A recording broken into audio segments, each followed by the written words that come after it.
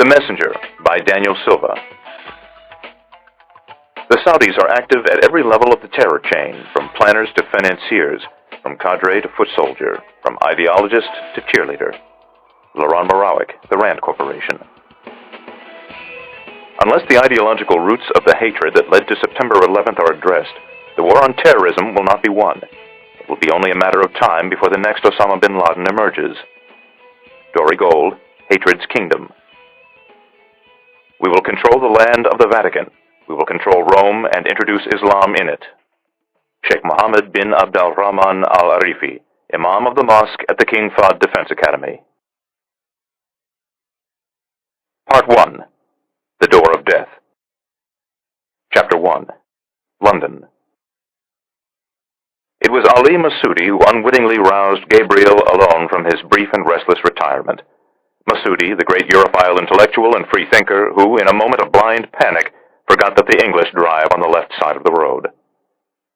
The backdrop for his demise was a rain-swept October evening in Bloomsbury. The occasion was the final session of the first annual Policy Forum for Peace and Security in Palestine, Iraq, and beyond.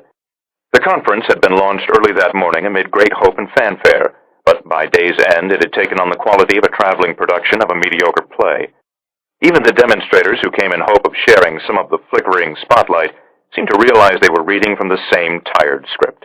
The American president was burned in effigy at 10. The Israeli prime minister was put to the purifying flame at 11. At lunchtime, amidst a deluge that briefly turned Russell Square into a pond, there had been a folly having something to do with the rights of women in Saudi Arabia. At 8:30, as the gavel came down on the final panel, the 24 Stoics who had stayed to the end filed numbly toward the exits. Organizers of the affair detected little appetite for a return engagement next autumn. A stagehand stole forward and removed a placard from the rostrum that read, "Gaza is liberated. What now?" The first panelist on his feet was Said of the London School of Economics, defender of the suicide bombers, apologist for al-Qaeda. Next was the austere Chamberlain of Cambridge, who spoke of Palestine and the Jews as though they were still the quandary of gray-suited men from the Foreign Office. Throughout the discussion, the aging Chamberlain had served as a sort of separation fence between the incendiary Said and a poor soul from the Israeli embassy named Rachel, who had drawn hoots and whistles of disapproval each time she'd opened her mouth. Chamberlain tried to play the role of peacekeeper now, as Said pursued Rachel to the door with taunts that her days as a colonizer were drawing to an end. Ali Masudi, graduate professor of global governance and social theory at the University of Bremen, was the last to rise. Hardly surprising, his jealous colleagues might have said, for among the incestuous world of Middle Eastern studies, Masudi had the reputation of one who never willingly relinquished a stage. Palestinian by birth, Jordanian by passport, and European by upbringing and education, Professor Masudi appeared to all the world like a man of moderation, the shining future of Arabia, they called him, the very face of progress. He was known to be distrustful of religion in general, and of militant Islam in particular. In newspaper editorials, in lecture halls, and on television, he could always be counted on to lament the dysfunction of the Arab world, its failure to properly educate its people, its tendency to blame the Americans and the Zionists for all its ailments. His last book had amounted to a clarion call for an Islamic reformation. The jihadists had denounced him as a heretic. The moderates had proclaimed he had the courage of Martin Luther. That afternoon he had argued, much to Said's dismay, that the ball was now squarely in the Palestinian court. Until the Palestinians part company with the culture of terror, Masudi had said, the Israelis could never be expected to cede an inch of the West Bank. Nor should they. Sacrilege, Said had cried. Apostasy. Professor Masudi was tall, a bit over 6 feet in height, and far too good-looking for a man who worked in close proximity to impressionable young women. His hair was dark and curly, his cheekbones wide and strong, and his square chin had a deep notch in the center. The eyes were brown and deeply set, and lent his face an air of profound and reassuring intelligence. Dressed as he was now, in a cashmere sport jacket and cream-colored roll-neck sweater, he seemed the very archetype of the European intellectual. It was an image he worked hard to convey. Naturally deliberate of movement, he packed his papers and pens methodically into his well-traveled briefcase, then descended the steps from the stage and headed up the center aisle toward the exit. Several members of the audience were loitering in the foyer. Standing to one side, a stormy island in an otherwise tranquil sea, was the girl. She wore faded jeans, a leather jacket, and a checkered Palestinian keffiyeh around her neck. Her black hair shone like a raven's wing. Her eyes were nearly black, too, but shone with something else. Her name was Hamida al-Tatari, a refugee, she had said, born in Amman, raised in Canada, now residing in North London. Masudi had met her that afternoon at a reception in the Student Union. Over coffee, she had fervently accused him of insufficient outrage over the crimes of the Americans and Jews. Masudi had liked what he had seen. They were planning to have drinks that evening at the wine bar next to the theater in Sloane Square. His intentions weren't romantic.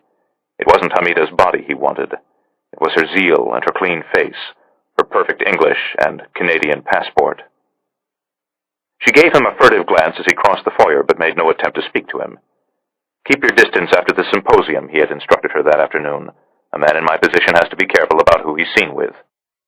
Outside, he sheltered for a moment beneath the portico and gazed at the traffic moving sluggishly along the wet street. He felt someone brush against his elbow, then watched as Hamida plunged wordlessly into the cloudburst. He waited until she was gone, then hung his briefcase from his shoulder and set out in the opposite direction toward his hotel in Russell Square. The change came over him, the same change that always occurred whenever he moved from one life to the other.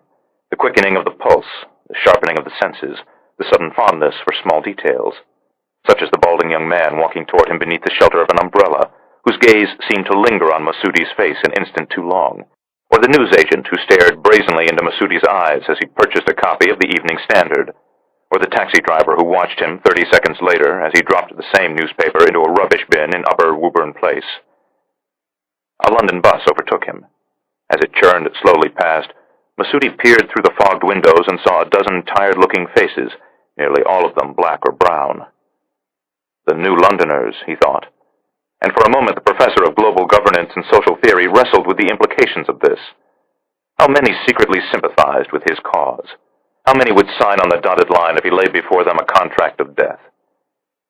In the wake of the bus on the opposite pavement was a single pedestrian, oilskin raincoat, stubby ponytail, 2 straight lines for eyebrows. Masudi recognized him instantly. The young man had been at the conference, same row as Hamida, but on the opposite side of the auditorium. He'd been sitting in the same seat earlier that morning when Masudi had been a lone dissenting voice during a panel discussion on the virtue of barring Israeli academics from European shores. Masudi lowered his gaze and kept walking, while his left hand went involuntarily to the shoulder strap of his briefcase. Was he being followed? If so, by whom? MI5 was the most likely explanation. The most likely, he reminded himself, but not the only one. Perhaps the German BND had followed him to London from Bremen, or perhaps he was under CIA surveillance. But it was the fourth possibility that made Masudi's heart bang suddenly against his ribcage. What if the man was not English or German or American at all? What if he worked for an intelligence service that showed little compunction about liquidating its enemies, even on the streets of foreign capitals? An intelligence service with a history of using women as bait. He thought of what Hamida had said to him that afternoon. I grew up in Toronto mostly. And before that, Amman when I was very young, then a year in Hamburg. I'm a Palestinian professor. My home is a suitcase. Masudi made a sudden turn off Woburn Place into the tangle of side streets of St. Pancras. After a few paces, he slowed and looked over his shoulder. The man in the oilskin coat had crossed the street and was following after him. He quickened his pace, made a series of turns, left and right. Here a row of mews houses, here a block of flats, here an empty square littered with dead leaves. Masudi saw little of it. He was trying to keep his orientation. He knew London's main thoroughfares well enough, but the back streets were a mystery to him. He threw all tradecraft to the wind and made regular glances over his shoulder. Each glance seemed to find the man a pace or two closer. He came to an intersection, looked left, and saw traffic rushing along the Euston Road. On the opposite side, he knew, lay King's Cross and St. Pancras stations. He turned in that direction, then, a few seconds later, glanced over his shoulder. The man had rounded the corner and was coming after him. He began to run. He had never been much of an athlete, and years of academic pursuits had robbed his body of fitness. The weight of the laptop computer in his briefcase was like an anchor. With each stride, the case banged against his hip. He secured it with his elbow and held the strap with his other hand, but this gave his stride an awkward, galloping rhythm that slowed him even more. He considered jettisoning it, but clung to it instead. In the wrong hands, the laptop was a treasure trove of information. Personnel, surveillance photographs, communications links, bank accounts. He stumbled to a stop at Euston Road. Glancing over his shoulder, he saw his pursuer still plodding methodically toward him, hands in his pockets, eyes down. He looked to his left, saw empty asphalt, and stepped off the curb. The groan of the lorry horn was the last sound Ali Masudi ever heard. At impact, the briefcase broke free of him. It took flight, turned over several times as it hovered above the road, then landed on the street with a solid thud. The man in the oilskin raincoat barely had to break stride as he bent down and snared it by the strap. He slipped it neatly over his shoulder, crossed Euston Road, and followed the evening commuters into King's Cross. Chapter 2. Jerusalem. The briefcase had reached Paris by dawn, and by 11 it was being carried into an anonymous-looking office block on King Saul Boulevard in Tel Aviv. There, the professor's personal effects were hastily inspected, while the hard drive of his laptop computer was subjected to a sustained assault by a team of technical wizards. By 3 that afternoon, the first packet of intelligence had been forwarded to the Prime Minister's office in Jerusalem, and by 5, a manila file folder containing the most alarming material was in the back of an armored Peugeot limousine heading toward Narkis Street, a quiet leafy lane not far from the Ben Yehuda Mall. The car stopped in front of the small apartment house at number 16. Ari Shamron, the twice former chief of the Israeli Secret Service, now special advisor to the Prime Minister on all matters dealing with security and intelligence, emerged from the back seat. Rami, the black-eyed chief of his personal security detail, moved silently at his heels. Shamron had made countless enemies during his long and turbulent career, and because of Israel's tangled demographics, many were uncomfortably close. Shamron, even when he was inside his fortress-like villa in Tiberias, was surrounded always by bodyguards. He paused for a moment on the garden walkway and looked up. It was a dowdy little building of Jerusalem limestone, 3 floors in height, with a large eucalyptus tree in front that cast a pleasant shadow over the front balconies. The limbs of the tree were swaying in the first cool wind of autumn, and from the open window on the 3rd floor came the sharp odor of paint thinner. Shamron, as he entered the foyer, glanced at the mailbox for apartment number 3 and saw it was absent a nameplate. He mounted the stairs and tramped slowly upward. He was short of stature and was dressed as usual in khaki trousers and a scuffed leather jacket with a tear in the left shoulder.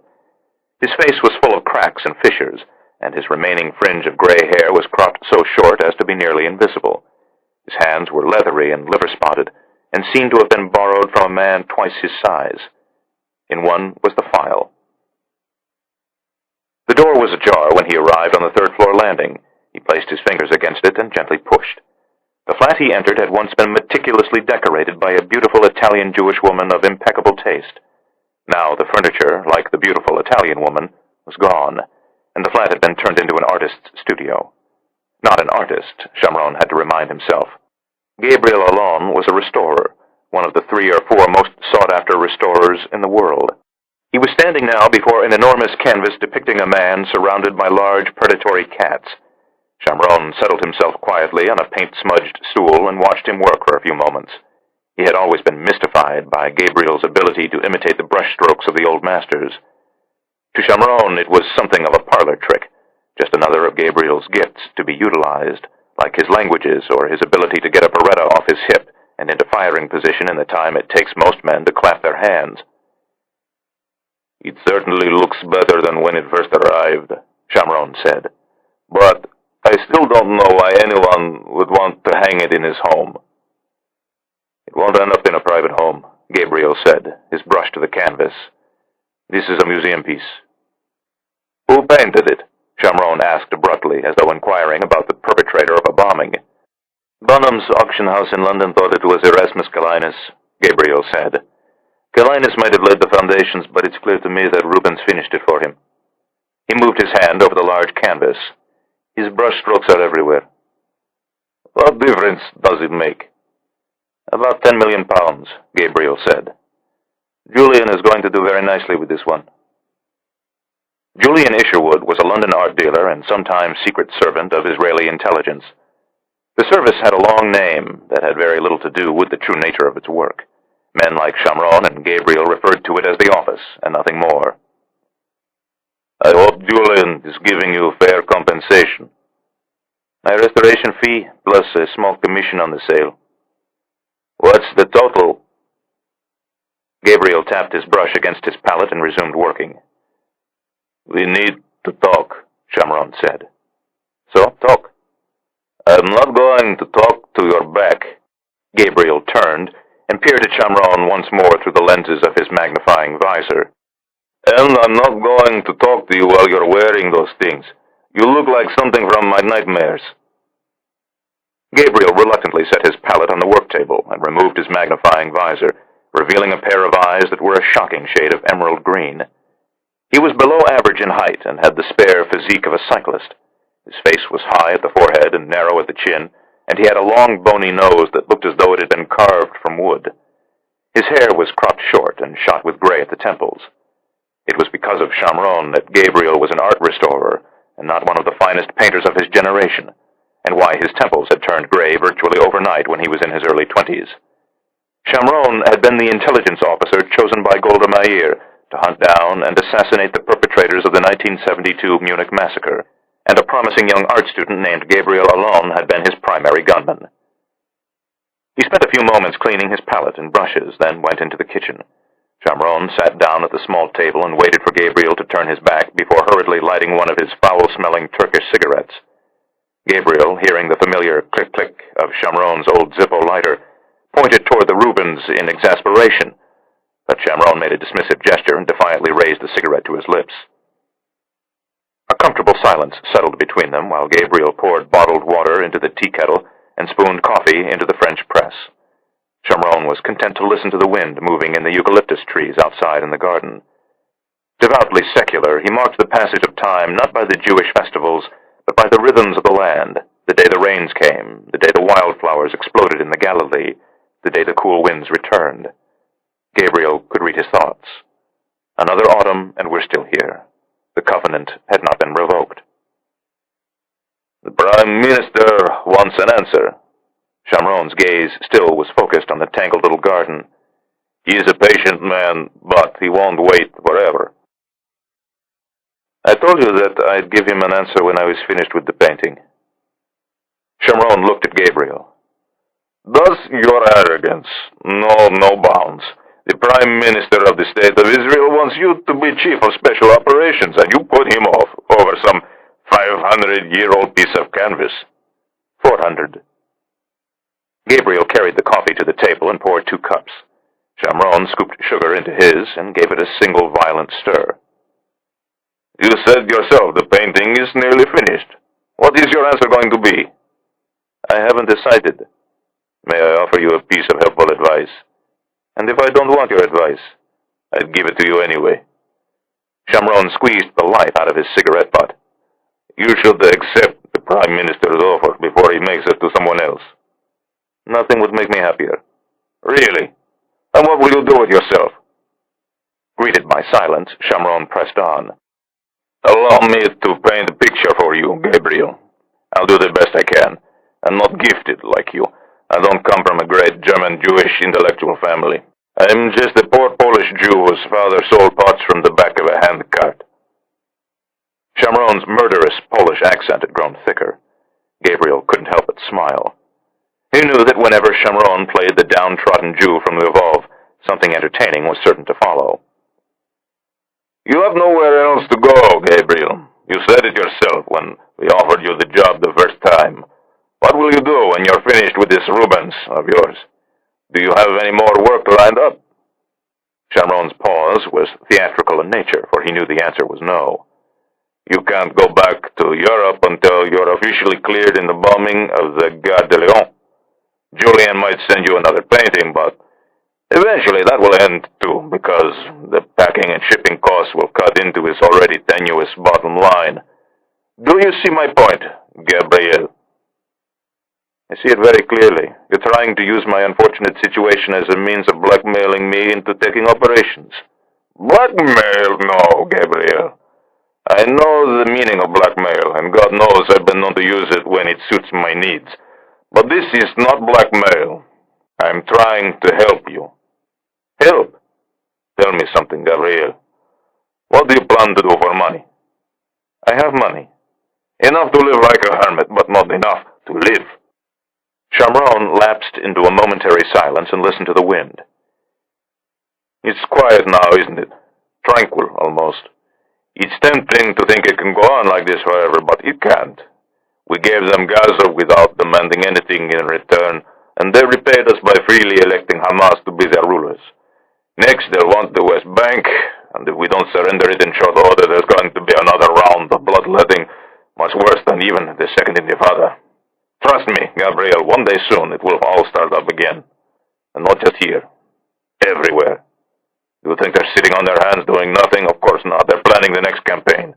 They're talking to Osama and his friends, too. We now know for a fact that the Palestinian Authority has been thoroughly penetrated by al-Qaeda and its affiliates.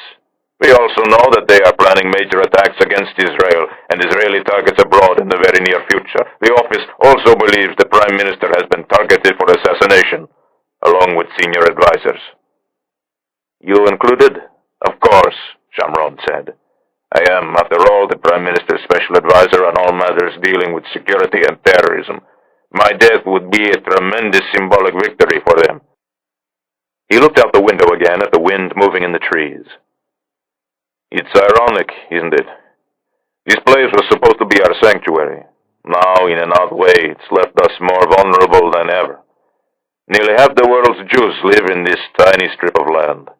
One small nuclear device, that's all it would take. The Americans could survive one. The Russians might barely notice it, but us, a bomb in Tel Aviv would kill a quarter of the country's population, maybe more. And you need me to prevent this apocalypse? I thought the office was in good hands these days. Things are definitely better now that Lev has been shown the door. Amos Sharet is an extraordinarily competent leader and administrator, but sometimes I think he has a bit too much of the soldier in him. He was chief of both the Sayeret, Matkal, and Amman. What did you expect? We knew what we were getting with Amos, but the Prime Minister and I are now concerned that he's trying to turn King Saul Boulevard into an outpost of the IDF. We want the office to retain its original character. Insanity? Boldness, countered Shamron. Audacity. I just wish Amos would think a little less like a battlefield commander and a little more like... His voice trailed off while he searched for the right word. When he found it, he rubbed his first two fingers against his thumb and said, like an artist. I need someone by his side who thinks more like Caravaggio. Caravaggio was a madman. Exactly. Shamron started to light another cigarette, but this time Gabriel managed to stay his hand before he struck his lighter. Shamron looked at him, his eyes suddenly serious. We need you now, Gabriel. 2 hours ago, the Chief of Special Operations handed Amos his letter of resignation. Why? London. Shamron looked down at his captured hand. May I have that back? Gabriel let go of the thick wrist. Shamron rolled the unlit cigarette between his thumb and forefinger. What happened in London? Gabriel asked. I'm afraid we had a bit of a mishap there last night. A mishap? When the office has a mishap, someone usually ends up dead. Shamron nodded in agreement. Well, at least there's something to be said for consistency. Does the name Ali Masudi mean anything to you? He's professor of something or other at the university in Germany, Gabriel replied. Likes to play the role of an iconoclast and a reformer. I actually met him once. Shamron's eyebrows went up in surprise. Really? Where? He came to Venice a couple of years ago for a big Middle East symposium. As part of their stipend, the participants got a guided tour of the city. One of their stops was the Church of San Zaccaria, where I was restoring the Bellini altarpiece. For several years, Gabriel had lived and worked in Venice under the name Mario Del Vecchio. 6 months earlier, he had been forced to flee the city after being discovered there by a Palestinian master terrorist named Khalid al-Khalifa. The affair had ended at the Gare de Lyon, and in the aftermath, Gabriel's name and secret past had been splashed across the French and European press, including an expose in the Sunday Times that referred to him as Israel's Angel of Death. He was still wanted for questioning by the Paris police, and a Palestinian civil rights group had filed a lawsuit in London alleging war crimes. And you actually met Masudi? Shamron asked incredulously. You shook his hand. As Mario Del Vecchio, of course. I suppose you didn't realize that you were shaking hands with a terrorist. Shamron stuck the end of the cigarette between his lips and struck his Zippo. This time, Gabriel didn't intervene. 3 months ago, we got a tip from a friend at the Jordanian GID that Professor Ali Massoudi, the great moderate and reformer, was actually a talent scout for al-Qaeda. According to the Jordanians, he was looking for recruits to attack Israeli and Jewish targets in Europe. Peace conferences and anti-Israel demonstrations were his favorite hunting ground. We weren't surprised by that part. We've known for some time that the peace conferences have become a meeting place for al-Qaeda operatives and European extremists of both the left-wing and right-wing variety. We decided it would be wise to put Professor Massoudi on their watch. We got to the telephone in his apartment in Bremen, but the yield was disappointing, to put it mildly. He was very good on the phone. Then, about a month ago, the London station chipped in with a timely piece of information. It seems the cultural section of the London Embassy had been asked to provide a warm body for something called the Policy Forum for Peace and Security in Palestine, Iraq, and beyond. When Cultural asked for a list of the other participants, guess whose name appeared on it? Professor Ali Massoudi. Cultural agreed to send a representative to the conference, and Special Ops set its sights on Massoudi. What kind of operation was it? Simple, Shamron said. Catch him in the act, compromise him, threaten him, turn him around. Can you imagine an agent inside the al-Qaeda personnel department? With Massoudi's help, we could have rolled up their European networks. So what happened? We put a girl on his plate. She called herself Hamida al-Tatari. Her real name is Aviva, and she's from Ramat Gan.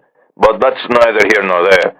She met Massoudi at the reception. Massoudi was intrigued and agreed to meet her again later that evening for a more lengthy discussion of the current state of the world.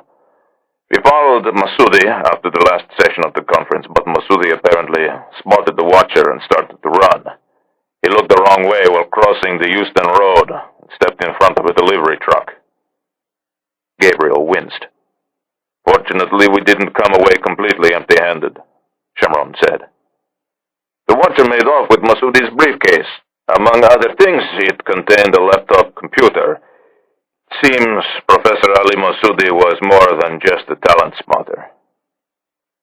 Shamron placed the file folder in front of Gabriel and, with a terse nod of his head, instructed Gabriel to open the cover. Inside, he found a stack of surveillance photographs. St. Peter's Square from a dozen different angles, the facade and interior of the basilica, Swiss guards standing watch at the Arch of Bells.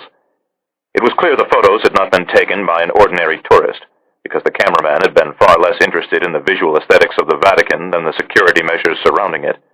There were several snapshots of the barricades along the western edge of the square, and the metal detectors along Bernini's colonnade, and several more of the Vigilanza and Carabinieri who patrolled the square during large gatherings, including close-ups of their sidearms. The final 3 photographs showed Pope Paul VII greeting a crowd in St. Peter's Square in his glass-enclosed Pope-mobile.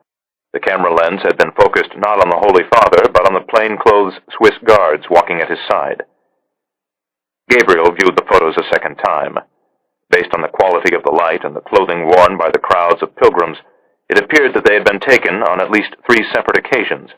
Repeated photographic surveillance of the same target, he knew, was a hallmark of a serious al-Qaeda operation. He closed the file and held it out to Shamron, but Shamron wouldn't accept it. Gabriel regarded the old man's face with the same intensity he'd studied the photographs. He could tell there was more bad news to come. Technical found something else on Massoudi's computer, Shamron said. Instructions for accessing a numbered bank account in Zurich, an account we've known about for some time, because it's received regular infusions of money from something called the Committee to Liberate Al-Quds. Al-Quds was the Arabic name for Jerusalem. Who's behind it? Gabriel asked. Saudi Arabia, said Shamron. To be more specific, the Interior Minister of Saudi Arabia, Prince Nabil. Inside the office, Nabil was routinely referred to as the Prince of Darkness for his hatred of Israel and the United States and his support of Islamic militancy around the globe. Nabil created the committee at the height of the Second Intifada, Shamron continued. He raises the money himself and personally oversees the distribution. We believe he has $100 million at his disposal, and he's funneling it to some of the most violent terror groups in the world, including elements of al-Qaeda. Who's giving Nabil the money? Unlike the other Saudi charities, the Committee for the Liberation of Al-Quds has a very small donor base. We think Nabil raises the money from a handful of Saudi multimillionaires. Shamron peered into his coffee for a moment. Charity, he said, his tone disdainful. A lovely word, isn't it? But Saudi charity has always been a two-edged sword. The Muslim World League, the International Islamic Relief Organization, the Al-Haramain Islamic Foundation, the Benevolence International Foundation, they are to Saudi Arabia what the Comintern was to the old Soviet Union. A means of propagating the faith, Islam. And not just any form of Islam. Saudi Arabia's puritanical brand of Islam, Wahhabism. The charities build mosques and Islamic centers around the world and madrasas that churn out the Wahhabi militants of tomorrow. And they also give money directly to the terrorists, including our friends in Hamas. The engines of America run on Saudi oil, but the networks of global Islamic terrorism run largely on Saudi money. Charity is the third pillar of Islam, Gabriel said. Zakat. And a noble quality, Shamron said, except when the zakat ends up in the hands of murderers. Do you think Ali Masudi was connected to the Saudis by more than money? We may never know because the great professor is no longer with us. But whomever he was working for clearly has his sights set on the Vatican, and someone needs to tell them. I suspect you have someone in mind for the job. Consider it your first assignment as Chief of Special Ops, Shamron said. The Prime Minister wants you to step into the breach. Immediately. And Amos? Amos has another name in mind, but the Prime Minister and I have made it clear to him who we want in the job. My own record is hardly free of scandal, and unfortunately the world now knows about it. The Gare de Lyon affair? Shamron shrugged.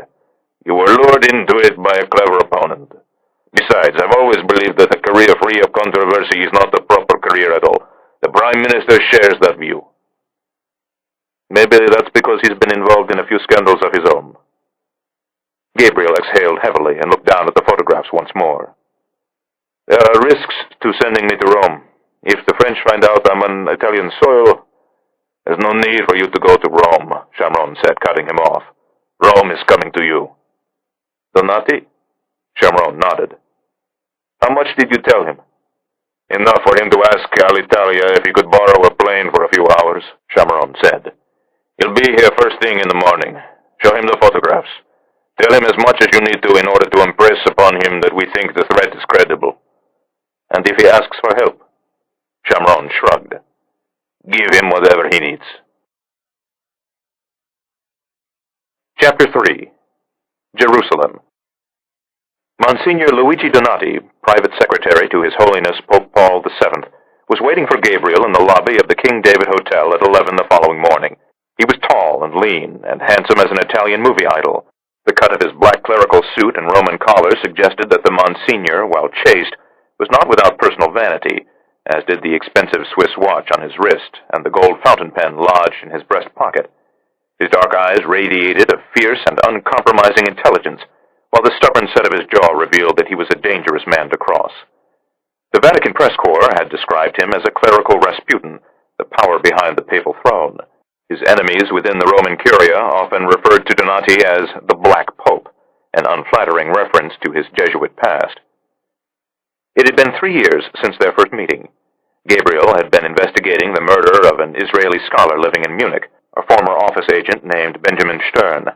The trail of clues had led Gabriel to the Vatican and into Donati's capable hands, and together they had destroyed a grave threat to the papacy. A year later, Donati had helped Gabriel find evidence in a church archive that allowed him to identify and capture Erich Radek, a Nazi war criminal living in Vienna.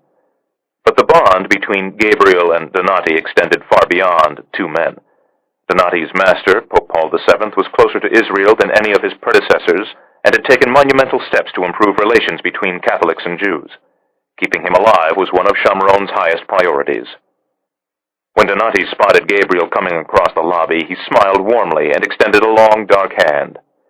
"It's good to see you, my friend. I only wish the circumstances were different." "Have you checked into your room?" Donati held up the key. "Let's go upstairs. There's something you need to see." walked to the elevators and entered a waiting carriage. Gabriel knew, even before Donati reached out for the panel of call buttons, that he would press the one for the 6th floor, just as he knew that the key in Donati's hand opened the door to room 616. The spacious suite overlooking the old city walls was permanently reserved for office use.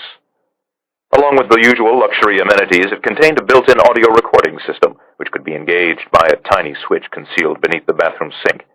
Gabriel made certain the system was turned off before showing the photographs to Donati.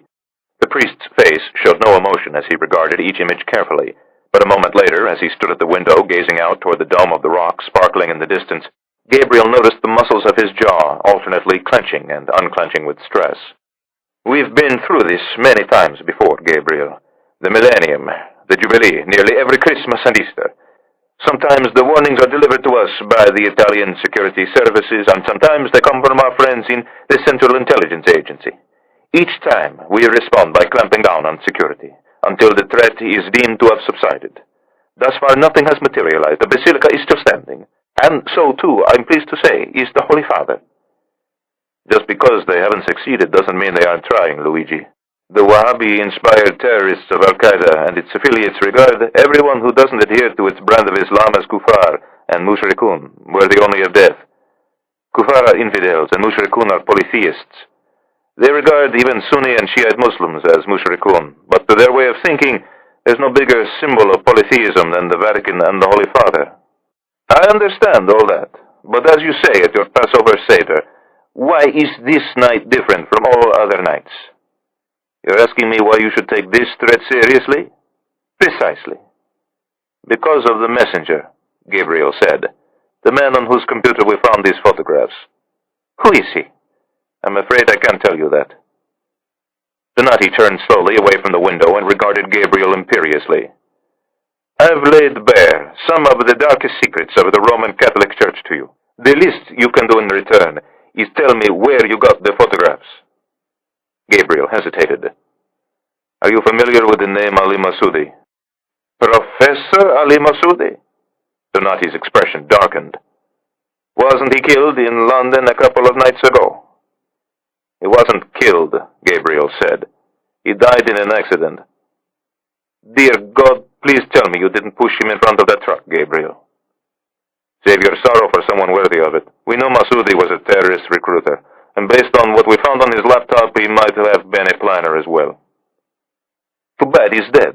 We could have put him on the rack and tortured him until he told us what we wanted to hear. Donati looked down at his hands. Forgive my sarcastic tone, Gabriel, but I'm not a great supporter of this war on terror we're engaged in, nor for that matter is the Holy Father. Donati looked out the window once again at the walls of the old city. Ironic, isn't it? My first visit to this holy city of yours, and this is the reason for it. You've really never been? Donati slowly shook his head. Care to have a look at where it all started? Donati smiled. Actually, I'd like nothing better. They crossed the valley of Hinnom and labored up the slope of the hill to the eastern wall of the old city. The footpath at the base of the wall was in shadow. They followed it southward toward the church of the Dormition, then rounded the corner and slipped through the Zion gate. On the Jewish Quarter Road, Donati produced a slip of paper from the pocket of his clerical suit. The Holy Father would like me to leave this in the western wall. They followed a cluster of Haradim down Tiferet Yisrael. Donati, in his black clothing, looked as though he might be part of the group. At the end of the street, they descended the wide stone steps that led to the plaza in front of the wall. A long line stretched from the security kiosk. Gabriel, after murmuring something to the female border police officer, led Donati around the metal detectors and into the square.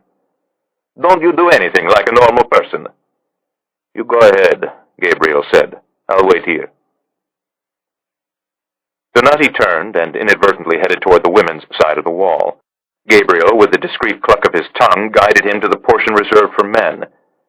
Donati selected a kippah from the public basket and placed it precariously atop his head. He stood before the wall a moment in silent prayer, then slipped the small scroll of paper into a crevice in the tan Herodian stone. What did it say? Gabriel asked when Donati returned. It was a plea for peace. You should have left it up there, Gabriel said, pointing in the direction of the Al-Aqsa Mosque. "You've changed," Donati said. "The man I met 3 years ago would never have said that." "We've all changed, Luigi. There's not much of a peace camp in this country anymore, only a security camp. Arafat didn't count on that when he unleashed the suicide bombers." "Arafat is gone now." "Yes, but the damage he left behind will take at least a generation to repair." He shrugged. "Who knows, maybe the wounds of the Second Intifada will never heal." "And so the killing will go on. Surely you can't contemplate the future like that." "Of course we can, Luigi. That's the way it has always been in this place." They left the Jewish quarter and walked to the Church of the Holy Sepulchre. Gabriel waited in the courtyard while Donati, after fending off a freelance Palestinian tour guide, went inside. He returned 10 minutes later. "It's dark," he said, "and a little disappointing, to be honest with you." "I'm afraid that's what everyone says." They left the courtyard and walked in the Via Dolorosa. A group of American pilgrims, led by a brown, cassocked monk clutching a red helium balloon, hustled toward them from the opposite direction. Donati watched the spectacle with a bemused expression on his face. "Do you still believe?" Gabriel asked suddenly. Donati took a moment before answering. "As I'm sure you've guessed by now, my personal faith is something of a complex matter. But I do believe in the power of the Roman Catholic Church to be a force for good in a world filled with evil, and I believe in this Pope." "So you're a faithless man at the side of a man of great faith." "Well put," Donati said. "And what about you? Do you still believe? Did you ever?" Gabriel stopped walking. "The Canaanites, the Hittites, the Amalekites, the Moabites, they're all gone. But for some reason we're still here. Was it because God made the covenant with Abraham 4,000 years ago? Who's to say?" "I will bless you greatly, and make your descendants as numerous as the stars of heaven and the sands of the seashore," Donati said, quoting the 22nd chapter of Genesis. "And your descendants shall come to possess the gates of your enemies," Gabriel said, finishing the passage for him. "And now my enemy wants those gates back, and is willing to do anything, including sacrifice his own son, to get them back." Donati smiled at Gabriel's clever interpretation of Scripture. "We're not so different, you and I. We've both given our lives over to higher powers. For me, it's the church. For you, it's your people." He paused. "And the land." They walked farther along the Via Dolorosa into the Muslim quarter. When the street was enveloped in shadow, Gabriel pushed his sunglasses onto his forehead. Palestinian shopkeepers eyed him curiously from their crowded stalls. "Is it all right for you to be here?" "We'll be fine. I take it you're armed." Gabriel allowed his silence to serve as an answer. As they walked on, Donati's gaze was on the cobblestones, and his dark brow was furrowed in concentration. "If I know Ali Masudi is dead, is it safe to assume his comrades know he's dead too?" "Of course." "Do they also know his computer contained those photographs, and that it fell into your hands?" "It's possible." "Might that encourage them to accelerate their plans?" "Or it might cause them to postpone the operation until you and the Italians let your guard down again." They passed through Damascus Gate. Gabriel lowered his sunglasses as they entered the crowded, cacophonous market square beyond the walls. "There's something you should know about those photos," Donati said. "They were all taken during the Holy Father's general audience, when he greets pilgrims from around the world in St. Peter's Square." Gabriel stopped walking and gazed at the golden dome of the rock, floating above the stone walls. "The general audience takes place on Wednesdays, does it not?" "That's correct." Gabriel looked at Donati and said, "Today's Tuesday." Donati looked at his wristwatch. "Will you give me a ride back to the airport? If we hurry, we can be in Rome in time for supper." We'll stop at your apartment on the way out of town so you can pack a bag," Donati said. "It's been stormy in Rome. Make sure you pack a raincoat." He would have to bring more than a raincoat, Gabriel thought as he led Donati through the crowded market. He was going to need a false passport, too. Chapter 4. Vatican City. It was a rather ordinary office for so powerful a man. The oriental carpet was faded and time-worn, and the curtains were heavy and drab. As Gabriel and Donati entered the room, the small figure in white seated behind the large, austere desk was gazing intently at the screen of a television. A scene of violence played there, fire and smoke, blood-stained survivors pulling at their hair and weeping over the tattered bodies of the dead.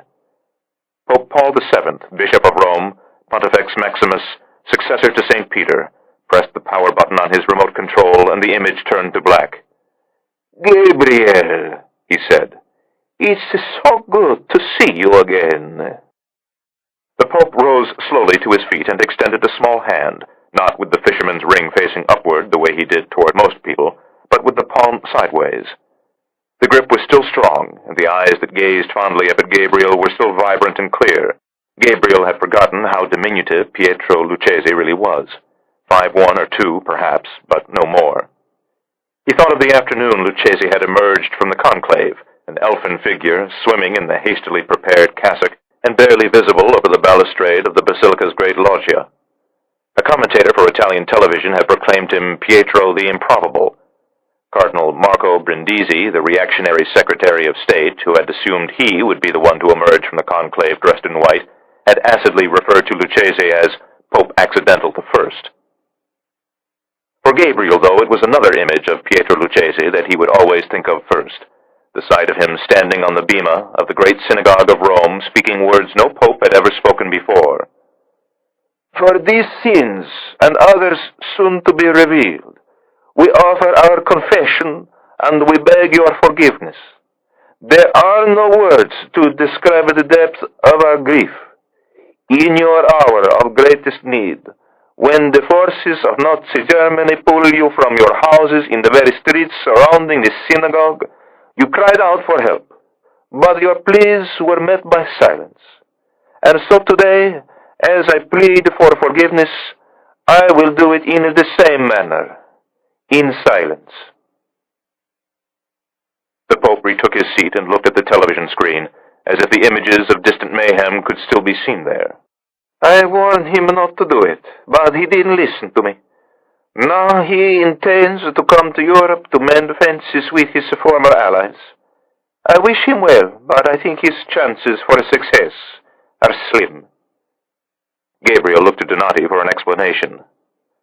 "The White House informed us last night that the President will be coming here early next year for a tour of European capitals. The President's men are hoping to project a warmer, less confrontational image and repair some of the damage over the decision to go to war in Iraq." "A war I steadfastly opposed," the Pope said. "Is he coming to the Vatican?" Gabriel asked. "He's coming to Rome, that much we know. The White House hasn't told us yet whether the President would like an audience with the Holy Father. We fully expect that the request will be arriving soon." "He wouldn't dream of coming to Rome without dropping by the Vatican," the Pope said. "Conservative Catholics are an important part of his constituency, and he needs them. He'll want a nice photo opportunity and some kind words from me. He'll get this photo. As for the kind words..." The Pope's voice trailed off. "I'm afraid he'll have to look elsewhere for those." Donati motioned for Gabriel to sit, then settled himself in the chair next to him. "The President is a man who appreciates straight talk, as our American friends like to say. He listened to what you have to say, Holiness." "He should have listened to me the first time. I made it very clear to him, when he came to the Vatican before the war, that I believed he was embarking on a disastrous path. I told him that war was not justified because there was no true imminent threat to America and her allies. I told him that he had not exhausted every last avenue to avert conflict, and that the United Nations, not the United States, was the proper authority for dealing with this problem. But I reserved most of my passion for my final argument against the war. I told the President that America would win a quick battlefield victory. You are powerful, I said, and your enemy is weak. But I also predicted that for years after the war, America would face a violent insurgency. I warned him that in trying to solve one crisis with violence, he would only create another more dangerous crisis. That war would be seen by the Muslim world as a new crusade by white Christians. That terrorism could not be defeated by more terrorism, but only through social and economic justice. The Pope, having finished his homily, looked at his small audience for reaction. His eyes moved back and forth several times before settling on Gabriel's face. Something tells me you wish to take issue with something I've said. You are a man of great eloquence, Holiness. You are among family, Gabriel. Speak your mind. The forces of radical Islam have declared war on us, America, the West, Christianity, Israel. Under God's law and the laws of man, we have the right, indeed the moral duty, to resist. Resist the terrorists with justice and opportunity rather than violence and bloodshed. When statesmen resort to violence, it is humanity that suffers. You seem to believe that the problem of terrorism and radical Islam can be swept away if they were more like us. That if poverty, illiteracy, and tyranny weren't so prevalent in the Muslim world, there would be no young men willing to sacrifice their lives in order to maim and kill others. But they've seen the way we live, and they want nothing of it. They've seen our democracy, and they reject it. They view democracy as a religion that runs counter to the central tenets of Islam, and therefore they will resist it with a sacred rage. How do we deliver justice and prosperity to these men of Islam who believe only in death? It certainly cannot be imposed on them by the barrel of a white man's gun. I agree, Holiness. Only when Islam reforms itself will there be social justice and true prosperity within the Arab world. But, in the meantime, we cannot sit idly by and do nothing while the jihadists plot our destruction. That, Holiness, is immoral too. The Pope rose from his desk and pushed open the large window overlooking St. Peter's Square. Night had fallen.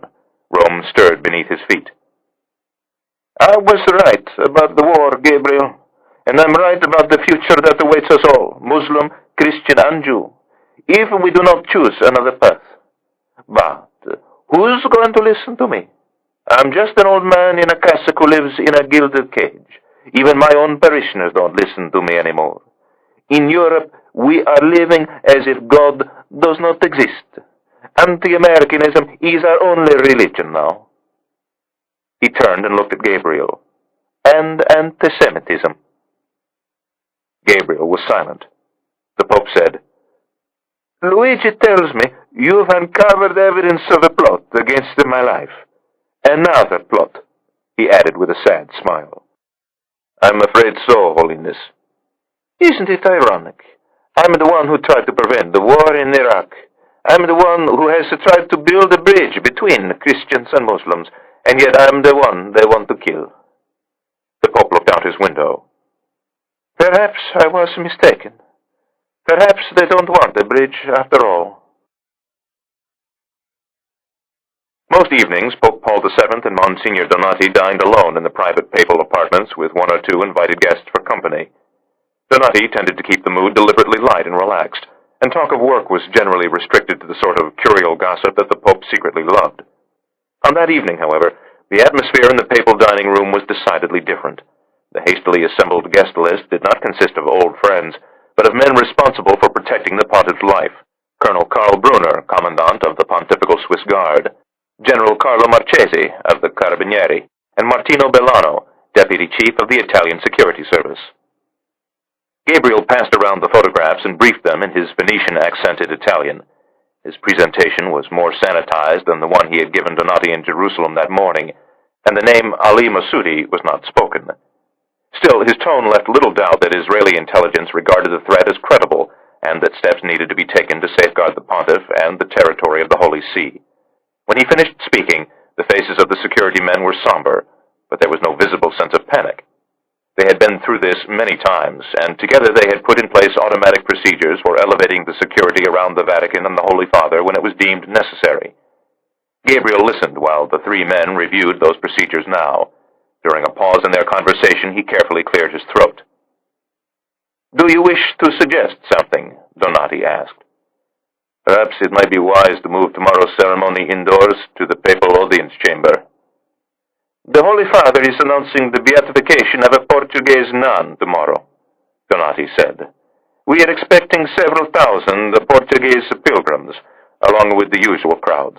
If we move the audience into the chamber, many of those will have to be turned away. Better to turn away a few pilgrims than expose the Holy Father unnecessarily.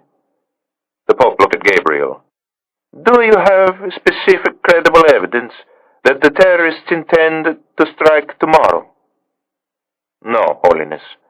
Operational intelligence of that nature is very difficult to come by. If we move the audience into the chamber and turn away good people, then the terrorists have won, have they not? Sometimes it is better to give an opponent a small victory than suffer a devastating defeat yourself. Your people are famous for living your life normally in the face of terrorist threats. We still take sensible precautions, Gabriel said. For example, one cannot enter most public places in my country without being searched. So I search the pilgrims and take other sensible precautions, the Pope replied. But I'll be in St. Peter's Square tomorrow afternoon, where I belong, and it's your job to make certain nothing happens. It was just after 10 o'clock when Donati escorted Gabriel down the flight of steps that led from the Apostolic Palace to the Via Belvedere. A light mist was falling. Gabriel zipped his jacket and hitched his overnight bag over his shoulder. Donati, coatless, seemed not to notice the weather. His eyes remained on the paving stones as they walked past the Vatican Central Post Office toward St. Anne's Gate. Are you sure I can't offer you a lift? Until this morning, I thought I might never be allowed to set foot here again. I think I'll use the opportunity to take a walk. If the Italian police arrest you before you reach your flat, tell them to give me a call. His Holiness will vouch for your fine character. They walked in silence for a moment. Why don't you come back for good? To Italy? I'm afraid Chamron has other plans for me. We miss you, Donati said. So does Tiepolo. Francesco Tiepolo, a friend of the Pope and Donati, owned the most successful restoration firm in the Veneto. Gabriel had restored 2 of Bellini's greatest altarpieces for him. Nearly 2, he thought. Tiepolo had had to finish Bellini's San Giovanni Crisostomo altarpiece after Gabriel's flight from Venice. Something tells me Tiepolo will survive without me. And the Chiara? Gabriel, with his moody silence, made it clear he had no desire to discuss with the Pope's private secretary the state of his tangled love life. Donati adroitly changed the subject. I'm sorry if you felt the Holy Father was putting you on the spot. I'm afraid he's lost much of his old forbearance. It happens to all of them a few years into their papacy. When one is regarded as the vicar of Christ, it's difficult not to become the slightest bit overbearing. He's still the gentle soul I met 3 years ago, Luigi. Just a bit older. He wasn't a young man when he got the job. The cardinals wanted a caretaker pope, someone to keep the throne of St. Peter warm while the reformers and the reactionaries sorted out their differences. My master never had any intention of being a mere caretaker, as you well know. He has much work to do before he dies, things that aren't necessarily going to make the reactionaries happy. Obviously, I don't want his papacy cut short. Nor do I. Which is why you are the perfect man to be at his side tomorrow, during the general audience. The Swiss Guard and their helpers from the Carabinieri are more than capable of looking after your master. They're very good, but they've never experienced an actual terrorist attack. Few people have, Gabriel said, and usually they don't live to tell about it. Donati looked at Gabriel. You have, he said. You've seen the terrorist up close, and you've seen the look in a man's eyes as he was about to press the button on his detonator. They stopped a few yards from St. Anne's Gate. On the left was the round, butter-colored Church of St. Anne's, parish church of Vatican City. To their right, the entrance to the Swiss Guards barracks. One of the guards stood watch just inside the gate, dressed in his simple blue night uniform. What do you want me to do, Luigi? I leave that in your capable hands. Make a general nuisance of yourself. If you see a problem, address it. On whose authority? Mine, Donati said resolutely. He reached into the pocket of his cassock and produced a laminated card, which he handed to Gabriel. It was a Vatican ID badge with security office markings. It will get you anywhere in the Vatican, except for the secret archives, of course. I'm afraid we can't have you rummaging around in there. I already have, said Gabriel. Then he dropped the badge into his coat pocket and slipped into the street. Donati waited at the St. Anne's Gate until Gabriel had disappeared into the darkness. Then he turned and headed back to the palace. And though he would not realize it until later, He was murmuring the words of the Hail Mary. Gabriel crossed the Tiber over the Ponte Umberto. On the opposite embankment, he turned left and made his way to the Piazza di Spagna. The square was deserted, and the Spanish steps shone in the lamplight like polished wood. On the 28th step sat a girl. Her hair was similar to Chiara's, and for a moment Gabriel thought it might actually be her. But as he climbed higher, he saw it was only Nurit, a surly courier from Rome station. She gave him a key to the safe flat, and in Hebrew told him that behind the tins of soup in the pantry he would find a loaded Beretta and a spare clip of ammunition. He hiked up the rest of the steps to the Church of the Trinità dei Monti. The apartment house was not 50 yards from the church on the Via Gregoriana. It had 2 bedrooms and a small terrace.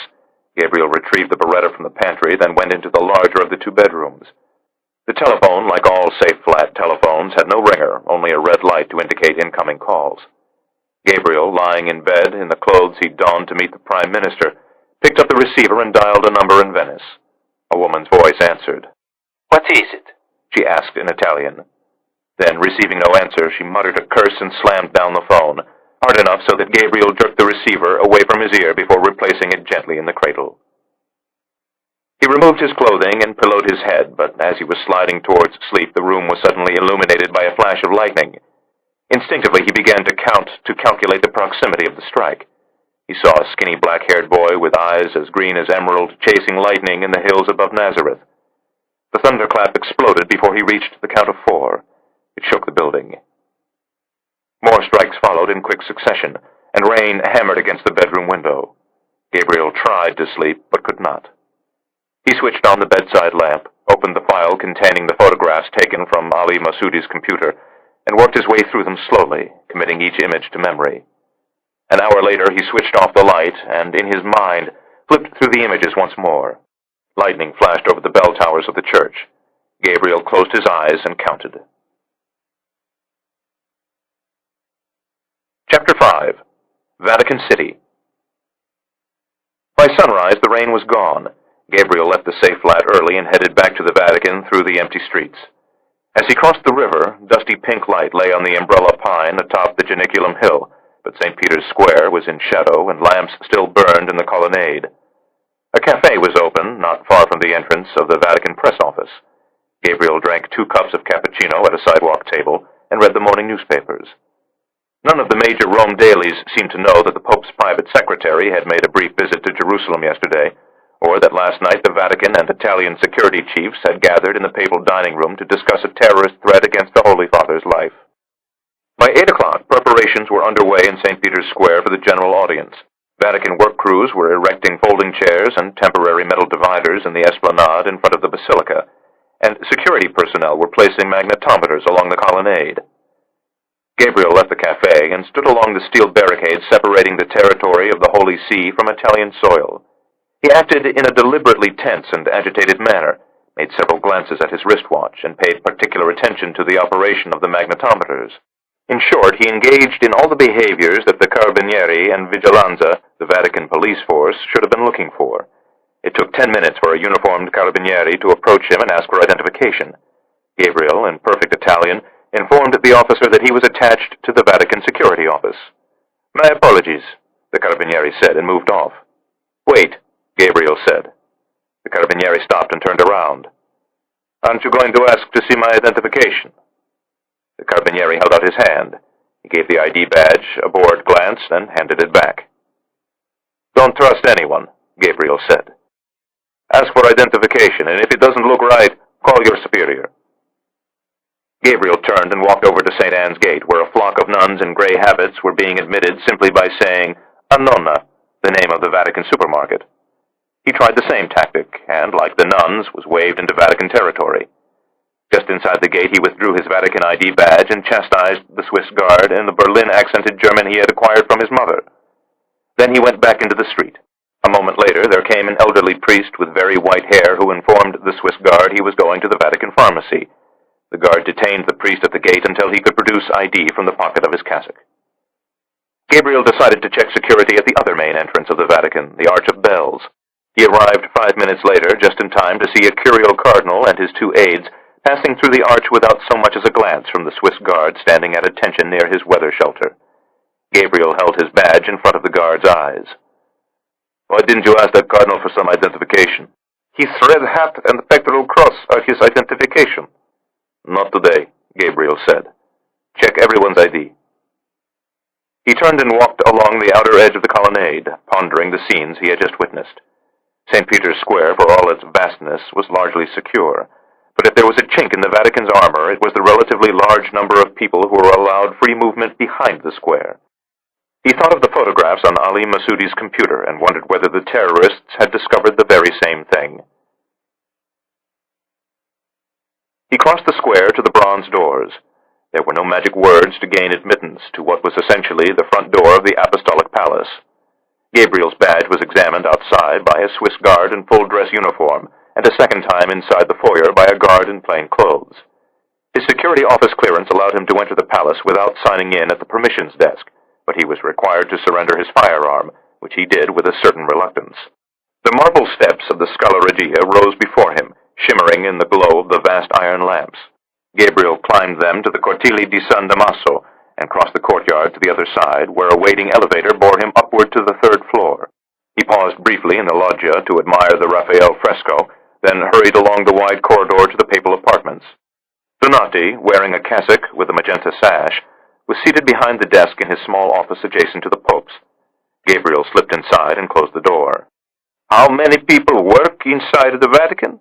Donati said, repeating Gabriel's question. "About half." Gabriel frowned. "Forgive me," Donati said. "It's an old Vatican joke. The answer is about 1,200. That includes the priests and prelates who work in the Secretariat of State and the various congregations and councils, along with their lay support staff. Then there are the lay people who make the place run, the tour guides, the street sweepers, the maintenance people and gardeners, the clerks in places like the post office, the pharmacy, and the supermarket. And then there's the security staff, of course."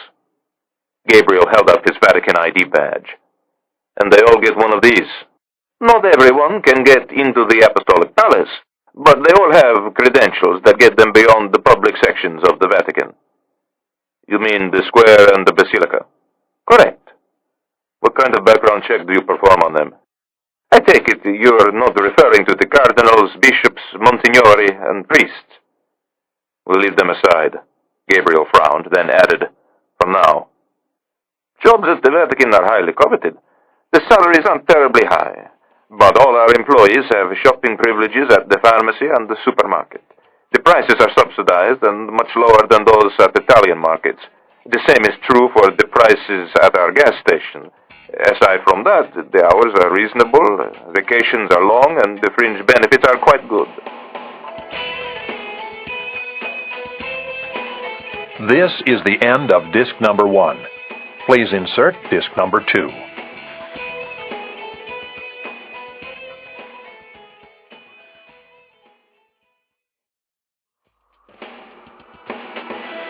This is disc number 2. "Jobs at the Vatican are highly coveted," Donati said.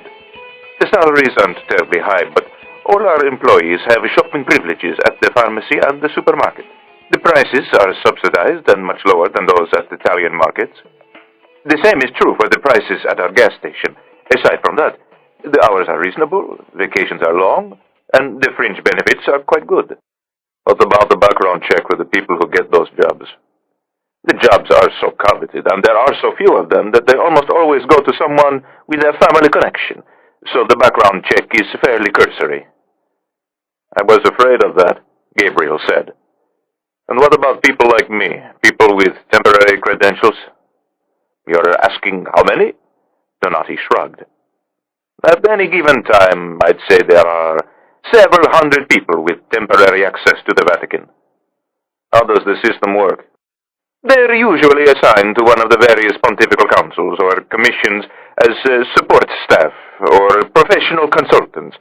The prefect or an undersecretary vouch for the character of the individual, and the Vatican Security Office issues the badges." "Does the Security Office keep all the paperwork?" "Of course." Gabriel lifted the receiver of the telephone and held it out to Donati. 20 minutes elapsed before Donati's phone rang again. He listened in silence, then replaced the receiver and looked at Gabriel, who was standing in the window overlooking the square, watching the crowds streaming into the square. "They're starting to pull the paperwork now." "Starting. It required authorization from the chief. He was in a meeting. They'll be ready for you in 15 minutes. Gabriel looked at his wristwatch. It was nearly 10:30. "Move it indoors," he said. "The Holy Father won't hear of it." Donati joined Gabriel at the window. "Besides, it's too late. The guests have started to arrive." They settled him in a tiny cell with a sooty window overlooking the Belvedere courtyard, and gave him a boyish-looking ex-carabiniere named Luca Angeli to fetch the files. He limited his search to laypersons only. Even Gabriel, a man of boundless suspicion, could not imagine a scenario under which a Catholic priest could be recruited, knowingly or unwittingly, to the cause of al-Qaeda. He also struck from his list members of the Swiss Guard and Vigilanza. The ranks of the Vigilanza were filled largely by former officers of the Carabinieri and Polizia di Stato. As for the Swiss Guard, they were drawn exclusively from Catholic families in Switzerland, and most came from the German and French-speaking cantons in the mountainous heart of the country, hardly a stronghold of Islamic extremism. He started with the lay employees of the Vatican city-state itself. To limit the parameters of his search, he reviewed only the files of those who had been hired in the previous 5 years. That alone took him nearly 30 minutes. When he was finished, he set aside a half-dozen files for further evaluation: a clerk in the Vatican pharmacy, a gardener, 2 stock boys in the Annona, a janitor in the Vatican Museum, and a woman who worked in one of the Vatican gift shops, and gave the rest back to Angeli. The next files to arrive were for the lay employees attached to various congregations of the Roman Curia. The congregations were the approximate equivalent of government ministries, and dealt with central areas of church governance, such as doctrine, faith, the clergy, saints, and Catholic education.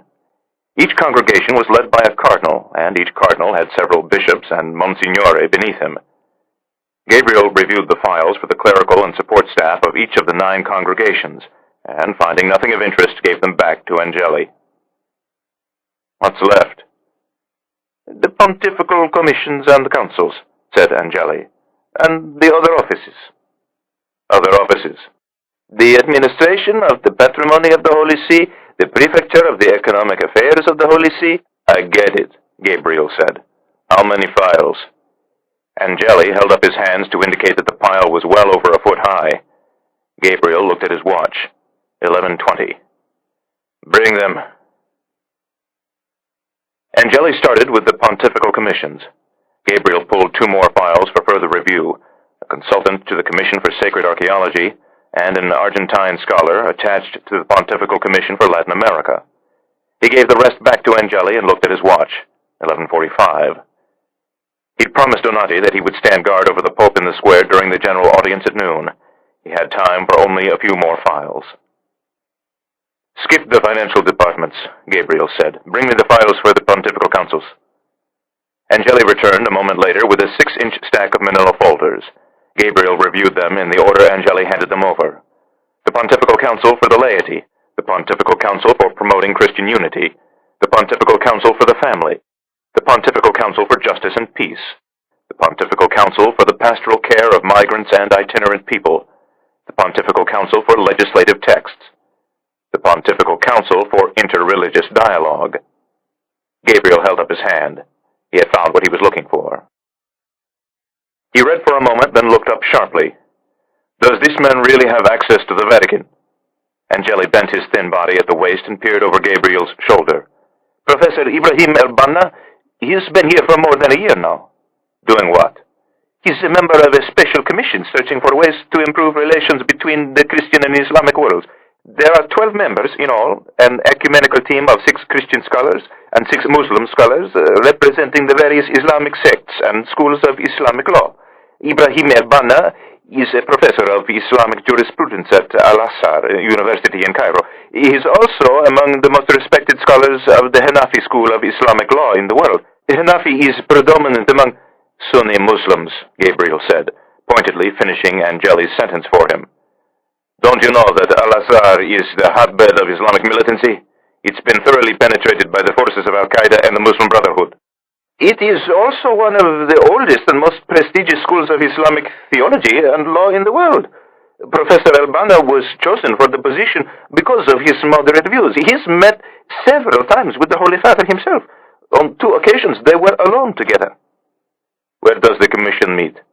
Professor Albana has an office in a building near the Piazza Santa Marta, not far from the Archabells. Gabriel looked at his watch, 11:55.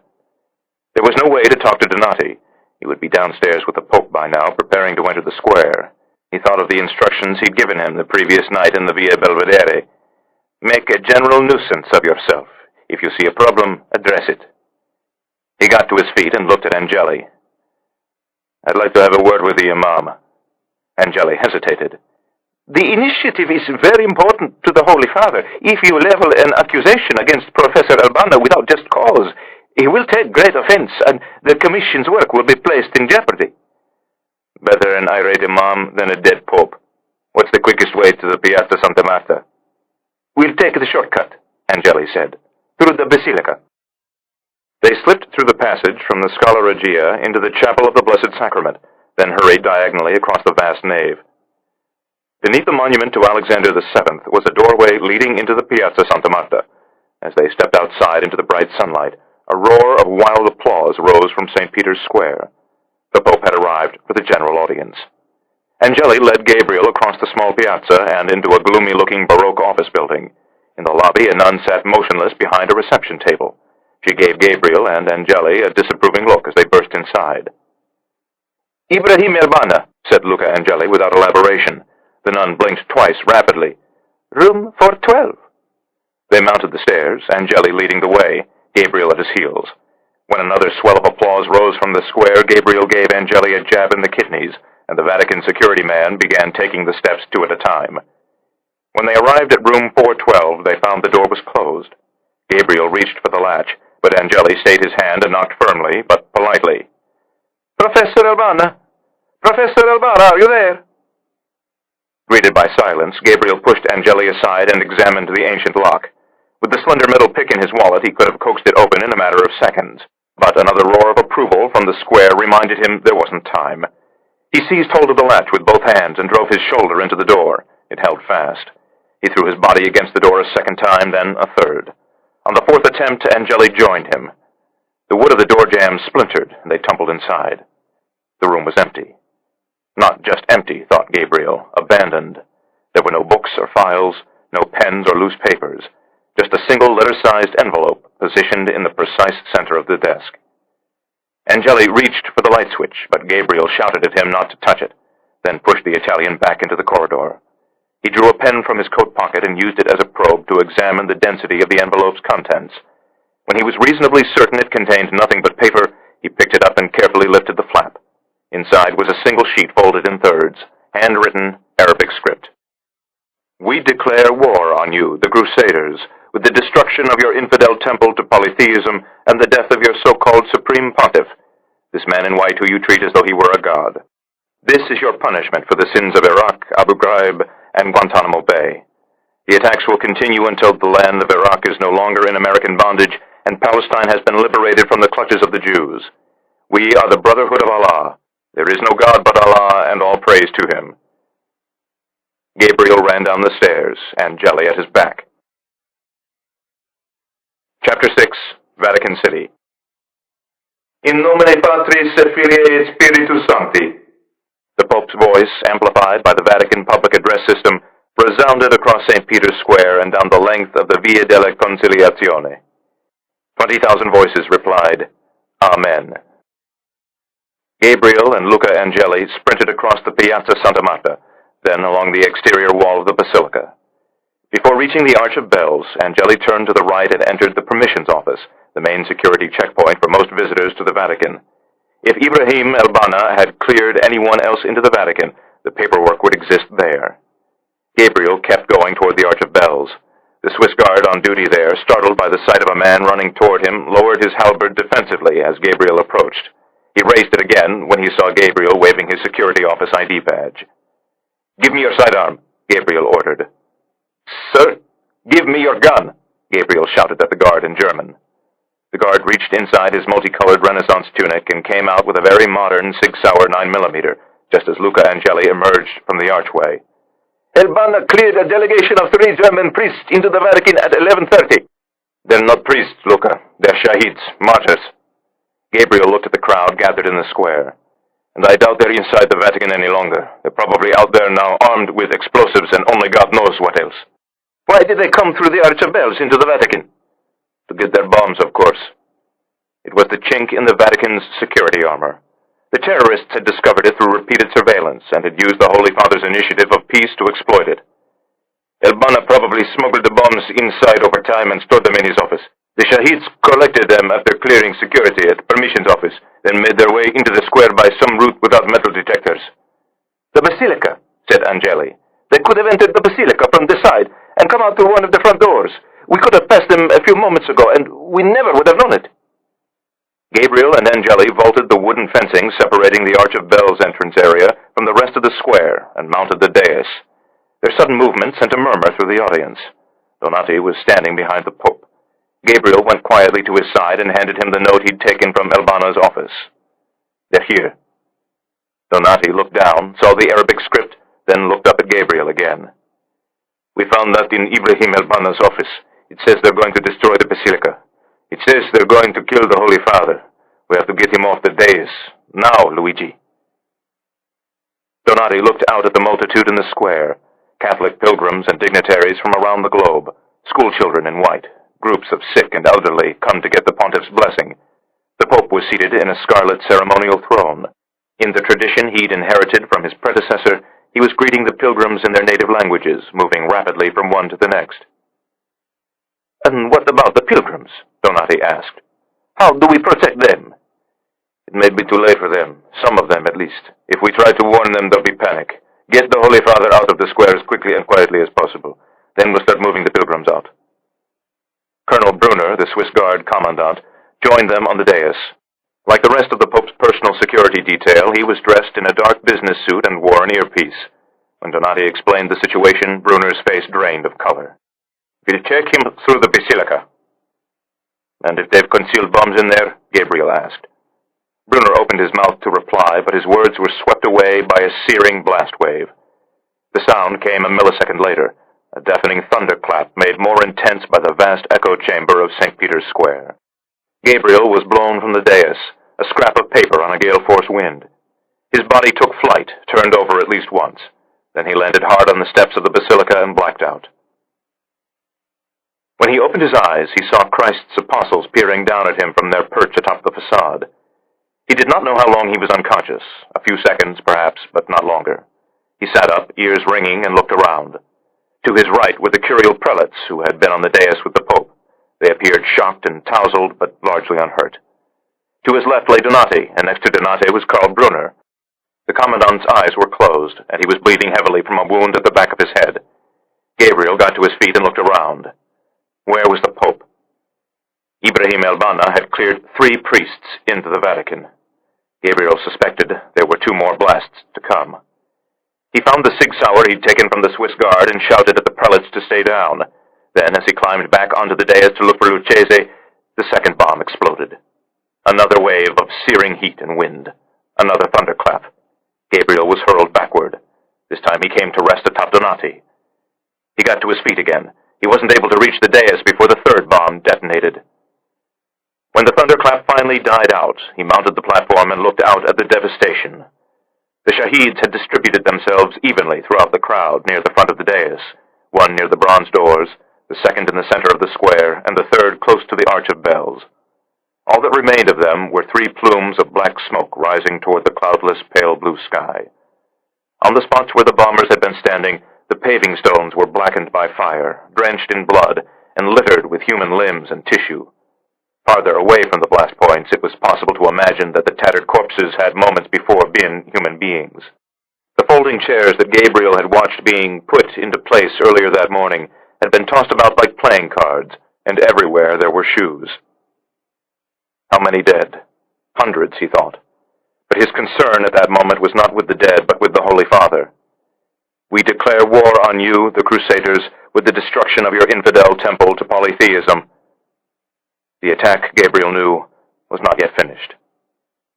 And then, through the screen of black smoke, he saw the next phase unfolding. A delivery van had stopped just beyond the barricade at the far end of the square. The rear cargo doors were open and 3 men were scrambling out. Each one had a shoulder-launched missile. It was then that Gabriel saw the throne on which the Pope had been seated. It had been blown sideways by the force of the first blast, and had come to rest upside down on the steps of the basilica. Poking from beneath it was a small hand with a gold ring, and the skirt of a white cassock stained in blood. Gabriel looked at Donati. "They've got missiles, Luigi. Get everyone away from the basilica." Gabriel leaped from the dais and lifted the throne. The Pope's eyes were closed, and he was bleeding from several small cuts. As Gabriel reached down and cradled the Pope in his arms, he heard the distinctive whoosh of an approaching RPG-7. He turned his head long enough to glimpse the missile streaking over the square toward the basilica. An instant later, the warhead struck Michelangelo's dome and exploded in a shower of fire, glass, and stone. Gabriel sheltered the Pope from the falling debris, then lifted him and started running toward the bronze doors. Before they could reach the shelter of the colonnade, the second missile came streaking across the square. It struck the facade of the basilica just beneath the balustrade on the Loggia of the Blessings. Gabriel lost his balance and fell to the paving stones. He lifted his head and saw the third missile on its way. It was coming in lower than the others and heading directly toward the dais. In the instant before it struck, Gabriel glimpsed a nightmarish image. Luigi Donati trying desperately to move the curial cardinals and prelates to safety. Gabriel stayed on the ground and covered the Pope's body with his own as another shower of wreckage rained down upon them. "Is it you, Gabriel?" the Pope asked, eyes still closed. "Yes, Holiness." "Is it over?"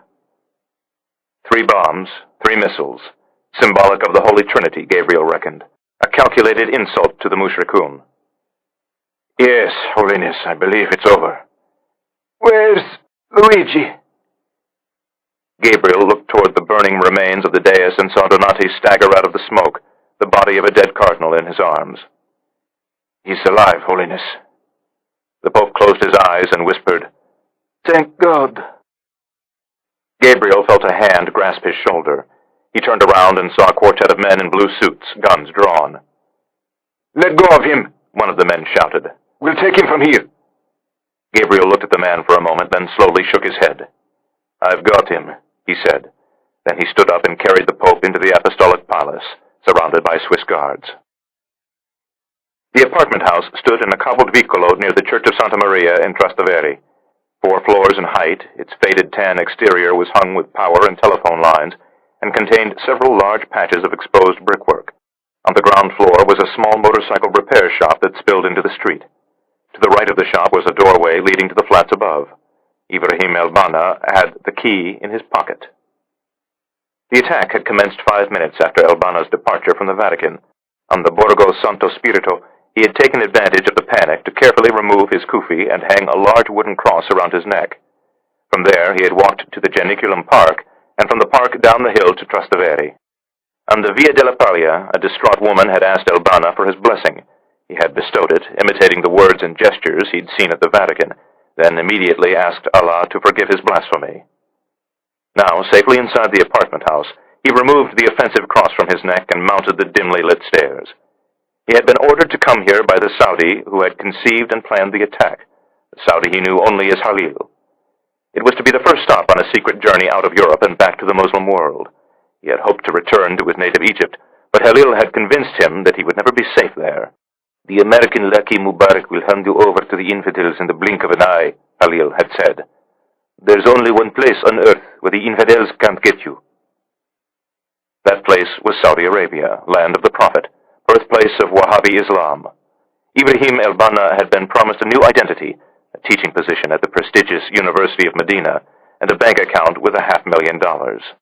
The sanctuary was a reward from Prince Nabil, the Saudi Interior Minister. The money was a gift from the Saudi billionaire who had financed the operation. And so the Muslim cleric who climbed the steps of the Roman apartment house was a contented man. He had just helped carry off one of the most important acts of jihad in the long, glorious history of Islam, and now he was setting out for a new life in Saudi Arabia, where his words and beliefs could help inspire the next generation of Islamic warriors. Only paradise would be sweeter.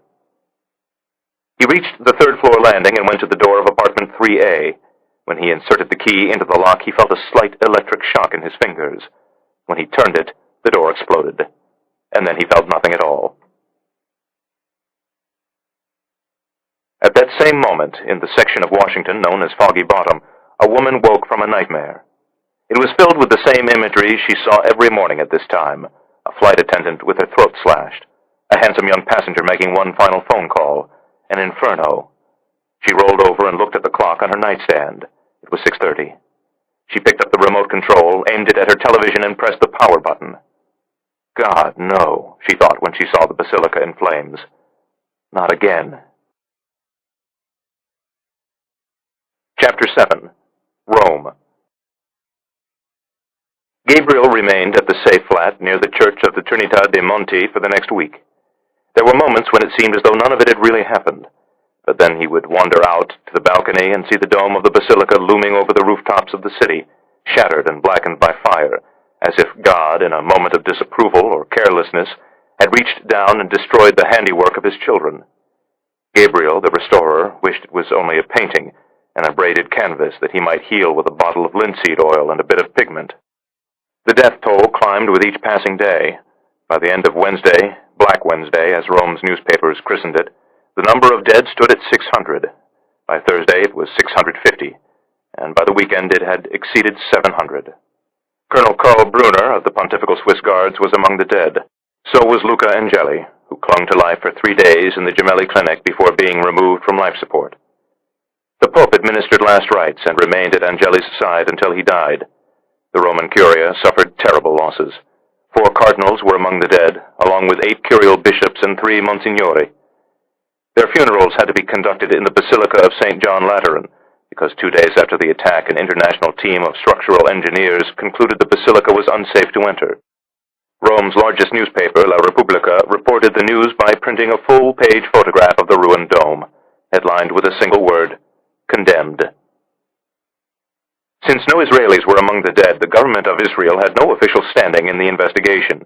But Gabriel, with his proximity to Donati and the Pope, quickly came to know as much about the attack as any intelligence officer in the world. He gathered most of his intelligence at the Pope's dinner table, where he sat each evening with the men leading the investigation: General Marchese of the Carabinieri and Martino Bellano of the Italian Security Service. For the most part, they spoke freely in front of Gabriel, and anything they withheld was dutifully passed along to him by Donati. Gabriel, in turn, forwarded all his information to King Saul Boulevard, which explained why Chamron was in no hurry to see him leave Rome. Within 48 hours of the attack, the Italians had managed to identify all those involved. The missile strike had been carried out by a 4-man team. The driver of the van was of Tunisian origin. The 3 men who fired the RPG-7s were of Jordanian nationality and were veterans of the insurgency in Iraq. All 4 were killed in a volley of Carabinieri gunfire seconds after launching their weapons. As for the 3 men who had posed as German priests, only one was actually German, a young engineering student from Hamburg named Manfred Zeigler. The second was a Dutchman from Rotterdam, and the third was a Flemish-speaking Belgian from Antwerp. All 3 were Muslim converts, and all had taken part in anti-American and anti-Israeli demonstrations. Gabriel, though he had no proof of it, suspected they had been recruited by Professor Ali Massoudi. Using closed-circuit surveillance video and eyewitness accounts, the Vatican and Italian authorities were able to retrace the last moments of the bombers' lives. After being admitted into the Vatican by an addetto at the permissions office, the 3 men had made their way to Ibrahim el-Banna's office near the Piazza Santa Marta. Upon leaving, each was carrying a large briefcase. As Angeli had suspected, the 3 men had then slipped into the basilica through a side entrance. They made their way into St. Peter's Square, fittingly enough, through the Door of Death. The door, like the other 4 doors leading from the basilica into the square, should have been locked. By the end of the first week, the Vatican police still had not determined why it wasn't. The body of Ibrahim el-Banna was identified 3 days after it was pulled from the rubble of the apartment house in Trastevere. For the time being, his true affiliation remained a matter of speculation. Who were the Brotherhood of Allah? Were they an al-Qaeda offshoot or simply al-Qaeda by another name? And who had planned and financed so elaborate an operation? One thing was immediately clear. The attack on the home of Christendom had reignited the fires of the global jihadist movement. Wild street celebrations erupted in Tehran, Cairo, Beirut, and the Palestinian territories, while intelligence analysts from Washington to London to Tel Aviv immediately detected a sharp spike in activity and recruitment. On the following Wednesday, the 1-week anniversary of the attack, Chamron decided it was time for Gabriel to come home. As he was packing his bag in the safe flat, the red light on the telephone flashed to indicate an incoming call. He raised the receiver and heard Donati's voice. The Holy Father would like a word with you in private. When? This afternoon, before you leave for the airport. A word about what? You are a member of a very small club, Gabriel Allon. Which club is that? Men who would dare to ask a question such as that. Where and when? Gabriel asked, his tone conciliatory. Donati gave him the information. Gabriel hung up the phone and finished packing. St. Peter's Square was still closed to the public. Gabriel cleared a Carabinieri checkpoint at the edge of the colonnade and made his way across the paving stones through the dying twilight. The forensic crews had completed their gruesome task, but the opaque barriers that had been erected around the 3 blast sites remained in place. An enormous white tarpaulin hung from the facade of the basilica, concealing the blackened damage beneath the loggia of the blessings. It bore the image of a dove and a single word written in huge lettering, Peace. He passed through the arch of bells and made his way along the left flank of the basilica. The side entrances were closed and barricaded, and vigilanza officers stood watch at each one.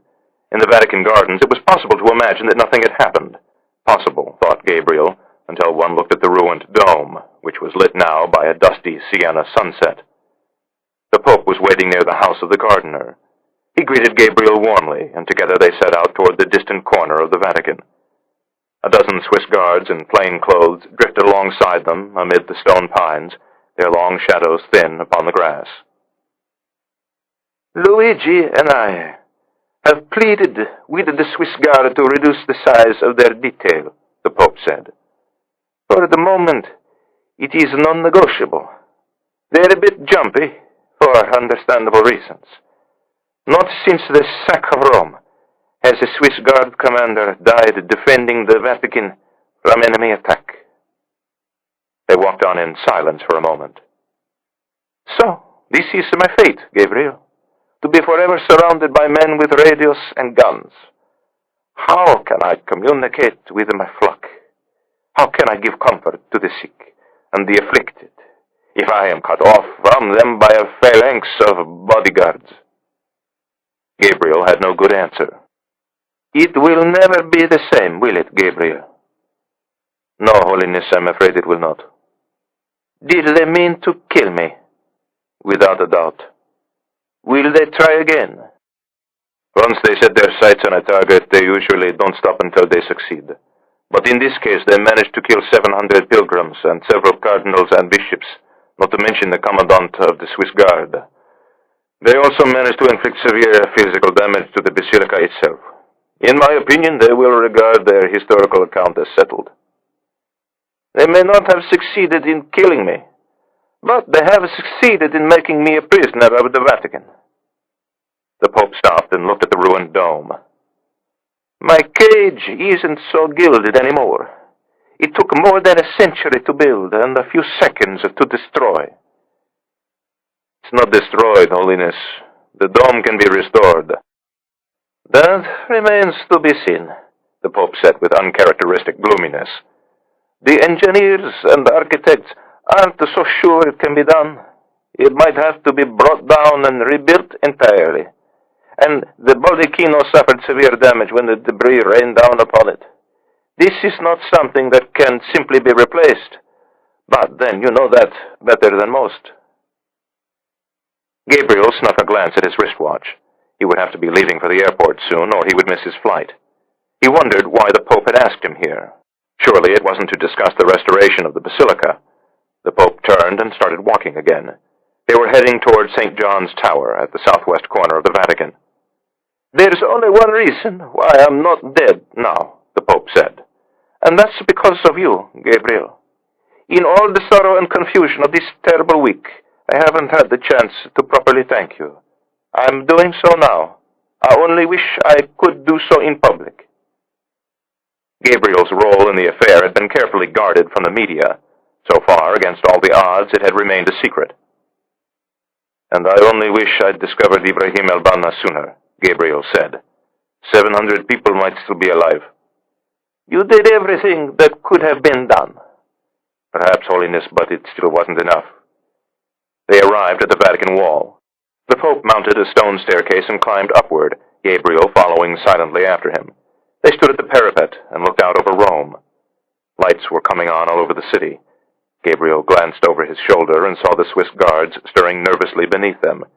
He gave them a reassuring hand gesture and looked at the Pope, who was peering downward at the cars racing along the Viale Vaticano. Luigi tells me a promotion awaits you in Tel Aviv. He had to raise his voice over the din of the traffic. Is this a promotion you sought for yourself, or is this the work of Sharon? Some have greatness thrust upon them, Holiness. The Pope smiled, the first Gabriel had seen on his face since his arrival in Rome.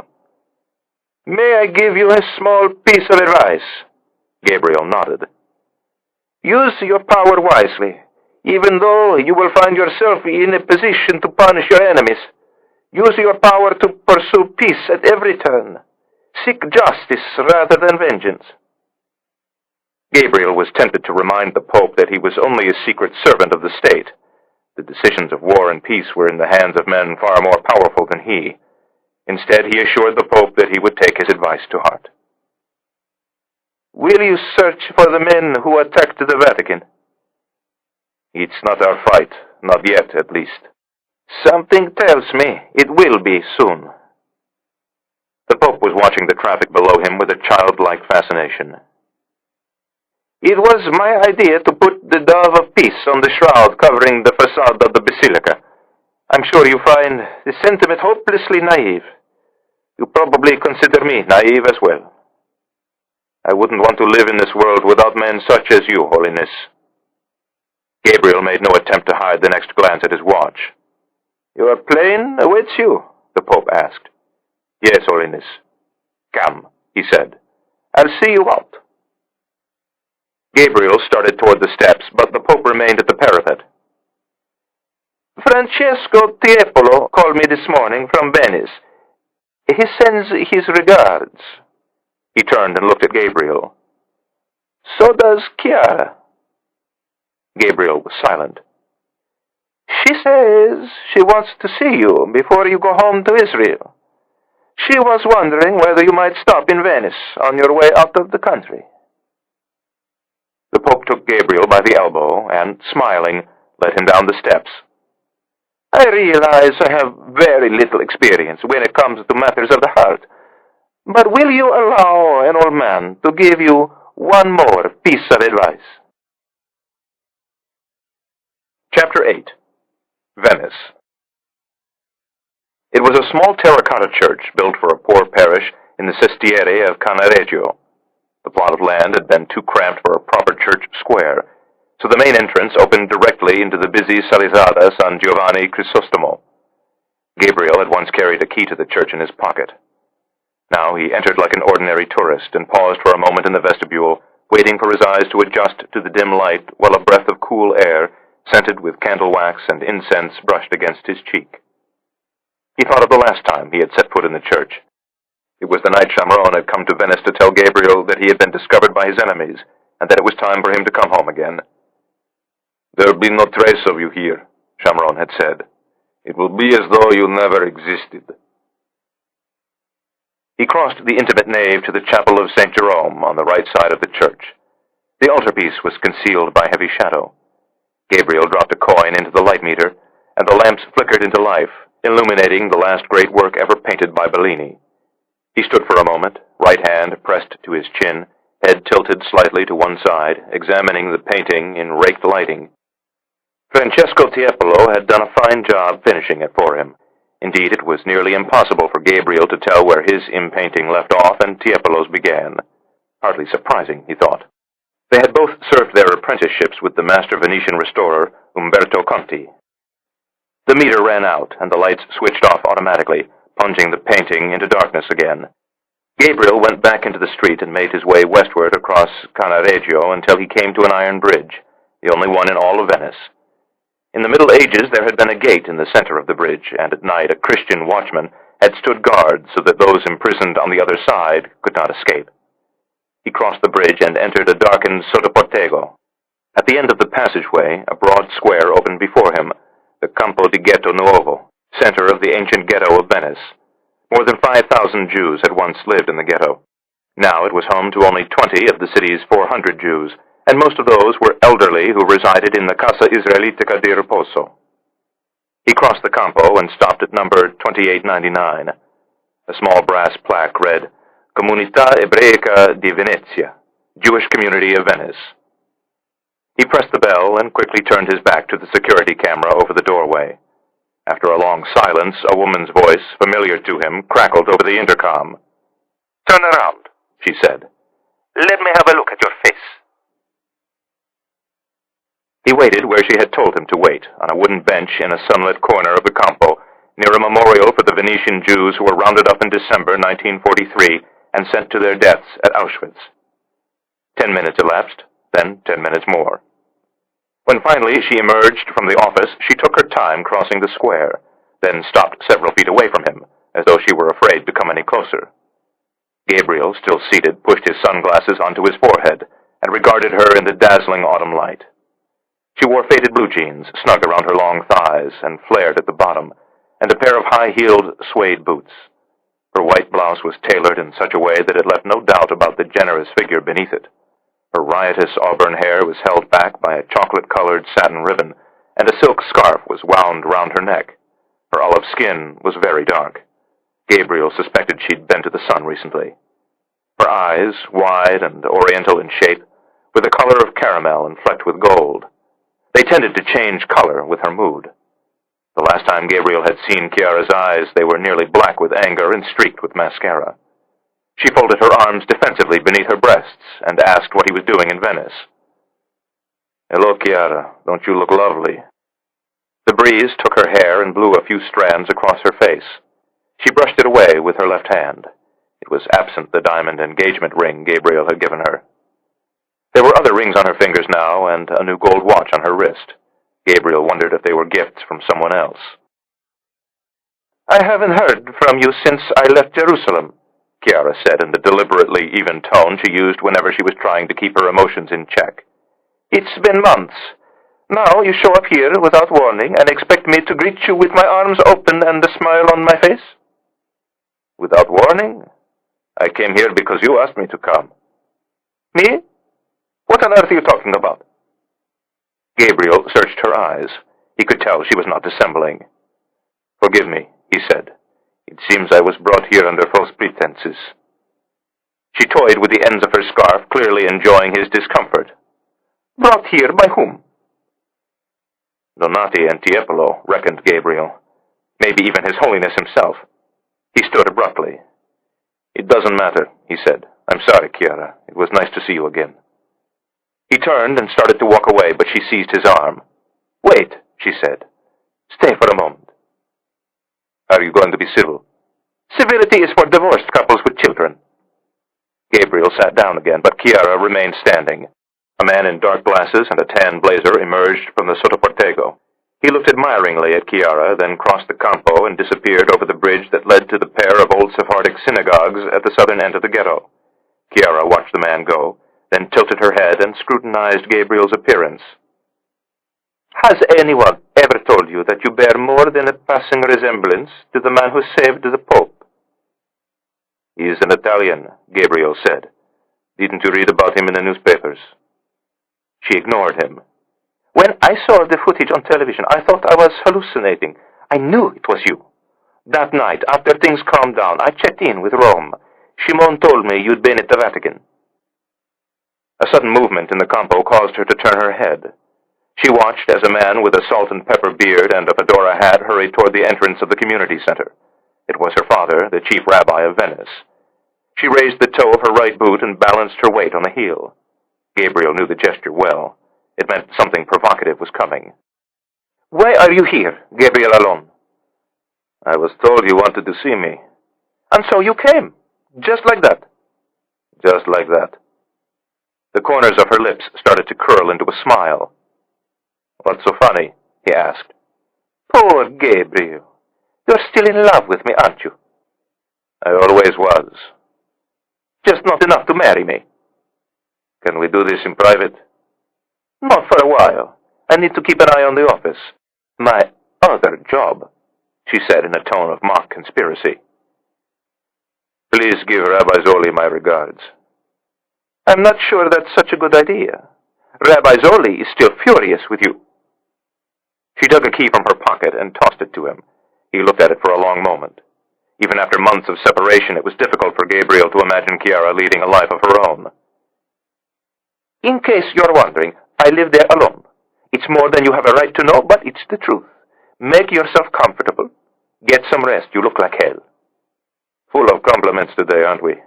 He slipped the key into his pocket. What's the address?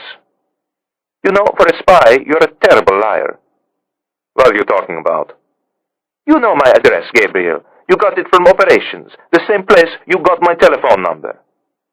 She leaned down and kissed his cheek. When her hair fell across his face, he closed his eyes and inhaled the scent of vanilla.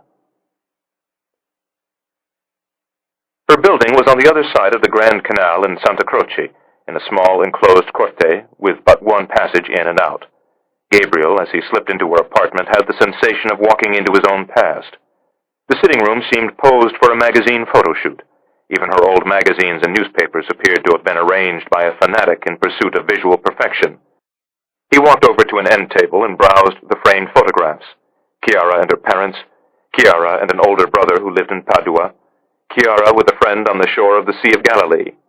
It was during that trip, when she was just 25, that she'd come to the attention of an office talent scout. 6 months later, after being vetted and trained, she was sent back to Europe as a bat leveha, a female escort officer. There were no photographs of Chiara with Gabriel, for none existed.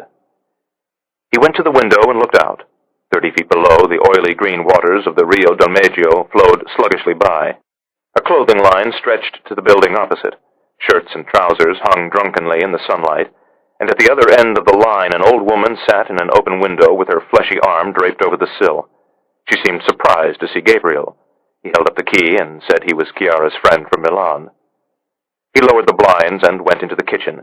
In the sink was a half-drunk bowl of milky coffee and a crust of buttered toast. Chiara, fastidious in all other things, always left her breakfast dishes in the sink until the end of the day. Gabriel, in an act of domestic pettiness, left them where they stood and went into her bedroom. He tossed his bag onto the unmade bed and, resisting the temptation to search her closet and drawers, went into the bathroom and turned on the shower. He opened the medicine chest looking for razors or cologne or any other evidence of a man. There were 2 things he'd never seen before, a bottle of sleeping tablets and a second bottle of antidepressants. He returned them to the precise position in which he'd found them. Chiara, like Gabriel, had been trained to notice even the subtlest of changes. He stripped off his clothes and tossed them into the hallway, then spent a long time standing beneath the shower. When he was finished, he wrapped a towel around his waist and padded into the bedroom. The duvet smelled of Chiara's body. When he placed his head atop her pillow, the bells of Santa Croce tolled midday. He closed his eyes and plunged into a dreamless sleep.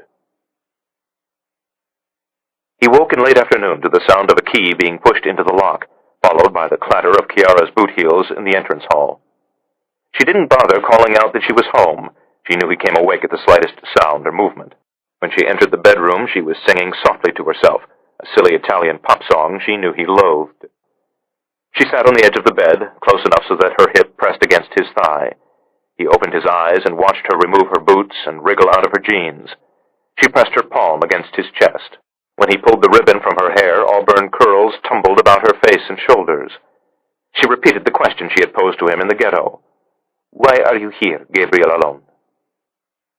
"I was wondering whether we might try this again," Gabriel said. "I don't need to try it. I tried it once, and I liked it very much."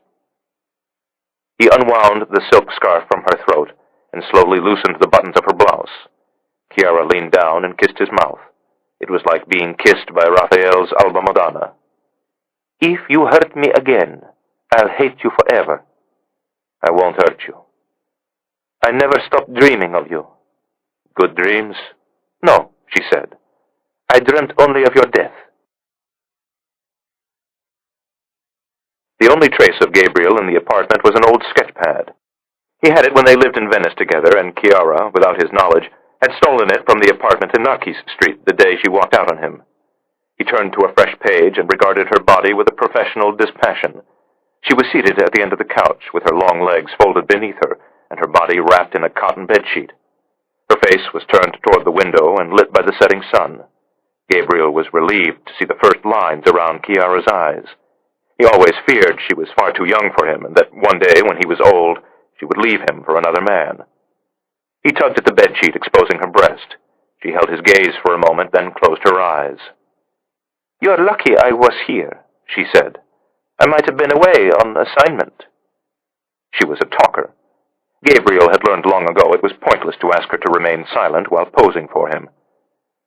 "You haven't worked since that job in Switzerland." "How do you know about that operation?"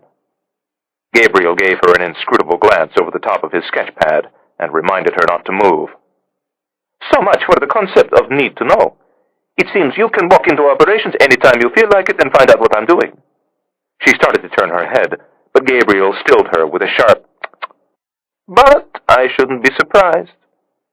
Have they given you the directorate yet?" "Which directorate is that?" Gabriel said, being deliberately obtuse. "Special Operations." Gabriel confessed that the post had been offered and accepted. "So, you're my boss now," she pointed out. "I suppose we just violated about a half-dozen different office edicts about fraternization between senior officers and staff." "At least," said Gabriel. "But my promotion isn't official yet." "Oh, thank goodness. I wouldn't want the great Gabriel to get into any sort of trouble because of his sex life. How much longer are we allowed to plunder each other's bodies before we run into trouble with personnel?" "As long as we like. You'll just have to go on the record with them at some point." "And what about God, Gabriel? Will you go on the record with God this time?" There was silence, except for the scratching of a charcoal pencil across paper. She changed the subject. "How much do you know about what I was doing in Switzerland?" "I know that you went to Zermatt to seduce a Swiss arms merchant who was about to make a deal with someone who didn't have our best interests at heart. King Saul Boulevard wanted to know when the shipment was leaving and where it was bound." After a long silence, he asked her whether she had slept with the Swiss. "It wasn't that kind of operation. I was working with another agent. I just kept the arms dealer entertained in the bar while the other agent broke into his room and stole the contents of his computer. Besides, you know that the bot leveja isn't supposed to be used for sex. We hire professionals for that sort of thing." "Not always." "I could never use my body like that. I'm a religious girl."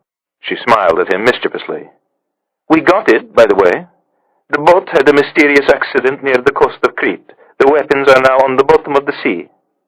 "I know," Gabriel said. "Close your eyes again." "Make me," she said. Then she smiled and did what he wanted. "Aren't you going to ask me whether I was with anyone while we were apart?" "It's none of my business." "But you must be curious. I can only imagine what you did to my apartment when you walked through the door." "If you're suggesting I searched your things, I didn't." "Oh, please." "Why can't you sleep?" "Do you really want me to answer that?" He made no reply. "There was no one else, Gabriel. But then, you knew that, didn't you? How could there be?" She gave him a bittersweet smile. "They never tell you that when they ask you to join their exclusive club. They never tell you how the lies begin to add up, or that you'll never be comfortable around people who aren't members. Is that the only reason why you fell in love with me, Gabriel?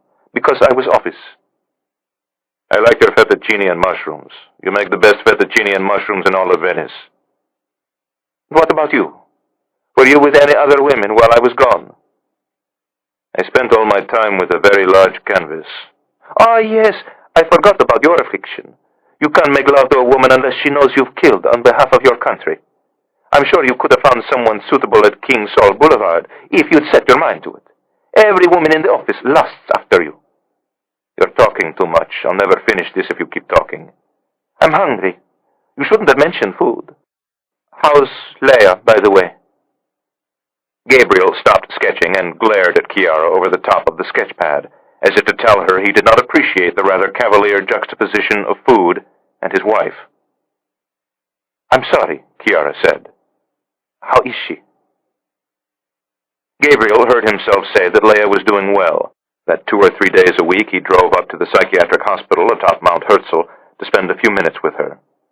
But as he told her these things, his mind was elsewhere, on a tiny street in Vienna not far from the Judenplatz, on the car bomb that killed his son and the inferno that destroyed Leia's body and stole her memory. For 13 years, she had been silent in his presence. Now, for brief periods, she spoke to him.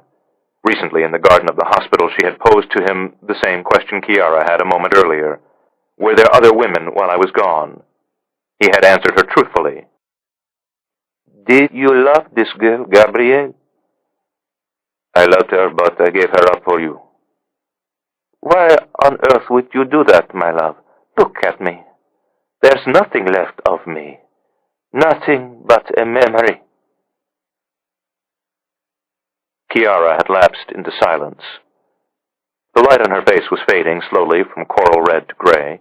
The plump woman appeared in the window opposite and began reeling in her laundry. Chiara lifted the bedsheet to her throat.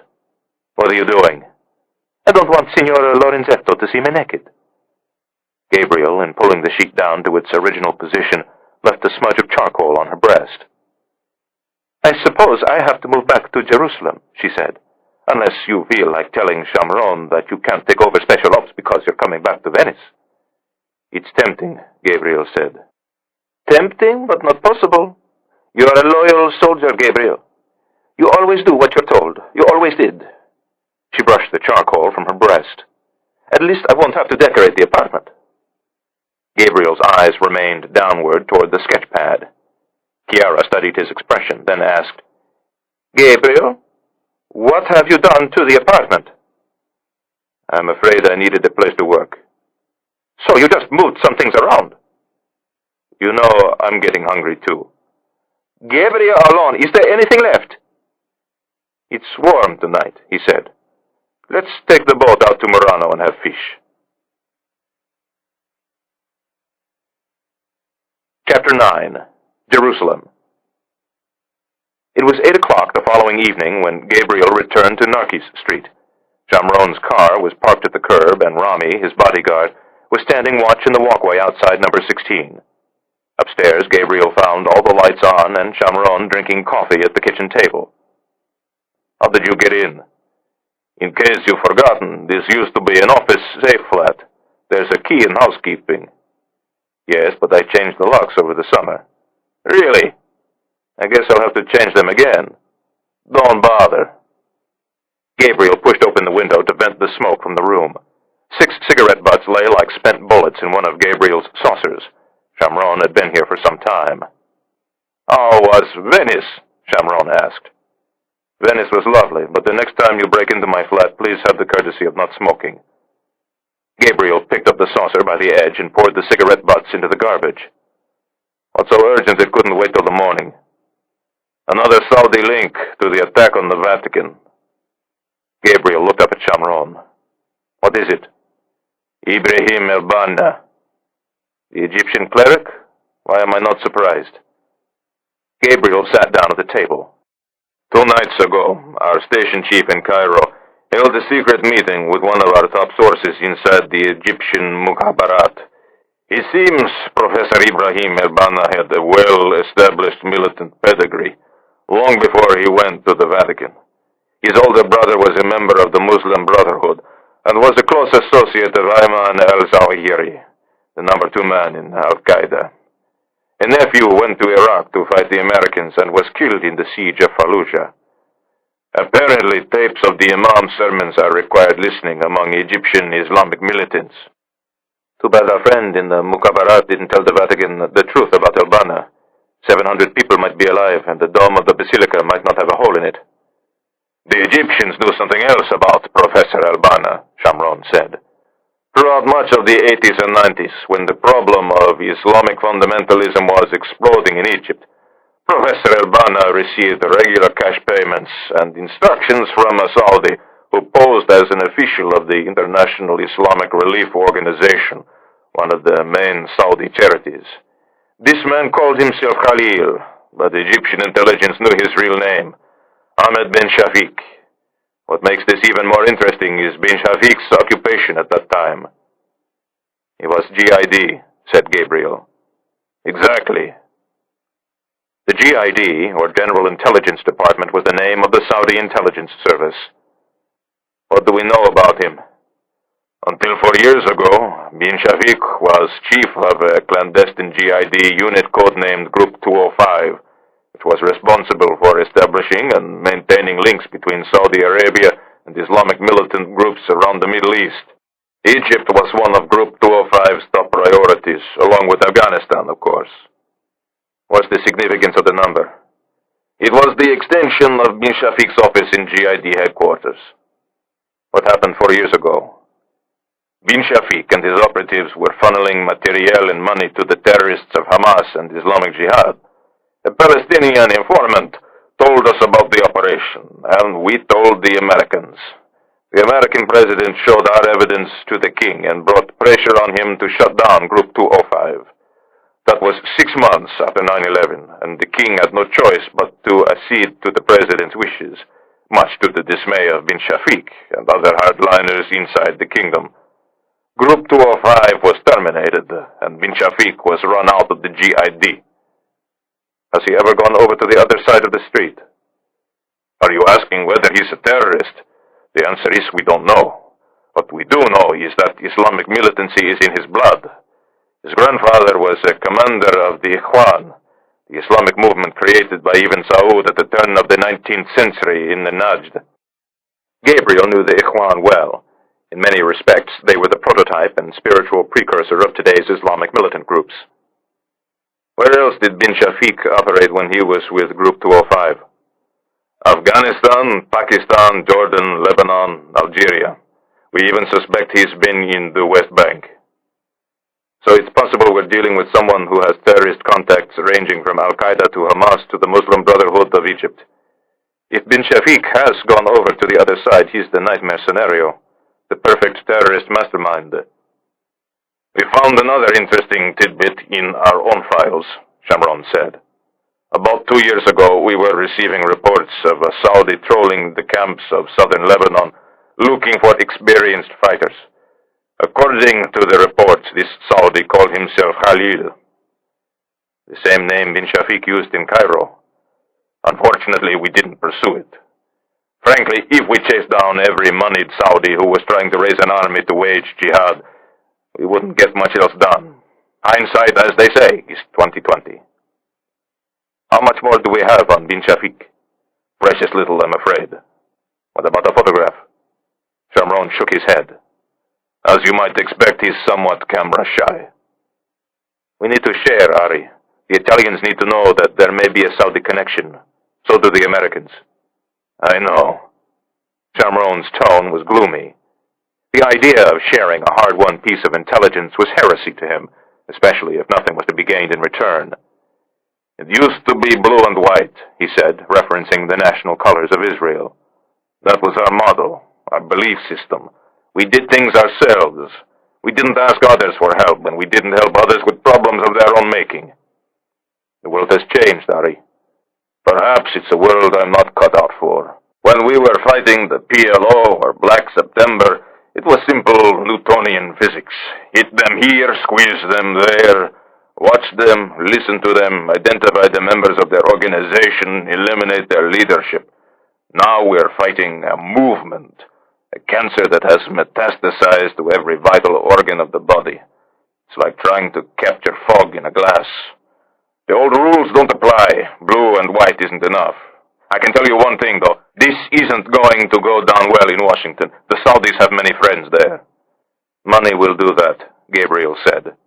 But the Americans need to know the truth about their best friend in the Arab world. They know the truth. They just don't want to face it. The Americans know that in many ways the Saudis are the wellspring of Islamic terrorism. That the Saudis planted the seeds, watered them with petrodollars, and fertilized them with Wahhabi hatred and propaganda. The Americans seem content to live with this, as if Saudi-inspired terrorism is just a small surcharge on every tank of gasoline. What they don't understand is that terrorism can never be defeated unless they go after the source, Riyadh and the al-Saud. All the more reason to share with them intelligence linking the GID and the al-Saud to the attack on the Vatican. I'm glad you think so, because you've been nominated to go to Washington to brief them on what we know. When do I leave? Tomorrow morning. Shamron looked absently out the window and for the second time asked Gabriel about his trip to Venice. "I was lured there under false pretenses," Gabriel said, "but I'm glad I went." "Who did the luring?" Gabriel told him. The smile that appeared on Shamron's face made Gabriel wonder whether he was involved in the operation as well. "Is she coming here?" "We spent a single day together," Gabriel said. "We weren't able to make any plans." "I'm not sure I believe that," Shamron said warily. "Surely you're not contemplating a return to Venice. Have you forgotten you've made the commitment to take over Special Ops?" "No, I haven't forgotten." "By the way, your appointment will be made official when you return from Washington." "I'm counting the hours." Shamron looked around the apartment. "Did you confess to Chiara that you gave away all her furniture?" "She knows I had to make some changes to accommodate my studio." "She's not going to be happy," Shamron said. "I'd give anything to see Chiara's face when she walks in here for the first time." Shamron stayed for another hour, debriefing Gabriel about the attack on the Vatican. At 9:15, Gabriel walked him down to the car, then stood in the street for a moment and watched the taillights disappear around the corner. He went back upstairs and put the kitchen in order, then shut out the lights and went into his bedroom. Just then, the apartment block shook with the clap of a thunderous explosion. Like all Israelis, he had become adept at estimating the casualty toll of suicide bombs by counting the sirens. The more sirens, the more ambulances.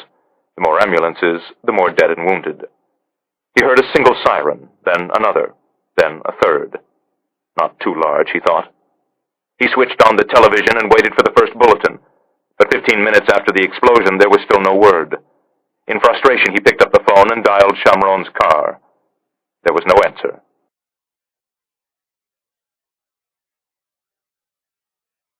Part 2. Dr. Gachet's Daughter. Chapter 10. Ein Kerem, Jerusalem. Gila Shamron's life had been a succession of tense vigils. She had endured the secret missions to dangerous lands, the wars and the terror, the crises and the security cabinet meetings that never seemed to end before midnight. She had always feared an enemy from Shamron's past would one day rise and take his revenge. She had always known that one day Ari would force her to wait for word of whether he was going to live or die. Gabriel found her seated calmly in a private waiting room in the intensive care unit of the Hadassah Medical Center. Shamron's famous bomber jacket lay across her lap, and she was absently plucking at the tear in the right breast that Shamron had never seen fit to repair. Gabriel had always seen something of Golda Meir in Gila's sad gaze and wild gray hair. He could not look at Gila without thinking of the day Golda pinned a medal on his chest in secret, and with tears in her eyes thanked him for avenging the 11 Israelis murdered at Munich. "What happened, Gabriel? How did they get to Ari in the middle of Jerusalem?" "He's probably been under surveillance for a very long time. When he left my apartment tonight, he told me he was going back to the Prime Minister's office to do a bit of work." Gabriel sat down and took Gila's hand. They hit him at the traffic signal on King George Street. "A suicide bomber?" "We think there were two men. They were in a van and disguised as Haredi Jews. The bomb was abnormally large." She looked up at the television mounted high on the wall. "I can see that from the pictures. It's remarkable anyone survived." "A witness saw Ari's car accelerate suddenly an instant before the bomb went off. Rami or the driver must have seen something that made them suspicious.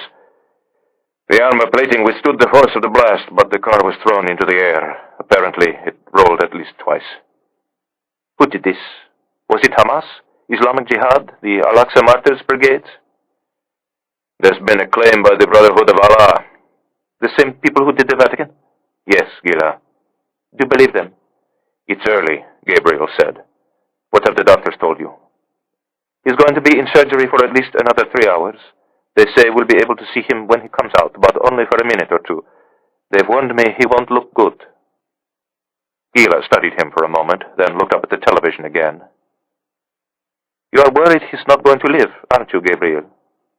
"Of course I am." "Don't worry," said Gila. "Shamron is indestructible. Shamron is eternal." "What did they tell you about his injuries?" She recited them calmly.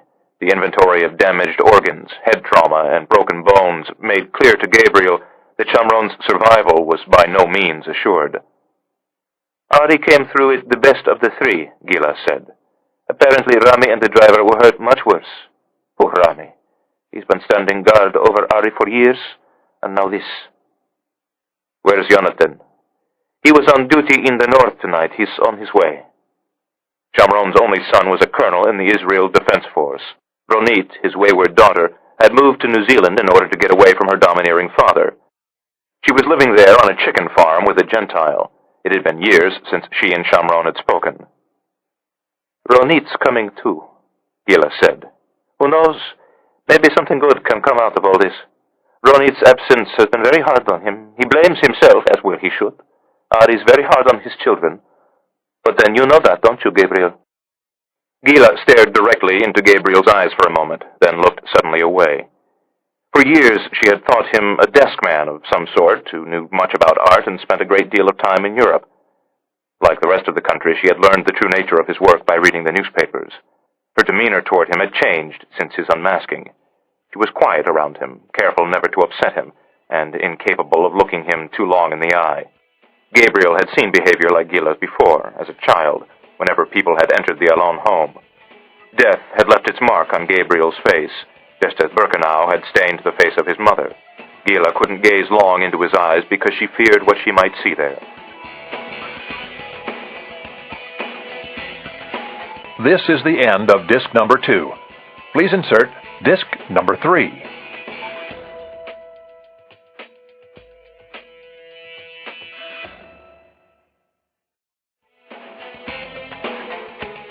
This is disc number 3. Gabriel had seen behavior like Gila's before, as a child, whenever people had entered the Allon home. Death had left its mark on Gabriel's face, just as Birkenau had stained the face of his mother. Gila couldn't gaze long into his eyes because she feared what she might see there. He wasn't well before this. He's been hiding it, of course, even from the Prime Minister. Gabriel wasn't surprised. He knew Shamron had been covertly battling various ailments for years. The old man's health, like almost every other aspect of his life, was a closely held secret. Is it the kidneys? Gila shook her head. The cancer is back. I thought they got it all. So did Ari, she said. And that's not all. His lungs are a mess from the cigarettes. Tell him not to smoke so much. He never listens to me. You're the only one he listens to. He loves you like a son, Gabriel. Sometimes I think he loves you more than Jonathan. Don't be silly, Gila. He's never happier than when you're sitting on the terrace together in Tiberias. We're usually arguing. He likes arguing with you, Gabriel. I've gathered that. On the television, cabinet ministers and security chiefs were arriving at the Prime Minister's office for an emergency session. Under ordinary circumstances, Shamron would have been among them. Gabriel looked at Gila. She was pulling at the torn leather of Shamron's jacket. It was Ari, wasn't it? She asked. It was Ari who dragged you into this life after the Munich massacre. Gabriel looked at the emergency lights flashing on the television screen and nodded absently. You were in the army? No, I finished with the army. I was studying at Bezalel Academy of Art by then. Ari came to see me a few days after the hostages had been killed. No one knew it then, but Golda had already given the order to kill everyone involved. Why did he select you? I spoke languages, and he saw things in my army fitness reports, qualities he thought would make me suitable for the kind of work he had in mind. Killing at close range, face to face. That's how you did it, isn't it? Yes, Gila. How many? Gila. How many, Gabriel? 6, he said. I killed 6 of them. She touched the gray hair at his temples. But you were just a boy. It's easier when you're a boy. It gets harder as you get older. But you did it anyway. You were the one they sent to kill Abu Jihad, weren't you? You walked into his villa in Tunis and killed him in front of his wife and children. And they took their revenge, not on the country, but on you. They put a bomb beneath your car in Vienna. She was pulling harder at the tear in Shamron's coat. Gabriel took her hand. It's all right, Gila. It was a long time ago. Yes, but I remember it like it was only yesterday. I remember when the call came. Ari told me a bomb had gone off beneath a diplomat's car in Vienna. I remember going into the kitchen to make him some coffee and coming back to the bedroom to find him crying. He said, "It's all my fault. I killed his wife and child." It's the only time I've ever seen him cry. I didn't see him for a week. When he finally came home, I asked him what had happened. He wouldn't answer, of course. He'd regained his composure by then, but I know it's eaten away at him all these years. He blames himself for what happened. He shouldn't, Gabriel said. You weren't even allowed to grieve properly, were you? The government told the world that the wife and child of the Israeli diplomat were both dead. You buried your son in secret on the Mount of Olives. Just you, Ari, and the rabbi. You hid your wife away in England under a false name. But Khaled found her. Khaled kidnapped your wife and used her to lure you to the Gare de Lyon. A tear spilled down Gila's cheek. Gabriel brushed it away and found her wrinkled skin was still soft as velvet. All because my husband came to see you one afternoon in September so long ago. You could have had such a different life. You could have been a great artist. Instead, we turned you into a killer. Why aren't you bitter, Gabriel? Why don't you hate Ari like his children do? The course of my life was charted the day the Germans chose the little Austrian corporal to be their chancellor. Ari was just the helmsman on the night watch. Are you that fatalistic? Believe me, Gila, I went through a period of time where I couldn't bear to look at Ari. But I've come to realize I'm more like him than I ever knew. Maybe that's the quality he saw in your army fitness report. Gabriel smiled briefly. Maybe it was. Gila fingered the tear in Shamron's jacket. Do you know the story about how this happened? It's one of the great mysteries inside the office, Gabriel said. There are all sorts of wild theories about how it happened, but he always refused to tell us the truth. It was the night of the bombing in Vienna. Ari was in a hurry to get to King Saul Boulevard. As he was climbing into his car, the coat got caught on the door, and he tore it. She ran her finger along the wound. I tried to fix it for him many times, but he would never let me. It was for Leia and Danny, he said. He's been wearing a ripped coat all these years because of what happened to your wife and son. The telephone rang. Gabriel brought the receiver to his ear and listened in silence for a moment. I'll be right there, sir, he said a moment later, then rang off. That was the Prime Minister. He wants to see me right away. I'll come back when I'm finished. Don't worry, Gabriel. Jonathan will be here soon. I'll be back, Gila. His tone was too forceful. He kissed her cheek apologetically and stood. Gila seized his arm as he moved toward the door. Take this, she said, holding out Shamron's coat. He would have wanted you to have it. Don't talk like he's not going to make it. Just take the jacket and go. She gave him a bittersweet smile. You mustn't keep the Prime Minister waiting. Gabriel went into the corridor and hurried to the elevators. You mustn't keep the Prime Minister waiting. It was what Gila always said to Shamron whenever he left her. A car and security detail were waiting downstairs in the drive. It took them only 5 minutes to reach the Prime Minister's office at 3 Kaplan Street. The guards took Gabriel into the building through an underground entrance and shepherded him upstairs into the large, unexpectedly plain office on the top floor. The room was in semi-darkness. The Prime Minister was seated at his desk in a pool of light, dwarfed by the towering portrait of the Zionist leader Theodor Herzl that hung on the wall at his back. It had been more than a year since Gabriel had been in his presence.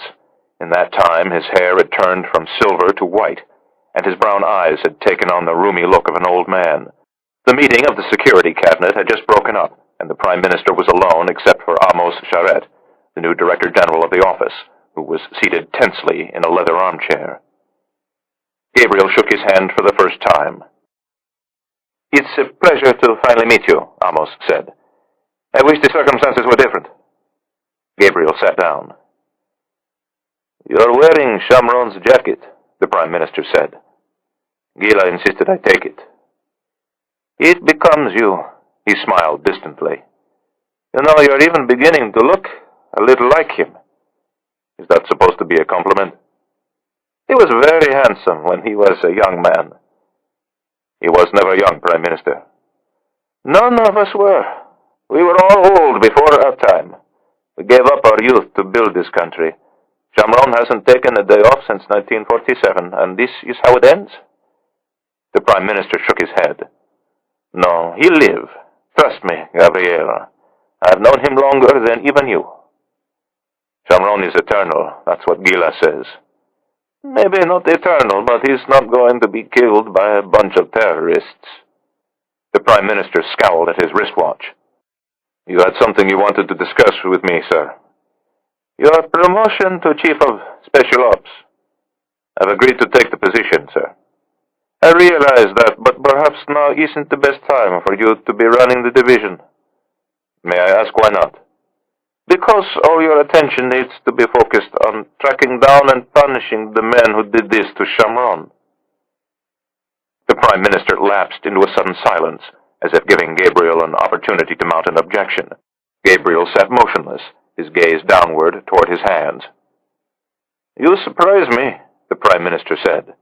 How so? I was afraid you were going to tell me to find someone else. One doesn't turn down the Prime Minister, sir. But surely there's more to it than that. I was in Rome when the terrorists attacked the Vatican, and I put Shamron in his car tonight. I heard the bomb go off. He paused. This network, whoever they are and whatever their goals, needs to be put out of business, and soon. You sound as though you want vengeance. Gabriel looked up from his hands. I do, Prime Minister. Perhaps under those circumstances I'm the wrong man for the job. Actually, under the circumstances, you are exactly the right man. It was Amos who had spoken these words. Gabriel turned and regarded him carefully for the first time. He was a small, broad man, shaped like a square, with a monkish fringe of dark hair and a heavy brow. He still carried the rank of general in the IDF, but was dressed now in a pale gray suit. His candor was a refreshing change. Lev had been a dental probe of a man, forever prodding and searching for weakness and decay. Amos was more like a tack hammer. Gabriel would have to watch his step around him, lest the hammer fall on him. Just make certain your anger doesn't cloud your judgment, Amos added. It never has before, Gabriel said, holding Amos's dark gaze. Amos gave him a humorless smile, as if to say, There'll be no shooting up French train stations on my watch, no matter what the circumstances. The Prime Minister leaned forward and braced himself on his elbows. Do you believe Saudis are behind this? We have some evidence that points to a Saudi connection to the Brotherhood of Allah, Gabriel said judiciously. But we'll need more intelligence before we start looking for a specific individual. Ahmed bin Shafiq, for example. Yes, Prime Minister. And if it is him, in my opinion, we're dealing with a network, not a movement. A network bought and paid for with Saudi money. If we lop off the head, the network will die. But it won't be easy, Prime Minister. We know very little about him. We don't even know what he really looks like. It will also be complicated politically because of the Americans. It's not complicated at all. Ahmed bin Shafiq tried to kill my closest advisor, and so Ahmed bin Shafiq must die. And if he's acting at the behest of Prince Nabil or someone in the royal family, a family with close historic and economic ties to our most important ally, we'll know soon enough. The Prime Minister gave a sideways glance at Amos. Adrian Carter of the CIA would like a word with you. I was supposed to go to Washington tomorrow to brief him on what we've learned about the attack on the Vatican. Carter has requested a change of venue. Where does he want to meet? Amos answered him. London? Why London? It was Carter's suggestion, Amos said. He wanted a convenient neutral location. Since when is a CIA safe house in London neutral ground? Gabriel looked at the Prime Minister, then Amos. I don't want to leave Jerusalem, not until we know whether Shamron is going to live. Carter says it's urgent, Amos said. He wants to see you tomorrow night. Send someone else then. We can't, said the Prime Minister. You're the only one invited. Chapter 11. London. How's the old man? Asked Adrian Carter. They were walking side by side in Eaton Place, sheltering from a thin night rain beneath Carter's umbrella. They had met 5 minutes earlier, as if by chance encounter, in Belgrave Square. Carter had been the one wearing the Macintosh raincoat and holding a copy of the Evening Standard. He was orthodox when it came to the conventions of tradecraft. According to the office wits at Langley, Adrian Carter left chalk marks on the bedpost when he wanted to make love to his wife. "Still unconscious," Gabriel replied. "But he made it through the night, and he's not losing any more blood." "Is he going to make it?" "Last night I would have said no. And now? I'm more worried about how he's going to come out of it. If he's left with brain damage or trapped in a body that won't obey his orders..." Gabriel's voice trailed off. "Shamron has only one thing in his life, and that's his work. If he can't work, he's going to be miserable, and so will everyone around him." "So, what else is new?" Carter glanced toward the doorway of the Georgian house at number 24. "The flat is in there. Let's take a walk around the block once, shall we? I'd like to do things by the book." "Haven't you heard, Adrian? The Soviet Union collapsed a few years back. The KGB are out of business. You and the Russians are friends now." "One can never be too careful, Gabriel." "Didn't your security boys set up a surveillance detection run?"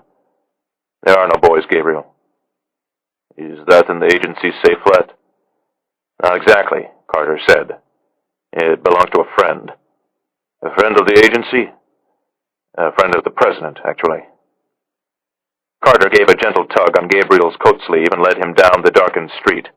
They made a slow tour of Eaton Square, which was silent except for the grumble of the evening traffic on King's Road. Carter moved at a ponderous pace, like a man bound for an appointment he would rather not keep. Gabriel was wrestling with a single thought. Why did the Deputy Director for Operations of the Central Intelligence Agency want to talk in a place where his own government wouldn't be listening? They made their way back to Eaton Place. This time Carter led Gabriel down the steps to the basement entrance. As Carter inserted the key into the lock, Gabriel quietly lifted the lid of the rubbish bin and saw it was empty. Carter opened the door and led them inside, into the sort of kitchen that real estate brochures routinely described as gourmet. The countertops were granite and agreeably lit by halogen lamps concealed beneath the custom cabinetry. The floor was covered in the Jerusalem limestone so admired by English and American sophisticates who wished to connect to their Mediterranean roots. Carter walked over to the stainless steel range and filled the electric tea kettle with bottled water. He didn't bother asking Gabriel whether he wanted something stronger. He knew Gabriel drank nothing but the occasional glass of wine, and never mixed alcohol with business except for reasons of cover. "It's a maisonette," Carter said. "The drawing room's upstairs. Go make yourself comfortable." "Are you giving me permission to have a look around, Adrian?" Carter was now opening and closing the cabinet doors with a befuddled expression on his face. Gabriel walked over to the pantry, found a box of Earl Grey tea, and tossed it to Carter before heading upstairs. The drawing room was comfortably furnished, but with an air of anonymity common in a pied-à-terre. It seemed to Gabriel that no one had ever loved or quarreled or grieved here. He picked up a framed photograph from a side table and saw a bluff, prosperous American with 3 well-fed children and a wife who'd had too much cosmetic surgery. 2 more photographs showed the American standing stiffly at the side of the president. Both were signed, "To Bill with Gratitude." Carter came upstairs a moment later, a tea tray balanced between his hands. He had a head of thinning curly hair and the sort of broad mustache once worn by American college professors. Little about Carter's demeanor suggested he was one of the most powerful members of Washington's vast intelligence establishment, or that before his ascension to the rarefied atmosphere of Langley's 7th floor, he had been a field man of the highest reputation. Carter's natural inclination to listen rather than speak led most to conclude he was a therapist of some sort. When one thought of Adrian Carter, one pictured a man enduring confessions of affairs and inadequacies, or a Dickensian figure hunched over thick books with long Latin words. People tended to underestimate Carter. It was one of his most potent weapons. "Who's behind it, Adrian?" Gabriel asked. "You tell me, Gabriel." Carter placed the tea tray on the center table and removed his raincoat as if weary from too much travel. "It's your neighborhood. It's our neighborhood, but something tells me it's your problem. Otherwise you wouldn't be here in London." Gabriel looked around the room. "In a borrowed safe flat with no microphones and no backup from the local station. You don't miss much, do you? Humor me, Gabriel. Tell me his name." "He's a former Saudi GID agent named Ahmed bin Shafiq." "Bravo, Gabriel. Well done." Carter threw his coat over the back of a chair. "Well done indeed." Carter lifted the lid of the teapot, savored the aroma, and decided it needed to steep a moment longer. "How did you know?" "We didn't know. Gabriel said. It was an educated guess, based on a few threads of evidence. Such as? Gabriel told Carter everything he knew. The blown operation against Professor Ali Masudi, the surveillance photos and Zurich bank account information found on Masudi's computer, the links between Ibrahim El-Banna and the Saudi agent who called himself Halil, the reports of a Saudi by the same name trolling the refugee camps of southern Lebanon for recruits. All the while Carter was fussing with the tea. He poured the first cup and handed it to Gabriel plain. His own required more elaborate preparation, a careful measure of milk, then the tea, then a lump of sugar. Interrogators referred to such obvious playing for time as displacement activity. Carter was a pipe smoker. Gabriel feared it would make an appearance soon. "And what about you?" Gabriel asked. "When did you know it was bin Shafiq?" Carter snared a second lump with the tongs and briefly debated adding it to the cup before plopping it unceremoniously back into the bowl. "Maybe I knew the day we asked His Majesty to shut down Group 205, he said. "Or maybe it was the day bin Shafiq seemed to vanish from the face of the earth. You see, Gabriel, if there's one thing I've learned in this business, it's that for every action we take, there's bound to be a negative reaction. We drove the Russian bear out of Afghanistan and created a hydra in the process. We smashed the corporate headquarters of al-Qaeda, and now the branch offices are running their own affairs. We shut down bin Shafiq's shop inside the GID, and now it seems bin Shafiq has gone into private practice. Why? You're asking what drove him over the edge?" Carter shrugged and stirred his tea mournfully. "It didn't take much.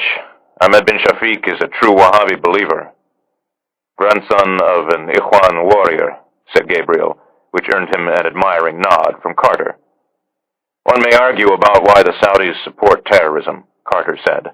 "One may have a learned debate as to whether they truly support the goals of the murderers they arm and finance, or whether they are engaged in a clever and cynical policy to control the environment around them, and thus ensure their own survival. One may not have such a debate about the man the GID chose to carry out that policy. Ahmed bin Shafiq is a believer. Ahmed bin Shafiq hates the United States, the West, and Christianity, and he would be much happier if your country no longer existed. It was why we insisted that His Majesty shut down his little shop of terror." "So when you forced the king to shut down Group 205, bin Shafiq snapped? He decided to use all the contacts he'd made over the years and launch a wave of terrorism of his own? Surely there's more to it than that, Adrian." "I'm afraid we may have given him a little shove," Carter said. "We invaded Iraq against the wishes of the kingdom and most of its inhabitants. We've kept captured members of al-Qaeda locked away in secret prisons where they belong. This doesn't look good to the Muslim world, and it adds fuel to the fires of jihad. You've had a hand in it as well. The Saudis see your separation fence for what it is, a unilateral final border. They're not pleased with it. This might come as a shock to you, Adrian, but we don't care what the Saudis think of our fence. If they hadn't poured millions into the coffers of Hamas and Islamic Jihad, we wouldn't need one." "Back to my original point," said Carter, pausing for a moment to sip his tea. "The Islamic world is seething with anger, and Ahmed bin Shafiq, true Wahhabi believer, has stepped forward to raise the flag of jihad against the infidel. He's used his contacts from his Group 205 days to construct a new network. He's doing what bin Laden is no longer capable of doing, which is plan and carry out large-scale terror spectaculars like the attack on the Vatican. His network is small, extremely professional, and, as he has proven conclusively, very lethal. And it's bought and paid for with Saudi money." "Most definitely," said Carter. "How high does it go, Adrian?" "Very high," said Carter. "Damn near to the top." "Where's he operating? Who's footing the bill? Where's the money coming from?" "AAB Holdings of Riyadh, Geneva, and points in between," said Carter unequivocally. "Ahmed bin Shafiq is one of AAB's most successful investments. Can I freshen up your tea?" There was another break in the proceedings, this time while Carter tried to divine how to light the gas fire. He stood mystified before the grate for a moment, then, with a glance toward Gabriel, appealed for assistance. Gabriel found a key on the mantel, used it to start the flow of gas, then ignited it with an ornamental match. "How many years do you give them, Gabriel? How long before the House of Saud collapses and the Islamic Republic of Arabia rises in its place? 5 years? 10? Or is it more like 20? We've never really been good about making predictions like that. We thought the Soviet Empire would last forever. And we thought Hamas could never win an election." Carter chuckled mirthlessly. "Our best minds give them 7 years at the most. His Majesty is prepared to spend that 7 years playing the game by the old rules, provide cheap oil and pseudo-friendship to us while at the same time paying lip service to the forces of Islam and bribing them not to attack him.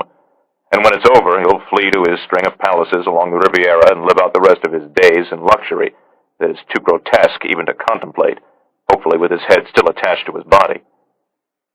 Carter lifted his palms toward the fire. "It's not hot," he said. "The logs are made of ceramic. Give it a minute to heat up." Carter appeared incredulous. Gabriel drifted over to the window and peered into the street as a car rolled slowly past and vanished around the next corner. Carter gave up on the fire and returned to his seat. "And then there are those in the royal family who are willing to play the game by a different set of rules. We'll call them the true believers. They think the only way the Al Saud can survive is to renew the covenant they formed with Muhammad Abdul Wahab 2 centuries ago in the Najd.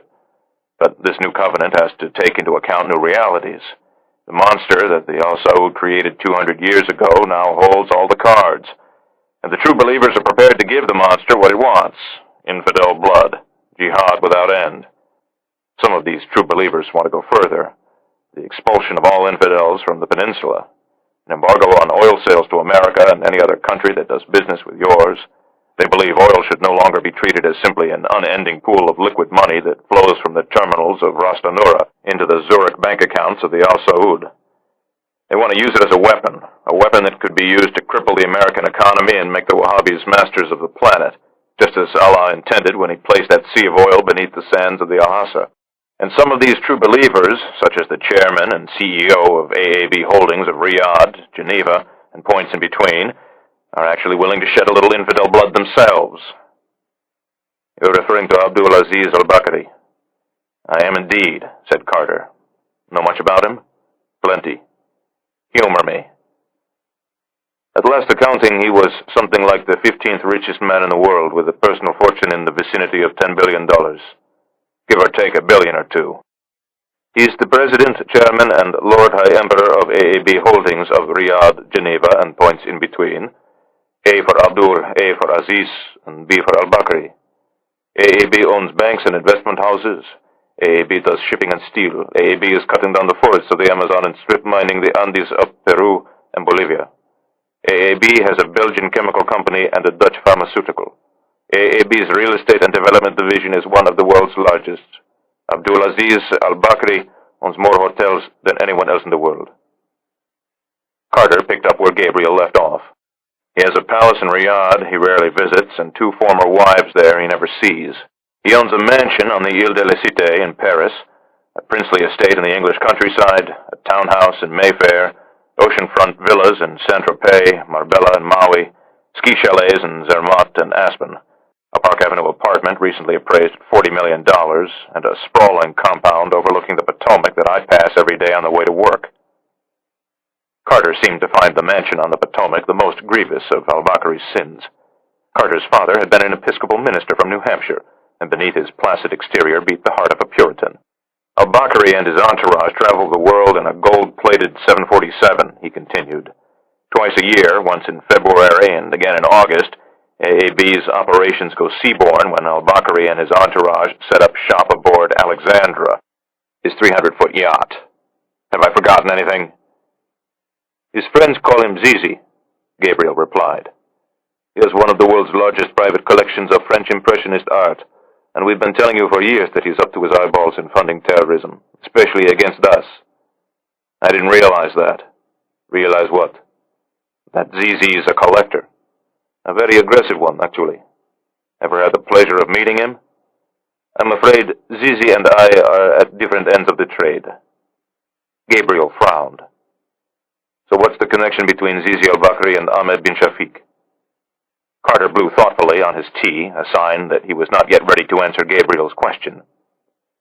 "An interesting fellow, al-Bakri.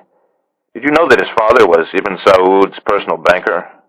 As you might expect, Papa al-Bakri did quite well enough to give his son $10 million to start his own company. That was nothing compared to the seed money he got from the Al Saud when things started to take off. $100 million if the rumor mill is to be believed.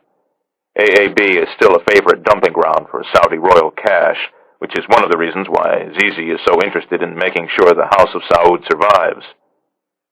Gabriel's heart sank as Carter reached for the pouch. "He's among the world's richest men," Carter said, "and one of the world's most charitable. He's built mosques and Islamic centers all across Europe. He's financed development projects in the Nile Delta and famine relief in Sudan. He's given millions to the Palestinian refugees and millions more to development projects in the West Bank and Gaza. And more than $30 million to that Saudi telethon to raise money for suicide bombers," Gabriel added. "Zizi was the largest single donor. Now answer my question, Adrian." "Which question is that?" "What's the connection between Zizi and bin Shafiq?" "Here, quick study, Gabriel. You tell me." "Obviously, Zizi is bankrolling bin Shafiq's network." "Obviously," said Carter in agreement. "But bin Shafiq is a Saudi. He can get money anywhere. Zizi has something more valuable than money. Zizi has a global infrastructure through which bin Shafiq can move men and materiel, and Zizi has a perfect place for a mastermind like bin Shafiq to hide. AAB Holdings of Riyadh, Geneva, and points in between." A silence fell between them like a curtain, while Carter drowsily loaded his pipe. Gabriel was still standing in the window, peering into the street. He was tempted to remain there, for Carter's tobacco, when ignited, smelled like a combination of burning hay and wet dog. He knew, however, that the conversation had passed the point where it might be conducted in front of an insecure window. Reluctantly, he lowered himself into the chair opposite Carter, and they gazed at each other in silence, Carter puffing contemplatively and Gabriel wearily waving the smoke from his eyes. "How sure are you?" "Very. How do you know?" "Sources and methods," said Carter mechanically. "Sources and methods." "How do you know, Adrian?" "Because we listened to him," Carter said. "The National Security Agency is a wonderful thing. We also have sources inside the moderate wing of the House of Saud and the GID who are willing to tell us things. Ahmed bin Shafiq is living largely in the West under an assumed identity. He is buried somewhere within Zizi's financial empire, and the two of them confer on a regular basis. Of this we are certain." There was a manila file folder on the center table next to Carter's tea tray. Inside was a single photograph, which Carter handed to Gabriel. It showed a man in a woolen overcoat and trilby hat standing at a wrought iron gate. The face was in left profile, and the features were somewhat gauzy. Judging from the compression of the image, the photograph had been snapped from some distance. "Is this him?" "We think so," Carter replied. "Where was it taken?" "Outside Zizi's house on the Ile de la Cité in Paris. The cameraman was on the other side of the Seine on the Quai de l'Hôtel de Ville, which accounts for a certain lack of clarity of the image." "How long ago?" 6 months. Carter rose slowly to his feet and wandered over to the fireplace. He was about to rap his pipe against the grate when Gabriel reminded him that it was a fake. He sat down again and emptied the pipe into a large cut-glass ashtray. "How many Americans were killed at the Vatican?" Gabriel asked. 28, including a curial bishop. "How much money has Zizi al-Bakri given to the terrorists over the years?" "Hundreds of millions." "Go after him," Gabriel said. "Make a case against him and put him on trial." "Against Zizi al-Bakri. Section 18 U.S.C. 2339B. Have you ever heard of it, Adrian?" "You're quoting American law to me now?" "It's a violation of American law to give money to designated terrorist groups, regardless of whether the money was used for specific attacks. You could have probably prosecuted dozens of wealthy Saudis for giving material support to your enemies, including Zizi al-Bakri." "You disappoint me, Gabriel. I always thought of you as a fairly reasonable fellow, a bit too concerned with questions of right and wrong at times, but reasonable. We can't go after Zizi al-Bakri." "Why?"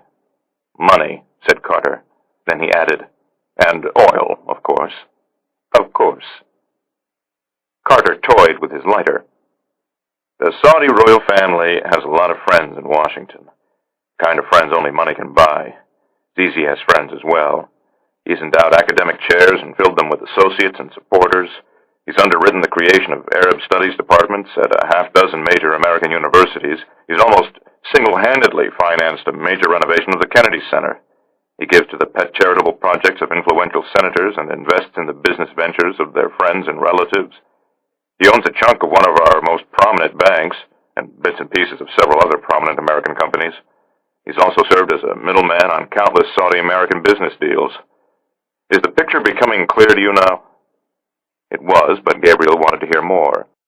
If Zizi's battalion of Washington lawyers even suspected he was the target of a criminal probe, Zizi would call His Majesty, and he would call Ambassador Bashir, and Ambassador Bashir would pop over to the White House for a little chat with the President. He would remind the President that a twist or two on the oil spigots would send the price of gasoline over $5 a gallon. He might even point out that a price spike of that magnitude would surely hurt people in the heartland, who tend to drive long distances and who also tend to vote for the President's party. So Zizi gets away with murder, literally. I'm afraid so. Ask not about things which, if made plain to you, may cause you trouble. You know your Quran, Carter said. One of the reasons you can't operate against Zizi or prosecute him is because you're afraid of what you might find. Business entanglements with prominent Americans, shady dealings with Washington insiders. Imagine the reaction of the American people if they learned that a Saudi billionaire with business ties to prominent figures in Washington is actually financing the activities of your enemies. The relationship barely survived one 9/11. I doubt it would survive a second. No, it wouldn't, at least not in its present form. There's already a movement on Capitol Hill to isolate Saudi Arabia because of its support of the global Islamic extremism. A scandal involving Zizi al-Bakri would only add fuel to the fire. Several foreign policy lights in Congress are considering legislation that would put the screws to Saudi Arabia. They have that luxury. They won't take the fall if the American economy goes into the toilet because of higher fuel prices. The President will. So what do you want from us, Adrian? What do you wish to say to me in this room where no one is listening? The President of the United States would like a favor, Carter said, gazing into the fire. The sort of favor you happen to be very good at. He'd like you to run an agent into the house of Zizi. He'd like you to find out who's coming and going. And if Ahmed bin Shafiq happens to walk by, he'd like you to take a shot at him. It will be your operation, but we'll give you whatever support you need. We'll be over the horizon, so far over to make certain that we can maintain plausible deniability in Riyadh. You disappoint me, Adrian. I always thought of you as a reasonable fellow. What have I done now? I thought you were going to ask me to kill Zizi al-Bakri and be done with it. Kill Zizi? Carter shook his head. Zizi is untouchable. Zizi is radioactive.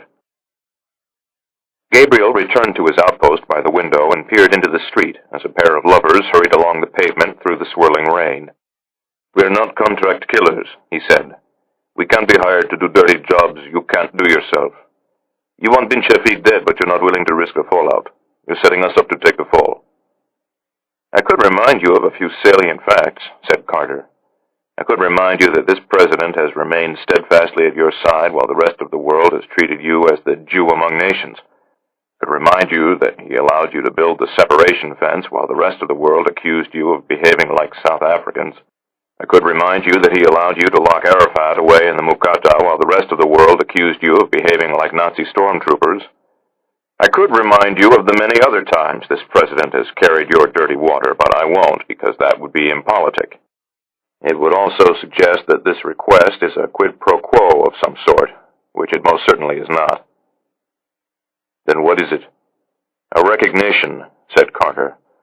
A recognition that we Americans don't have the stomach or the backbone to do the things we have to do to win this fight. Our fingers have been burned. Our image has taken a terrible beating. We've taken a look in the mirror, and we don't like what we see. Our politicians would like us to make reservations on the first flight out of Iraq so they can start spending money on the sorts of things that win votes. Our people want to go back to their fat, happy lives. They want to bury their heads in the sand and pretend that there really isn't an organized force in their world that is actively plotting and planning their destruction. We paid a terrible price for climbing into the gutter with the terrorists and fighting them on their level, but I'm sure you always knew we would. No one's paid a higher price than you. So you want us to do it for you? I suppose that's what they call outsourcing. How American of you, Adrian. Under the current circumstances, the United States cannot target a former high-ranking Saudi intelligence officer for assassination, because to do so would shatter our relationship with Riyadh. Nor can we arrest and prosecute Zizi al-Bakri for the reasons I've given you. So you want the problem to go away? Precisely. Sweep it under the rug. Postpone the reckoning until a more convenient date. In so many words. You think this is the way to defeat your Hydra? Chop off a head and hope for the best? You have to burn out the roots, the way Hercules did. You have to attack the beast with arrows dipped in gall. You want to take on the House of Saud? Not just the House of Saud, Gabriel said. The Wahhabi fanatics with whom they made a covenant of blood 200 years ago on the barren plateau of Najd. They're your real enemy, Adrian. They're the ones who created Hydra in the first place. A wise prince chooses the time and place of the battle, and this is not the time to tear down the House of Saud. Gabriel lapsed into a moody silence. Carter was peering into the bowl of his pipe and making minor adjustments in the disposition of his tobacco, like an Oxford don waiting for an answer from a dull student. Do I need to remind you that they targeted Shamron? Gabriel gave Carter a dark look that said he most certainly did not. Then why the hesitation? I would have thought you'd be straining at the leash to get bin Shafiq after what he did to the old man. I want him more than anyone, Adrian, but I never strain at the leash. This is a dangerous operation, too dangerous for you even to attempt. If something goes wrong or if we're caught in the act, it will end badly for all three of us. 3, you, me, and the President. So obey Shamron's 11th commandment and you'll be fine. Thou shalt not get caught. Bin Shafiq is a ghost. We don't even have a picture. That's not entirely true. Carter reached into his manila file folder again and came out with another photograph, which he dropped onto the coffee table for Gabriel to see. It showed a man with narrow black eyes, his face partially concealed by a keffiyeh. That's bin Shafiq almost 20 years ago in Afghanistan. He was our friend then. We were on the same side. We supplied the weapons. Bin Shafiq and his masters in Riyadh supplied the money. And the Wahhabi ideology that helped give birth to the Taliban, Gabriel said. No good deed goes unpunished, said Carter contritely. But we have something more valuable than a 20-year-old photograph. We have his voice. Carter picked up a small black remote, aimed it at a Bose wave radio, and pressed the play button. A moment later, two men began to converse in English, one with the accent of an American, the other of an Arab. I take it the Saudi is bin Shafiq. Carter nodded. When was it recorded? In 1988, Carter said, in a safe house in Peshawar. Who's the American? Gabriel asked, though he knew the answer already. Carter hit the stop button and looked into the fire. Me, he said distantly. The American at the CIA safe house in Peshawar was me. Would you recognize bin Shafiq if you saw him again? I might, but our sources tell us he had several rounds of plastic surgery before going operational. I would have recognized the scar on his right forearm, though. He got hit by a piece of shrapnel during a trip to Afghanistan in 1985. The scar runs from just above the wrist to just below the elbow. No plastic surgeon could have done anything about that. Inside the arm or outside? Inside, Carter said. The injury left him with a bit of a withered hand. He had several operations to try to repair it, but nothing ever worked. He tends to keep it in his pocket. He doesn't like to shake hands. He's a proud Bedouin, bin Shafiq. He doesn't respect physical infirmity. I don't suppose your sources in Riyadh can tell us where he's hiding within Zizi's empire. Unfortunately, they can't, but we know he's there. Put an agent into the house of Zizi, and eventually bin Shafiq will walk through the back door. Put an agent close to Zizi al-Bakri. How do you propose we do that, Adrian? Zizi has more security than most heads of state. I wouldn't dream of interfering in matters operational, Carter said. Rest assured that we're willing to be patient and that we intend to see it through to the end. Patience and follow-through aren't typical American virtues. You like to make a mess and move on to the next problem. There was another long silence, broken this time by the clatter of Carter's pipe against the rim of the ashtray. What do you want, Gabriel? Guarantees. There are no guarantees in our business, you know that. I want everything you have on bin Shafiq and al-Bakri. Within reason, Carter said. I'm not going to give you a dump truck worth of dirt on prominent figures in Washington. I want protection, Gabriel said. When this thing goes down, we'll be the number one suspect. We always are, even when we're not responsible. We're going to need your help weathering the storm. I can speak only for the D.O., said Carter, and I can assure you we'll be there for you. We take out bin Shafiq at the time and place of our choosing, with no interference from Langley. The President would be grateful if you could avoid doing it on American soil. There are no guarantees in our business, Adrian. Touché. You might find this hard to believe, but I can't make this decision on my own. I need to speak to Amos and the Prime Minister. Amos and the Prime Minister will do what you tell them, within reason. So what are you going to tell them? That the American president needs a favor, Gabriel said, and I want to help him. Chapter 12. Tel Megiddo, Israel. The Prime Minister granted Gabriel his operational charter at 2:30 the following afternoon. Gabriel headed straight for Armageddon. He reckoned it was a fine place to start. The weather seemed perversely glorious for such an occasion. Cool temperatures, a pale blue sky, a soft Judean breeze that plucked at his shirt sleeve as he sped along the Jaffa road. He switched on the radio. The mournful music that had saturated the airwaves in the hours after the attempt on Shamron's life was now gone. A news bulletin came suddenly on the air. The Prime Minister had promised to do everything in his power to track down and punish those responsible for the attempt on Shamron's life. He made no mention of the fact that he already knew who was responsible, or that he had granted Gabriel the authority to kill him. Gabriel plunged down the Bab el-Wad toward the sea, weaving impatiently through the slower traffic, then raced the setting sun northward along the coastal plain. There was a security alert near Hadera, according to the radio. A suspected suicide bomber had managed to slip through a crossing in the separation fence near Tulkarm, and Gabriel was forced to wait by the side of the road for 20 minutes before heading into the valley of Jezreel. 5 miles from Afula, a rounded hillock appeared on his left. In Hebrew, it was known as Tel Megiddo, or the Mound of Megiddo. The rest of the world knew it as Armageddon, forecast in the book of Revelation to be the site of the final earthly confrontation between the forces of good and evil. The battle had not yet begun, and the parking lot was empty except for a trio of dusty pickup trucks, a sign that the archaeological team was still at work. Gabriel climbed out of his car and headed up the steep footpath to the summit. Tel Megiddo had been under periodic archaeological excavation for more than a century, and the top of the hill was cut by a maze of long, narrow trenches.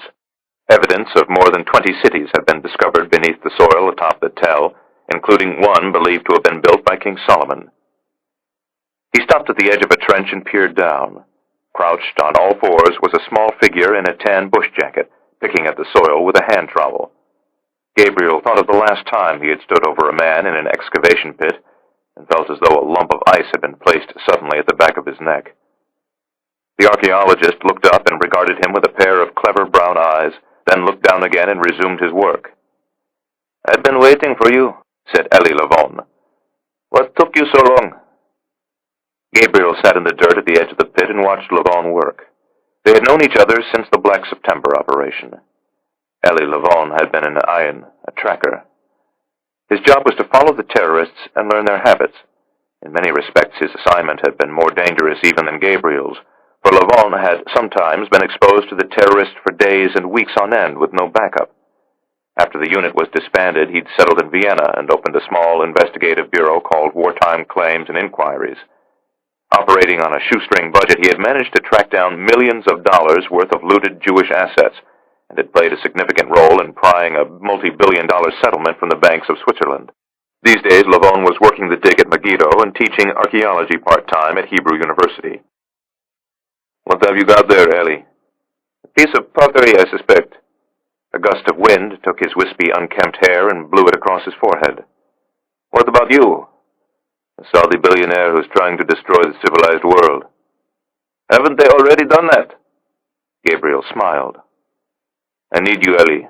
You know how to read balance sheets. You know how to follow the trail of money without anyone else knowing it." "Who's the Saudi?" "The chairman and CEO of Jihad Incorporated."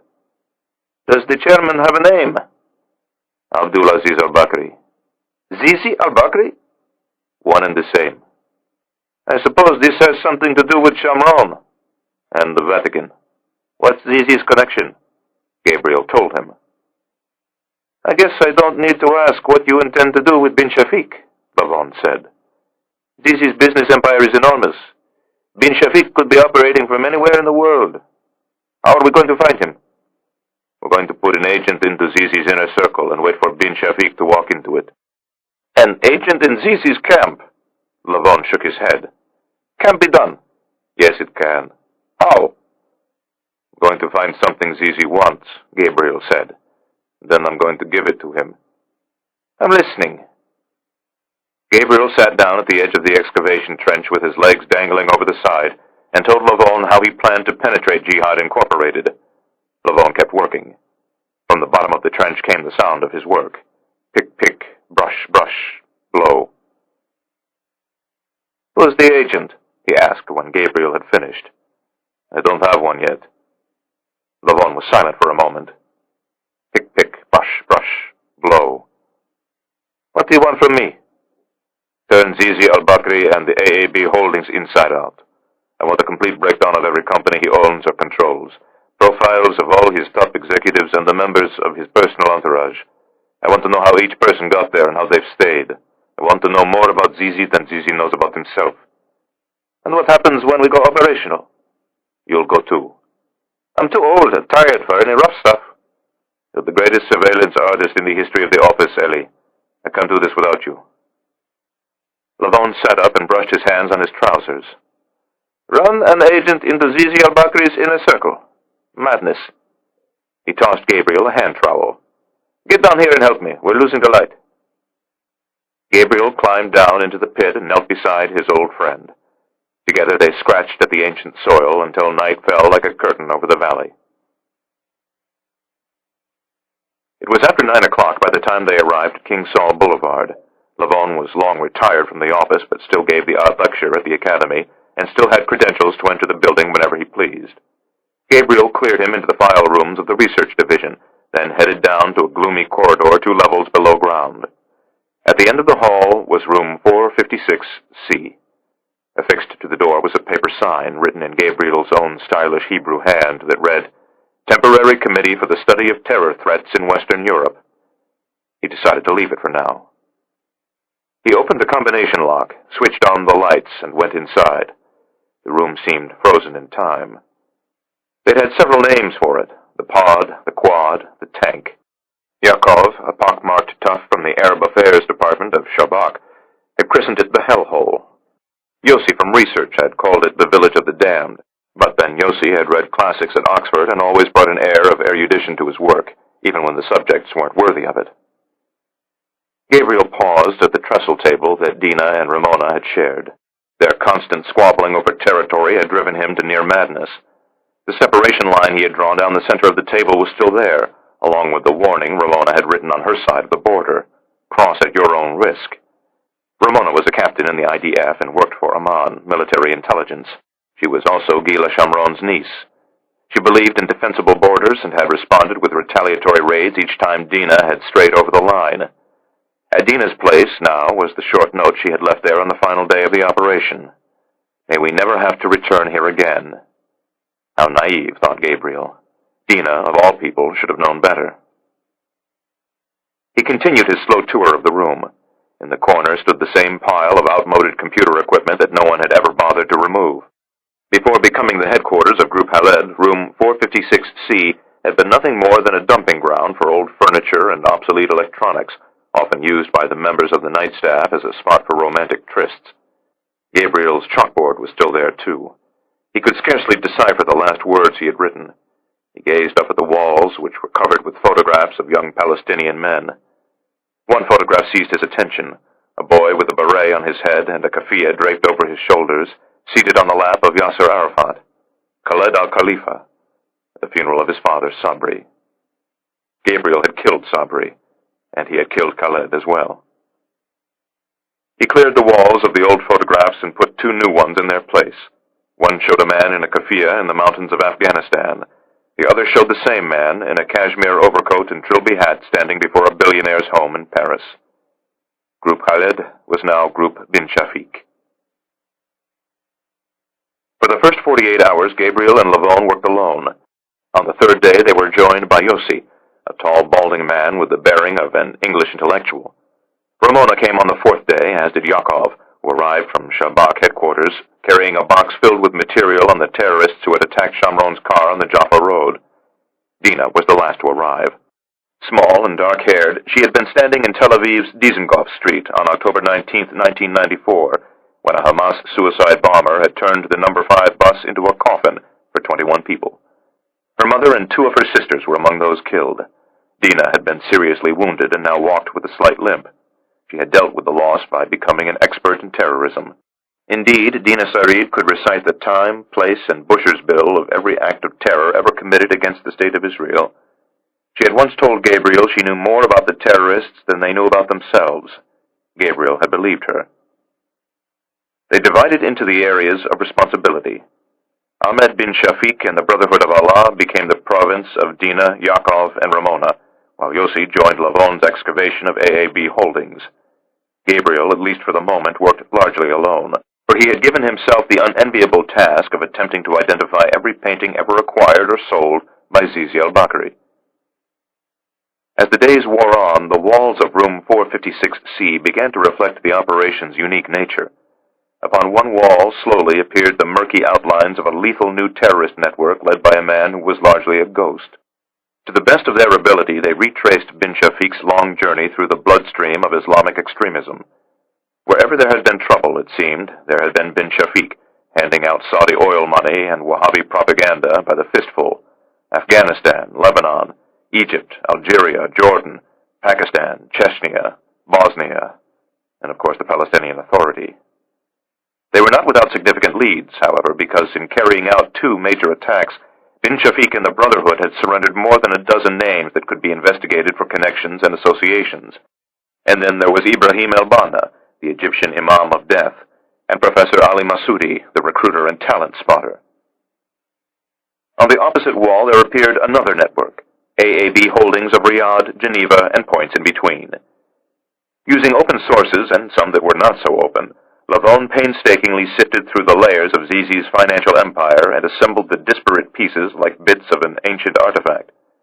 At the top of the structure was AAB itself.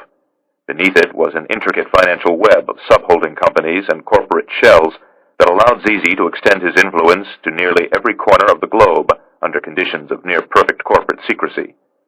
With most of his companies registered in Switzerland and the Cayman Islands, Lavon likened Zizi to a financial stealth fighter, capable of striking at will while avoiding detection by enemy radar. Despite the opaque nature of Zizi's empire, Lavon came to the conclusion the numbers didn't add up. Zizi couldn't possibly have earned enough from his early investments to justify the size of his later acquisitions, he explained to Gabriel. AAB Holdings is a front for the House of Saud. As for trying to find Ahmed bin Shafiq anywhere within Zizi's financial octopus, Lavon likened it to finding a needle in the Arabian desert. Not impossible, he said, but you're likely to die of thirst trying. Yossi saw to Zizi's personnel. He focused on the relatively small team that worked inside Zizi's Geneva headquarters, along with companies wholly owned or controlled by AAB. Most of his time, though, was devoted to Zizi's large personal entourage. Their photographs soon covered the wall above Yossi's workplace and stood in stark contrast to those of bin Shafiq's terror network. New photographs arrived each day as Yossi monitored Zizi's frenetic movements around the globe. Zizi arriving for a meeting in London, Zizi consulting with German automakers in Stuttgart, Zizi enjoying the view of the Red Sea from his new hotel in Sharm el-Sheikh, Zizi conferring with the King of Jordan about a possible construction deal, Zizi opening a desalination plant in Yemen, Zizi collecting a humanitarian award from an Islamic group in Montreal whose website, Yossi pointed out, contained an open call for the destruction of the State of Israel. As for Gabriel's corner of the room, it was a sanctuary from the realms of terror and finance. His wall was covered not with the faces of terrorists or business executives, but with dozens of photographs of French Impressionist prints. And while Lavon and Yossi spent their days digging through dreary leisure sheets and computer printouts, Gabriel could often be seen leafing through old catalogs, Impressionist monographs, and press clippings describing Zizi's exploits on the world art scene. By the end of the 10th day, Gabriel had decided how he was going to slip an agent into Jihad Incorporated. He walked over to Yossi's collage of photographs and gazed at a single image. It showed a gaunt, gray-haired Englishman seated next to Zizi 6 months earlier at the Impressionist and Modern Art auction at Christie's in New York. Gabriel removed the photograph and held it up for the others to see. "This man," he said. "He has to go." Then he called Adrian Carter on a private secure number at Langley and told him how he planned to penetrate the house of Zizi.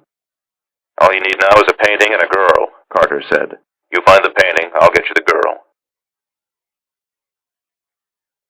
Gabriel left King Saul Boulevard a little earlier than usual and drove to Ain Karim.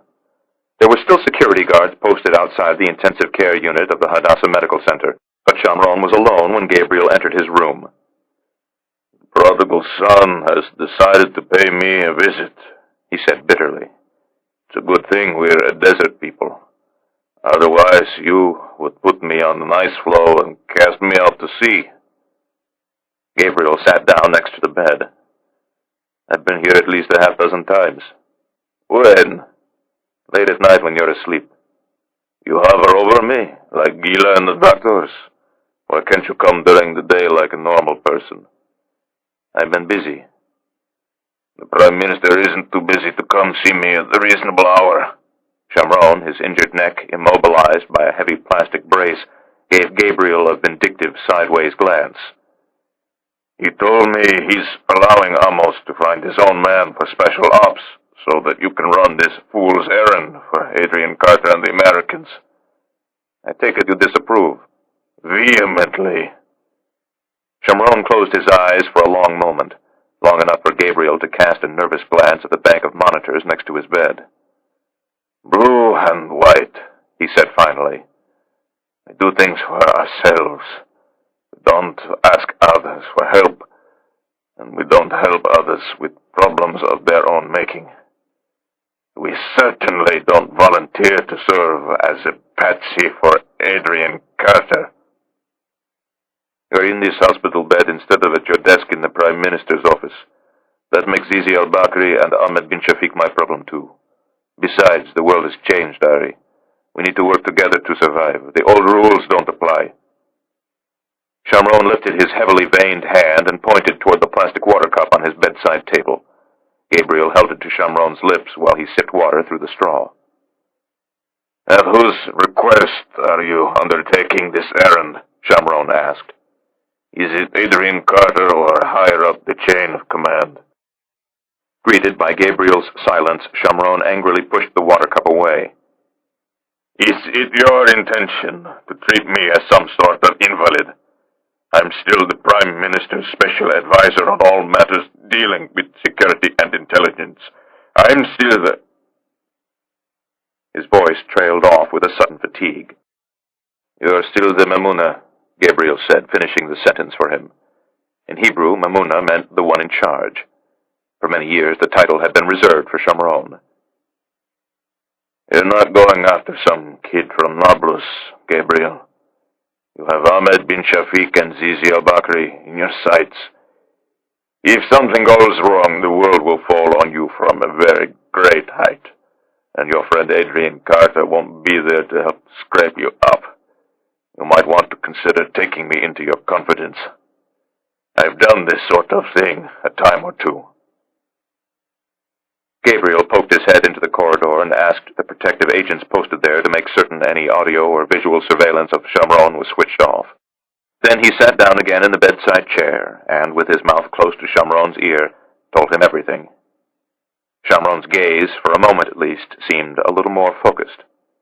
When he posed his first question, it was almost possible for Gabriel to conjure an image of the iron bar of a man who had walked into his life one September afternoon in 1972. You've made up your mind about using a woman. Gabriel nodded. You're going to need someone whose story will withstand the scrutiny of Zizi's well-paid security staff. You can't use one of our girls, and you can't use a non-Israeli Jew. If Zizi even suspects he's looking at a Jewish girl, he'll give her a very wide berth. You need a Gentile. What I need, said Gabriel, is an American girl. Where are you going to get one? Gabriel's one-word answer caused Shamron to frown. I don't like the idea of us being responsible for one of their agents. What if something goes wrong? What could go wrong? Everything, Shamron said. You know that better than anyone. Shamron seemed suddenly weary. Gabriel lowered the dimmer on the bedside lamp. What are you going to do? Shamron asked. Read me a bedtime story. I'm going to sit with you until you fall asleep. Gila can do that. Go home. Get some rest. You're going to need it. I'll stay for a while. Go home. Shamron insisted. "There's someone waiting there who's anxious to see you." 20 minutes later, when Gabriel turned into Narkis Street, he saw lights burning in his apartment. He parked his Skoda around the corner and stole quietly up the darkened walkway into the building. As he slipped inside the apartment, the air was heavy with the scent of vanilla. Chiara was seated cross-legged atop his examination table in the harsh light of his halogen work lamps. She scrutinized Gabriel as he came inside, then turned her gaze once more to what had once been a meticulously decorated living room. "I like what you've done with the place, Gabriel. Please tell me you didn't give away our bed, too." Gabriel shook his head, then kissed her. "How long are you in town?" she asked. "I leave tomorrow morning." "As usual, my timing is perfect. How long will you be gone?" "Hard to say." "Can you take me with you?" "Not this time." "Where are you going?" Gabriel eased her off the examination table and switched off the lights.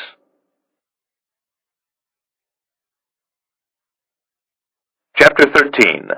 London. "I need a Van Gogh, Julian." "Don't we all, Petal?" Isherwood pushed back his coat sleeve and glanced at his wristwatch. It was 10 in the morning.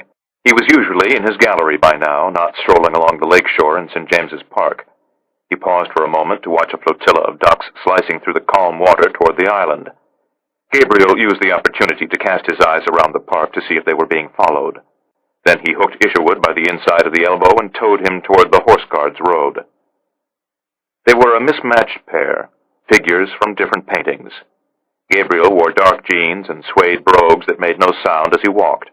His hands were thrust into the pockets of his leather jacket, his shoulders were slouched forward, and his green eyes were flickering restlessly about the park. Isherwood, 15 years older than Gabriel and several inches taller, wore a chalk-striped suit and woolen overcoat. His gray locks hung over the back of his coat collar and floated up and down with each lanky, loose-limbed stride. There was something precarious about Julian Isherwood. Gabriel, as always, had to resist an urge to reach out and steady him.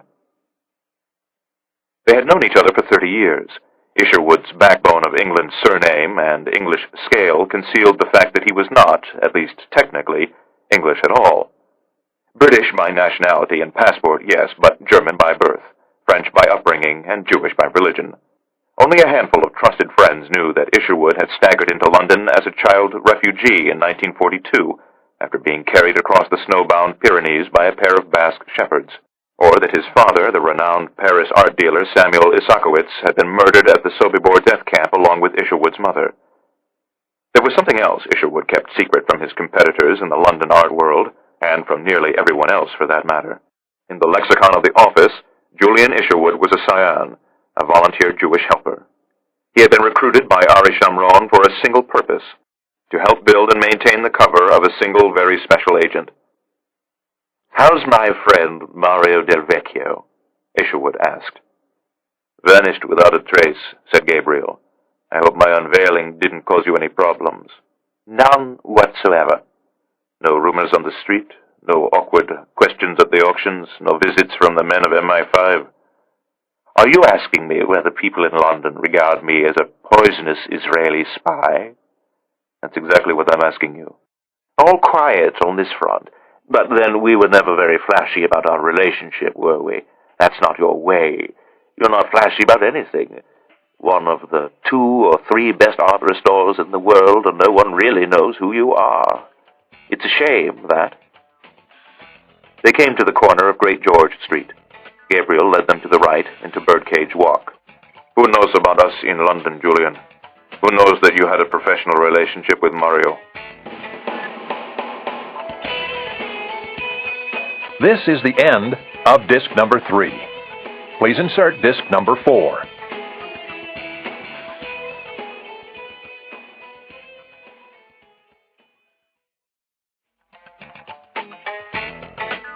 This is disc number 4. They came to the corner of Great George Street.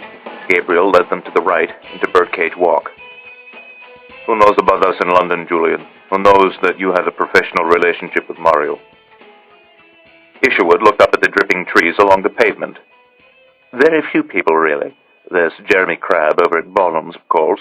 He's still miffed at you for stealing that Rubens from under his nose. Isherwood placed a long, bony hand on Gabriel's shoulder. I have a buyer for it. All I need now is the painting. I put the varnish on yesterday before I left Jerusalem, Gabriel said. I'll use one of our front shippers to get it here, as quickly as possible. You could have it by the end of the week. By the way, you owe me 150,000 pounds. Check's in the mail, Petal. Who else? Gabriel asked. Who else knows about us? Isherwood made a show of thought. The wretched Oliver Dimbleby, he said. You remember Oliver. I introduced you to him at Green's one afternoon when we were having lunch. A tubby little dealer from King Street tried to buy my gallery out from under me one time. Gabriel remembered. Somewhere he still had the showy gold-plated business card Oliver had pressed upon him. Oliver had barely looked in Gabriel's direction. Oliver was that way. I've done many a favor for Crabbe over the years, Isherwood said. The sorts of favors we don't like to talk about in our line of work. As for Oliver Dimbleby, I helped him clean up a terrible mess he made with a girl who worked in his gallery. I took the poor waif in, gave her a job. She left me for another dealer. Always do, my girls. What is it about me that drives women away? I'm an easy mark, that's it. Women see that. So did your little outfit. Herr Heller certainly did. Herr Rudolf Heller, venture capitalist from Zurich, was one of Chamron's favorite aliases. It was the one he had used when recruiting Isherwood. How is he, by the way? He sends his best. Gabriel lowered his eyes to the damp pavement of Birdcage Walk. A breath of cold wind rose from the park.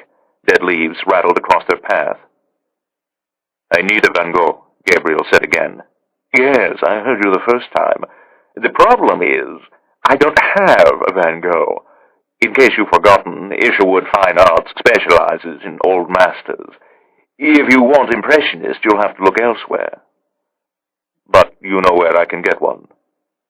Unless you're planning on stealing one, there's nothing on the market right now. At least not that I'm aware of. But that's not true, is it, Julian? You do know about a Van Gogh. You told me about it once, about 100 years ago. A story about a previously unknown painting your father had seen in Paris between the wars.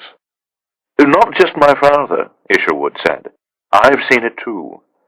Vincent painted it in Auvers during the final days of his life. There's a rumor it might have been his undoing. The problem is the painting isn't for sale, and probably never will be. The family has made it clear to me they'll never part with it. They're also bound and determined to keep its very existence a secret. Tell me the story again. I don't have time now, Gabriel. I have a 10:30 appointment at the gallery. Cancel your appointment, Julian. Tell me about that painting. Isherwood crossed the footbridge over the lake and headed toward his gallery in St. James's. Gabriel shoved his hands a little deeper into his coat pockets and followed after him. Ever cleaned him? Isherwood asked. Vincent? Never. How much do you know about his final days? About what everyone knows, I suppose. Bollocks, Gabriel. Don't try to play the fool with me. Your brain is like the Grove Dictionary of Art. It was the summer of 1890, wasn't it? Isherwood gave a professorial nod of his head. Please continue. After Vincent left the asylum in Saint-Remy, he came to Paris to see Theo and Johanna. He visited several galleries and exhibits and stopped at Père Tanguy's artist supply store to check on some canvases he had in storage there. After 3 days, he began to get restless, so he boarded a train for Auvers-sur-Oise, about 20 miles outside of Paris. He thought Auvers would be ideal, a quiet country setting for his work, but still close to Theo, his financial and emotional lifeline. He took a room above Café Ravoux and placed himself in the care of Dr. Paul Gachet. Gabriel took Isherwood's arm, and together they darted through an opening in the traffic on the Mall and entered the Marlborough Road. He started painting immediately. His style, like his mood, was calmer and more subdued. The agitation and violence that characterized much of his work at Saint-Remy and Arles were gone. He was also incredibly prolific. In the 2 months Vincent stayed in Auvers, he produced more than 80 paintings. A painting a day, some days 2. They turned into King Street. Gabriel stopped suddenly. Ahead of them, waddling along the pavement toward the entrance of Christie's auction house, was Oliver Dimbleby. Isherwood turned suddenly into Bury Street and picked up where Gabriel had left off. When Vincent wasn't at his easel, He could usually be found in his room above Café Ravou or at the home of Gachet. Gachet was a widower with 2 children, a boy of 15 and a daughter who turned 21 during Vincent's stay in Auvers. Marguerite. Isherwood nodded. She was a pretty girl and happened to bear a striking resemblance to one of Vincent's favorite models, the Dutch peasant girl named Steen. She was also deeply infatuated with Vincent. She agreed to pose for him, unfortunately without her father's permission. Vincent painted her in the garden of the family home dressed in a white gown. Marguerite Gachet in the garden, Gabriel said. And when her father found out, he was furious. But she posed for him again. Correct, Isherwood said. The second painting is Marguerite Gachet at the piano. In that work she's wearing a romantic pink ankle-length gown. She also appears in Undergrowth with 2 figures. It's a deeply symbolic work. The 2 figures are a man and a woman. The man is wearing a top hat and formal suit, and the trees are represented in a manner that makes them appear like vaulted columns of a cathedral. Some have interpreted the image as a prophecy of Vincent's own death. I believe that's incorrect. I believe it's Vincent and Marguerite walking down the aisle, Vincent's premonition of marriage. But there was a 4th painting of Marguerite. Marguerite Gachet at her dressing table, said Isherwood. It's the best of the lot by far. Only a handful of people have ever seen it or even know it exists. Vincent painted it a few days before his death, and then it disappeared. They walked to Duke Street, then slipped through a narrow passageway into a brick quadrangle called Mason's Yard. Isherwood's gallery occupied an old Victorian warehouse in the far corner, wedged between the offices of a minor Greek shipping company and a pub that was inevitably filled with pretty office girls who rode motor scooters. Isherwood started to cross the yard toward the gallery, but Gabriel snared his lapel and pulled him in the opposite direction. As they strolled the perimeter through the cold shadows, Isherwood talked of Vincent's death. On the evening of July 27th, Vincent returned to Café Ravou in obvious pain and struggled up the stairs to his room. Madame Ravou followed after him and discovered he'd been shot. She sent for a doctor. The doctor, of course, was Gachet himself. He decided to leave the bullet in Vincent's abdomen and summoned Theo to Auvers. When Theo arrived the following morning, he found Vincent sitting up in bed, smoking his pipe. He died later that day. They came into a patch of brilliant sunshine. Isherwood shaded his eyes with his long hand. There are many unanswered questions about Vincent's suicide. It's not clear where he got the gun or the precise place where he shot himself. There are questions, too, about his motivation. Was his suicide the culmination of his long struggle with madness? Was he distraught over a letter he'd just received from Theo, suggesting that Theo could no longer afford to support Vincent along with his own wife and child? Did Vincent take his own life as part of a plan to make his work relevant and commercially viable? I've never been satisfied with any of those theories. I believe it has to do with Gachet, more to the point with Dr. Gachet's daughter. They slipped into the shadows of the yard once more. Isherwood lowered his hand. The day before Vincent shot himself, he had gone to Gachet's house. The 2 quarreled violently, and Vincent threatened Gachet with a gun. What was the reason for the argument? Gachet later claimed that it had something to do with a picture frame, of all things. I believe it was over Marguerite. I think it's possible it had something to do with Marguerite Gachet at a dressing table. It's an exquisite work, one of Vincent's better portraits. The pose and the setting are clearly representative of a bride on her wedding night. Its significance would not have been lost on a man like Paul Gachet. If he'd seen the painting, and there's no reason to believe he didn't, he would have been incensed. Perhaps Gachet told Vincent that marriage to his daughter was out of the question. Perhaps he forbade Vincent ever to paint Marguerite again. Perhaps he forbade Vincent ever to see Marguerite again. What we do know is that Marguerite Gachet wasn't present at Vincent's funeral, though she was spotted the next day tearfully placing sunflowers on his grave. She never married and lived as something of a recluse in Auvers until her death in 1949. They passed the entrance to Isherwood's gallery and kept walking. After Vincent's death, his paintings became the property of Theo. He arranged for a shipment of the works Vincent had produced at Auvers and stored them at Père Tanguy's in Paris. Theo, of course, died not long after Vincent, and the paintings became the property of his wife Johanna. None of Vincent's other relatives wanted any of his work. Johanna's brother thought them worthless and suggested they be burned. Isherwood stopped walking. "Can you imagine?" He propelled himself forward again with a long stride. Johanna catalogued the inventory and worked tirelessly to establish Vincent's reputation. It's because of Johanna that Vincent van Gogh is regarded as a great artist. But there's a glaring omission in her list of Vincent's known works. Marguerite Gachet at her dressing table. "Precisely," said Isherwood. "Was it an accident or intentional? We'll never know, of course, but I have a theory. I believe Johanna knew that the painting may have contributed to Vincent's death. Whatever the case, it was sold for a song from the storeroom at Père Tanguy's within a year or so of Vincent's death, and never seen again, which is where my father enters the story."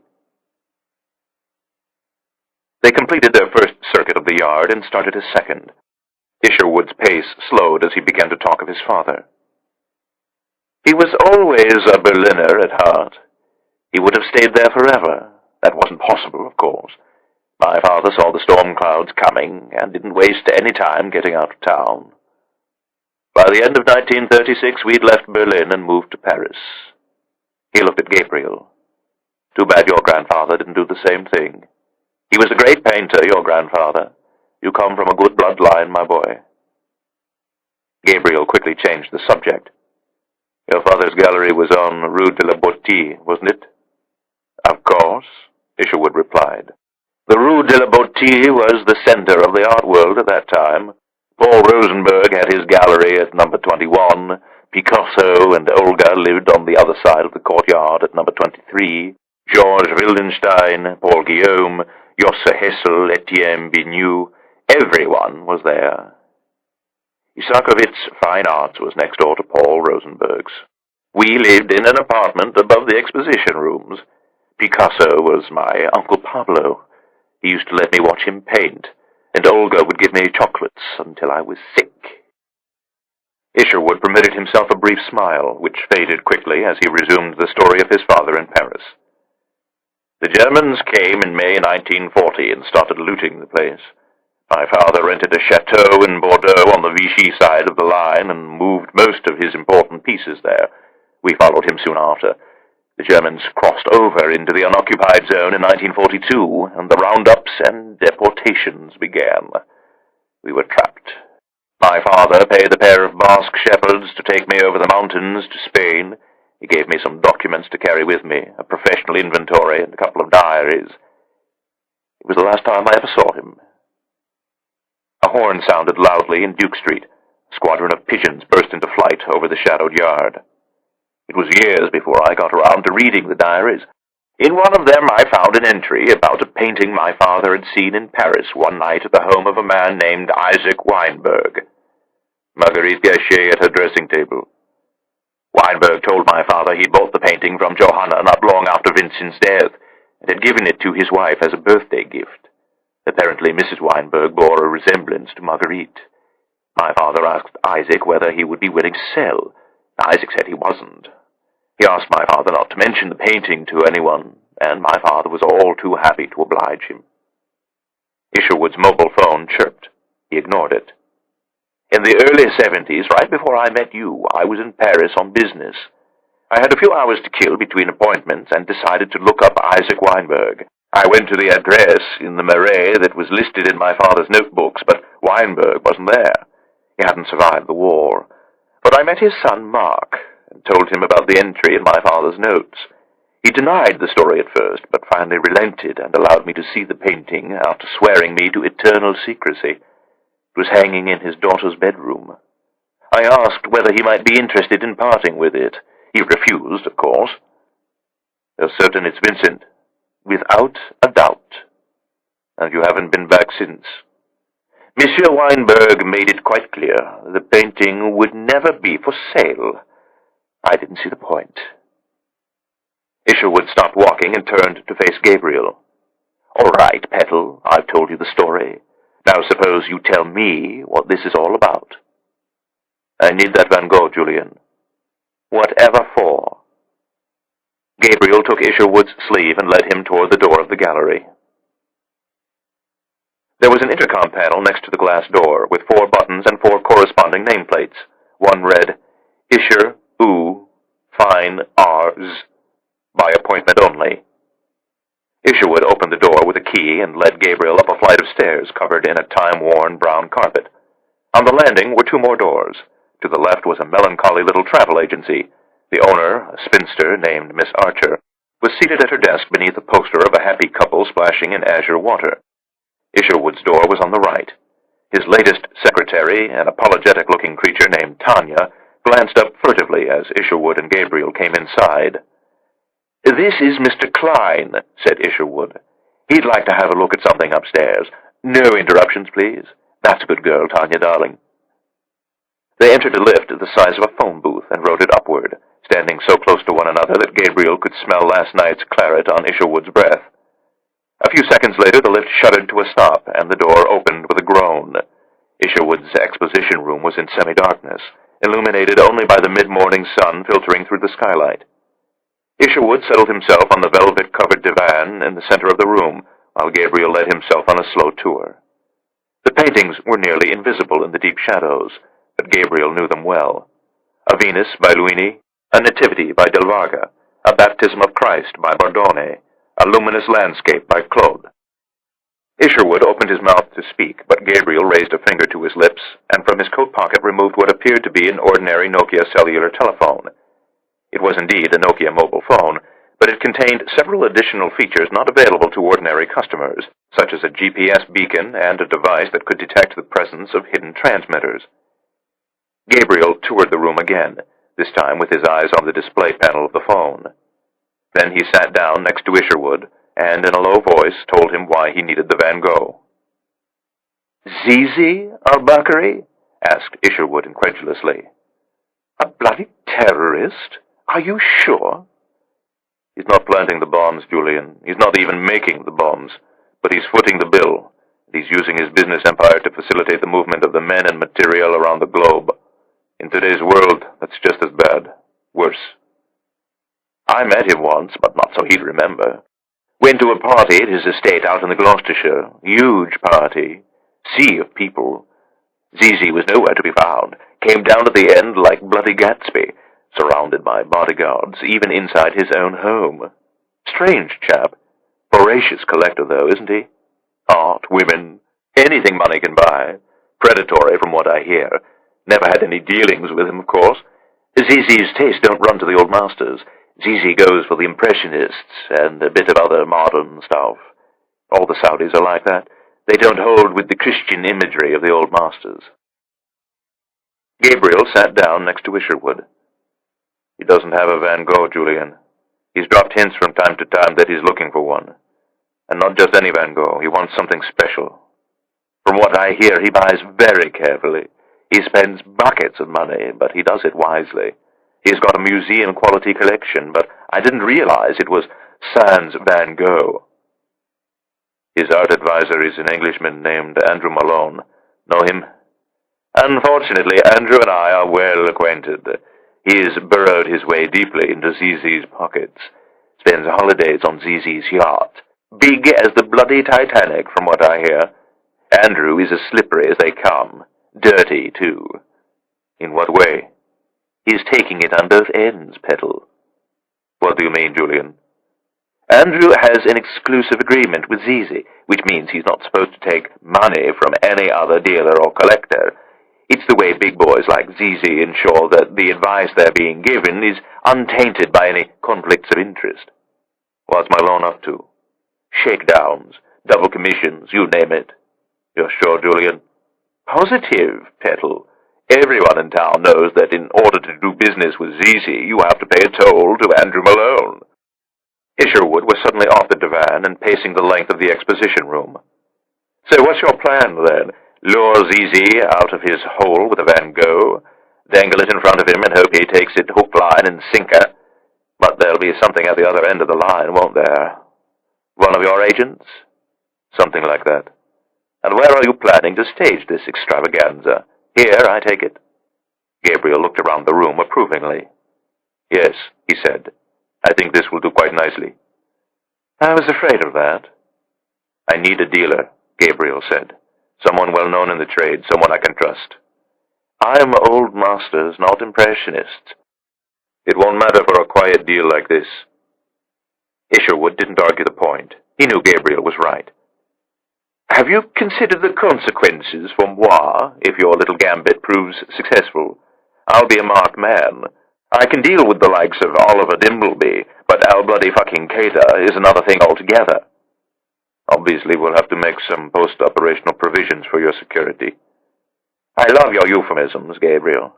You and Sharon always resort to euphemisms when the truth is too awful to say aloud. They'll put a fatwa on my head. I'll have to close up shop, go into bloody hiding. Gabriel appeared unmoved by Isherwood's protests. You're not getting any younger, Julian. You're nearing the end of the road. You have no children, no heirs. Who's going to take over the gallery? Besides, have you taken a moment to calculate your commission on the private sale of a previously unknown Van Gogh? Add to that your earnings on a fire sale of your existing stock. Things could be a lot worse, Julian. I'm picturing a nice villa in the south of France, a new name, a team of office security boys to look after me in my dotage. Make sure you have a spare room for me. Isherwood sat down again. Your plan has one serious flaw, Petal. It will be easier for you to snare your terrorist than it will be to land that Van Gogh. Assuming it's still in the possession of the Weinberg family, what makes you think they're going to give it up? Who said anything about giving it up? Isherwood smiled. I'll get you the address. Chapter 14. The Marais, Paris. You should eat something, said Uzi Navot. Gabriel shook his head. He'd eaten lunch on the train from London. Have the borscht, Navot said. You can't come to Joe Goldenberg and not have the borscht. Yes, I can, Gabriel said. Purple food makes me nervous. Navot caught the waiter's eye and ordered an extra-large bowl of borscht and a glass of kosher red wine. Gabriel frowned and looked out the window. A steady rain was drumming against the paving stones of the Rue de Rossier, and it was nearly dark. He had wanted to meet Navot someplace other than the most famous delicatessen in the most visible Jewish district of Paris, but Navot had insisted on Joe Goldenberg, based on his long-held belief that the best place to hide a pine tree was in a forest. This place is making me nervous, Gabriel murmured. Let's take a walk. In this weather, forget it. Besides, no one is going to recognize you in that getup. Even I nearly didn't notice you when you came through the door. Gabriel looked at the ghostly face reflected in the glass. He wore a dark corduroy flat cap, contact lenses that turned his green eyes to brown, and a false goatee beard that accentuated his already narrow features. He had traveled to Paris on a German passport bearing the name Heinrich Kiever. After arriving at the Gare du Nord, he'd spent 2 hours walking the Seine embankments, checking his tail for surveillance. In his shoulder bag was a worn volume of Voltaire he'd purchased from a bouquiniste on the Quai Montebello. He turned his head and looked at Navot. He was a heavy-shouldered man, several years younger than Gabriel, with short strawberry blonde hair and pale blue eyes. In the lexicon of the office, he was a Katza, an undercover field operative and case officer. Armed with an array of languages, a roguish charm, and a fatalistic arrogance, he had penetrated Palestinian terrorist cells and recruited agents in Arab embassies scattered across Western Europe. He had sources in nearly all the European security and intelligence services, and oversaw a vast network of Sainim. He could always count on getting the best table in the grill room at the Ritz in Paris because the maître d'hôtel was a paid informant, as was the chief of the maid staff. He was dressed now in a gray tweed jacket and black roll-neck sweater, for his identity in Paris was one Vincent Lafont, a freelance travel writer of Breton descent who spent most of his time living out of a suitcase. In London, he was known as Clyde Bridges, European marketing director of an obscure Canadian business software firm. In Madrid, he was a German of independent means and a restless soul who idled away the hours in cafes and bars and traveled to relieve the burdens of a restless and complex soul. Navot reached into his briefcase and produced a manila file folder, which he placed on the table in front of Gabriel. "There's the owner of your Van Gogh," he said. "Have a look." Gabriel discreetly lifted the cover. The photograph inside showed an attractive middle-aged woman with dark wavy hair, olive skin, and a long aquiline nose. She was holding an umbrella above her head and descending a flight of stone steps in Montmartre. "Hannah Weinberg," Navot said. 44, unmarried, childless. Jewish demographics in microcosm. An only child with no children. At this rate, we won't need a state." Navot looked down and picked morosely at a bowl of potted chicken and vegetables. He was prone to fits of despondency, especially when it came to the future of the Jewish people. "She owns a small boutique up in Montmartre on the Rue Lepic. Boutique Lepic is the name of it. I snapped that photo of her earlier this afternoon as she was walking to lunch. One is left with the impression the boutique is more of a hobby than a vocation. I've seen her bank accounts. Mark Weinberg left his daughter very well off." The waiter approached and placed a bowl of purple dreck in front of Gabriel. He immediately pushed it toward the center of the table. He couldn't bear the smell of borscht. Navot dropped a lump of bread into his broth and prodded it with his spoon. "Weinberg was an interesting fellow. He was a prominent lawyer here in Paris. He was also something of a memory militant. He brought a great deal of pressure on the government to come clean about the role of the French in the Holocaust. As a result, he wasn't terribly popular in some circles here in Paris." "And the daughter, what are her politics?" "Moderate Euro-socialist, but that's no crime in France. She also inherited a bit of militancy from her father. She's involved with a group that's trying to combat the anti-Semitism here. She actually met with the French president once. Look underneath that photograph." Gabriel found a clipping from a French magazine about the current wave of anti-Semitism in France. The accompanying photograph showed Jewish protesters marching across one of the Seine bridges. At the head of the column, carrying a sign that read, "Stop the Hatred Now," was Hannah Weinberg. "Has she ever been to Israel?" "At least 4 times. Shabak is working that end of things to make certain she wasn't sitting up in Ramallah plotting with the terrorists. I'm sure they'll turn up nothing on her. She's golden, Gabriel. She's a gift from the intelligence gods." "Sexual preferences?" "Men, as far as we can tell. She's involved with the civil servant." "Jewish?" "Thank God." "Have you been inside her flat?" "I went in with the Neviot team myself." Neviot teams specialized in gathering intelligence from hard targets such as apartments, offices, and hotel rooms. The unit employed some of the best break-in artists and thieves in the world. Gabriel had other plans for them later in the operation, provided, of course, Hannah Weinberg agreed to part with her Van Gogh. "Did you see the painting?" Navot nodded.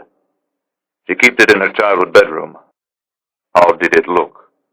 "You want my assessment of a Van Gogh?" Navot shrugged his heavy shoulders. "It's a very nice painting of a girl sitting at a dressing table. I'm not artistic like you. I'm potted chicken and a nice love story at the movies. You're not eating your soup." "I don't like it, Uzi. I told you I don't like it." Navot took Gabriel's spoon and swirled the dab of sour cream, lightening the hue of the purple mixture. "We had a peek at her papers," Navot said. "We rummaged through her closets and drawers. We left a little something on her phone and computer as well. One can never be too careful in a situation like this." "Room coverage?" Navot appeared hurt by the question. "Of course," he said. "What are you using for a listening post?" "A van for the moment. If she agrees to help us, we're going to need something more permanent. One of the Neviot boys is already scouting the neighborhood for a suitable flat." Navot pushed the remnants of his potted chicken to one side and started in on Gabriel's borscht. For all his European sophistication, he was at heart still a peasant from the shtetl. "I can see where this is going," he said between spoonfuls. "You get to track down the bad guy, and I get to spend the next year watching a girl. But that's the way it's always been with us, hasn't it? You get all the glory, while the field hands like me do all the spade work. My God, you saved the Pope himself. How's a mere mortal like me supposed to compete with that?" "Shut up and eat your soup, Uzi." Being Shamron's chosen one did not come without a price. Gabriel was used to the professional jealousy of his colleagues. "I have to leave Paris tomorrow," Navot said. "I'll be gone only a day." "Where are you going?" "Amos wants a word with me." He paused, then added, "I think it's about the special ops job. The job you turned down." It made sense, Gabriel thought. Navot was an extremely capable field agent who'd taken part in several major operations, including a few with Gabriel. "Is that what you want, Uzi? A job at King Saul Boulevard?" Navot shrugged. I've been out here in the field a long time. Bella wants to get married. It's hard to have a stable home life when you live like this. Sometimes, when I wake up in the morning, I never know where I'm going to wind up at the end of the day. I can have breakfast in Berlin, lunch in Amsterdam, and be sitting in King Saul Boulevard at midnight briefing the director. Navot gave Gabriel a conspiratorial smile. That's what the Americans don't understand about us. They put their case officers into little boxes and slap their wrists when they step outside the lines. The office isn't that way. It never was. That's what makes it the greatest job in the world. And that's why our service is so much better than theirs. They wouldn't know what to do with a man like you. Navot had lost interest in the borscht. He pushed it across the table so that it looked as though Gabriel had eaten it. Gabriel reached for the glass of wine, but thought better of it. He had a headache from the train ride and the rainy Paris weather, and the kosher wine smelled about as appealing as paint thinner. But it takes a toll on marriages and relationships, doesn't it, Gabriel? How many of us are divorced? How many of us have had affairs with girls out there in the field? At least if I'm working in Tel Aviv, I'll be around more often. There's still a lot of travel with the job, but less than this. Bella has a place near the beach in Caesarea. It will be a nice life. He shrugged again. Listen to me. I'm acting as though Amos has offered me the job. Amos hasn't offered me anything. For all I know, he's bringing me to King Saul Boulevard to fire me. Don't be ridiculous. You're the most qualified man for the job. You'll be my boss, Susie. Your boss, please. No one is your boss, Gabriel. Only the old man. Navot's expression turned suddenly grave. How is he? I hear it's not good. He's going to be fine, Gabriel assured him. They lapsed into silence as the waiter came to the table and cleared away the dishes. When he was gone again, Gabriel gave the file folder to Navot, who slipped it back into his briefcase. So, how are you going to play it with Hannah Weinberg? I'm going to ask her to give up a painting that's worth $80 million. I have to tell her the truth, or at least some version of the truth, and then we'll have to deal with the security consequences. What about the approach? Are you going to dance for a while or go straight in for the kill?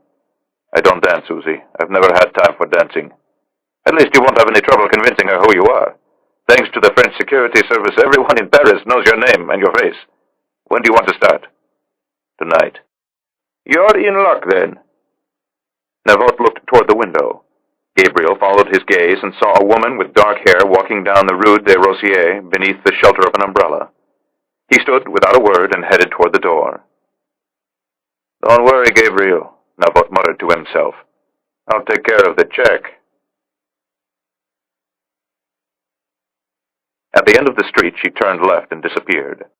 Gabriel paused on the corner and watched black-coated Orthodox men filing into a large synagogue for evening prayers.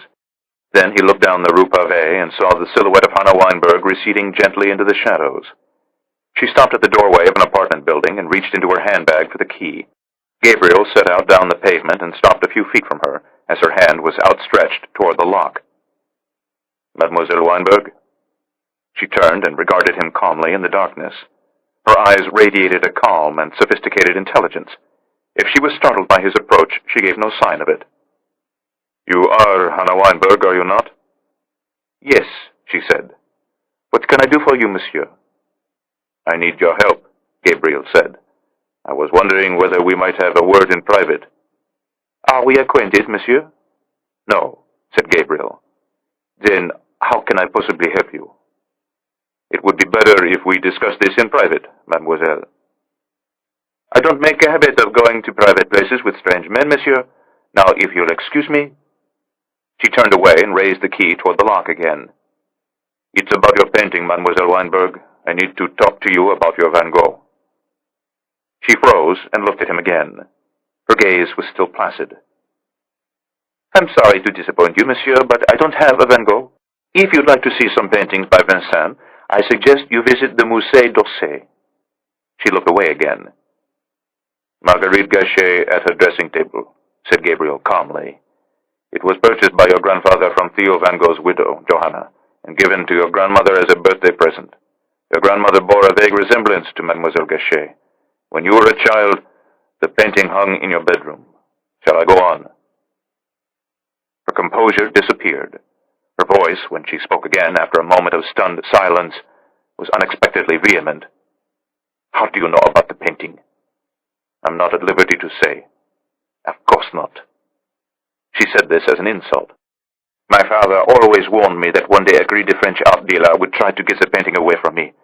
It is not for sale, and if it ever turns up missing, I'll make certain to give the police your description. I'm not an art dealer, and I'm not French. Then who are you? She asked. And what do you want with my painting? Chapter 15. The Marais, Paris. The courtyard was empty and dark, lit only by the lights burning in the windows of the apartments above. They crossed it in silence and entered the foyer, where an old-fashioned cage lift stood ready to receive them. She mounted a flight of wide stairs instead and led him up to the 4th floor. On the landing were 2 stately mahogany doors. The door on the right was absent a nameplate. She opened it and led him inside. Gabriel took note of the fact that she punched the code into the keypad before switching on the lights. Anna Weinberg, he decided, was good at keeping secrets. It was a large apartment with a formal entrance hall and a library adjoining the sitting room. Antique furniture covered in faded brocade stood sedately about. Thick velvet curtains hung in the windows, and an ormolu clock set to the wrong time ticked quietly on the mantel. Gabriel's professional eye went immediately to the 6 decent oil paintings that hung on the walls. The effect of the decor was to create the impression of a bygone era. Indeed, Gabriel would scarcely have been surprised to see Paul Gachet reading the evening newspapers by gaslight. Hannah Weinberg removed her coat, then disappeared into the kitchen. Gabriel used the opportunity to look inside the library. Leather-bound legal volumes lined formal wooden bookcases with glass doors. There were more paintings here, prosaic landscapes, a painting of a man on horseback, the obligatory sea battle, but nothing that suggested the owner might also be in possession of a lost Van Gogh. He returned to the sitting room as Hannah Weinberg emerged from the kitchen with a bottle of Sancerre and 2 glasses. She handed him the bottle and a corkscrew and washed his hands carefully as he removed the cork. She was not as attractive as she had appeared in Uzi Novot's photograph. Perhaps it had been a trick of the nickeled Parisian light, or perhaps almost any woman looked attractive descending a flight of steps in Montmartre. Her pleated wool skirt and heavy sweater concealed what Gabriel suspected was a somewhat chunky figure. Her eyebrows were very wide and lent a profound seriousness to her face. Seated as she was now, surrounded by the dated furnishings of the room, she looked much older than her 44 years. "I'm surprised to see you in Paris, Monsieur Allon. The last time I read your name in the newspaper, you were still wanted for questioning by the French police." "I'm afraid that's still the case." "But you still came? Just to see me? Must be very important." "It is, Mademoiselle Weinberg." Gabriel filled 2 glasses with wine, handed one to her, and raised his own in a silent toast. She did the same, then lifted the glass to her lips. "Are you aware of what happened here in the Marais after the bombing?" She answered her own question. "Things were very tense. Rumors were flying that it had been carried out by Israel.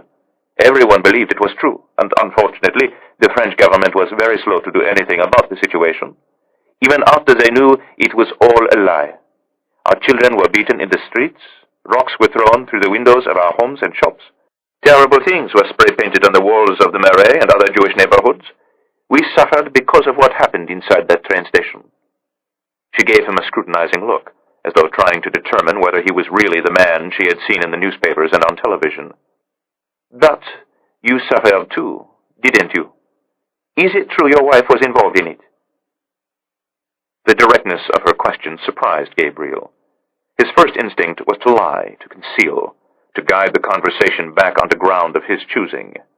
But this was a recruitment, and a perfect recruitment, Chamron always said, is at its heart a perfect seduction. And when one was seducing, Gabriel reminded himself, one had to reveal something of oneself. "They lured me to Gare de Lyon by kidnapping my wife," he said. "Their intention was to kill us both, but they also wanted to discredit Israel and make things unbearable for the Jews of France." "They succeeded, for a little while at least. Don't misunderstand me, Monsieur Allon. Things are still bad for us here, just not as bad as they were during those days after the bombing." She drank some more of the wine, then crossed her leg and smoothed the pleats of her skirt. "This might sound like a silly question, considering who you work for, but how did you find out about my Van Gogh?" Gabriel was silent for a moment. Then he answered her truthfully. The mention of Isherwood's visit to this very apartment more than 30 years earlier caused her lips to curl into a vague smile of remembrance. "I think I remember him," she said. "A tall man, quite handsome, full of charm and grace, but at the same time somehow vulnerable." She paused, then added, "Like you." "Charm and grace are words that are not often applied to me." "And vulnerability?" She gave him another slight smile. It served to soften the serious edges of her face. "All of us are vulnerable to some degree, are we not? Even someone like you? The terrorists found where you were vulnerable and they exploited that. That's what they do best. They exploit our decency, our respect for life. They go after the things we hold dear." Navot was right, Gabriel thought. She was a gift from the intelligence gods. He placed his glass on the coffee table. Hannah's eyes followed his every movement. "What happened to this man, Samuel Isakovitz?" she asked. "Did he make it out?" Gabriel shook his head. He and his wife were captured in Bordeaux when the Germans moved south. "Where did they send them?" Sobibor. She knew what that meant. Gabriel needn't say anything more. "And your grandfather?" he said. She peered into her Sancerre for a moment before answering. "Jeudi noir," she said. "Do you know this term?" Gabriel nodded solemnly. Jeudi noir, Black Thursday. "On the morning of July 16th, 1942, 4,000 French police officers descended on the Marais and other Jewish districts in Paris with orders to seize 27,000 Jewish immigrants from Germany, Austria, Poland, the Soviet Union, and Czechoslovakia. My father and grandparents were on the list. You see, my grandparents were originally from the Lublin district of Poland. The two police who knocked on the door of this very apartment took pity on my father and told him to run. A Catholic family who lived on the floor below took him in, and he stayed there until liberation. My grandparents weren't so lucky. They were sent to the detention camp at Drancy.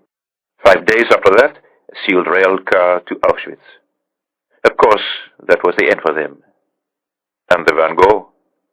"There wasn't any time to make arrangements for it, and there was no one in Paris that my grandfather felt he could trust. It was war, you know. People were betraying each other for stockings and cigarettes. When he heard the roundups were coming, he removed the painting from the stretcher and hid it beneath a floorboard in the library. After the war, it took my father years to get the apartment back. A French family had moved in after my grandparents were arrested, and they were reluctant to give up a nice apartment on the Rue Pavée. Who could blame them?" "What year did your father regain possession of the apartment?" "It was 1952. 10 years, Gabriel said. "And the Van Gogh was still there?" "Just as my grandfather had left it, hidden under the floorboards of the library." "Amazing." "Yes," she said. "The painting has remained in the Weinberg family for more than a century through war and Holocaust. And now, you're asking me to give it up." "Not give it up," said Gabriel. "Then what?" "I just need to—" He paused, searching for the appropriate word. "I need to rent it." "Rent it? For how long?" "I can't say. Perhaps a month, perhaps 6 months, maybe a year or longer." "For what purpose?" Gabriel was not ready to answer her. He picked up the cork and used his thumbnail to scratch away a torn edge. "Do you know how much that painting is worth?" she asked. "If you're asking me to give it up, even for a brief period, I believe I'm entitled to know the reason why." "You are," Gabriel said. "But you should also know that if I tell you the truth, your life will never be the same." She poured more wine for herself and held the glass for a moment against her body without drinking from it. 2 years ago, there was a particularly vicious attack here in the Marais. A young Orthodox boy was set upon by a gang of North Africans as he was walking home from school. They set his hair on fire and carved a swastika into his forehead. He still bears the scar. We organized a demonstration to bring pressure on the French government to do something about the anti-Semitism. As we were marching in the Place de la République, there was an anti-Israel counter-demonstration. Do you know what they were shouting at us? "Death to the Jews." And do you know what the French president said? "There is no anti-Semitism in France." My life has never been the same since that day. Besides, as you might have surmised, I'm very good at keeping secrets. Tell me why you want my Van Gogh, Monsieur Allon. Perhaps we can come to some accommodation. The Neviot surveillance van was parked at the edge of the Parc Royal. Uzi Navot rapped his knuckles twice on the one-way rear window and was immediately admitted. One Neviot man was seated behind the wheel. The other was in the back, hunched over an electronic console with a pair of headphones over his ears. "What's going on?" Navot asked. "Gabriel has her in his sights," the Neviot man said, "and now he's going in for the kill." Navot slipped on a pair of headsets and listened while Gabriel told Hannah Weinberg how he was going to use her Van Gogh to track down the most dangerous man in the world. The key was hidden in the top drawer of the writing desk in the library. She used it to unlock the door at the end of the unlit corridor. The room behind it was a child's room. Hannah's room, thought Gabriel, frozen in time. A four-poster bed with lace canopy, shelves stacked with stuffed animals and toys, a poster of an American heartthrob actor, and hanging above a French provincial dresser, shrouded in heavy shadow, a lost painting by Vincent van Gogh. Gabriel moved slowly forward and stood motionless before it, right hand on his chin, head tilted slightly to one side. Then he reached out and gently fingered the lavish brushstrokes. They were Vincent's, Gabriel was sure of it. Vincent on fire, Vincent in love. The restorer calmly assessed his target. The painting appeared as though it had never been cleaned. It was covered with a fine layer of surface grime, and there were 3 horizontal cracks, a result Gabriel suspected of having been rolled too tightly by Isaac Weinberg the night before Jeudi Noir. "I suppose we should talk about the money," Hannah said. "How much does Julian think it will fetch?" "In the neighborhood of 80 million. I've agreed to let him keep a 10% commission and as compensation for his role in the operation. The remainder of the money will be immediately transferred to you." $72 million. Give or take a few million, of course. "And when your operation is over?" "I'm going to get the painting back." "How do you intend to do that?" "Leave that to me, Mademoiselle Weinberg." "And when you return the painting to me, what happens to the 72 million? Give or take a few million, of course." "You may keep any interest accrued. In addition, I will pay you a rental fee. How does $5 million sound?" She smiled. "It sounds fine, but I have no intention of keeping the money for myself. I don't want their money." "Then what do you intend to do with it?" She told him. "I like the sound of that," he said. "Do we have a deal, Mademoiselle Weinberg?" "Yes," she said. "I believe we have a deal." After leaving Hannah Weinberg's apartment, Gabriel went to an office safe flat near the Bois de Boulogne. They watched her for 3 days. Gabriel saw her only in surveillance photographs and heard her voice only in the recordings. Each evening he scoured the tapes for signs of betrayal or indiscretion, but found only fidelity. On the night before she was to surrender the painting, he heard her sobbing softly and realized she was saying goodbye to Marguerite. Navot brought the painting the next morning, wrapped in an old quilt he had taken from Hannah's apartment. Gabriel considered sending it back to Tel Aviv by courier, but in the end decided to carry it out of France himself. He removed it from the frame, then pried the canvas off the stretcher. As he rolled it carefully, he thought of Isaac Weinberg the night before Jeudi Noir. This time, instead of being hidden beneath the floorboard, it was tucked securely into the false lining of Gabriel's suitcase. Navot drove him to the Gare du Nord. "A Baudel from London Station will be waiting for you at Waterloo," Navot said. "He'll run you up to Heathrow. El Al is expecting you. They'll make sure you have no problems with your baggage." "Thanks, Susie. You won't be making my travel arrangements much longer." "I'm not so sure about that." "Things didn't go well with Amos?" "He's hard to read." "What did he say?" "He said he needs a few days to think it over." "You didn't expect him to offer it to you on the spot, did you?" "I don't know what I expected." "Don't worry, Uzi, you'll get the job." Navot pulled over to the side of the street, a block from the station. "You'll put in a good word for me at Kingsall Boulevard, won't you, Gabriel?" "Amos likes you."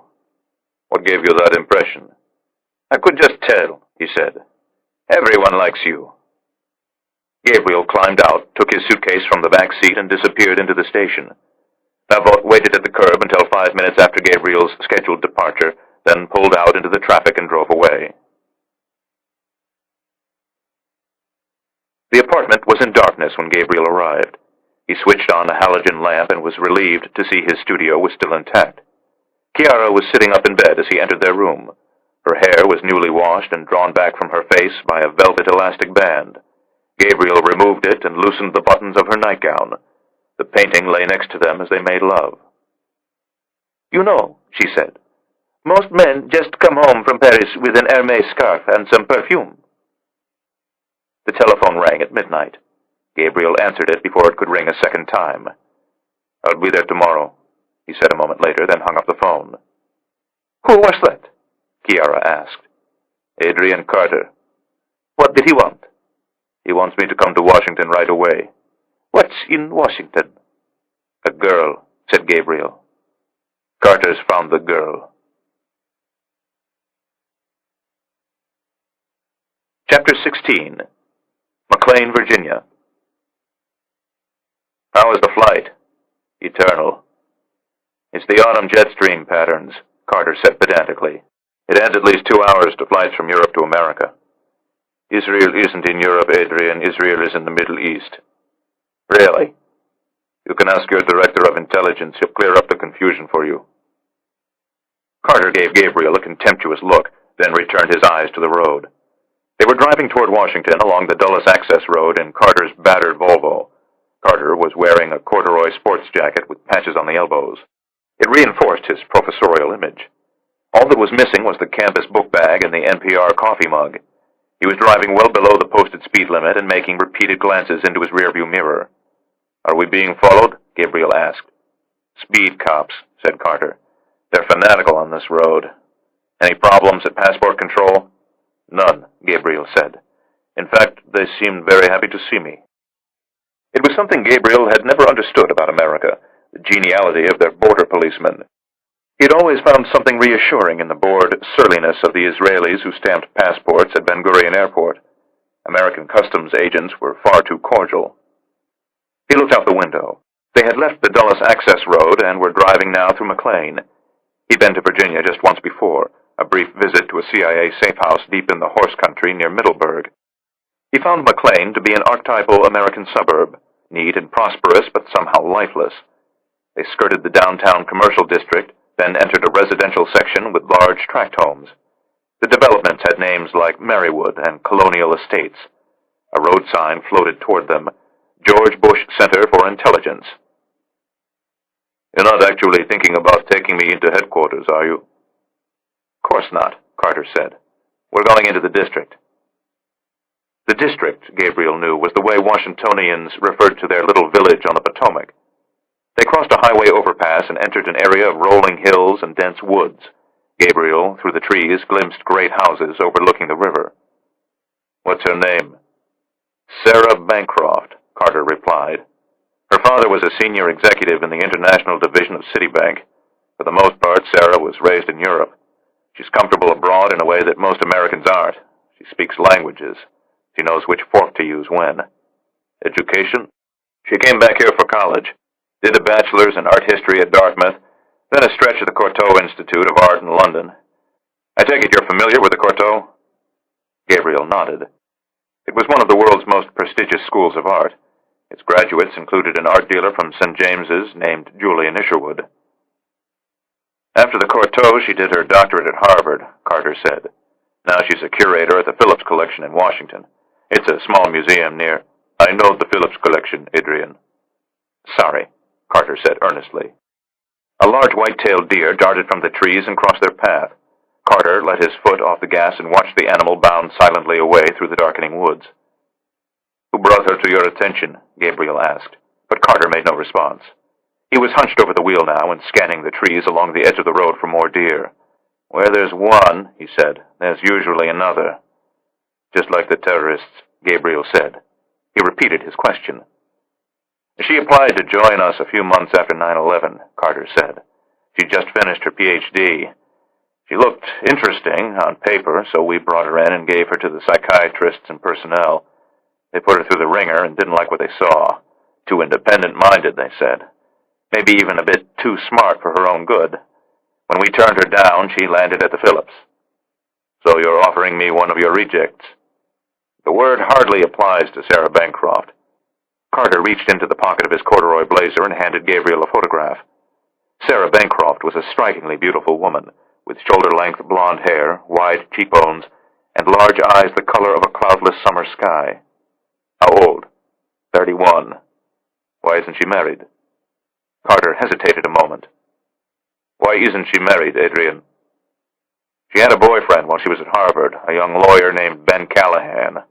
It ended badly. What happened to Ben? He boarded a flight to Los Angeles at Logan Airport on the morning of September 11th, 2001. Gabriel held out the photograph toward Carter. Zizi's not going to be interested in hiring someone touched by 9/11. You brought me here for nothing, Adrian. Carter kept his hands on the wheel. Ben Callahan was a college boyfriend, not a husband. Besides, Sarah never talks about him to anyone. We practically had to beat it out of her. She was afraid Ben's death would follow her around for the rest of her life, that people would treat her like a widow at age 26. She keeps it very much inside. We did some sniffing around for you this week. No one knows. ZZ's security hounds are going to do more than sniff around, Adrian. And if they catch one whiff of 9/11, he's going to run from her as fast as he can. Speaking of ZZ, his house is just ahead. Carter slowed to negotiate a bend. A large brick and iron security gate appeared on their left. Beyond the gate, a long paved drive rose to an enormous faux chateau mansion overlooking the river. Gabriel looked away as they sped past. ZZ will never find out about Ben, Carter said. Are you willing to bet Sarah's life on that? Meet her, Gabriel. See what you think. I already know what I think. She's perfect. So what's the problem? If we make one mistake, ZZ is going to drop her down a very deep hole. That's the problem, Adrian. The suddenness with which they reached the center of Washington took Gabriel by surprise. One moment they were on a two-lane rural road at the edge of the Potomac Gorge. The next they were crawling along Q Street through the Georgetown evening rush. Carter, playing the role of tour guide, pointed out the homes of the neighborhood's most celebrated residents. Gabriel, head against the window, couldn't summon the energy even to feign interest. They crossed a short bridge, guarded at each end by a pair of enormous tarnished buffaloes, and entered the city's diplomatic quarter.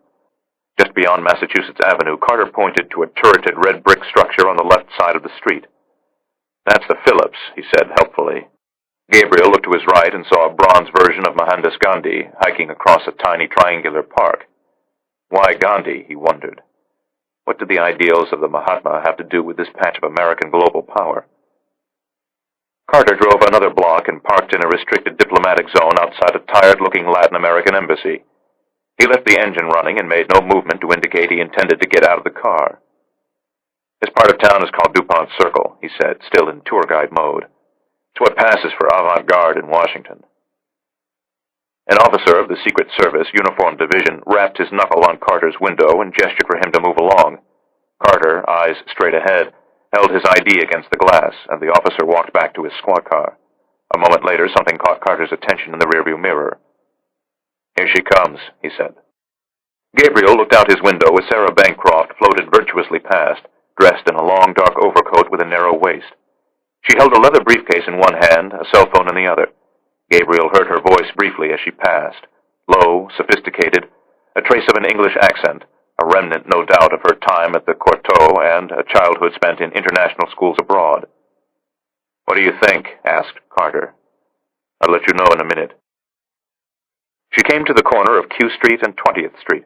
On the opposite corner was an esplanade filled with sidewalk vendors and a pair of escalators leading to the DuPont Circle metro station. The traffic light in Sarah's direction was red. Without stopping, she stepped from the curb and started to cross. When a taxi driver sounded his car horn in protest, she shot him a look that could melt ice and carried on with her conversation. Then she continued slowly across the intersection and stepped onto the down escalator. Gabriel watched with admiration as she sank slowly from view. Do you have two more just like her? Carter fished a mobile phone from his pocket and dialed. We're on, he said. A moment later, a large black Suburban rounded the corner and parked illegally on Q Street, adjacent to the escalators. 5 minutes after that, Gabriel saw her again, this time rising slowly out of the depths of the metro station. She was no longer speaking into her telephone, nor was she alone. Two of Carter's agents were with her, a man and a woman, one on each arm in case she had a sudden change of heart. The back door of the Suburban swung open, and Sarah Bancroft vanished from sight. Carter started the engine and headed back to Georgetown. Chapter 17. Georgetown. The black Suburban came to a stop 15 minutes later outside a large Federal-style townhouse on N Street. As Sarah mounted the curved red brick steps, the door opened suddenly and a figure appeared in the shadows of the portico. He wore creaseless khaki trousers and a corduroy blazer with patches on the elbow. His gaze had a curious clinical detachment that reminded Sarah of the grief counselor she'd seen after Ben's death. "I'm Carter," he said, as if the thought had occurred to him suddenly. He didn't say whether it was his first name or his last, only that it was genuine. "I don't do funny names anymore," he said. "I'm headquarters now." He smiled. It was an ersatz smile, like his brief ersatz handshake. He suggested she come inside, and once again managed to leave the impression of sudden inspiration. "And you're Sarah," he informed her, as he conveyed her down the wide center hall. "Sarah Bancroft, a curator at the well-regarded Phillips Collection. Sarah Bancroft, who courageously offered us her services after 9/11, but was turned away and told she wasn't needed. How's your father?" She was taken aback by the sudden change in course. "Do you know my father?" "Never met him, actually. Works for Citicorp, doesn't he?" "You know exactly who he works for. Why are you asking about my father?" "Where is he these days? London? Brussels? Hong Kong?" "Paris," she said. "It's his last post. He's retiring next year." "And then he's coming home?" She shook her head. "He's staying in Paris with his new wife. My parents divorced 2 years ago. My father remarried right away. He's a time-is-money sort of man." "And your mother, where is she?" "Manhattan." "See your father much?"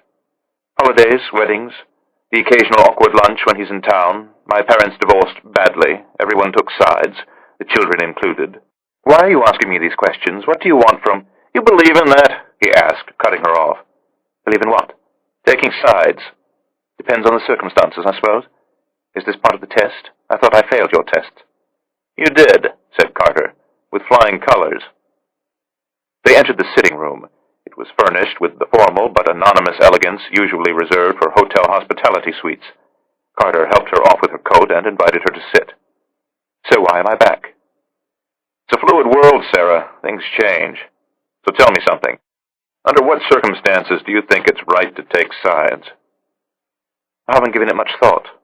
"Sure you have," Carter said, and Sarah, for the second time, saw her grief counselor, sitting in his floral wing chair with his ceramic mug balanced on his knee, dully prodding her to visit places she'd rather not go.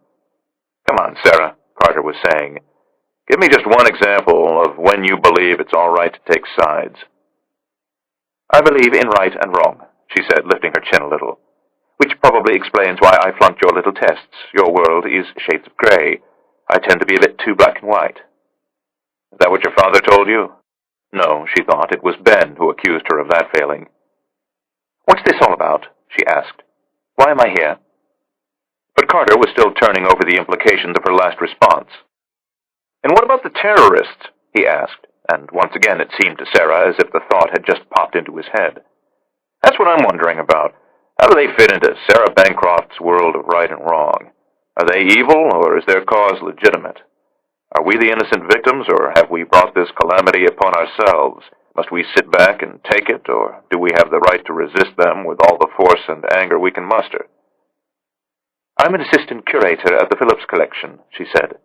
"Do you really want me to wax lyrical on the morals of counterterrorism?" "Let's narrow the focus of our question, then. I always find that helpful. Let's take, for an example, the man who drove Ben's plane into the World Trade Center." Carter paused. "Remind me, Sarah, which plane was Ben on?" "You know which plane he was on," she said. "He was on United Flight 175. "Which was piloted by—" "Marwan al-Shehi." Suppose, for a moment, that Marwan al-Shehi had managed somehow to survive. I know it's crazy, Sarah, but play along with me for argument's sake. Suppose he managed to make his way back to Afghanistan or Pakistan or some other terrorist sanctuary. Suppose we knew where he was. Should we send the FBI with a warrant for his arrest, or should we deal with them in a more efficient manner? Men in black, special forces. A Hellfire missile fired from a plane without a pilot. I think you know what I would do to him. Suppose I'm interested in hearing it from your own lips before we go further. The terrorists have declared war on us, she said. They've attacked our cities, killed our citizens, and tried to disrupt the continuity of our government. So what should be done to them? They should be dealt with harshly. And what does that mean? Men in black, special forces, a Hellfire missile fired from a plane without a pilot. And what about a man who gives them money? Is he guilty too? And if so, to what degree? I suppose it depends on whether he knew what the money would be used for. And if he knew damned well what it would be used for? Then he's as guilty as the man who flew the plane into the building. Would you feel comfortable, indeed justified, in operating against such an individual? I offered to help you 5 years ago, she said contentiously. You told me I wasn't qualified. You told me I wasn't suited for this sort of work. And now you want my help. Carter appeared unmoved by her protest. Sarah felt a sudden empathy for his wife. You offered to help us, and we treated you shabbily. I'm afraid that's what we do best. I suppose I could go on about how we were wrong. Perhaps I might try to soothe your feelings with an insincere apology, but frankly, Miss Bancroft, there isn't time. His voice contained an edge that had been absent before. So I suppose what I need now is a straight answer. Do you still feel like helping us? Do you want to fight the terrorists, or would you prefer to go on with your life and hope it never happens again? Fight? She asked. I'm sure you can find people better suited for that than me. There are different ways to fight them, Sarah. She hesitated. Carter filled the sudden silence by engaging in a prolonged study of his own hands. He wasn't the kind of man who asked things twice. In that regard, he was very much like her father. Yes, she said finally. I'd be willing.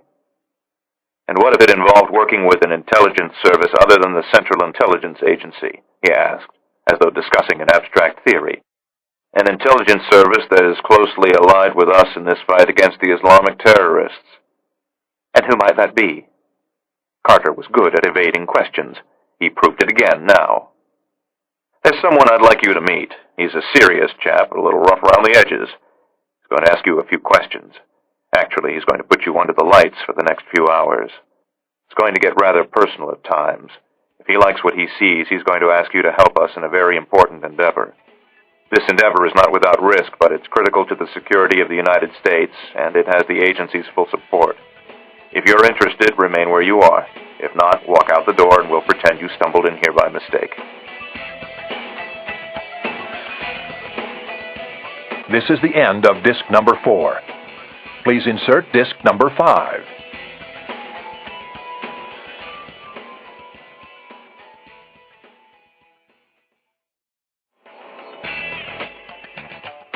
This is disc number 5.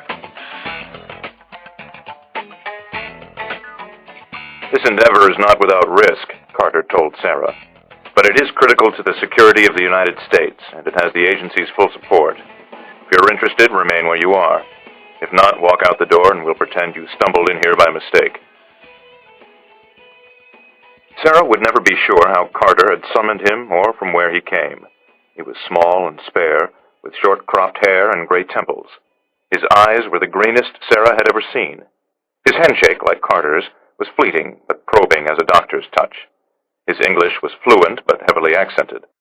If he had a name, it wasn't yet relevant. They settled at the long table in the formal dining room, Carter and his nameless collaborator on one side and Sarah on the other, like a suspect in an interrogation room. The collaborator was now in possession of her CIA file. He was leafing slowly through the pages as if seeing them for the first time, which she doubted was the case. His first question was put to her as a mild accusation. You wrote your doctoral dissertation at Harvard on the German Expressionists. It seemed a peculiar place to begin. She was tempted to ask why he was interested in the topic of her dissertation, but instead she simply nodded her head and said, "Yes, that's correct." In your research, did you ever come across a man named Viktor Frankl? He was a disciple of Max Beckmann, she said. Frankl is little known today, but at the time he was considered extremely influential and was highly regarded by his contemporaries. In 1936, the Nazis declared his work degenerate, and he was forbidden to continue painting. Unfortunately, he decided to remain in Germany. By the time he decided to leave, it was too late. He was deported to Auschwitz in 1942 along with his wife and teenage daughter Irene. Only Irene survived. She went to Israel after the war and was one of the country's most influential artists in the 50s and 60s. I believe she died several years ago. That's correct, said Carter's collaborator, his eyes still on Sarah's file. Why are you interested in whether I know about Viktor Frankl? Because he was my grandfather. You're Irene's son? Yes, he said. Irene was my mother. She looked at Carter, who was gazing at his own hands. I guess I know who's running this endeavor of yours. She looked back at the man with gray temples and green eyes. You're Israeli. Guilty as charged. Shall we continue, Sarah, or would you like me to leave now? She hesitated a moment, then nodded. Do I get a name, or are names forbidden? He gave her one. It was vaguely familiar. And then she remembered where she had seen it before.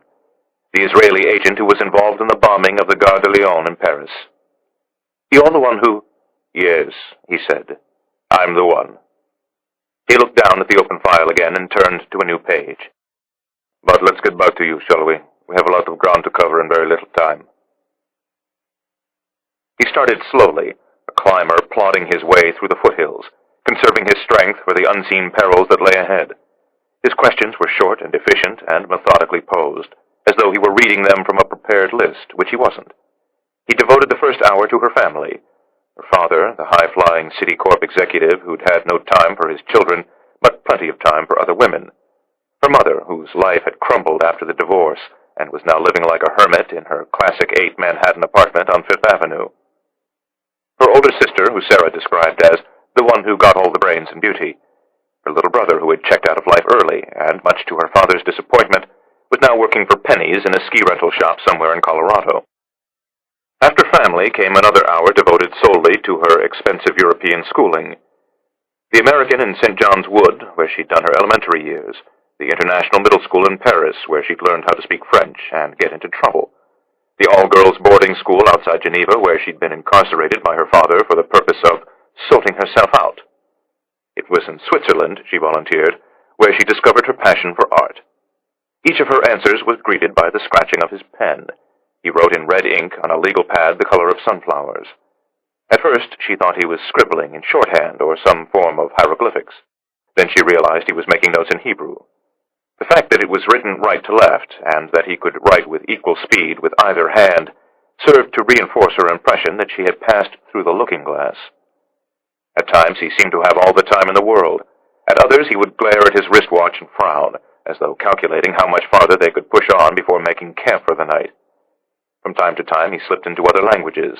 His French was quite good, his Italian faultless, but tinged with a vague accent that betrayed the fact he was not a native speaker. When he addressed her in German, a change came over him, a straightening of his back, a hardening of his severe features. She answered him in the language of his question, though invariably her words were recorded in Hebrew on his yellow legal pad. For the most part, he did not challenge her, though any inconsistencies, real or imagined, were pursued with a prosecutorial zeal. This passion for art, he said. Where do you think it came from? Why art? Why not literature or music? Why not film or drama? Paintings became a refuge for me, a sanctuary. From what? Real life. You were a rich girl, going to the finest schools in Europe. What was wrong with your life? He switched from English into German in mid-accusation. What were you running from? You judge me? She responded in the same language. Of course. May we speak in English? If you must. Paintings are other places, other lives. An instant in time that exists on the canvas and nowhere else. You like to inhabit these places. It was an observation, not a question. She nodded in response. You like to lead other lives, become other people. You like to walk through Vincent's wheat fields and Monet's flower gardens. And even through Frankel's nightmares. He laid down his pen for the first time. Is that why you applied to join the agency? Because you wanted to lead another life? Because you wanted to become another person? No, I did it because I wanted to serve my country. He gave her a disapproving frown, as if he found her response naive, and then shot another glance at his wristwatch. Time was his enemy. Did you meet Arabs when you were growing up in Europe? Of course. Boys, girls? Both? What sort of Arabs? Arabs who walk on two legs, Arabs from Arab countries. You're more sophisticated than that, Sarah. Lebanese, Palestinians, Jordanians, Egyptians. What about Saudis? Did you ever go to school with Saudis? There were a couple of Saudi girls at my school in Switzerland. They were rich, these Saudi girls. We were all rich. Were you friends with them?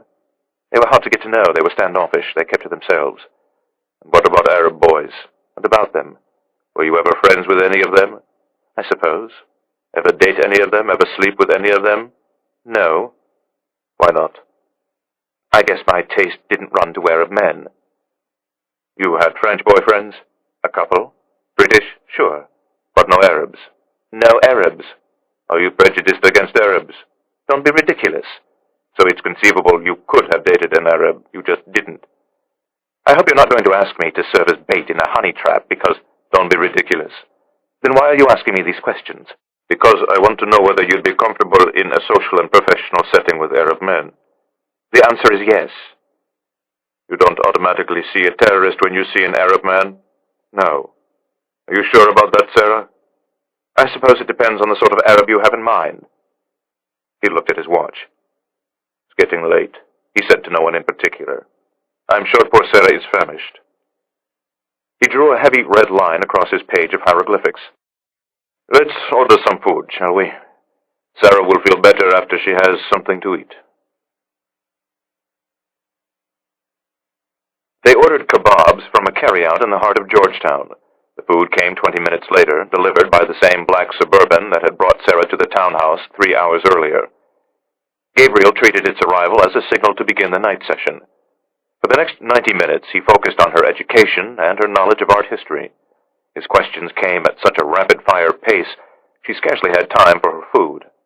As for his own, it sat untouched next to his yellow legal pad. He's an ascetic, she thought. He can't be bothered with food. He lives in a bare room and subsists on coarse bread and a few drops of water a day. Shortly after midnight, he carried his plate into the kitchen and deposited it on the counter. When he returned to the dining room, he stood for a moment behind his chair, with one hand pressed to his chin and his head tilted slightly to one side. The light from the chandelier had turned his eyes to emerald, and they were flashing restlessly over her like searchlights. He can see the summit, she thought. He's preparing himself for the final assault. I see from your file that you're unmarried. Correct? Are you involved with anyone at the moment? No. Sleeping with anyone? She looked at Carter, who gazed sadly back at her as if to say, I told you things might get personal. No, I'm not sleeping with anyone. Why not? Have you ever lost someone close to you? The dark look that came suddenly over his face, combined with Carter's restless shifting in his chair, alerted her that she had strayed into some forbidden zone. I'm sorry, she said. I didn't... It's Ben, I take it. Ben is the reason you're not involved with anyone? Yes, it's Ben. Of course it's Ben. Tell me about him. She shook her head. No, she said softly. You don't get to know about Ben. Ben is mine. Ben isn't part of the deal. How long did you date? I told you. How long did you see him, Sarah? It's important, or I wouldn't be asking. About 9 months.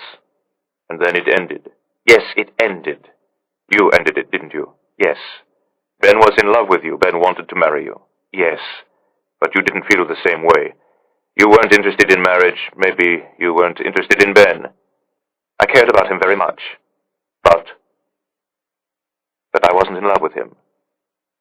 Tell me about his death. You can't be serious. I'm quite serious. I don't talk about his death. I never talk about Ben's death. Besides, you know how Ben died. He died at 9:03 a.m. Eastern Daylight Time, live on television. Everyone in the world watched Ben die. Did you?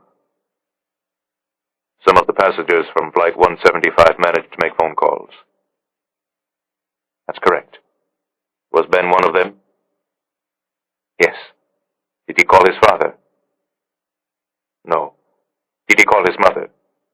No. His brother, his sister? No. Who did he call, Sarah? Her eyes welled with tears. He called me. You son of a bitch. What did he say to you?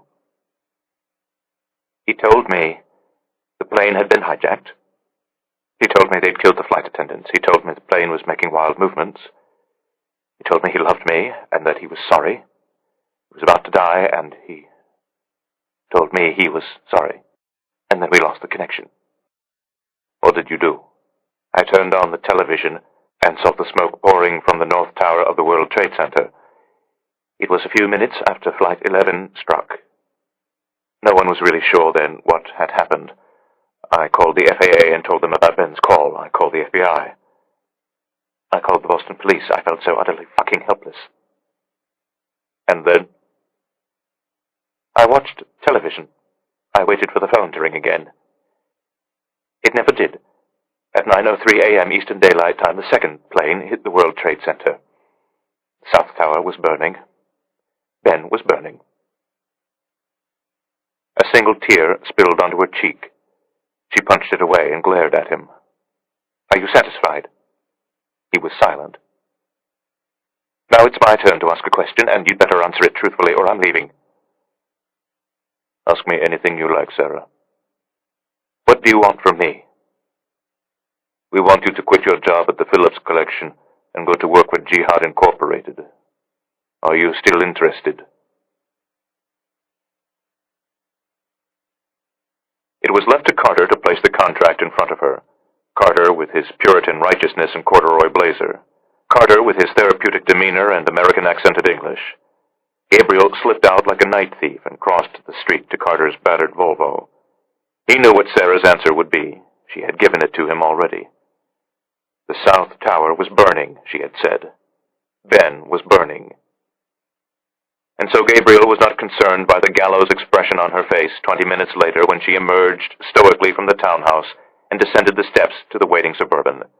Nor was he disturbed by the sight of Carter 5 minutes after that, ambling morosely across the street like a pallbearer making for the casket.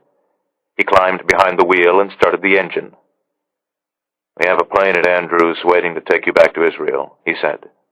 We need to make one stop along the way. There's someone who'd like a word with you before you leave. It was after midnight. K Street had been abandoned to the overnight delivery trucks and the taxicabs. Carter was driving at a faster pace than usual and making repeated glances at his wristwatch. She doesn't come for free, you know. There'll be costs to using her. She'll have to be resettled when this is over and protected for a long time. But you'll handle that, won't you, Adrian? You're the one with all the money. The budget for the American intelligence community alone is far more than the budget of our entire country. Have you forgotten that this operation does not exist? Besides, you're going to walk away with a great deal of ZZ's money. Fine, said Gabriel. You can be the one to tell Sarah Bancroft that she's going to spend the next 10 years living on a kibbutz in the Galilee, hiding from the forces of global jihad. All right. We'll pay for her resettlement. Carter made a series of turns. For a moment, Gabriel lost track of what street they were on.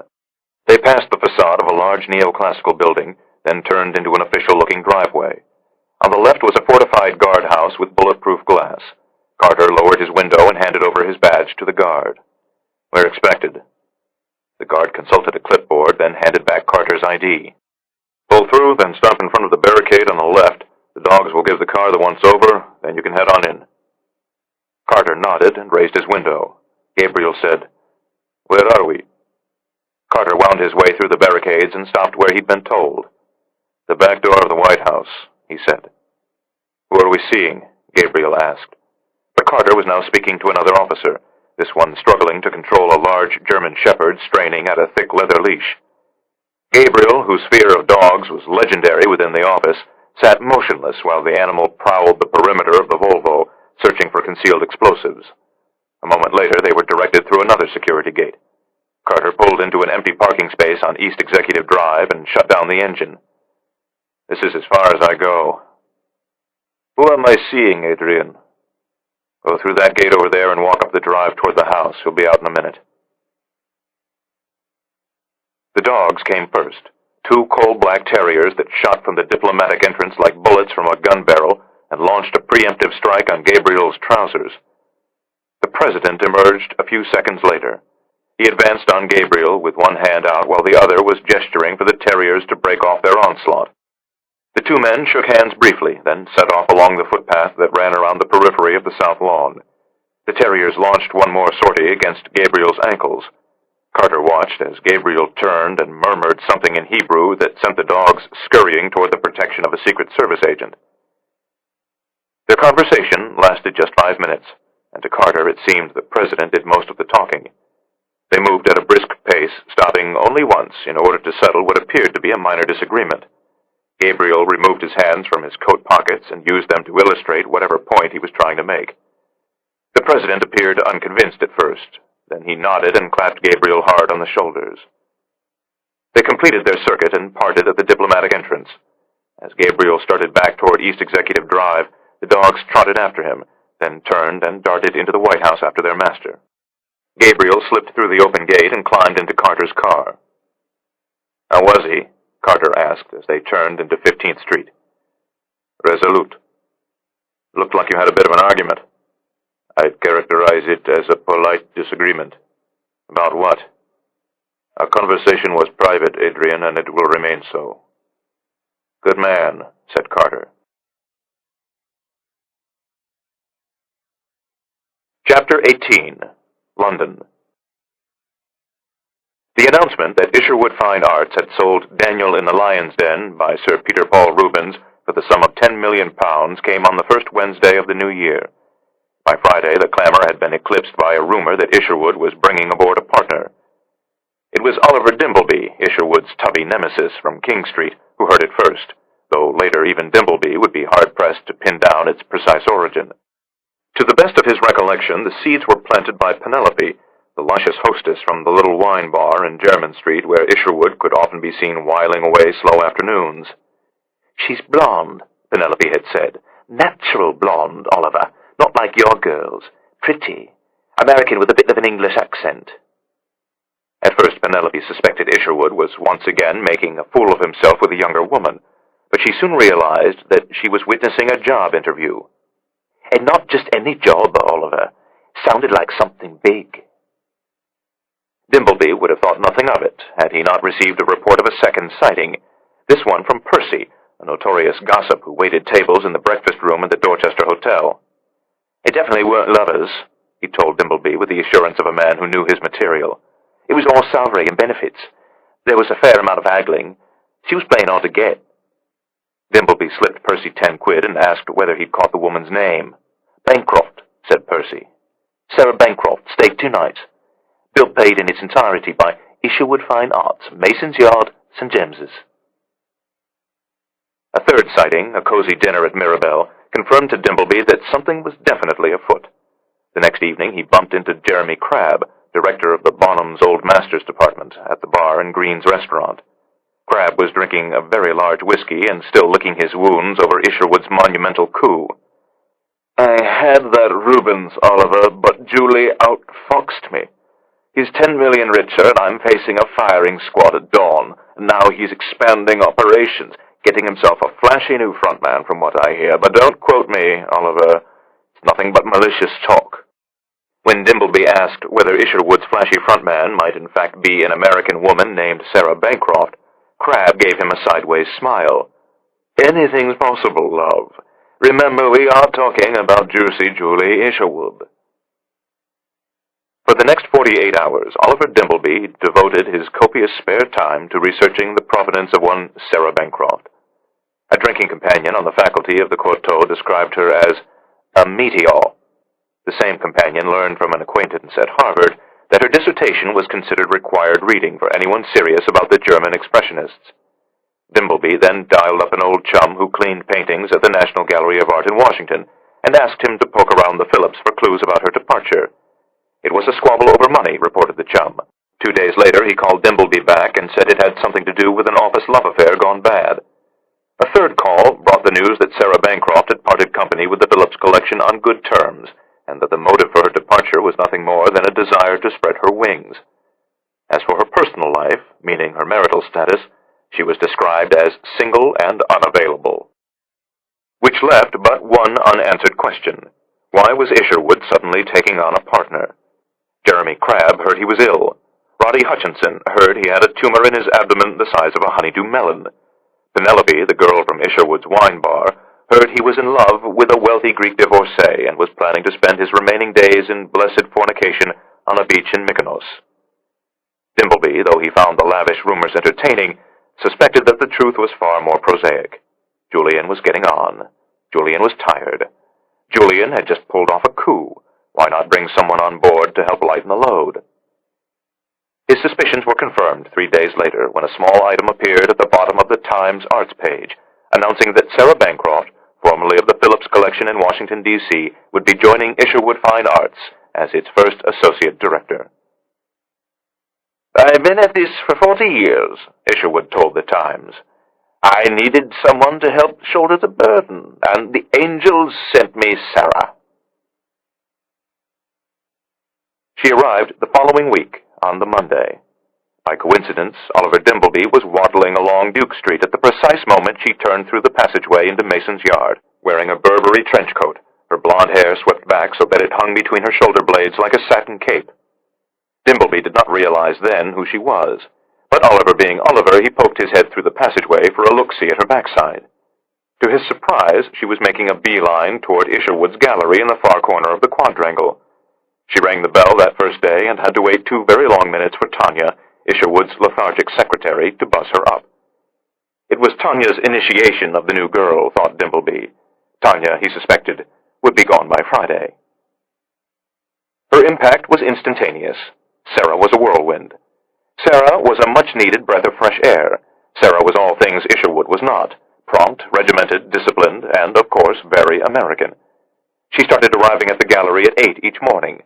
Isherwood, who was used to strolling into work at the Italianate hour of 10, was forced to trim his sails accordingly. She put his disgraceful books in order and spruced up the large common office they shared. She replaced the missing letters on the intercom and the soiled brown carpeting on the stairs. She began the painful process of liquidating Isherwood's vast pile of dead stock and entered into quiet negotiations to take over the adjacent office space currently occupied by Miss Archer's dreary little travel agency. "She's an American," said Dimbleby. "She's expansionist by nature. She'll conquer your country and afterwards tell you it's for your own good." Tanya, as it turned out, did not survive till Friday and was last seen leaving the gallery on the Wednesday evening. Her departure was handled by Sarah and was therefore accomplished with a smoothness not usually seen at Isherwood Fine Arts. The generous severance package, "very generous from what I hear," said Dimbleby, permitted her to take a long, well-deserved winter holiday in Morocco. By the next Monday, there was a new girl on duty in Isherwood's anteroom, a tall, olive-skinned Italian woman with riotous dark hair and eyes the color of caramel, named Elena Farnese. An informal straw poll conducted by Roddy Hutchinson found that among the men of St. James's, she was regarded as even more beautiful than the fetching Sarah. The name Isherwood Fine Arts suddenly took on a new meaning among the denizens of Duke Street, and the gallery was hit by a rash of drop-bys and pop-ins. Even Jeremy Crabb from Bonham's started dropping by unannounced just to have a glimpse at Isherwood's collection. After shoring up the gallery, Sarah began venturing out to meet her compatriots. She did formal meetings with the leading lights at the various London auction houses. She lunched expensively with the collectors and had quiet drinks in the late afternoon with their advisors, their consultants, and their assorted hangers-on. She popped into the galleries of Isherwood's competitors and said hello. She stopped at the bar at Green's once or twice and bought a round for the boys. Oliver Dimbleby finally screwed up the courage to invite her to lunch, but wisely she made it a coffee instead. Next afternoon they had a latte in a paper cup at an American chain on Piccadilly. Oliver fondled her hand and invited her to dinner. "I'm afraid I don't do dinner," she said. "Why ever not?" wondered Oliver as he waddled back to his gallery in King Street. "Why ever not, indeed?" Uzi Navot had his eye on it for some time. It was a perfect port in a storm, he'd always thought. The sort of place to stick in your back pocket for the inevitable rainy day. It was located just 10 miles beyond the M25 ring road in Surrey, or as he explained to Gabriel, an hour by tube and car from Isherwood's gallery in St. James's. The house was a rambling Tudor pile with high gables and tiny leaded windows, reached by a long, rutted beach drive and shielded by a forbidding brick and iron gate. There was a tumble-down barn and a pair of shattered greenhouses. There was a tangled garden for thinking deep thoughts, 8 private acres for wrestling with one's demons, and a stock pond that hadn't been fished for 15 years. The rental agent, when handing Navot the keys, had referred to it as Winslow Haven. To a field hand like Navot, it was nirvana. Dina, Ramona, and Yakov worked in the dusty library.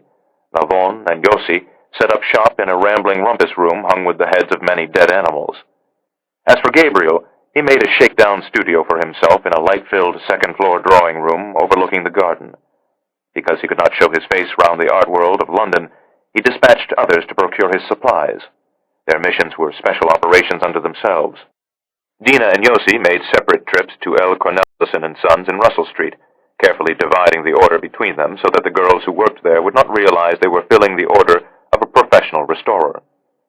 Yakov went to a lighting shop in Earl's Court to purchase Gabriel's halogen lamps, and then to a master carpenter in Camden Town to collect a custom easel. Elie Lavon saw to the frame. A newly minted expert in all things al-Bakri, he took issue with Gabriel's decision to go antique Italian. "Zizi's taste is haute French," he said. "The Italian will clash with Zizi's sense of style." But Gabriel always found that the more muscular carving of the Italian frames best suited Vincent's impasto style, and so it was an Italian frame that Lavon ordered from the enchanted Bury Street premises of Arnold Wiggins and Sons. Sarah came to them early each evening, always by a different route, and always with Lavon handling the counter-surveillance. She was a quick study, and, as Gabriel had anticipated, was blessed with a flawless memory. Still, he was careful not to smother her beneath an avalanche of information. They started usually by 7, broke at 9 for a family dinner in the formal dining room, then carried on until nearly midnight, when she was shuttled back to her apartment in Chelsea by Yossi, who was staying in a flat across the street. They spent a week on Zizi al-Bakri himself before branching off into his associates and the other members of his entourage and inner circle. Special attention was paid to Wazir bin Talal, the omnipresent chief of AAB security. Bin Talal was an intelligence service unto himself, with a staff of security agents inside AAB and a network of paid informants scattered around the world that fed him reports about potential threats to AAB properties or Zizi himself. "If Zizi likes the merchandise, it's Bin Talal who does the due diligence," explained Lavon. "No one gets near the chief without first passing muster with Bin Talal. If anyone steps out of line, it's Bin Talal who lowers the boom." Yossi's research uncovered no fewer than a half-dozen former al-Bakri associates who had died under mysterious circumstances, a fact that was withheld from Sarah at Gabriel's request.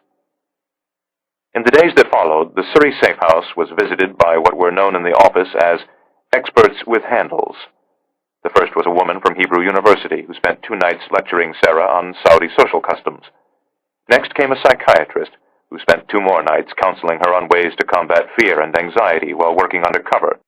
A specialist in communications gave her a primer on elementary forms of secret writing. A martial arts trainer taught her the basics of Israeli-style hand-to-hand combat. Gabriel chose Lavon, the greatest watcher in the history of the office, to give her a crash course in the art of human and electronic surveillance. "You'll be entering a hostile camp," he told her in summation. "Assume they're watching your every move and listening to your every word. If you do that, nothing can go wrong." Gabriel, for the most part, remained a spectator to her training. He greeted her when she arrived at the house each evening, joined the team for dinner, then saw her off again at midnight when she set out for London with Yossi. As the days wore on, they began to detect a restlessness in him. Lavon, who had worked with him more than the others, diagnosed Gabriel's mood as impatience. "He wants to put her into play," Lavon said, "but he knows she's not ready." He began spending extended periods before the canvas, painstakingly repairing the damage done to Marguerite. The intensity of the work only increased his restiveness. Lavon advised him to take breaks now and again, and Gabriel reluctantly agreed. He found a pair of Wellington boots in the mudroom and ventured out on solitary marches over the footpaths surrounding the village. He dug out a rod and reel from the storage room in the cellar and used it to haul an enormous brown trout from the stock pond. In the barn, concealed beneath a tarpaulin, he found an ancient MG motor car that looked as though it hadn't been driven in 20 years. 3 days later, the others heard a sputtering sound emanating from the barn, followed by an explosion that reverberated over the countryside. Yakov came running down from the house, fearful Gabriel had blown himself to bits.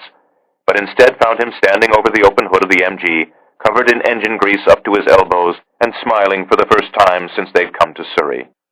"It works!" he shouted over the thunderous rattle of the motor. "The damned thing still runs!" That evening he joined in Sarah's training session for the first time. Lavon and Yakov were not surprised, for the topic of discussion was none other than Ahmed bin Shafiq, the man who had become Gabriel's personal bête noire. He chose Dina, with her pleasant voice and patina of early widowhood, to deliver the briefings. On the first night she lectured on Group 205, bin Shafiq's secret unit within the GID, and showed how the combination of Wahhabi ideology and Saudi money had wreaked havoc across the Middle East and South Asia. On the second night she recounted bin Shafiq's journey from loyal servant of the Saudi state to mastermind of the Brotherhood of Allah. Then she described in detail the operation against the Vatican, though she made no mention of the fact that Gabriel had been present at the scene of the crime. Gabriel realized that much of the information was superfluous, but he wanted Sarah to have no doubt in her mind that Ahmed bin Shafiq had earned the fate that awaited him. On the final night, they showed her a series of computer-generated photo illustrations of how bin Shafiq might look now. Bin Shafiq with a beard, bin Shafiq with a balding pate, bin Shafiq with a gray wig, with a black wig, with curly hair, with no hair at all, with his sharp Bedouin features softened by a plastic surgeon. But it was the wounded arm that would be her most valuable clue to his identity, Gabriel told her. The scar on the inside of his forearm he would never show, the slightly withered hand that he would never offer and keep safely tucked away, hidden from infidel eyes. "We know he's concealed somewhere within Zizi's empire," Gabriel said. "He might come as an investment banker or a portfolio manager. He might come as a real estate developer or a pharmaceutical executive. He might come in a month. He might come in a year. He might never come. But if he does come, you can be certain he'll be well-mannered and worldly, and seem like anything but a professional terrorist. Don't look for a terrorist or someone who acts like a terrorist. Just look for a man." He gathered up the photo illustrations. "We want to know about everyone who moves in and out of Zizi's orbit. We want you to gather as many names as you can. But this is the man we're looking for." Gabriel placed a photograph on the table in front of her. "This is the man we want." Another photograph. "This is the man we're after." Another. "He's the reason we're all here instead of being home with our families and our children." Another. "He's the reason we ask you to give up your life and join us." Another. "If you see him, you're to get us the name he's using and the company he's working for. Get the country of his passport if you can." Another photograph. "If you're not sure it's him, it doesn't matter. Tell us. If it doesn't turn out to be him, it doesn't matter. Tell us. Nothing happens based on your word alone. No one gets hurt because of you, Sarah. You're only the messenger." "And if I give you a name," she asked, "what happens then?" Gabriel looked at his watch. "I think it's time Sarah and I had a word in private. Would you all excuse us?" He led her upstairs to his studio and switched on the halogen lamps.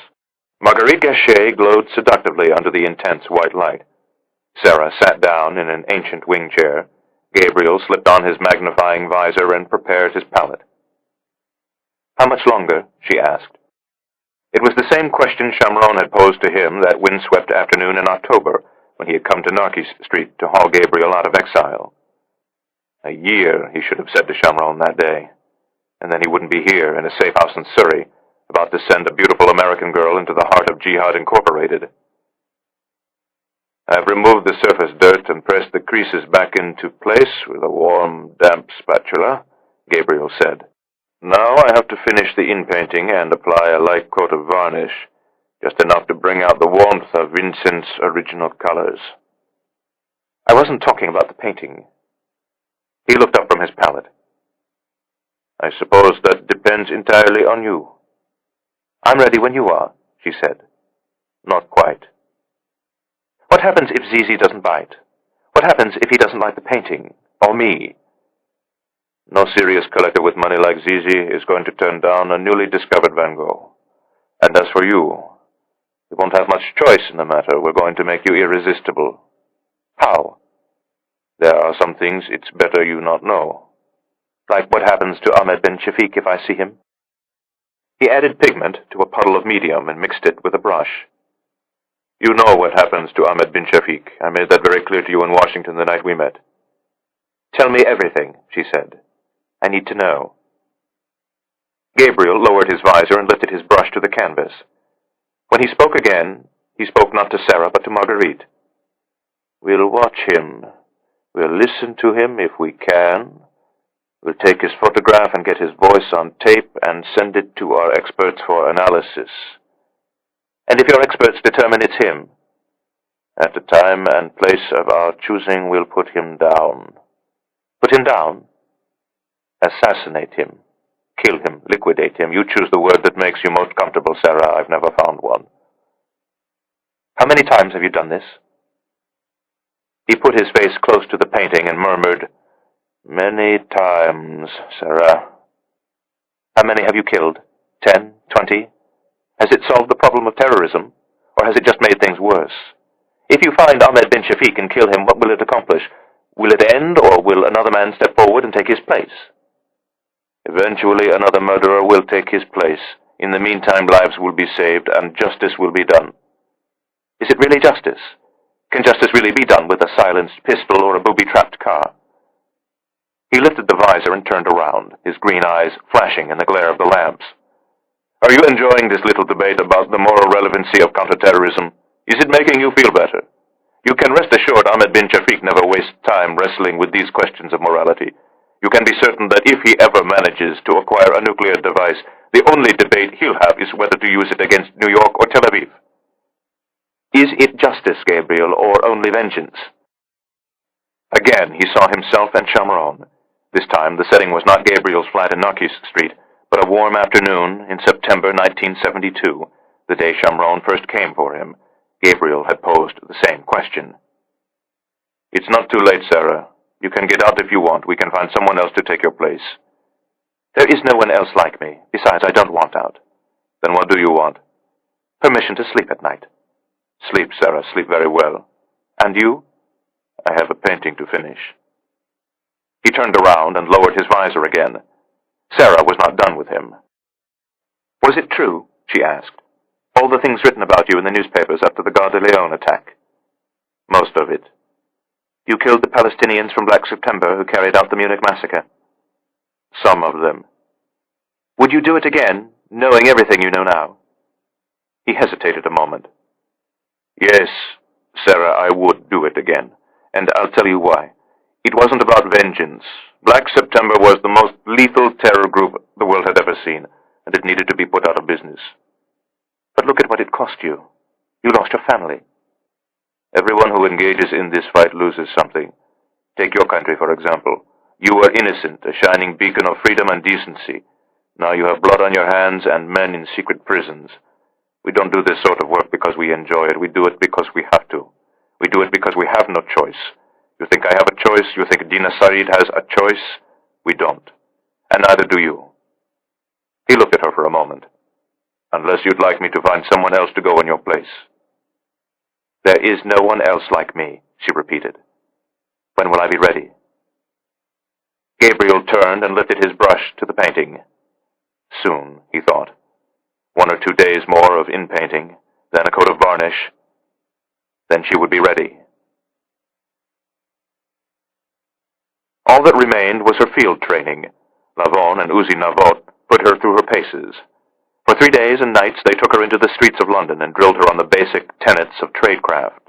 They taught her how to make a clandestine meeting and how to determine if a site was compromised. They taught her how to spot physical surveillance and simple techniques for shaking it. They taught her how to make a dead drop and how to hand material to a live courier. They taught her how to dial the office emergency lines on ordinary pay telephones and how to signal them with her body if she were blown and required extraction. Lavon would later describe her as the finest natural amateur field agent he had ever trained. He could have completed the course in 2 days, but Gabriel, if only for his own peace of mind, insisted on a third. When Lavon finally returned to Surrey that afternoon, he found Gabriel standing morosely at the edge of the stock pond, with a rod in one hand and his eyes trained on the surface of the water as though willing a fish to rise. She's ready, Lavon said. The question is, are you? Gabriel slowly reeled in his line and followed Lavon back to the house. Later that same evening, the lights went dark in the melancholy little travel agency in Mason's Yard. Miss Archer, clutching a batch of old files, paused for a moment on the landing and peered through the sparkling glass entrance of Isherwood Fine Arts. Seated behind the receptionist desk was Elena, Mr. Isherwood's scandalously pretty Italian secretary. She glanced up from her computer screen and blew Miss Archer an elaborate farewell kiss, then looked down again and resumed her work. Miss Archer smiled sadly and headed down the stairway. There were no tears in her eyes. She'd done her crying in private, the way she did most things. Nor was there hesitation in her step. For 27 years, she'd been coming to this office 5 mornings a week, Saturdays, too, if there was housekeeping to be done. She was looking forward to retirement, even if it had come a bit earlier than expected. Maybe she'd take a long holiday. Or maybe she'd take a cottage in the countryside. She'd had her eye on a little place in the Chilterns for some time. She was certain of only one thing. She wasn't sorry to be leaving. Mason's Yard would never be the same again, not with the flashy Miss Bancroft in residence. It wasn't that Miss Archer had anything against Americans personally. She just wasn't terribly interested in living next door to one. As she neared the bottom of the stairs, a buzzer groaned, and the automatic locks on the outer door snapped open. "Thank you, Elena," she thought as she stepped outside into the chill evening air. "Can't get off your shapely little backside to give a proper goodbye. Now you're practically shoving me out the door." She was tempted to violate Mr. Isherwood's long-standing edict about waiting for the door to lock again, but professional to the end, she stayed 10 more seconds, until the dull thump of the deadbolts sent her shuffling slowly toward the passageway. She did not know that her departure was being monitored by a 3-man Neviot team waiting in a van parked on the opposite side of Duke Street. The team remained in their van for another hour, just to make certain she hadn't forgotten anything. Then, shortly before 8, they slipped through the passageway and made their way slowly across the bricks of the old yard toward the gallery. To Julian Isherwood, who watched their unhurried approach from the window of his office, they seemed like grave diggers with a long night ahead. Chapter 19. London. The operation began in earnest late the following morning, when Julian Isherwood, London art dealer of some repute, placed a discreet telephone call to the Knightsbridge residence of Andrew Malone, exclusive art advisor to Zizi al-Bakri. It was answered by a drowsy woman who informed Isherwood that Malone was out of the country. "A fugitive from justice?" he asked, trying to make light of an awkward situation. "Try his mobile," the woman said before slamming down the phone. Fortunately, Isherwood had the number. He immediately dialed it and, as instructed, left a brief message. The better part of the day elapsed before Malone bothered to call him back. "I'm in Rome," he said sotto voce. "Something big, very big." "Hardly surprising, Andrew. You only do big." Malone batted away Isherwood's attempt at flattery. "I'm afraid I only have a moment," he said. "What can I do for you, Julie?" "I think I might have something for you. Something for your client, actually." "My client doesn't do the old masters." "The something I have for your client isn't old master, it's impressionist. And not just any impressionist, if you're getting my drift. It's special, Andrew. It's the sort of thing that only a handful of collectors in the world can even dream about owning. And your man happens to be one of them. I'm offering you a first look, Andrew. An exclusive first look. Any interest, or shall I take my business elsewhere?" "Do tell more, Julie." "Sorry, darling, but it's not the sort of thing one discusses over the telephone. How about lunch tomorrow? I'm buying." "I'm going to Tokyo tomorrow. There's a collector there who has a Monet my man wants." "How about the day after tomorrow, then?" "That's my jet lag day. Let's make it Thursday, shall we?" "You won't regret this, Andrew." "Regrets are what sustain us. Ciao, Julie." Isherwood hung up the telephone and looked at the heavy-shouldered man with strawberry blonde hair seated on the opposite side of the desk. "Nicely done," said Uzi Navot. "But next time let Zizi buy lunch." It came as no surprise to Gabriel that Andrew Malone was in Rome. because he had been under electronic and physical surveillance for nearly a week. He had gone to the Eternal City to acquire a certain Degas sculpture that Zizi had had his eye on for quite some time, but left empty-handed on Monday night, and proceeded to Tokyo. The anonymous collector whom Malone hoped to relieve of a Monet was none other than the famed industrialist Morita Watanabe.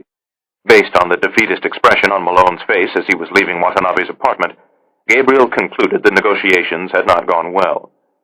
That evening, Malone phoned Isherwood to say he was staying in Tokyo a day longer than expected. "I'm afraid we're going to have to postpone our little get-together," he said. "Can we do it next week?"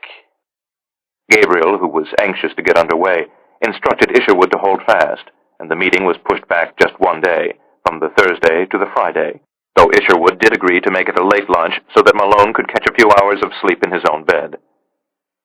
Malone did in fact remain in Tokyo for an additional day, but the Tokyo station detected no further contact between him and Watanabe or any of Watanabe's agents. He returned to London late Thursday evening, looking, according to Elie Lavon, like a cadaver in a Savile Row suit. At 3:30 the next afternoon, the cadaver crept through the doorway of Green's restaurant in Duke Street and made his way to the quiet corner table where Isherwood was already waiting. Isherwood poured him a very large glass of white burgundy. "All right, Julie," said Malone. "Let's cut the bullshit, shall we? What have you got up your sleeve, and who the fuck put it there?"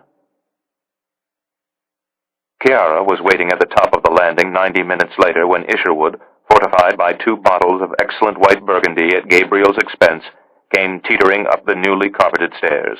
She directed him to the left into the former premises of Archer Travel, where he was met by one of Gabriel's Neviot listeners. He removed his coat and unbuttoned his shirt, revealing the small digital recording device secured to his chest by an elastic cummerbund.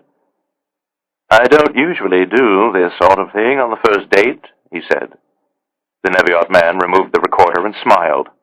"How was the lobster?" "Bit chewy, but otherwise fine."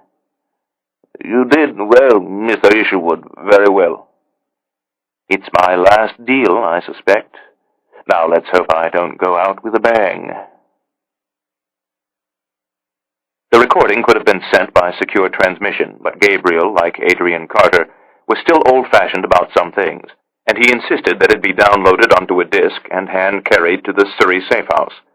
As a result, it was after 8 by the time it finally arrived. He loaded the disk into a computer in the drawing room and clicked the play icon.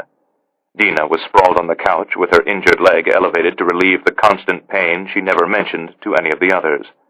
Yakov was seated in an armchair with his chin in his hands and elbows on his knees, hunched forward as though he were awaiting word from the front. It was Ramona's night to cook. As Andrew Malone began to speak, she shouted at Gabriel from the kitchen to turn up the volume so she could hear it too. "Do you take me for a fool, Julian? It's the real thing, Andrew. I've seen it with my own eyes. Do you have a photograph? I wasn't allowed. Who's the owner? The owner wishes to remain anonymous. Yes, of course, but who the hell is it, Julian? I cannot divulge the name of the owner. Period. End of discussion. She's entrusted me as her representative in this matter, and that's as far as it goes. She. So the owner is a woman. The painting has been in the same family for 3 generations. Currently, it is in the hands of a woman. What sort of family, Julian? Give me a tickle. A French family, Andrew, and that's all you're getting from me. I'm afraid that's not going to work, Julian. You have to give me something I can hang my hat on. I can't go to Zizi empty-handed. Zizi gets annoyed when that happens. If you want Zizi in the game, you'll have to play by Zizi's rules. I won't be bullied, Andrew. I came to you as a favor. Frankly, I don't give a shit about Zizi's rules. Frankly, I don't need Zizi at all. If I put the word on the street that I'm sitting on an undiscovered Van Gogh, every major collector and museum in the world will be beating down my door and throwing money at me. Do please try to keep that in mind. Forgive me, Julie, it's been a long week. Let's start over, shall we? Yes, let's. May I pose a few harmless questions? Depends on how harmless. Let's start with an easy one. Where's the painting now? France or England. It's here in London, in your gallery. Not yet. What sort of painting are we talking about? Landscape? Still life? Portrait? Portrait. Self? No. Male or female? Female. Dreamy. Early or late? Very late. Sombre or vert? The latter, Andrew. It was painted during the final days of his life in Auvers. The only woman that captured Vincent's fancy in Auvers was Marguerite Gachet. You're not sitting on an undiscovered portrait of Marguerite Gachet, are you, Julian? Maybe we should have a glance at the menu. Fuck the menu, Julian. Answer the question. Are you sitting on an undiscovered portrait of Marguerite? I've gone as far as I can in terms of the content, Andrew, and that's final. If you want to know what it is, you'll have to take a look at it for yourself. You're offering me a look. I'm offering your man a look, not you. Easier said than done. Running the world keeps my man busy. I'm prepared to offer you and Zizi exclusivity for 72 hours. After that, I'll have to open it up to other collectors. Bad form, Julian. My man doesn't like ultimatums. It's not an ultimatum, it's just business. He understands that. What kind of price tag are we talking about? 85 million. 85 million. Then you do indeed need Zizi. You see, money is a bit tight at the moment, isn't it? Can't remember the last time someone's laid down 85 million for something. Can you, Julie? This painting is worth every penny. If it is what you say it is, and if it's in perfect condition, I'll get you your 85 million in very short order. You see, my man had been looking for something splashy like this for a very long time, but then you knew that, didn't you, Julie? That's why you brought it to me first. You knew we could get the deal done in an afternoon. No auctions, no press, no nagging questions about your quiet little French woman who wants to remain anonymous. I'm the goose that lays the golden egg as far as you're concerned, and you're going to have to give the goose his due. What on earth are you talking about, Andrew? You know precisely what I'm talking about. Maybe I'm a bit slow today. Mind spelling it out? I'm talking about money, Julian. I'm talking about a very small slice of a very large pie. You want a cut? A piece of the action, as the Americans like to say. Let's leave the Americans out of this, shall we? My man's not terribly fond of the Americans at the moment. What sort of slice are we talking about, Andrew? Let's say, just for argument's sake, that your commission on the sale is 10%. That means you'll clear $8.5 million for an afternoon's work. I'm asking for 10% of your 10%. Actually, I'm not asking, I'm demanding it. And you'll pay it because that's the way the game is played. To the best of my faded recollection, you are Zizi al-Bakri's exclusive art consultant. Zizi pays you an outrageous salary. You practically live on Zizi's expense account, and you spend most of your free time relaxing at Zizi's properties. He does this so that the advice you bring him remains untainted by other dealings on your part, but you've been playing both sides of the street, haven't you, Andrew? How long has it been going on? How much have you been skimming? How much of Zizi's money have you got salted away? It's not Zizi's money, it's my money, and what Zizi doesn't know won't hurt him. And if he finds out, he'll drop you in the empty quarter and let the vultures pick over your bones. Precisely, love, which is why you're never going to mention a word of this to Zizi. I'm offering you $7.5 million for an afternoon's work. Not bad, Julie, take the deal. Let's get rich together, shall we? All right, Andrew, you'll get your 10%. But I want Zizi al-Bakri in my gallery in all his glory in 72 hours, or the deal's off. Gabriel stopped the recording, reset it, and played the final bit again. But you've been playing both sides of the street, haven't you, Andrew? How long has it been going on? How much have you been skimming? How much of Zizi's money have you got salted away? It's not Zizi's money, it's my money, and what Zizi doesn't know won't hurt him. And if he finds out, he'll drop you in the empty quarter and let the vultures pick over your bones. Precisely, love, which is why you're never going to mention a word of this to Zizi. Gabriel closed the file and removed the disk from the computer. Mr. Malone has been a very bad boy, said Yakov. Yes, he has, said Gabriel. But then Gabriel had known that for some time. Don't you think that someone should tell Zizi about it? Asked Dina. It's only right. Yes, said Gabriel, slipping the disk into his pocket. Someone should, but not yet. It was among the longest 72 hours any of them had ever endured. There were false starts and false promises, commitments made and broken within the span of an afternoon. Malone played the role of the intimidator one minute and the supplicant the next. Zizi's in a bit of a bind, he said late Saturday. Zizi's in the middle of a major deal. Zizi's doing Delhi today and Singapore tomorrow. He can't possibly make time for London until midweek. Isherwood held firm. Zizi's exclusive window closed Monday at 5 p.m., he said. After that, he'd find himself in a scrum fighting it out with all comers. Late on the Sunday evening, Malone phoned with the disappointing news that Zizi was taking a pass.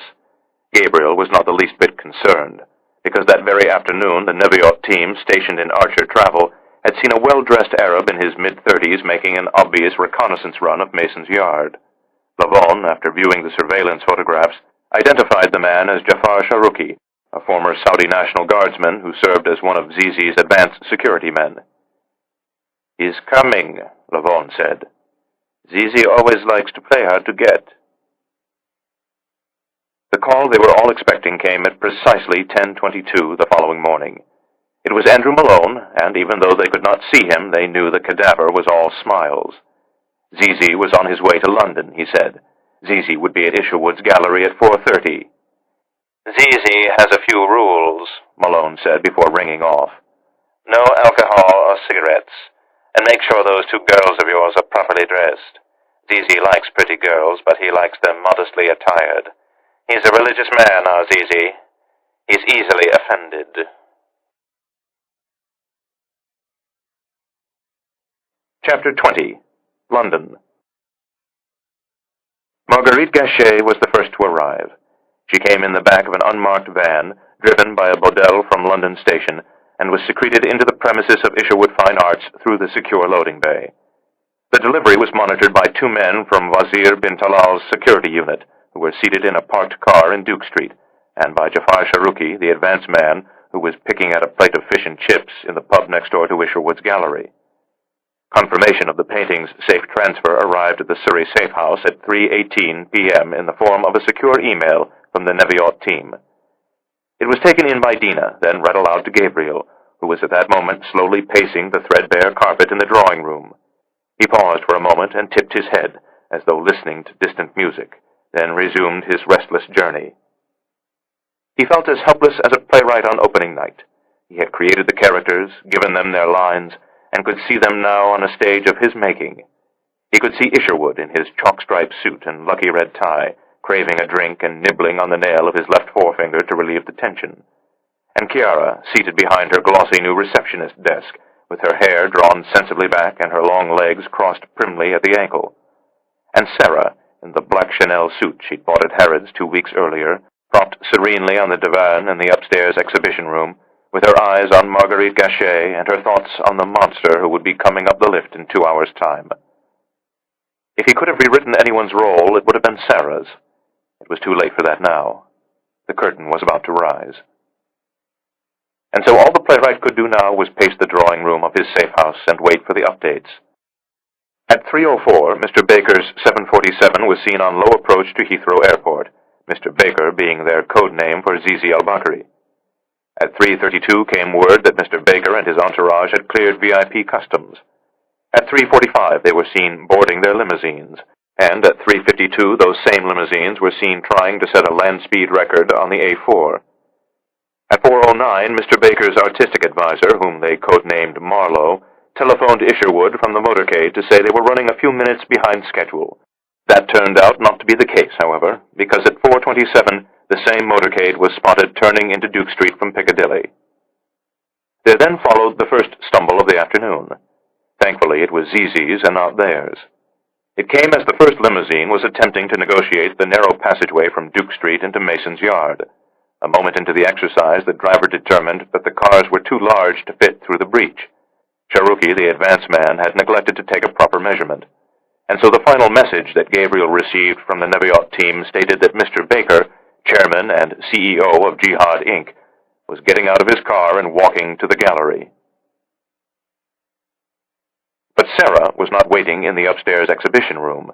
She was at that moment one floor below, in the office she shared with Julian, gazing out at the rather farcical scene taking place in the passageway. It was her first act of rebellion. Gabriel had wanted her to remain upstairs, hidden from view until the final moment so that she could be unveiled along with Marguerite. She would obey his order eventually, but not until she saw Zizi once with her own eyes. She had studied his face in Yossi's magazine clippings and had memorized the sound of his voice in the videos. But clippings and videos were no substitute for a glimpse of the real thing. And so she stood there, in blatant contravention of Gabriel's instructions, and watched as Zizi and his entourage came filing through the passage into the darkened quadrangle. Rafiq al-Kamal, chief of Zizi's personal security detail, came first. He was bigger than he had appeared in the photographs, but moved with the agility of a man half his size. He had no overcoat, because an overcoat would interfere with his draw. He had no conscience either, Ellie Lavon had told her. He made one quick survey of the yard, like a scout looking for signs of the enemy, then turned and, with an old-fashioned hand signal, beckoned the others forward. Next came two very pretty girls with long black hair and long coats, looking peeved for having to walk the 100 feet from the stranded cars to the gallery. The one on the right was Nadia al-Bakri, Zizi's spoiled daughter. The one on the left was Rahima Hamza, daughter of Daoud Hamza, the Stanford-educated Lebanese reputed to be the true financial genius behind AAB Holdings. Hamza himself was trailing a few paces behind the girls with a mobile phone pressed to his ear. After Hamza came Herr Manfred Verli, the Swiss banker who handled Zizi's money. Next to Verli was a child with no apparent owner, and behind the child two more beautiful women, one blonde, the other with short hair the color of sandstone. When the child bolted suddenly across the yard in the wrong direction, he was snared in a panther-like movement by Jean-Michel, the French kickboxer who now served as Zizi's personal trainer and auxiliary bodyguard. Abdul Halil and Abdul Hakim, American-trained lawyers, came next. Yossi had broken up one of the briefings by contemptuously pointing out that Zizi had chosen lawyers whose names meant servant of the great and servant of the wise one. After the lawyers came Mansour, chief of Zizi's travel department, then Hassan, chief of communications, then Andrew Malone, Zizi's soon-to-be former exclusive art consultant, and finally, sandwiched between Wazir bin Talal and Jafar Sharuki, was Zizi himself. Sarah turned away from the window. Under Chiara's watchful gaze, she entered the tiny lift and pressed the button for the top floor. A moment later, she was deposited into the upper exhibition room. In the center of the room, propped on a stately easel and veiled like a Muslim woman, was the Van Gogh. From below, she could hear Rafiq, the bodyguard, tramping heavily up the stairs. "You're not to think of him as a terrorist," Gabriel had said. "You're not to wonder whether any of his money ended up in the pocket of Marwan al-Shehi or any of the other terrorists who murdered Ben. You're to think of him as an extraordinarily wealthy and important man. Don't flirt with him. Don't try to seduce him. Think of it as a job interview. You're not going to bed with him. You're going to work for him. Whatever you do, don't try to give Zizi any advice. You'll ruin the sale. Both of them." She turned and examined her appearance in the reflection of the elevator door. She was vaguely out of focus, which she found fitting. She was still Sarah Bancroft, just a different version, a reworking of the same painting. She smoothed the front of her Chanel suit, not for Zizi, she told herself, but for Gabriel. And from below she heard the voice of the monster for the first time. "Good evening, Mr. Isherwood," said the chairman and CEO of Jihad Incorporated. "I'm Abdul Aziz al-Bakri. Andrew tells me you have a picture for me." The first elevator dispensed only security men. Rafiq plunged into the room and groped her unabashedly with his eyes, while Sharuki peered beneath the divan for hidden weapons, and Jean-Michel, the kickboxer, roamed the perimeter on the balls of his feet like a lethal ballet dancer. The next elevator brought Malone and Isherwood, who were wedged happily between Nadia and Rahima. Zizi came on the third, with only the trusted Bint Alal for company. His dark handmade suit hung gracefully over what was an otherwise paunchy physique. His beard was carefully trimmed, as was his deeply receded head of graying hair. His eyes were alert and active. They settled immediately on the one person in the room whose name he did not know. "Don't attempt to introduce yourself, Sarah. Don't look him directly in the eye. If there's a move to be made, let it be Zizi who makes it." She looked down at her shoes. The elevator doors opened again, this time disgorging Abdul and Abdul, servants of the Great Wise One, and Herr Berli, the Swiss money man. Sarah watched them enter, then cast a glance at Zizi, who was still staring at her. "Forgive me, Mr. al-Bakri," Isherwood said. "My manners are atrocious today. This is Sarah Bancroft, our assistant director. It's because of Sarah we're all here tonight." "Don't try to shake his hand. If he offers his, take it briefly and let go." She stood very straight, with her hands behind her back and her eyes downward at a slight angle. Zizi's eyes were roving over her. There was nothing sexual in his gaze. He was simply taking the measure of her. Finally, he stepped forward and extended his hand. "It's a pleasure to meet you." She took it and heard herself say, "The pleasure is mine, Mr. al-Bakri. It's an honor to meet you, sir." This is the end of disc number 5. Please insert disc number 6.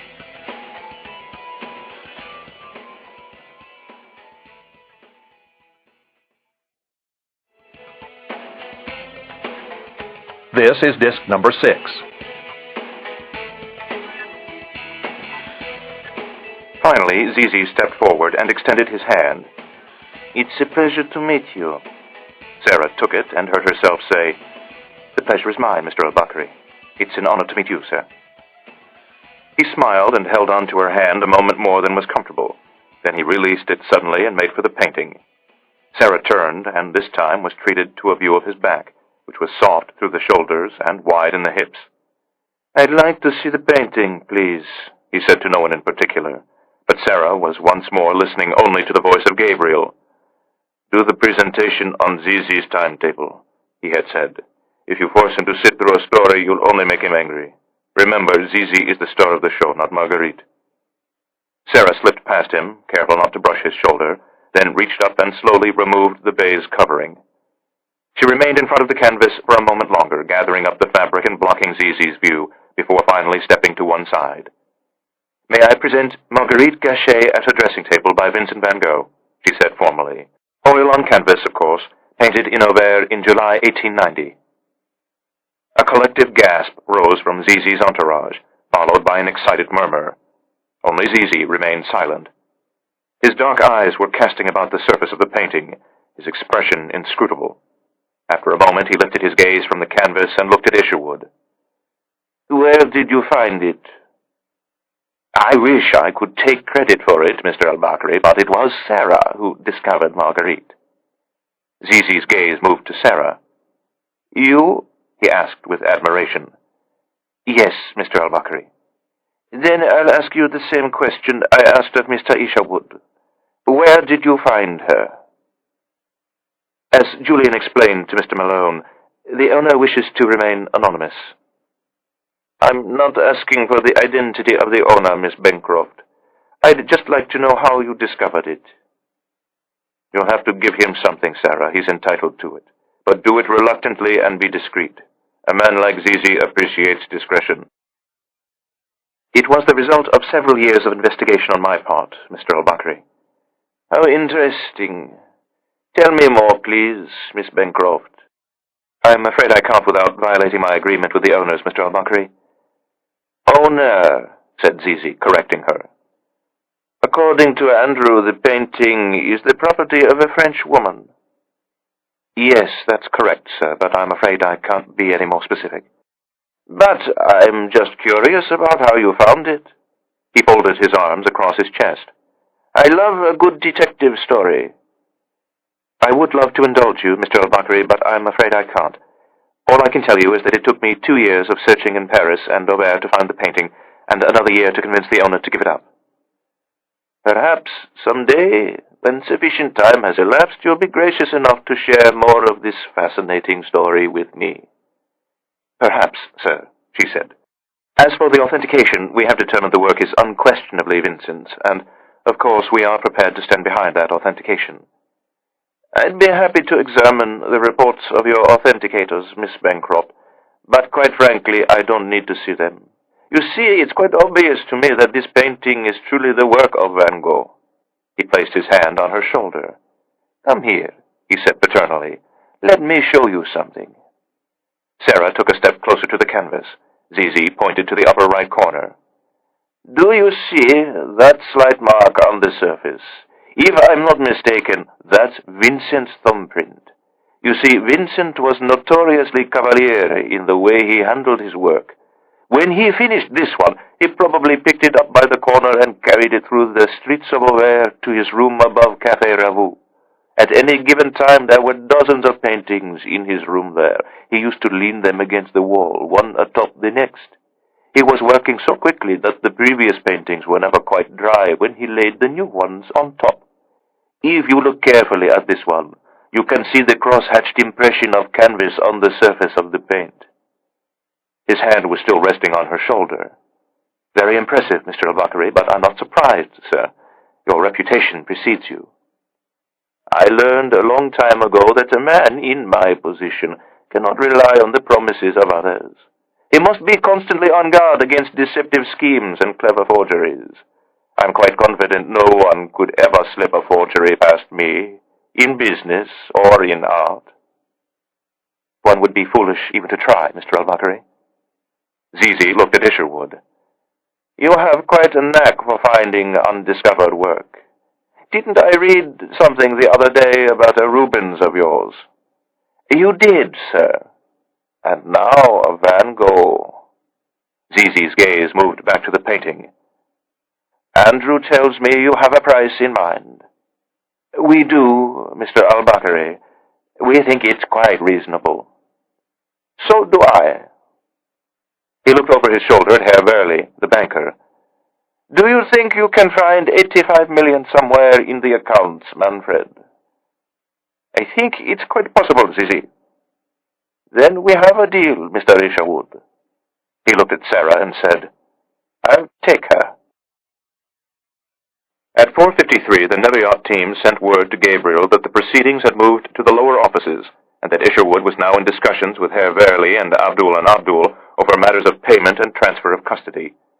Said discussions lasted slightly more than an hour, and at 6:05 came the flash that Mr. Baker and his party were traipsing across the darkened yard toward the motorcade parked in Duke Street.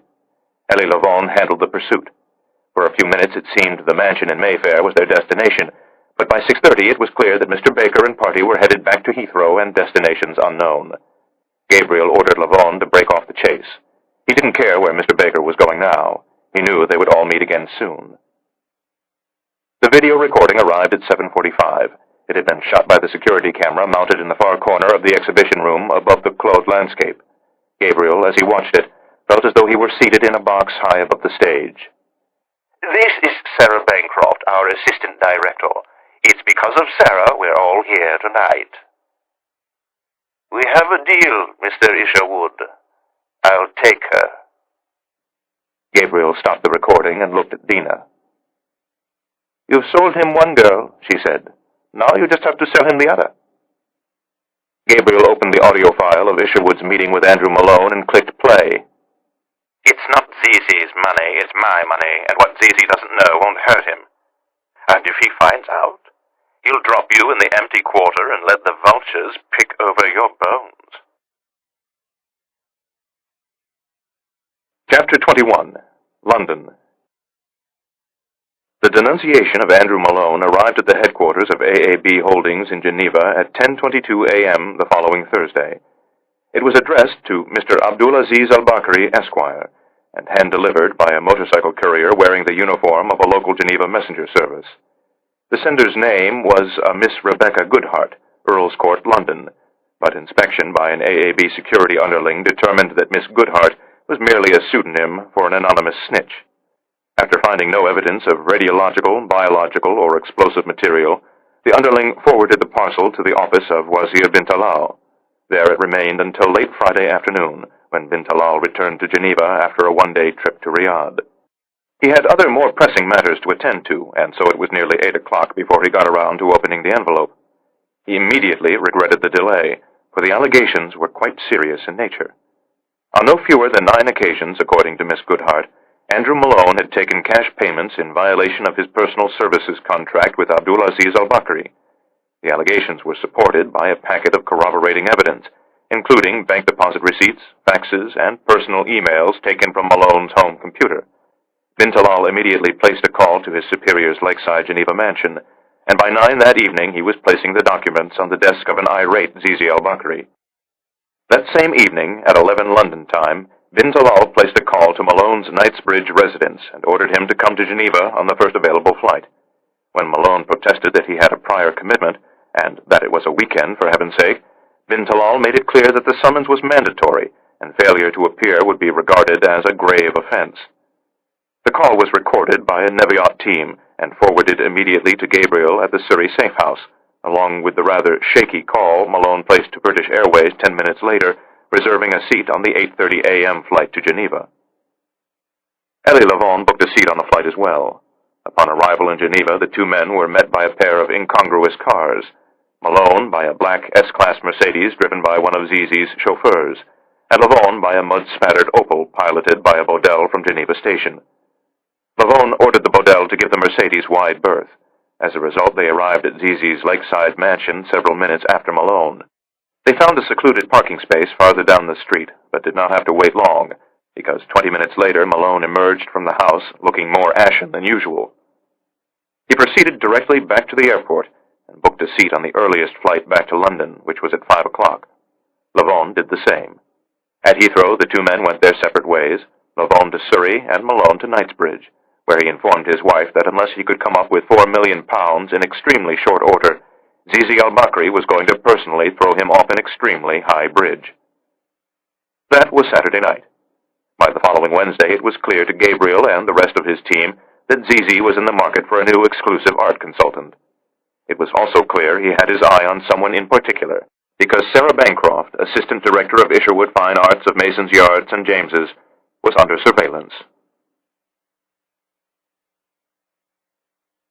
She began to think of them as friends. They rode with her in the tube. They strolled in Mason's Yard and loitered in Duke Street. They followed her to lunch, and there was always one of them waiting in Green's each evening when she stopped at the bar for a quick one with Oliver and the boys. They went with her to an auction at Sotheby's and watched her pick over the dreary contents of a sale room in Hull. They even made a long trip with her down to Devon, where she sweet-talked a dusty minor aristocrat into parting with a lovely Venetian Madonna and Child that Isherwood had been trying to lay his hands on for years. Zizi's coming for you, Gabriel told her in a brief telephone call on the Monday afternoon. It's only a matter of time, and don't be alarmed if your things seem a bit out of place when you go home tonight. Sharuki broke into your flat and searched it this morning. The next day, the first gift arrived, a Harry Winston diamond watch. Attached to the gift-wrapped box was a handwritten note. Thank you for finding Marguerite. Eternally grateful, Zizi. The earrings from Bulgari came the next day, the double strand of Mikimoto pearls the day after that, the gold mesh bangle from Tiffany on Thursday evening, just as she was preparing to leave work. She stuck it on her right wrist and walked over to Green's, where Oliver made a clumsy pass at her. In another lifetime, she said, kissing his cheek. But not tonight. Be a love, Oliver, and walk me to the tube. Evenings were the hardest on her. There were no more trips to the Surrey safe house. As far as Sarah was concerned, the Surrey safe house did not exist. She found she missed them all terribly. They were a family, a loud, quarrelsome, cacophonous, loving family, the sort of family Sarah had never had. All that remained of them now was the occasional cryptic phone call from Gabriel and the light in the flat on the opposite side of the street, Yossi's light, but soon even Yossi would be lost to her. At night, when she was alone and afraid, she sometimes wished she had told them to find someone else, and sometimes she would think of poor Julian and wonder how on earth he was going to get along without her. The final package arrived at 3 o'clock the next afternoon. It was hand-delivered by a messenger dressed in a suit and tie. Inside was a handwritten note and a single airline ticket. Sarah opened the ticket jacket and looked at the destination. 10 seconds later, the telephone on her desk rang. Isherwood Fine Arts, this is Sarah. Good afternoon, Sarah. It was easy. Hello, Mr. Al-Bakri. How are you, sir? I'll know in a moment. Did you receive the invitation and the airline tickets? I did, sir. And the earrings, and the watch, and the pearls, and the bangle. The bangle is my favorite. Mine too, sir, but the gifts were completely unnecessary, as is this invitation. I'm afraid I can't accept. You insult me, Sarah. It's not my intention, sir. As much as I would love to spend a few days in the sun, I'm afraid I can't go jetting off at a moment's notice. It's not a moment's notice. If you look carefully at the tickets, you see that you have 3 days until your departure. I can't go jetting off 3 days from now either. I have business to attend to here at the gallery. I'm sure Julian can spare you for a few days. You just made him a great deal of money. This is true. So, how about it, Sarah? Will you come? I'm afraid the answer is no, sir. You should know one thing about me, Sarah, and that is I never take no for an answer. I just don't think it would be appropriate, sir. Appropriate? I think you've misinterpreted my motives. What are your motives, sir? I'd like you to come work for me. As what, sir? I never discuss such matters over the phone, Sarah. Will you come? She allowed 10 seconds to elapse before she gave him her answer. Brilliant, he said. One of my men will accompany you. He'll collect you at your flat at 8 a.m. Monday morning. I'm perfectly capable of traveling alone, Mr. Al-Bakri. I'm sure you are, but it will be easier if one of my security men comes with you. I'll see you Monday evening. And then he rang off. As Sarah replaced the receiver, she realized he hadn't asked for her address. Gabriel was breaking down his studio at the Surrey safe house when Lavon came pounding up the stairs, holding a printout of the message that had just arrived from the Neviot team in Mason's yard. "Zizi's made his move," he said, handing the printout to Gabriel. "He wants to see her right away." Gabriel read the message, then looked up at Lavon. "Shit," he murmured. "We're going to need a boat." They had a champagne supper to celebrate, complete with a place setting for Sarah, the one member of the team who could not join them. The next morning, Lavon drove Gabriel to Heathrow Airport, and by 4:30 that afternoon he was enjoying the view of the sunset from a CIA safe flat on Collins Avenue in Miami Beach. Adrian Carter was wearing chinos, a cotton pullover, and penny loafers with no socks. He handed Gabriel a glass of lemonade and a photograph of a very large boat. "She's called Sundancer," Carter said. "She's a 74-foot ocean-going luxury motor yacht. I'm sure you and your team will find her more than comfortable." "Where did you get it?" "We seized it a few years ago from a Panamanian drug runner named Carlos Castillo. Mr. Castillo now resides in a federal prison in Oklahoma, and we've been using his boat to do the Lord's work down here in the Caribbean." "How many times has it been used?" 5 or 6 times by the DEA, and we've used it twice." Gabriel handed the photograph back to Carter. "It's dirty," he said. "Can't you get me something with a clean provenance?" "We've changed her name and registry several times. There's no way Zizi or any of his security goons can trace it back to us." Gabriel sighed. "Where is it now?" "A marina on Fisher Island," Carter said, pointing to the south. "It's being provisioned right now. We have a CIA crew leaving Langley tonight." "Nice try," Gabriel said, "but I'll use my own crew." "You?" "We have a Navy, Adrian. A very good one, in fact. I have a crew on standby in Haifa. And tell your boys to take out the listening devices, otherwise we'll do it for them. And Sundancer won't look very good when we give it back to you." "It's already been taken care of," Carter said. "How are you planning to get your team over here?" "I was hoping a friend of mine from American intelligence would extend a helping hand." "What do you need?" "Airlift and landing rights." "How quickly can your crew get from Haifa to London?" "They can leave first thing in the morning." "I'll send one of our planes to London tonight. It will collect your team and bring them back here. We'll set it down at Homestead and dispense with passports and customs. You can put out to sea on Sunday night and rendezvous with Zizi Monday afternoon." "Sounds like we have ourselves a deal," Gabriel said. "All we need now is Ahmed bin Shafiq." "He'll come," Carter said with certainty. "The only question is, will your girl be there when he does?" "She's our girl, Adrian. Sarah belongs to all of us." Part 3. The Night Journey. Chapter 22. Harbor Island, Bahamas. "There she is!" Wazir bin Talal shouted above the roar of the Sikorsky's rotor blades. He pointed out the right side of the aircraft. Alexandra, Zizi's vast private yacht, was slicing through the waters west of the island. "Isn't she beautiful?" "She's very large," Sarah shouted back at him. 275 feet, said bin Talal as though he had built it himself. 282, Sarah thought, but who's counting? Yossi had described it as a floating emirate. She permitted them to enter her thoughts. Her last contact had been Sunday afternoon. Elie Lavon had bumped into her in Oxford Street while she was picking up a few odds and ends for the trip. His contact had been brief, because Shahrukhi and another Saudi had been watching her from the opposite side of the street. "We'll be with you the entire time," he had told her. "Don't look for us. Don't try to make contact unless it's a Force 10 calamity. We'll come to you. Have a nice trip." She leaned back in her seat.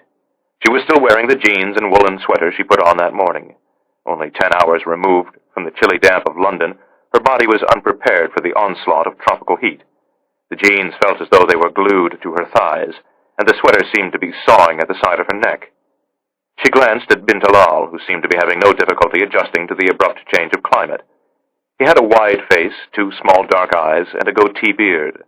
Dressed as he was now, in his tailored gray suit and tie, he might have been mistaken for a financier. His hands, however, betrayed the true nature of his work.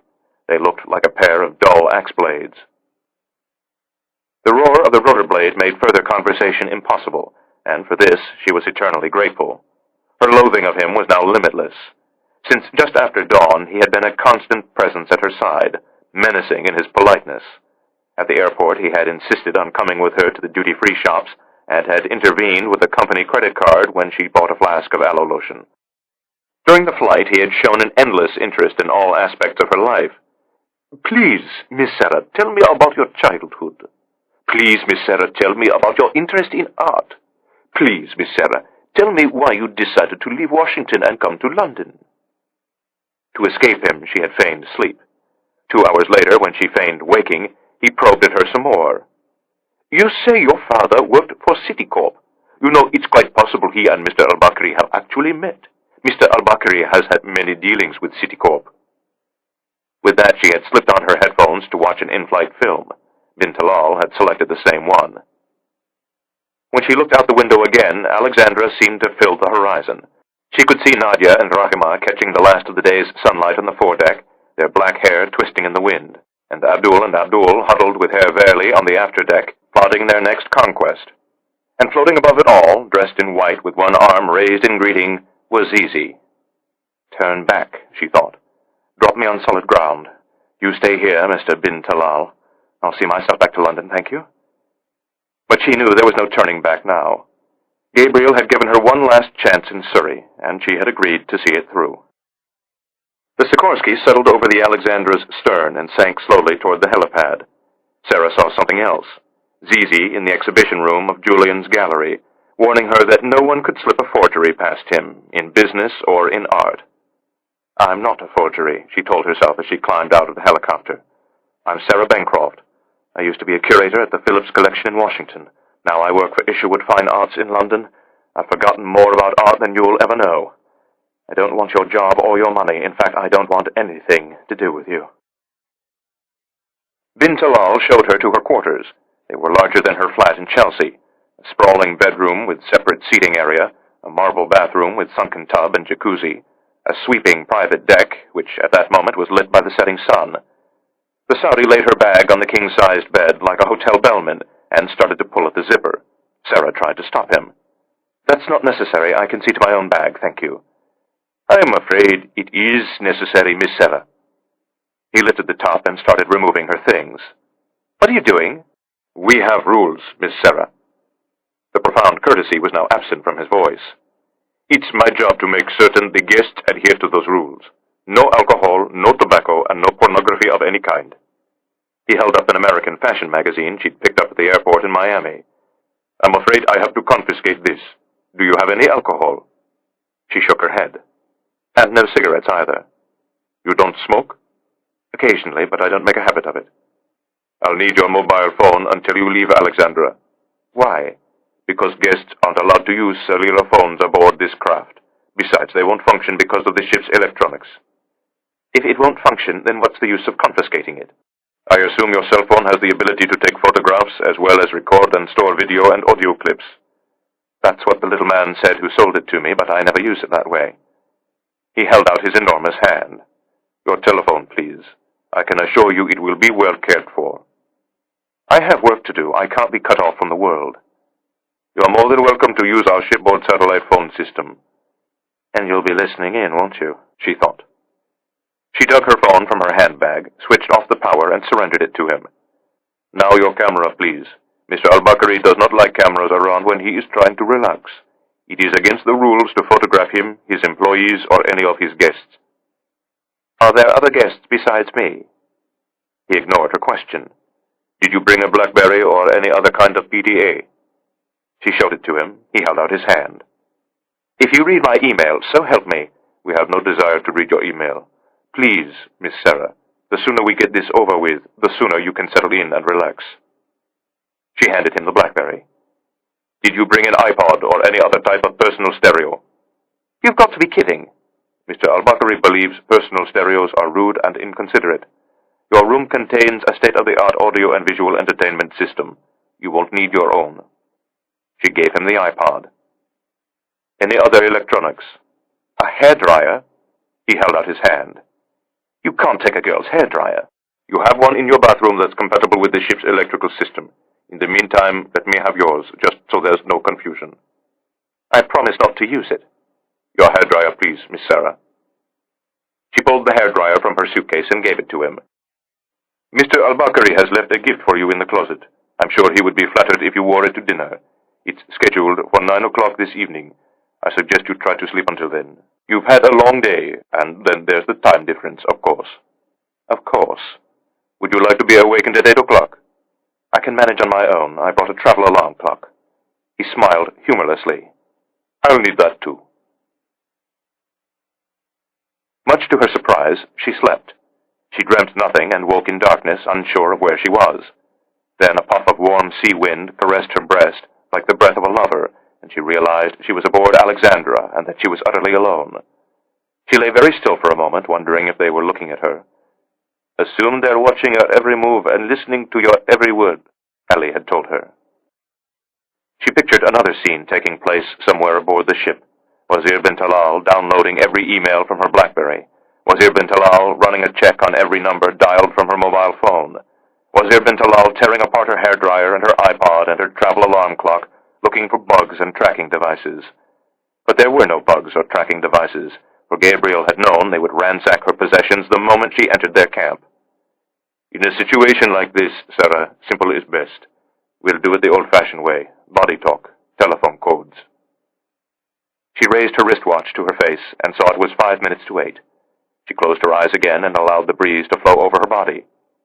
5 minutes later, the bedside telephone purred softly. She reached out in the darkness and brought the receiver to her ear. I'm awake, Mr. bin Talal. I'm so glad to hear that. The voice wasn't bin Talal's, it was Zizi's. I'm sorry, Mr. Al-Bakri, I thought you were someone else. Obviously, he said pleasantly. Did you manage to get a little rest? I think so. And your flight? It was fine, sir. Can we make a deal? That depends entirely on the deal, Mr. Al-Bakri. I would prefer it if you called me Zizi. It's what my friends call me. I'll try. Then she added playfully, Sir? I look forward to seeing you at dinner, Sarah. The connection went dead. She hung up the phone and went onto the sun deck. It was very dark now. A fingernail moon hung low on the horizon, and the sky was a blanket of wet, shimmering stars. She looked toward the stern and saw a pair of winking emerald navigation lights hovering several miles in the distance. There were more lights off the prow. She remembered what Ellie had said during her street training. Sometimes the easiest way to tail a man is to walk in front of him. She supposed the same applied to watching at sea. She went back into her room, shed her clothing, and padded into the bathroom. Avert your eyes, Wazir, she thought. No pornography. She bathed in ZZ's hedonistic jacuzzi tub and listened to Keith Jarrett on ZZ's state-of-the-art audio system. She wrapped herself in ZZ's terry-cloth robe and dried her hair with ZZ's hairdryer. She applied makeup to her face, just enough to erase the effects of the transatlantic journey, and as she arranged her hair loosely about her shoulders, she thought briefly of Gabriel. How do you like to wear your hair, Sarah? Down, mostly. You have very nice cheekbones, a very graceful neck. You should think about wearing your hair up from time to time, like Marguerite. But not tonight. When she was satisfied with her appearance, she went into the bedroom and opened the closet door.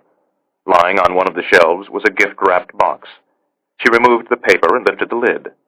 Inside was an ivory-colored crushed silk pantsuit and silk camisole. It fit her perfectly, just like everything else.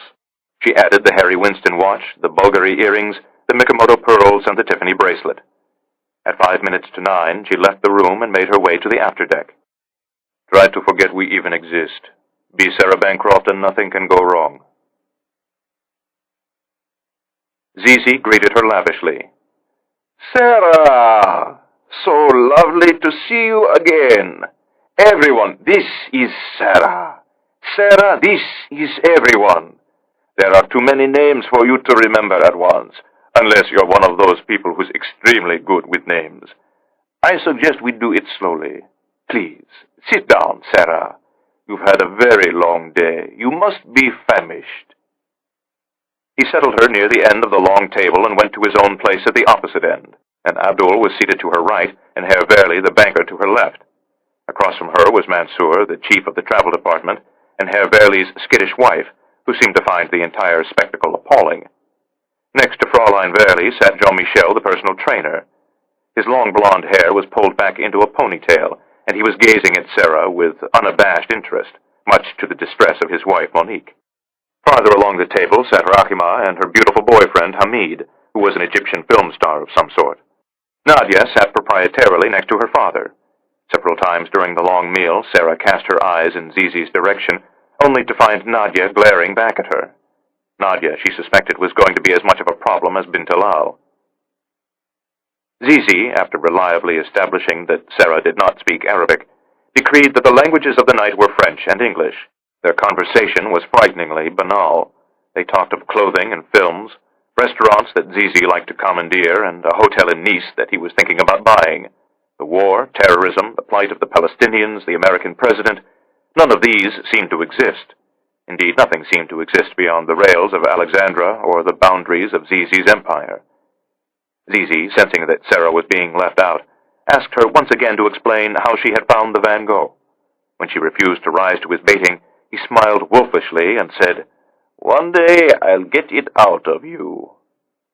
And Sarah, for the first time since it began, felt a sickening rush of complete terror. During the dessert course, he rose from his place and pulled a chair alongside hers.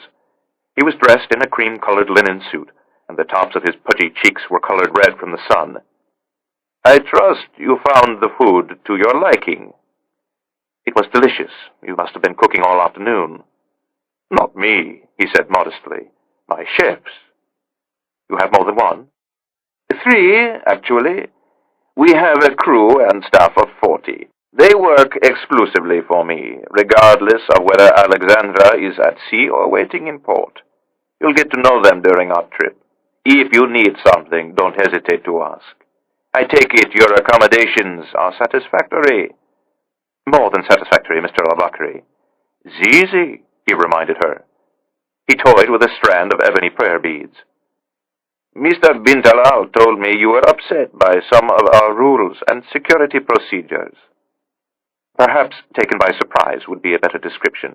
I wish you would have told me in advance. I would have packed lighter." "Mr. Bint Alal can be somewhat fanatical in his devotion to my security. I apologize for his behavior. That said, Sarah, when one enters the world of AAB Holdings, one has to adhere to certain rules, for the safety of everyone." He flicked his wrist and wrapped his prayer beads around the first 2 fingers of his right hand. "Did you have a chance to think about my offer?" I still don't know what it is. But you are interested, otherwise you wouldn't be here. Let's just say I'm intrigued, and I'm willing to discuss the matter further. You are a shrewd businesswoman, Sarah. I admire that. Enjoy the sun and the sea. We'll talk in a few days when you've had a chance to relax. A few days? I have to get back to London. Julian Isherwood got along without you for many years, Sarah. Something tells me he'll survive while you take a much-deserved vacation with us. And with that, he went back to his own end of the table and sat down next to Nadia. Welcome to the family, said Herr Verley. He likes you very much. When you negotiate your salary, be unreasonable. He'll pay whatever you want. Dinner that evening aboard Sundancer had been far less extravagant, and the conversation far more animated. They did not avoid topics such as war and terrorism. Indeed, they embraced them wholeheartedly and argued about them long past midnight. At the end of the evening, there was another quarrel, this one about whose night it was to do the dishes. Dina and Ramona claimed exemption on the grounds that they had performed the task the last night in Surrey. Gabriel, in one of his few command decisions of the day, inflicted the task on the new boys, Oded and Mordecai, two experienced all-purpose field hands, and Mikhail, a gunman on loan to the office from the Sayeret Matkal. He was a Russian-born Jew with bloodless skin and eyes the color of glacial ice.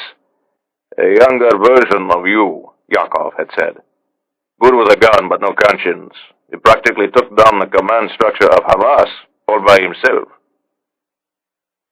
Their accommodations lacked the grandeur of Alexandra's, and no one was granted the privilege of private quarters. Gabriel and Lavon, veterans of manhunts past, bunked together in the prow. Lavon was used to Gabriel's erratic operational sleeping habits and was not surprised the following morning when he woke before dawn to find Gabriel's bed unoccupied. He climbed out of his bunk and went up to the deck. Gabriel was standing at the prow, coffee in hand, his gaze fixed on the smudge of light on the distant horizon. Lavon went back to his bunk and slept 2 more hours. When he returned to the deck, Gabriel was standing in the exact same spot, staring out at the empty sea. Chapter 23. Off the Bahamas. Her days quickly acquired shape. She would rise early each morning and linger in a drowsy half-sleep in the enormous bed, listening to Alexandra slowly stirring to life around her. Then, usually around 7:30, she would ring the steward and order her morning coffee and brioche, which would come on a tray, always with a fresh flower 5 minutes later. If there was no rain, she would take her breakfast in the shade of her starboard-facing private sun deck. Alexandra was on a southeasterly heading, steaming toward an unnamed destination, and usually Sarah could just make out the low, flat islands of the Bahamian chain in the distance. Zizi's suite was 1 level above her. Some mornings she could hear him on the telephone, closing the day's first deals. After breakfast, she would place 2 calls to London on the shipboard system. First, she would dial her apartment in Chelsea, and invariably would find 2 or 3 ersatz voice messages left by the office. Then she would call the gallery and speak to Chiara. Her soft Italian-accented English was like a lifeline. Sarah would pose questions about pending deals. Chiara would then read Sarah's telephone messages. Contained in the seemingly benign patter was vital information. Sarah telling Chiara that she was safe, and that there was no sign of Ahmed bin Shafiq. Chiara telling Sarah that Gabriel and the others were close by, and that she was not alone. Hanging up on Chiara was the hardest part of Sarah's day. By then it was usually 10 o'clock, which meant that Zizi and Jean-Michel were finished working out, and the gym was now free to other staff and guests. The rest of them were a sedentary lot. Sarah's only company each morning was Herr Verley, who would torment himself on the elliptical machine for a few minutes before retiring to the sauna for a proper Swiss sweat. Sarah would run 30 minutes on the treadmill, then row for 30 more. She had been on the Dartmouth crew, and within a few days began to see definition in her shoulders and back that hadn't been there since Ben's death. After her workout, Sarah would join the other women on the foredeck for a bit of sun before lunch. Nadia and Rahima remained distant, but the wives gradually warmed to her, especially Fraulein Verley and Jihan, the fair-haired young Jordanian wife of Hassan, Zizi's communications specialist. Monique, Jean-Michel's wife, spoke rarely to her. Twice Sarah peered over the top of her paperback novel and saw Monique glaring at her, as though she were plotting to shove Sarah over the rail when no one else was looking. Lunch was always a slow, lengthy affair. Afterwards, the ship's crew would bring Alexandra to a stop for what Zizi referred to as the afternoon jet ski derby. For the first 2 days, Sarah remained safely on the deck, watching while Zizi and his executives leaped and plunged through the swells. On the third day, he convinced her to take part and personally gave her a lesson in how to operate her craft. She sped away from Alexandra's stern, then killed the engine and gazed for a long time at the pinprick of white on the horizon behind them. She must have strayed too far, because a few moments later Jean-Michel came alongside her and gestured for her to return to the mother ship. 100 meters is the boundary, he said. Zizi's rules. His day was rigorously scheduled. A light breakfast in his room, phone calls, exercise with Jean-Michel in the gym, a late morning meeting with staff, lunch, the jet ski derby, another meeting with staff that usually lasted until dinner. Then, after dinner, phone calls late into the night. On the second day, the helicopter departed Alexandra at 10 in the morning and returned an hour later with a delegation of 6 men. Sarah examined their faces as they filed into Zizi's conference room and concluded that none of them was Ahmed bin Shafiq. Later, an Abdul volunteered 3 of their names, which Sarah stored in her memory for later retrieval. That afternoon, she encountered Zizi alone in one of the lounges and asked him whether they could discuss his job offer. What's the rush, Sarah? Relax. Enjoy yourself. We'll talk when the time is right. I have to be getting back to London, Zizi. To Julian Isherwood. How can you go back to Julian after this? I can't stay forever. Of course you can. Can you at least tell me where we're headed? It's a surprise, he said. One of our little traditions. As honorary captain, I get to pick our destination. I keep it secret from the others. We're planning to make a call tomorrow at Grand Turk. You can go ashore if you like and do a bit of shopping. Just then, Hassan appeared, handed Zizi a phone, and murmured something in Arabic into his ear that Sarah couldn't understand. Will you excuse me, Sarah? I have to take this. And with that, he disappeared into his conference room and closed the door. She woke the following morning to the sensation of utter stillness. Instead of lingering in bed, she rose immediately and went out onto the sun deck and saw that they had anchored off Cockburn Town, the capital of the Turks and Caicos. She had breakfast in her room, checked in with Chiara in London, then made arrangements with the crew for a shore craft to take her into town. At 11:30, she went astern and found Jean-Michel waiting for her, dressed in a black pullover and white Bermuda shorts. I volunteered to be your escort, he said. I don't need an escort. No one goes ashore without security, especially the girls. Zizi's rules. Is your wife coming? Unfortunately, Monique is not well this morning. It seems dinner didn't agree with her. They rowed into the harbor in silence. Jean-Michel docked the boat expertly, then followed her along a waterfront shopping street while she ran her errands. In one boutique, she selected 2 sundresses and a new bikini. In another, she bought a pair of sandals, a beach bag, and a pair of sunglasses to replace the pair she'd lost in the previous day's jet ski derby. Then it was over to the pharmacy for shampoo and body lotion and a loofah to remove the peeling skin from her sunburned shoulders. Jean-Michel insisted on paying for everything with one of Zizi's credit cards. On the way back to the boat, Ramona walked past, hidden behind a pair of large sunglasses and a floppy straw hat. And in a tiny bar overlooking the harbor, she noticed a familiar-looking man with a white bucket hat and sunglasses, peering mournfully into a drink with a festive umbrella. Only when she was back aboard Alexandra did she realize it had been Gabriel. When she telephoned London the next day, Julian came briefly on the line and asked when she was planning to return. 2 days later, he did so again, but this time his voice contained an audible note of agitation. Late that afternoon, Zizi rang Sarah's room. Would you come up to my office? I think it's time we talked. He hung up the phone without waiting for an answer. She dressed as professionally as possible, white capri pants, a yellow blouse that covered her arms, a pair of flat-soled sandals. She considered putting on a bit of makeup, but decided she could make no improvements to what a week in the Caribbean sun had already accomplished. 10 minutes after receiving the summons, she left her suite and headed upstairs to Zizi's office. He was seated at the conference table along with Daoud Hamza, Abdul and Herr Verli. They rose in unison as Sarah was shown into the room, then gathered up their papers and filed wordlessly out. Zizi sat down again and gestured for Sarah to do the same. At the opposite end of the room, Al Jazeera flickered silently on a large flat-panel television, Israeli troops destroying the home of a Hamas suicide bomber, while his mother and father wept for the cameras. Zizi's gaze lingered on the screen a moment before turning to Sarah. I've invested tens of millions of dollars in the Palestinian territories, and I've given them millions more in charitable donations. And now the Israelis are tearing it to shreds while the world stands by and does nothing. Where was the world's condemnation yesterday, Sarah thought, when 22 charred and broken bodies lay scattered along a Tel Aviv street? She looked down at her hands, at Zizi's gold bracelet and Zizi's Harry Winston watch, and said nothing. But let's talk about something more pleasant, Zizi said. Please, let's. She looked up and smiled. You'd like to make me an extravagant offer to come work for you. I would? Yes, you would. Zizi returned her smile. We have an opening in our art department. His smile faded. An unexpected opening, but an opening nonetheless. I'd like you to fill it. Your art department? I'm sorry, he said. It's how we refer to the various divisions of the operation. Hassan is chief of the communications department. Mansour's department is travel. Herveli is banking. Mr. Bintalal is... security?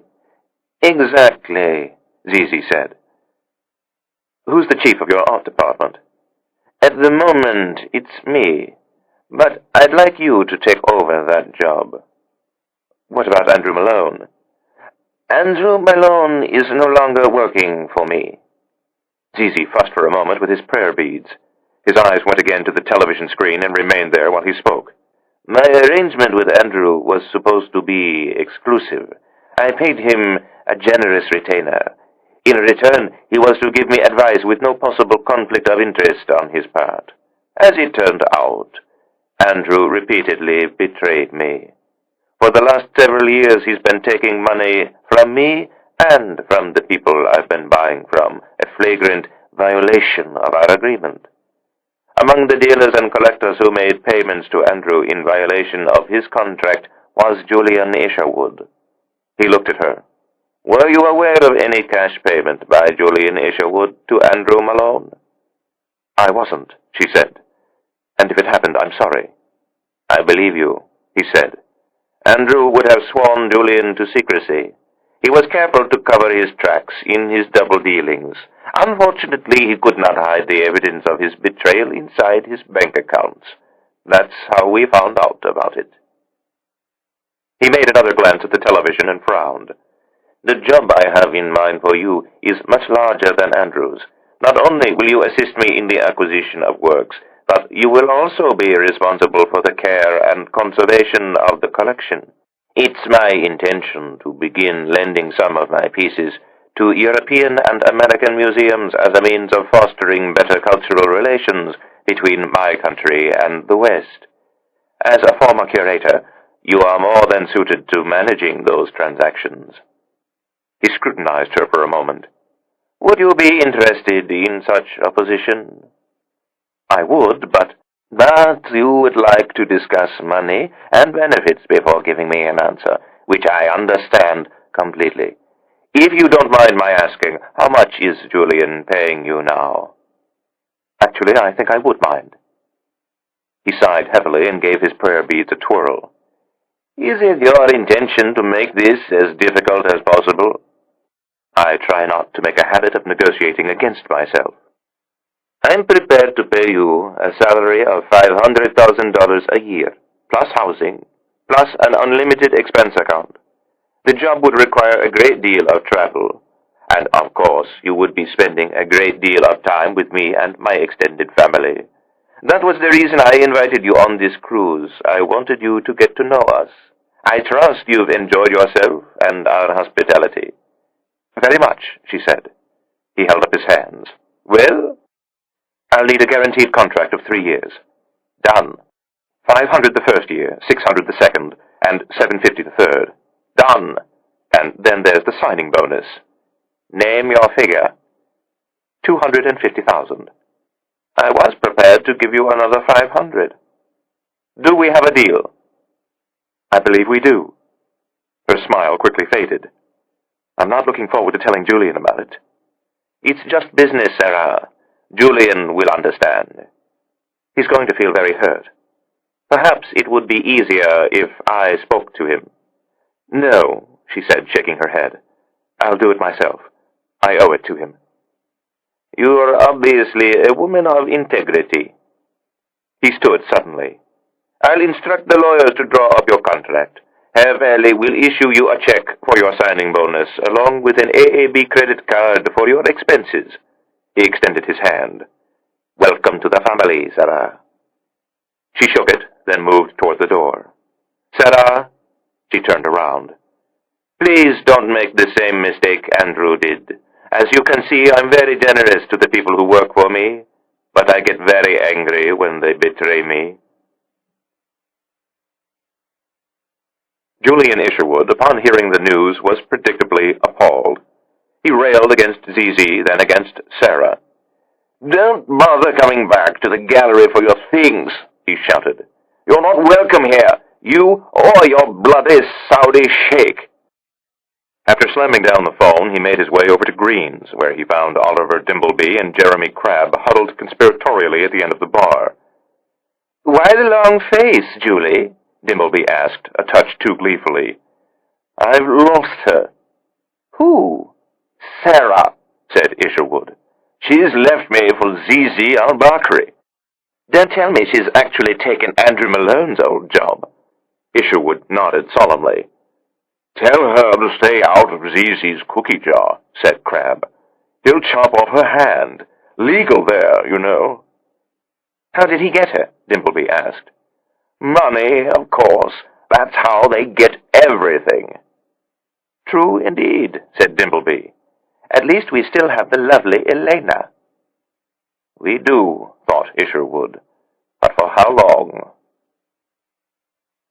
4,000 miles away aboard Sundancer, Gabriel shared in Isherwood's gloomy mood, though for very different reasons. After hearing news of Sarah's hiring, he retreated to his outpost at the prow, refusing to acknowledge the congratulations offered him by the rest of his team. What's his problem? Yakov asked Lavon. He actually did it. He's put an agent inside Jihad Incorporated. Yes, said Lavon. And one day he'll have to get her out again. Chapter 24. Gustavia, San Barthélemy. Zizi's secret destination turned out to be the French island of San Barthélemy. They arrived the following morning and dropped anchor off Gustavia, the island's picturesque port and administrative capital. Sarah was finishing her workout when Nadia came into the gym, dressed in a flattering white bikini and sheer white beach dress. Why aren't you ready? She asked. What are you talking about? I'm taking you to Saline Beach, the greatest beach in the world. When Sarah hesitated, Nadia touched her arm affectionately. Listen, Sarah, I know I haven't been terribly friendly since you arrived, but we're going to be spending a lot of time together now that you're working for my father. We might as well be friends. Sarah made a show of thought. I need 10 minutes. 5. Nadia smiled warmly. What do you expect? I'm my father's daughter. Sarah went up to her cabin, showered quickly, and changed into a bathing suit and a sundress. She dropped a few things into her new beach bag, then went astern. Nadia was already aboard the launch, along with Rafik al-Kamal and Jafar Sharuki. Jean-Michel was behind the wheel, checking the instrument panel. Just us? Sarah asked as she climbed aboard and settled next to Nadia in the forward compartment. Rahima might join us later, Nadia said. But to tell you the truth, I hope she doesn't. I could use a break from her. Jean-Michel eased the boat away from Alexandra's stern, then increased the throttle and sped away. They raced along the southern side of the island, past the outskirts of Gustavia, then around the Grand Point. 2 minutes later, they entered a small bay guarded at either end by rugged outcroppings of gray-brown volcanic rock. Between the rocks and beneath a sky of intense luminous blue lay a sweeping crescent beach. Welcome to Saline, Nadia said. Jean-Michel guided the craft carefully through the gentle breakers and came to a stop a few yards from the shoreline. Rafik and Sharuki leaped overboard into the shallow water and made their way to the prow. Nadia stood and slipped overboard into Rafik's powerful arms. It's the best part about having bodyguards, she said. You never have to get wet on the way to the beach. Sarah reluctantly climbed into the arms of Sharuki. A few seconds later, she was deposited gently in the hard sand at the water's edge. As Jean-Michel turned the launch around and headed back to Alexandra, Nadia stood at the tide line and looked for a suitable place to make camp. "Down there," she said. Then she took Sarah's arm and led her toward the distant end of the beach, which was empty of other people.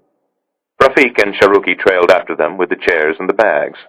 50 yards removed from the nearest beachgoer, Nadia stopped and murmured something in rapid Arabic to Rafik, who responded by spreading a pair of towels on the sand and opening the chairs. The two bodyguards made an outpost for themselves about 20 yards away. Nadia removed her beach dress and sat on her towel. Her long dark hair was combed straight back and shimmering with gel. She wore silver-tinted sunglasses through which it was possible to see her wide liquid eyes. She glanced over her shoulder toward the bodyguards, then removed her top. Her breasts were heavy and beautifully formed. Her skin, after 2 weeks in the sun, was deeply tanned. Sarah sat down in one of the chairs and buried her feet in the sand. "Do you like having them?" Sarah asked. "The bodyguards," Nadia shrugged. "When you're the daughter of Zizi al-Bakri, bodyguards are a fact of life. Do you know how much I'm worth to a kidnapper or a terrorist? Billions." "Exactly." She reached into her beach bag and pulled out a pack of Virginia Slims. She lit one for herself and offered one to Sarah, who shook her head. "I don't smoke on Alexander in deference to my father's wishes, but when I'm away from him—" Her voice trailed off. "You won't tell him, will you?" "Cross my heart." Sarah inclined her head toward the bodyguards. "What about them?" "They wouldn't dare tell my father." Nadia returned the cigarettes to her bag and exhaled smoke toward the cloudless blue sky. Sarah closed her eyes and turned her face to the sun. "You wouldn't happen to have a bottle of very cold rosé in there, would you?" "I wish," Nadia said. "Jean-Michel always manages to smuggle a little wine on board. I'm sure he'd give you a bottle or two if you asked nicely." "I'm afraid Jean-Michel wants to give me more than just wine." "Yes, he's very attracted to you." Nadia pushed her sunglasses onto her forehead and closed her eyes. "There's a restaurant just behind the dunes. We can have a drink at the bar later if you like." "I didn't realize you drank." "Not much, but I do love banana daiquiris on a day like today." "I thought your religion forbade it." Nadia waved her hand dismissively. "You're not religious?" Sarah asked. "I love my faith, but I'm also a modern Saudi woman. We have two faces. When we are at home, we are obligated to keep it hidden behind a black veil. But in the West, you can drink the occasional daiquiri and lay topless on the beach." "Exactly. Does your father know?" She nodded. "He wants me to be a true woman of the West, but remain faithful to the tenets of Islam. I've told him that's not possible, at least not in the strictest sense, and he respects that. I'm not a child, Sarah. I'm 27 years old." She rolled onto her side and propped her head on her hand. "And how old are you?" 31, Sarah said. "Have you ever been married?" Sarah shook her head. Her face was still turned to the sun, and her skin felt as though it was burning. Nadia knows, she thought. They all know. "You're a beautiful girl," Nadia said. "Why aren't you married yet?" "Because of a telephone call I received at 8:53 the morning of September 11th, 2001, Sarah thought. "All the usual excuses," she said. "First there was college, then my doctorate, then work. I suppose I've never had time for love." "No time for love? How sad. It's an American disease."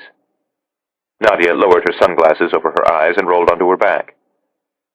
"The sun is strong," Sarah said. "You should cover up." "I never burn. It's one of the good things about being a Saudi." She reached out and lazily buried the end of her cigarette in the sand. "Must be very strange for you." "What's that?" "An all-American girl like you working for Zizi al-Bakri?" "Sorry to disappoint you, Nadia, but I'm hardly an all-American girl. I spent most of my childhood in Europe. When I went back to America to go to college, I felt terribly out of place. It took me a long time to adjust." "It doesn't bother you working for a Saudi?" "Why should it?" "Because many people in your country blame us for the attacks on 9/11. "I don't happen to be one of them," Sarah said. Then she recited the lines that Gabriel had given her in Surrey.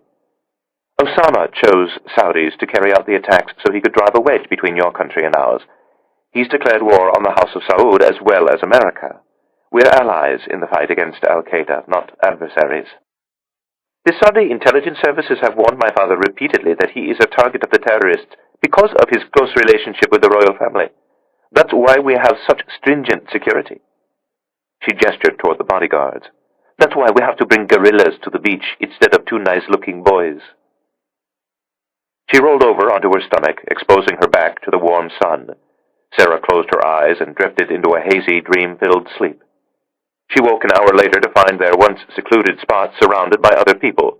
Rafik and Sharuki were now seated directly behind them. Nadia appeared to be sleeping. "I'm hot," she murmured to the bodyguards. "I'm going for a swim." When Rafik started to get to his feet, Sarah motioned for him to stay. "I'll be fine," she said. She walked slowly into the water until the waves began breaking over her waist, then plunged beneath the surface and kicked hard several times until she was past the rough surf. When she broke through the surface again, Yakov was floating next to her. "How long are you planning to stay in St. Bart's?" "I don't know. They never tell me anything." "Are you safe?" "As far as I can tell." "Have you seen anyone who could be bin Shafiq?" She shook her head. "We're here with you, Sarah. All of us. Now swim away from me and don't look back. If they ask about me, tell them I was flirting with you." And with that he disappeared beneath the surface and was gone. Sarah went back to the beach and laid down on a towel next to Nadia. "Who was that man you were talking to?" she asked.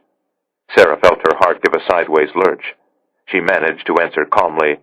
"I don't know," she said, "but he was hitting on me right in front of his girlfriend." "What do you expect? He's a Jew." "How can you tell?" "Trust me, I can tell. Never talk to strangers, Sarah, especially Jews." Sarah was in her cabin dressing for dinner when she heard the whine of the Sikorsky's engine. She fastened the pearls around her neck and hurried up to the afterdeck, where she found Zizi seated on a couch in the cool evening air, dressed in a pair of fashionably cut faded blue jeans and white pullover. "We're going to the island for dinner tonight," he said. "Nadia and I are taking the last helicopter. You'll come with us." They boarded the Sikorsky 20 minutes later. As they floated over the harbor, the lights of Gustavia glowed softly against the gathering darkness.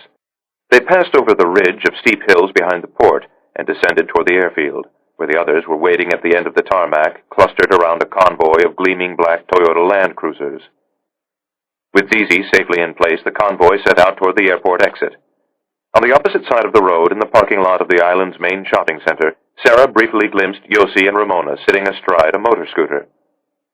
She leaned forward and looked over at Zizi, who was seated next to his daughter. "Where are we going?" "We've commandeered a restaurant in Gustavia for dinner. But first we're going to a villa on the other side of the island for drinks." "Have you commandeered the villa, too?" Zizi laughed. "Actually, it's being rented by a business associate of ours." A cell phone shrieked. It was answered on the first ring by Hassan, who handed it to Zizi after ascertaining the identity of the caller. Sarah looked out her window. They were speeding now along the Baie de Saint-Jean. She glanced over her shoulder and saw the headlights of the last Land Cruiser trailing close behind them. An image formed in her mind. Yossi at the helm of his scooter, with Ramona clinging to his waist. She dropped the image into an imaginary shredder and made it go away. The convoy suddenly slowed as they entered the busy little beach town of Saint-Jean.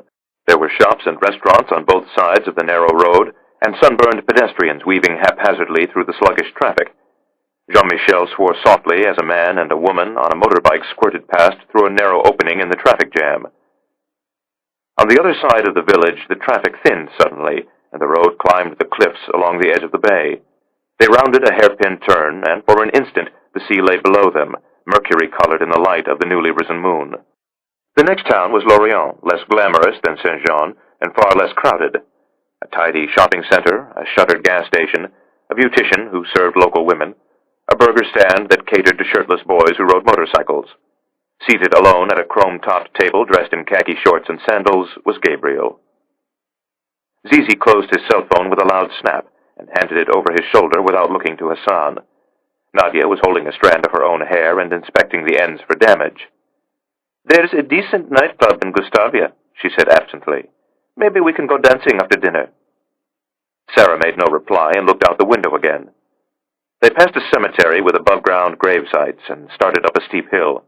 Jean-Michel downshifted and pressed the accelerator to the floor. Halfway up the grade, the road bent sharply to the left.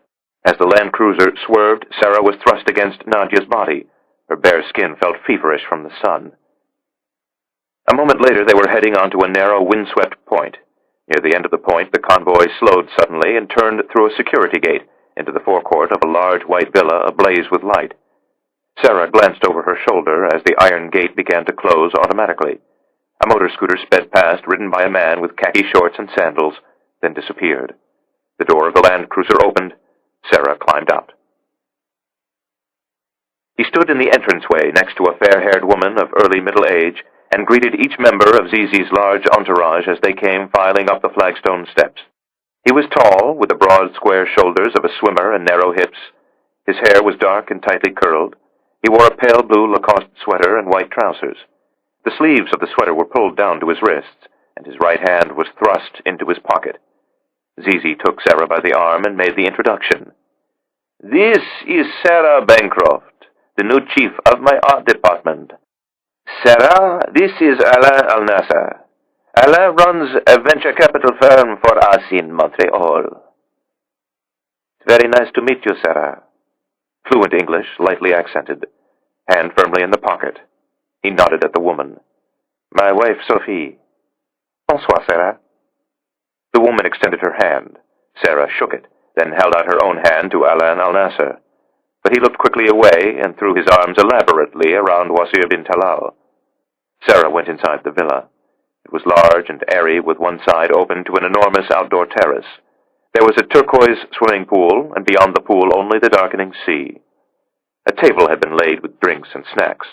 Sarah searched in vain for a bottle of wine and settled for papaya juice instead. She carried her drink onto the terrace and sat down. The gas lanterns were twisting in the night wind. So was Sarah's hair. She tucked the rebellious strands behind her ears and looked back into the villa. Alain Al-Nasser had abandoned Sophie to Jean-Michel and was now in close consultation with Zizi, Daoud Hamza, and Bintalal. Sarah sipped her juice. Her mouth was sandpaper. Her heart was banging against her breastbone. "Do you think he's handsome?" She looked up, startled, and saw Nadia standing over her. "Who?" "Alain." "What are you talking about?" "I saw the way you were looking at him, Sarah." Think of something, she thought. "I was looking at Jean-Michel." "Don't tell me you're actually considering it." It's never a good idea to mix romance and work. "He is beautiful, though." "Very," said Sarah, "but trouble." "They all are."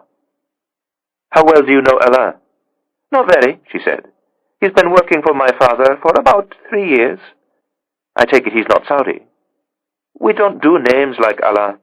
He's Lebanese, raised in France, I think. And now he lives in Montreal." "I suppose." Nadia's expression darkened. "It's best not to ask too many questions about my father's business, or the people who work for him.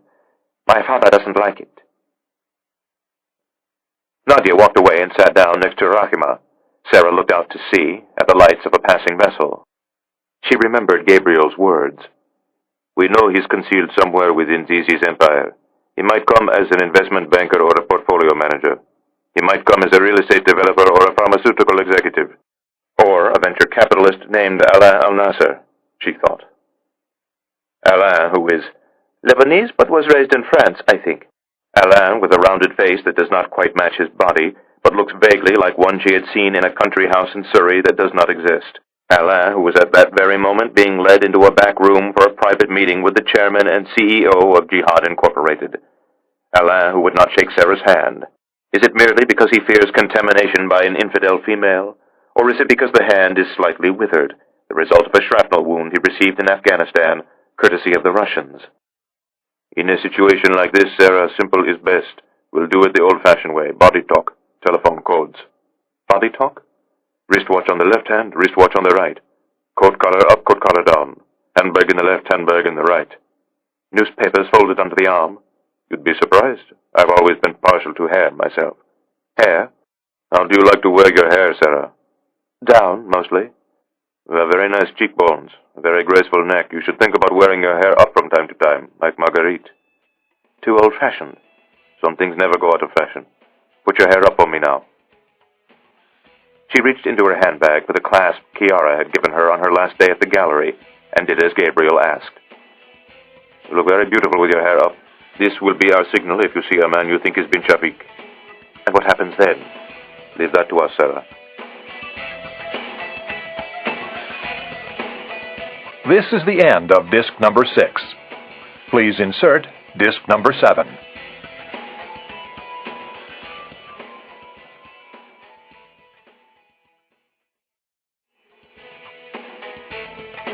This is disc number 7.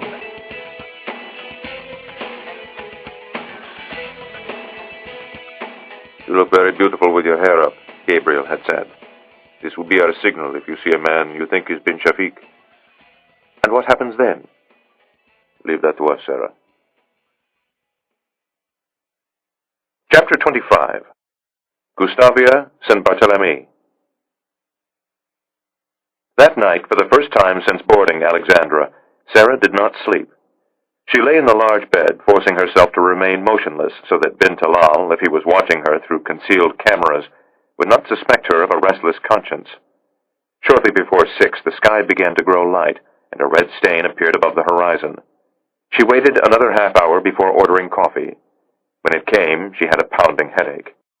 She went onto the sun deck and stood at the rail, her gaze on the light slowly coming up in the harbor, her thoughts on Alain al-Nasser of Montreal. They had remained at his villa a little more than an hour, then had driven to Gustavia for dinner. Zizi had taken over a restaurant called La Vela on the edge of the harbor. Alain al-Nasser had not come with them. Indeed, his name had not been mentioned at dinner, at least not within earshot of Sarah. A man who might have been Elie Lavon had strolled past the restaurant during dessert. Sarah had looked down to dab her lips on her napkin, and when she had looked up again, he had vanished. She felt a sudden craving for physical movement, and decided to go to the gym before it was commandeered by Zizi. She pulled on a pair of spandex shorts, a tank top, and her running shoes, then went into the bathroom and pinned up her hair in front of the mirror. The gym, when she arrived, was in silence. She had expected to find it empty, but instead saw Jean-Michel hunched over an apparatus working on his biceps. She greeted him coolly and mounted the treadmill. "I'm going to the island for a real run. Care to join me?" "What about Zizi's workout?"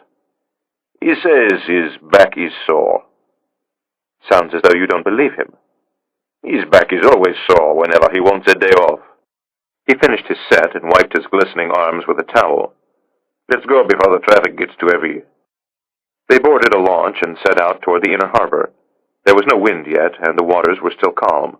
Jean-Michel tied up at a public dock near an empty cafe that was just opening for breakfast.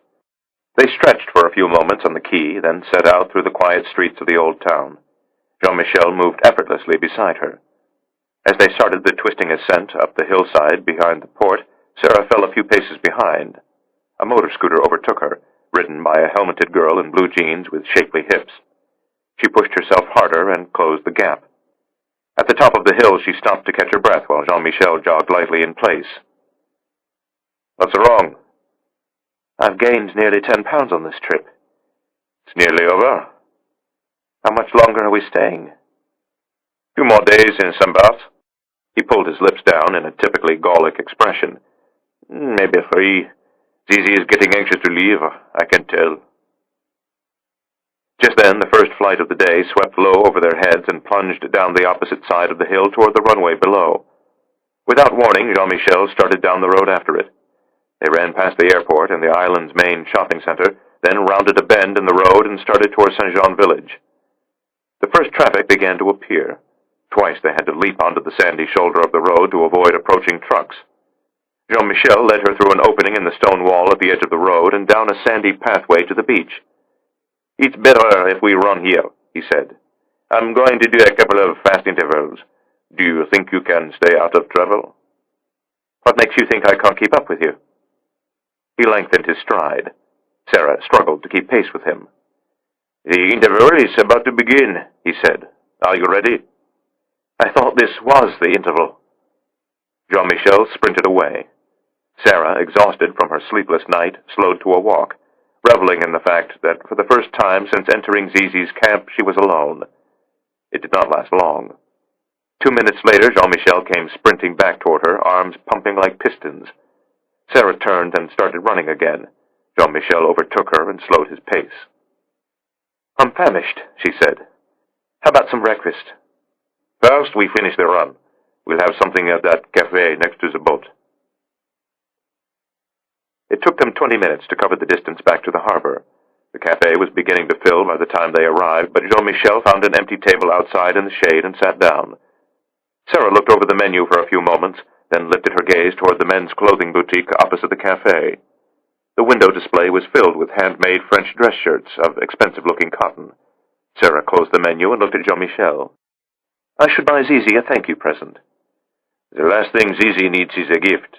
He truly is the man who has everything." "I should get him something. He was very generous to me." "I'm sure he was." She touched Jean-Michel's arm and pointed to the boutique. "The last thing Zizi needs is another shirt," he said. "They're very nice-looking, though." Jean-Michel nodded. "They're French," he said. "We still can do a few things well." "Give me your credit card." "It's an AAB company card."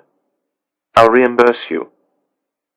He produced a card from the pocket of his running shorts and handed it over. "Don't bother paying me back," he said. "Trust me, Sarah. You won't be the first person to buy Zizi a present with his own money." "What size shirt does he wear?" 16.5 neck, 33 sleeve. "Very impressive." "I'm his personal trainer." She gave Jean-Michel her breakfast order, tartine, scrambled eggs, and café au lait, then walked over to the boutique. She stood outside for a moment, gazing at the shirts in the window, then slipped through the entrance. An attractive young woman with short blonde hair greeted her in French. Sarah selected 2 shirts, one dark blue, the other pale yellow, and gave the woman Zizi's measurements. The woman disappeared into a back room and returned a moment later with the shirts. "Do you have a gift box?" "Of course, madame." She produced one from beneath the counter, then carefully wrapped the shirts in tissue paper and placed them inside. "Do you have a gift card of some sort?" Sarah asked. "Something with an envelope." Again, the woman reached beneath the counter. She placed the card before Sarah and handed her a pen. "How will you be paying, madame?" Sarah gave her the credit card. While the saleswoman rang up the purchases, Sarah leaned over the gift card and wrote, "Alain Al-Nasser, Montreal." Then she inserted the card into the envelope, licked the adhesive flap, and sealed it tightly. The saleswoman then placed the credit card receipt in front of Sarah. She signed it, then handed the woman the pen, along with the sealed envelope. "I don't understand, madame." "Sometime this morning, a friend of mine is going to come here to see whether I forgot something," Sarah said. "Please give my friend this envelope.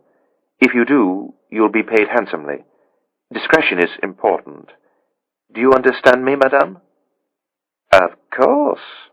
She smiled at Sarah mischievously. "I'm French." She looked at Jean-Michel sitting in the cafe. "Buying gifts for your lover with your husband's credit card? Very daring, madame. Your secret is safe with me." The woman placed the gift box with the shirts in a paper bag and handed it to Sarah. Sarah winked at her, then went out and returned to the cafe. Her breakfast was waiting for her when she sat down. "Any problems?" Jean-Michel asked. Sarah shook her head and handed him the credit card. "No," she said. "No problems at all." 30 minutes later, Sarah and Jean-Michel boarded the launch and returned to Alexandra. Gabriel waited another 15 minutes before entering the boutique. He collected the gift card from the saleswoman and gave her 100 euros for her trouble. 5 minutes after that, he was seated at the tiller of a Zodiac, heading out of the inner harbor toward the anchorage. Alexandra lay directly before him, by far the largest private vessel in port, second in scale only to the cruise ship that had come in overnight. Gabriel turned a few degrees to port and headed toward Sundancer, which was anchored several hundred yards away near the twin rocks that stood guard over the entrance of the harbor. He tied off the Zodiac at the stern and went into the main salon, which had been converted into a mobile command and operations center. There was a secure satellite telephone and a computer with a link to King Saul Boulevard. 24 cellular phones and several handheld radios stood in formation in their chargers, and a video camera with telephoto lens was trained on Alexandra. Gabriel stood before the monitor and watched Sarah step out onto her private sundeck. Then he looked at Yakov, who was on the phone to Tel Aviv. When Yakov hung up a moment later, Gabriel held up the gift card. Alain Al-Nasser, Montreal. That's our girl, Yakov said. Have a seat, Gabriel. King Saul Boulevard has had a busy morning. Gabriel poured himself a cup of coffee from a thermos and sat down. Technical hacked into the reservation system of the villa rental firm early this morning, Yakov said. The villa where Sarah went last night was rented by a company called Meridian Construction of Montreal. Meridian Construction is controlled entirely by AAB Holdings, Lavon said. Did the reservation say who would be staying there? Gabriel asked. Yakov shook his head. The booking was handled by a woman named Catherine Devereaux at Meridian headquarters. She paid for everything in advance and instructed the rental company to have the house open and ready for his arrival. When did he get here? 3 days ago, according to the records. How much longer is he staying? The reservation is for 4 more nights. What about his car? There is a cabriolet parked at the house now. The sticker on the back says Island Rental Cars. No computerized reservation system. Everything's on paper. If we want the particulars, we'll have to break in the old-fashioned way. Gabriel looked at Mordecai, a Neviot man by training. Their office is at the airport, Mordecai said. It's nothing more than a booth with a sliding aluminum shutter over the window and one door for the staff to come in and out. We could be inside in a matter of seconds. The problem is that the airport itself is under guard at night. We could lose the entire operation just to find out the name and credit card number he used to rent his car. Too risky, Gabriel said. Any activity on the telephone? Mordecai had placed a transmitter in the junction box last night overnight. One call this morning, he said. A woman. She phoned a hair salon in Saint-Jean and made an appointment for this afternoon. What did she call herself? Madame Al-Nasser, Mordecai said. There's one small problem with the tap. As it stands now, we're at the outside edge of its range. The signal is weak and full of interference. If bin Shafiq picked up the phone right now, we might not be able to make a voice ID on him because of static on the line. We need a listening post. Gabriel looked at Yakov. What about moving the boat? The waters off that point are too rough to be used as an anchorage. If we dropped anchor out there towards the villa, we'd stick out like a sore thumb. We might as well just walk up to Al-Nasser's front door and introduce ourselves. That's not a bad idea, said Mikhail as he entered the salon. I volunteer. We need a static post, Yakov said. So we'll get one. Gabriel held up the gift card again. What about this name? Do you recognize it? It's not an alias that we know about, Yakov said. I'll have King Saul Boulevard run it through the computers and see what they come up with. What now? Asked Mikhail. We'll spend the day watching him, Gabriel said. We'll try to get his photograph and his voice. If we can, we'll send them to King Saul Boulevard for analysis. It's a small island, Lavon said, his tone cautionary, and we have limited personnel. That can work to our advantage. In a place like this, it's not uncommon to see the same people every day. True, Lavon said. But Bin Talal's goons will get nervous if they see too many familiar faces. And what if King Saul Boulevard tells us that Alain al-Nasser of Montreal is really a Saudi GID officer named Ahmed bin Shafiq? Mikhail asked. What do we do then? Gabriel glanced up at the monitor and looked at Sarah. I'm going back to Gustavia, he said, still gazing at the screen. We need a listening post. The well-bred Englishwoman who greeted him 15 minutes later at the Sibarth Villa rental agency had sun-streaked brown hair and pale blue eyes. Gabriel played the role of Heinrich Kiefer, a German of means who had stumbled upon paradise and now wished to stay on a bit longer. The Englishwoman smiled. She had heard many such tales before, then printed out a listing of available properties. Gabriel scanned it and frowned. I was hoping for something here, he said, tapping the map that lay spread over her desk. On this point on the north side of the island. Point Milou? Yes, it's lovely, but I'm afraid we have nothing available there at the moment. We do have something here. She tapped the map. The next point over, Point Mangan. Can you see Point Milou from the house? Yes, quite clearly. Would you like to see some photographs? Please. The woman produced a brochure and opened it to the appropriate page. It's 4 bedrooms, Herr Kiefer. Did you need something that large? Actually, we might be having some company. Then I suspect this will do brilliantly. It's a bit pricey, $12,000 a week, and I'm afraid there's a 2-week minimum. Gabriel shrugged as if to say money was no object. No children, and absolutely no pets. You don't have a dog, do you? Heavens, no. There's a $2,000 security deposit as well, bringing the grand total to $26,000, payable in advance, of course. When can we have it? She looked at her watch. It's 10:15 now. If we rush things along, we should be able to have you and your wife in by 11:30 at the latest. Gabriel smiled and handed her a credit card. Though the Englishwoman did not know it, the first guests arrived at the villa 15 minutes after Gabriel and Dina had settled in. Their possessions were quite unlike those of ordinary visitors to the island. Mordecai brought a voice-activated receiver and a Nikon camera with a long lens, while Mikhail arrived with a nylon rucksack containing cellular phones, radios, and 4 handguns. An hour later, they glimpsed their quarry for the first time when he strode onto the terrace, dressed in white shorts and a long-sleeved white shirt, and gazed contentedly out to sea. Mordecai snapped several photos of him. 5 minutes later, when Al-Nasser emerged shirtless from the pool after a vigorous swim, he snapped several more. Gabriel examined the images on the computer but deemed them unworthy of sending to King Saul Boulevard for analysis. At 1 in the afternoon, the light on the voice-activated recorder turned from red to green. A burst of tone came over the line, followed by the sound of someone inside the house dialing a local number. After 2 rings, the call was answered by a woman at La Gloriette restaurant.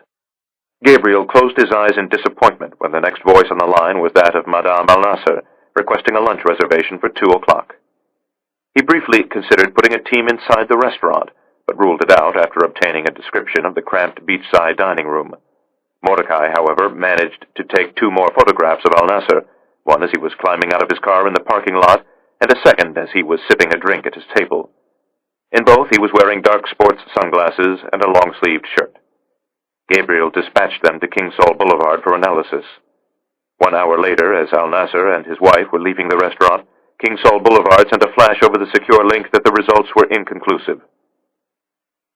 At 3:30, they departed La Gloriette and drove to Saint-Jean village, where Al-Nasser dropped his wife at the hair salon. From there, he went to Gustavia, where, at 3:50, he boarded a launch and headed to Alexandra. Yossi recorded his arrival from the bridge of Sundancer, along with the warm embrace he received from Zizi al-Bakri as they entered the upstairs office suite for a private meeting.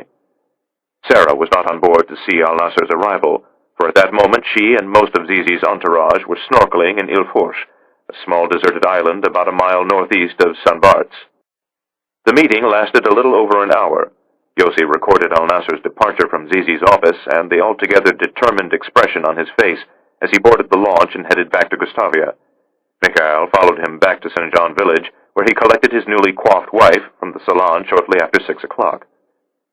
By 6:30, Al-Nasser was once again swimming laps in his pool, and Mikhail was seated glumly next to Gabriel in the villa on the other side of the inlet. "We've been chasing him all day," Mikhail said. "And what have we got to show for it? A few useless pictures. Alain Al-Nasser is obviously bin Shafiq. Let's take him now and be done with it." Gabriel gave him a disdainful look. "Someday, when you're a little older and wiser, I'll tell you a story about the night an office hit team thought they had the prize in their sights and killed an innocent waiter by mistake." "I know the story, Gabriel. It happened in Lillehammer. Inside the office you still refer to it as Lillehammer, the night of bitterness. But it was a long time ago. It is still the greatest operational blunder in the history of the office. They killed the wrong man, and they got caught doing it. They broke all the rules, they acted hastily, and they let their emotions get the better of them. We've come too far to have another Lillehammer. First, we get proof. Airtight, unassailable proof that Alain Al-Nasser is Ahmed bin Shafiq. Only then do we start talking about killing him. And we pull the trigger only if we can get Sarah and the entire team off the island without getting caught." "How are we going to get proof?"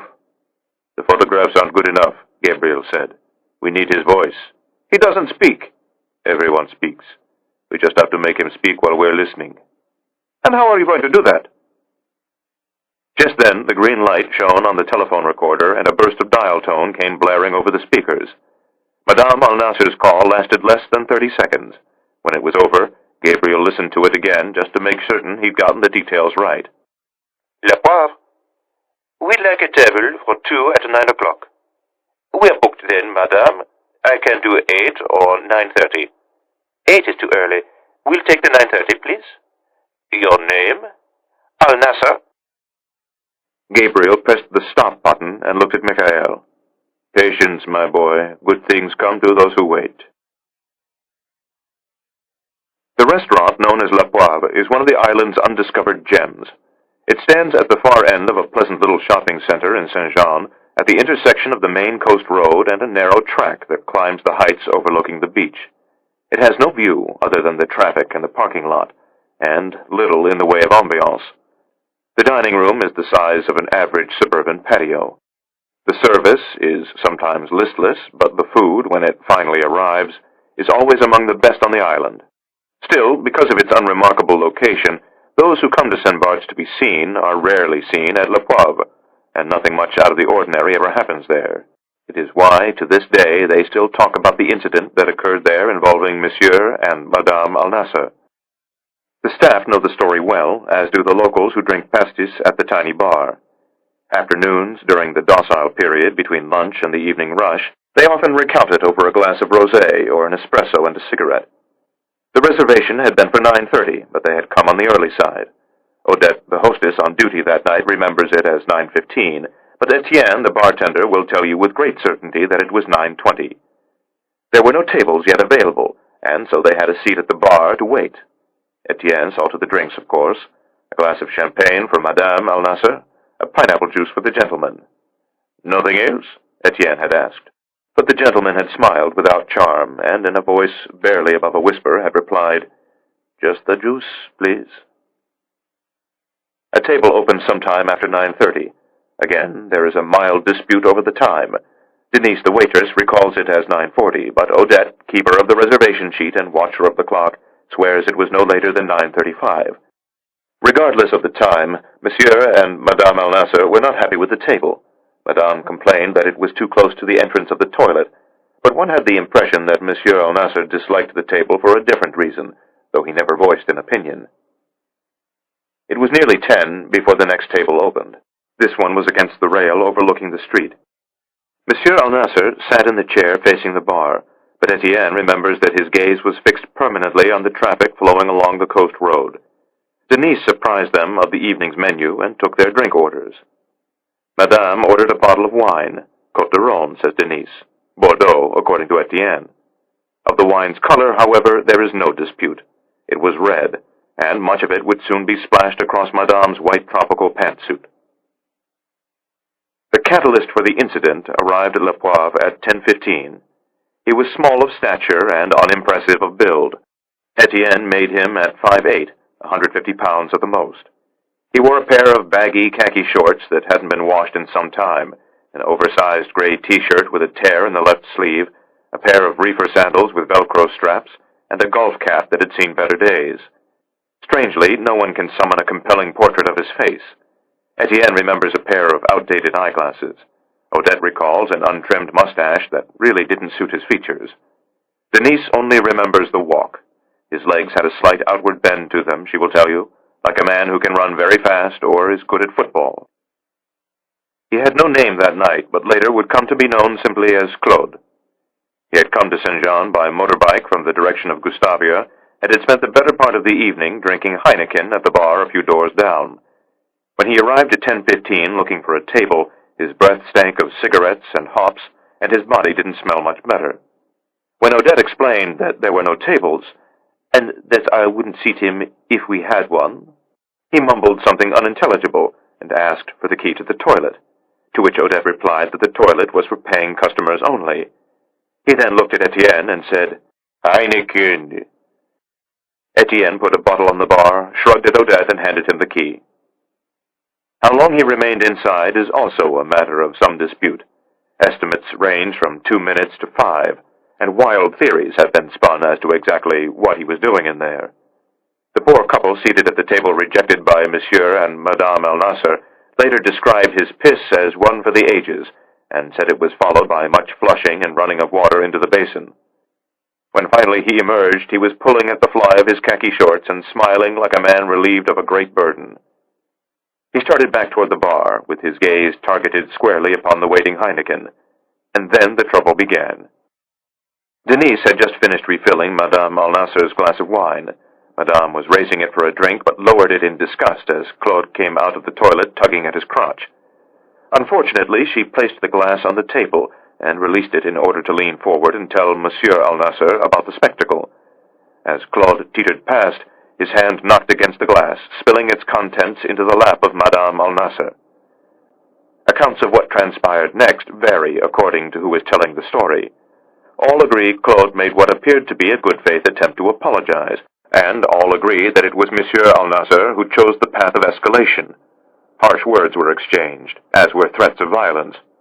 The incident might have resolved peacefully had not Claude offered to pay the dry-cleaning bill. When the offer was hotly refused, he reached into the pocket of his soiled khaki shorts and hurled a few wrinkled euro notes into Monsieur Al-Nasser's face. Denise managed to get out of the way just before Monsieur Al-Nasser seized Claude by the throat and pushed him toward the exit. He held him there for a moment, shouting more insults into his face, then pushed him down the steps into the street.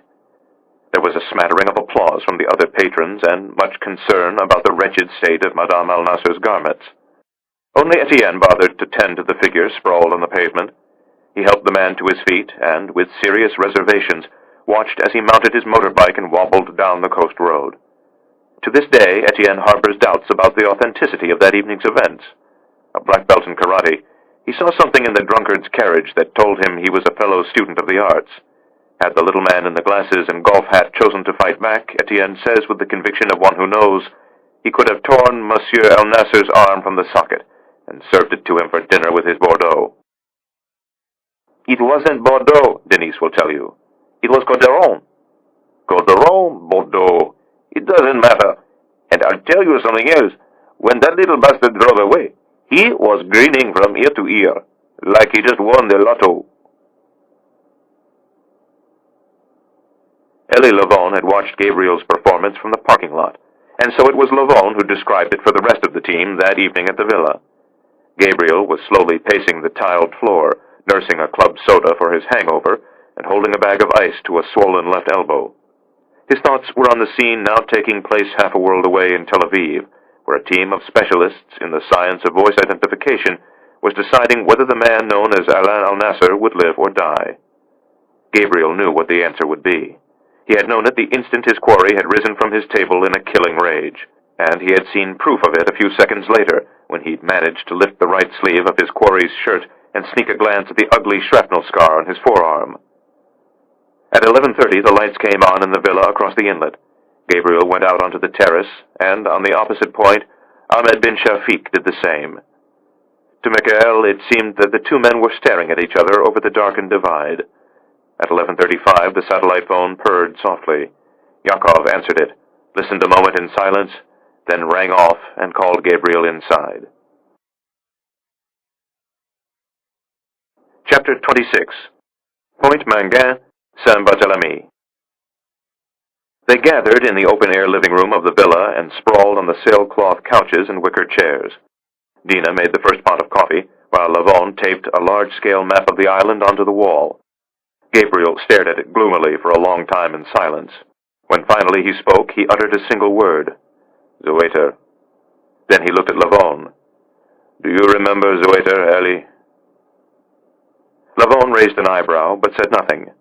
Of course Lavone remembered Zoeter, chief of Black September in Italy, first to die from Munich. Gabriel could almost see him now, a skinny intellectual in a plaid jacket, crossing the Piazza Annibaliano in Rome with a bottle of fig wine in one hand and a copy of 1001 Nights in the other. How long did you watch him, Elie? 2 weeks? Nearly 3. Tell them what you learned about Wadal Zoeter before we even thought about killing him.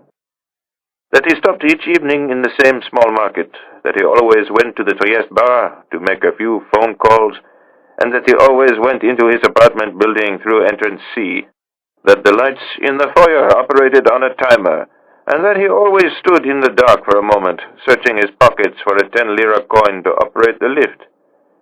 That's why you did it, wasn't it, Gabriel? In front of the lift? Excuse me, but are you Guido's waiter? No. Please, no. And then you vanished, Lavon continued. 2 escape cars, a team to cover the route. By morning you were in Switzerland. Chamron said it was like blowing out a match. We controlled every detail. We chose the time and the place of the execution and planned it down to the smallest detail. We did everything right that night. But we can't do any of those things on this island. Gabriel looked at the map.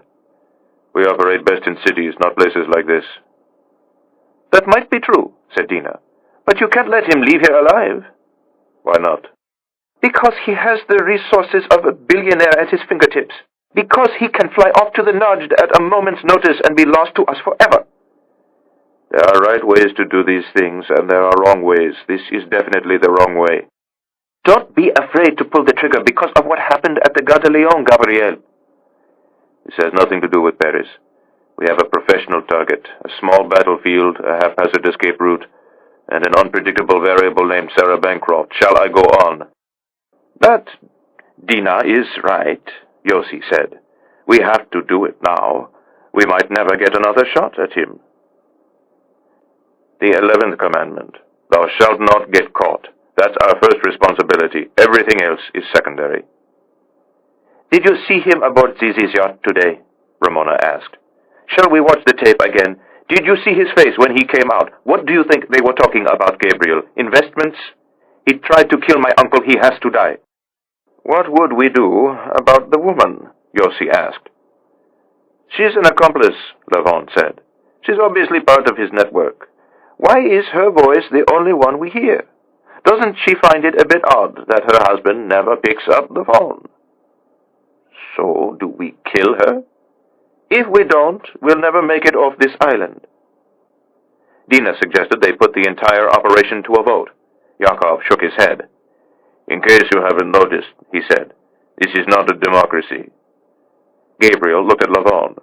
The two held each other's gaze for a moment, then Lavon closed his eyes and nodded once. They did not sleep that night.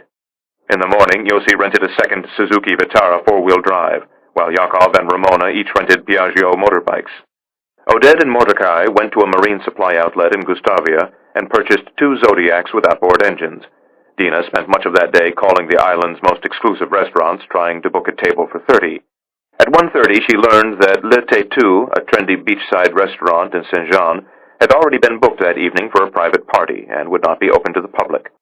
Gabriel rode into Saint-Jean to have a look for himself. The restaurant was an open-air structure with swatches of colorful cloth hanging from the ceiling and ear-shattering dance music blaring from the speakers. A dozen tables stood beneath a peaked wooden shelter, and several more were scattered along the beach. There was a small bar and, like many restaurants on the island, a boutique that sold atrociously expensive women's beachwear. Lunch service had reached fever pitch, and barefoot girls clad only in bikini tops and ankle-length beach dresses rushed from table to table dispensing food and drink. A feline-looking bathing suit model emerged from the boutique and posed for him. When Gabriel gave no sign of approval, the girl frowned and moved on to a table of well-lubricated Americans who bayed in approval.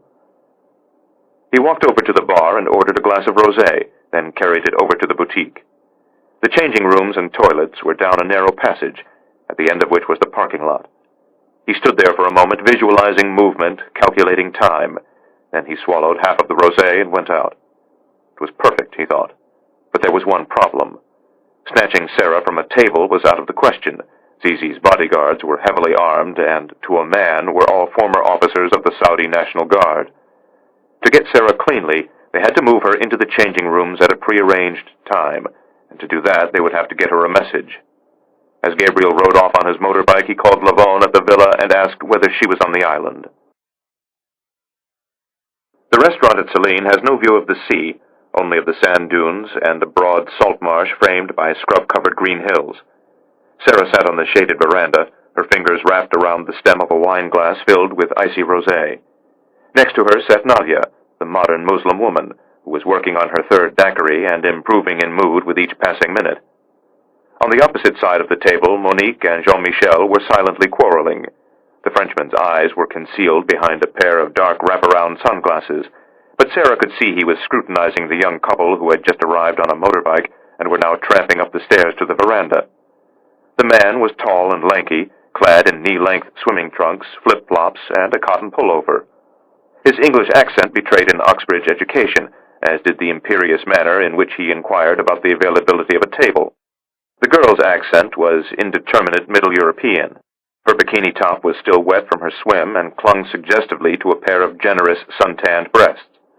She asked the hostess about the location of the toilet, loudly enough for Sarah and everyone else in the restaurant to hear, then calmly held Jean-Michel's gaze as she walked past the table, her emerald beach wrap flowing from a pair of childbearing hips. Nadia sucked at her daiquiri, while Monique scowled at Jean-Michel, as if she suspected his interest in the girl extended beyond the professional. 2 minutes later, when the girl emerged, she was fussing with her hair and swaying playfully to the reggae music issuing from the stereo behind the bar. Office doctrine, thought Sarah. When operating in public places like bars and restaurants, don't sit quietly or read a magazine. That only makes you look like a spy. Call attention to yourself. Flirt. Be loud. Drink too much. A quarrel is always nice. But there was something else Sarah noticed that she was sure Jean-Michel had not. Ramona was wearing no earrings, which meant she had left a message for Sarah inside the toilet. Sarah watched as Ramona sat down next to Yossi and snapped at him for not having a drink waiting for her. A line of clouds was coming over the dunes, and a sudden wind was chasing in the marsh grass. "Looks like a big storm," said Jean-Michel, and he ordered a third bottle of rosé to help ride it out. Nadia lit a Virginia Slims, then gave the pack to Monique, who did the same. Sarah turned to watch the approaching storm. All the while she was thinking of the clock and wondering how many minutes she should let pass before she went to the bathroom, and what she might find when she went there. 5 minutes later the clouds opened and a gust of wind hurled rain against Sarah's back. Jean-Michel signaled the waitress and asked her to lower the awning. Sarah stood, seized her beach bag, and started toward the back of the restaurant. "Where are you going?" asked Jean-Michel.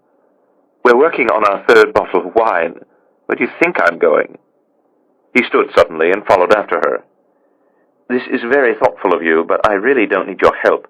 I've been doing this sort of thing alone since I was a little girl." He took her by the arm and led her to the restroom. The door was ajar. He pushed it all the way open, looked quickly around, then stepped aside and allowed her to enter.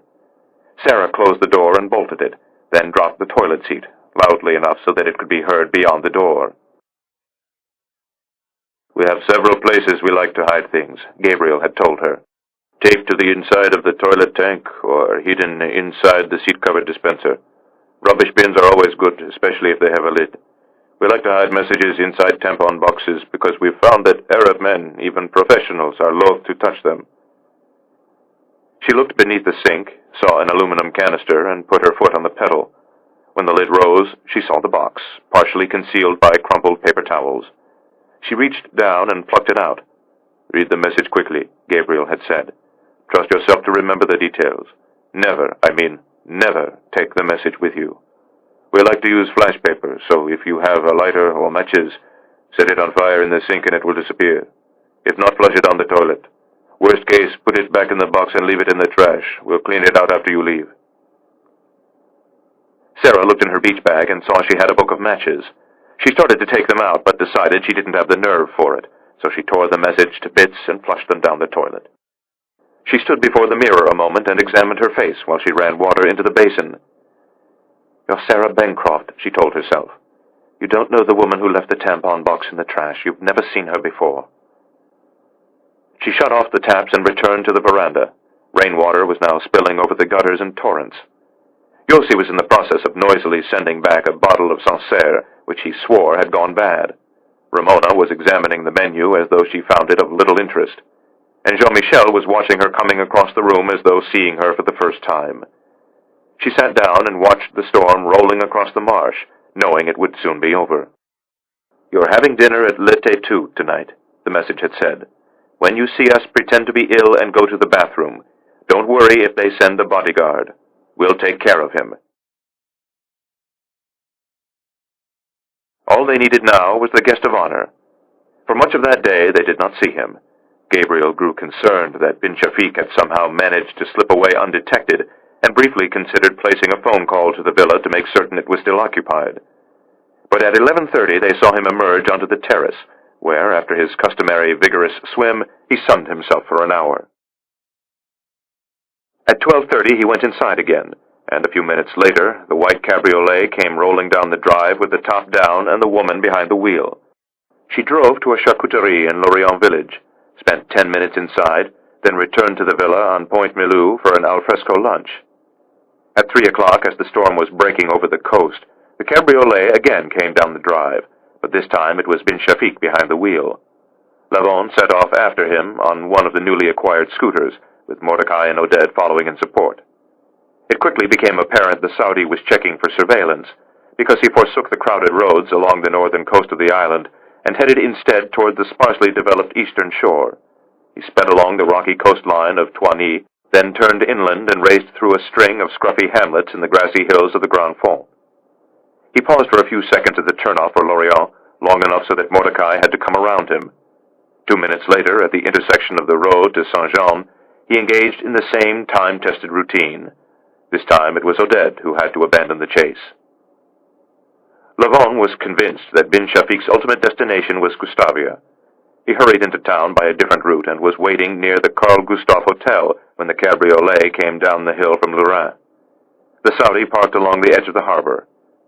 10 minutes later, after making another careful check of his tail, this one on foot, he joined Wazir bin Talal at a quayside cafe. Lavon had sushi at a restaurant up the street and waited them out. An hour later, he was back at the villa telling Gabriel they had a problem. Why is he meeting with bin Talal? Bin Talal is security, Zizi's security.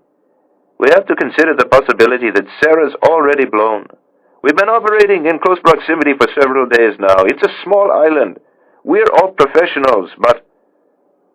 Lavon's voice trailed off. But what? Zizi's boys are professionals too, and so is bin Shafiq. He was driving this afternoon like a man who knew he was being followed. It's standard procedure, said Gabriel, playing the devil's advocate without much enthusiasm. You can always tell the difference between someone who's going through the motions and someone who thinks he's got a watcher on his tail. It feels to me like bin Shafiq knows he's being watched. So what are you suggesting, Ellie? Call it off? No, Lavon said. But if we can only get one target tonight, make sure it's Sarah. 10 minutes later, the green light, the burst of dial tone, the sound of a number being dialed. La Terrazza? I'd like to make a reservation for this evening, please. How many in your party? 2. What time? 9 o'clock. Can you hold a moment while I check the book? Sure. Would 9:15 be all right? Yes, of course. All right, we have a reservation for 2 at 9:15. Your name, please. Al-Nasser. Merci, madame. Au revoir. Click. Gabriel walked over to the map. La Terrazza is here, he said, tapping his finger against the hills above Saint-Jean. They won't have to leave the villa until 9 at the earliest.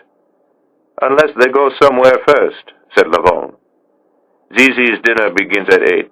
That gives us almost an hour before we would have to move Sarah into place for the extraction. Unless Zizi arrives late, said Lavon. Gabriel walked over to the window and looked across the inlet. The weather had broken, and it was now dusk. The sea was beginning to grow dark, and lights were coming on in the hills. We'll kill them at the villa, inside the house or behind the walls in the drive. Them? Asked Lavon. It's the only way we'll get off the island, Gabriel said. The woman has to die too. Chapter 27. Gustavia Harbor, Saint-Barthélemy. In the 2 hours that followed Gabriel's declaration, there took place a quiet movement of personnel and materiel that went largely unnoticed by the island's docile population. Sarah was witness to only one element of the preparations, for she was seated on her private deck, wrapped in a white terry robe, as Sundancer got underway and receded silently into the gathering darkness. The gusty winds of the afternoon had died away, and there was only a gentle, warm breeze chasing around the yachts anchored at the mouth of the harbor. Sarah closed her eyes. She had a headache from the sun, and her mouth tasted of nickel from too much rosé. She latched onto her discomfort. It gave her something to dwell on besides what lay ahead. She glanced at her wristwatch, the Harry Winston wristwatch that had been given to her by the chairman and CEO of Jihad Incorporated. It read 7:20.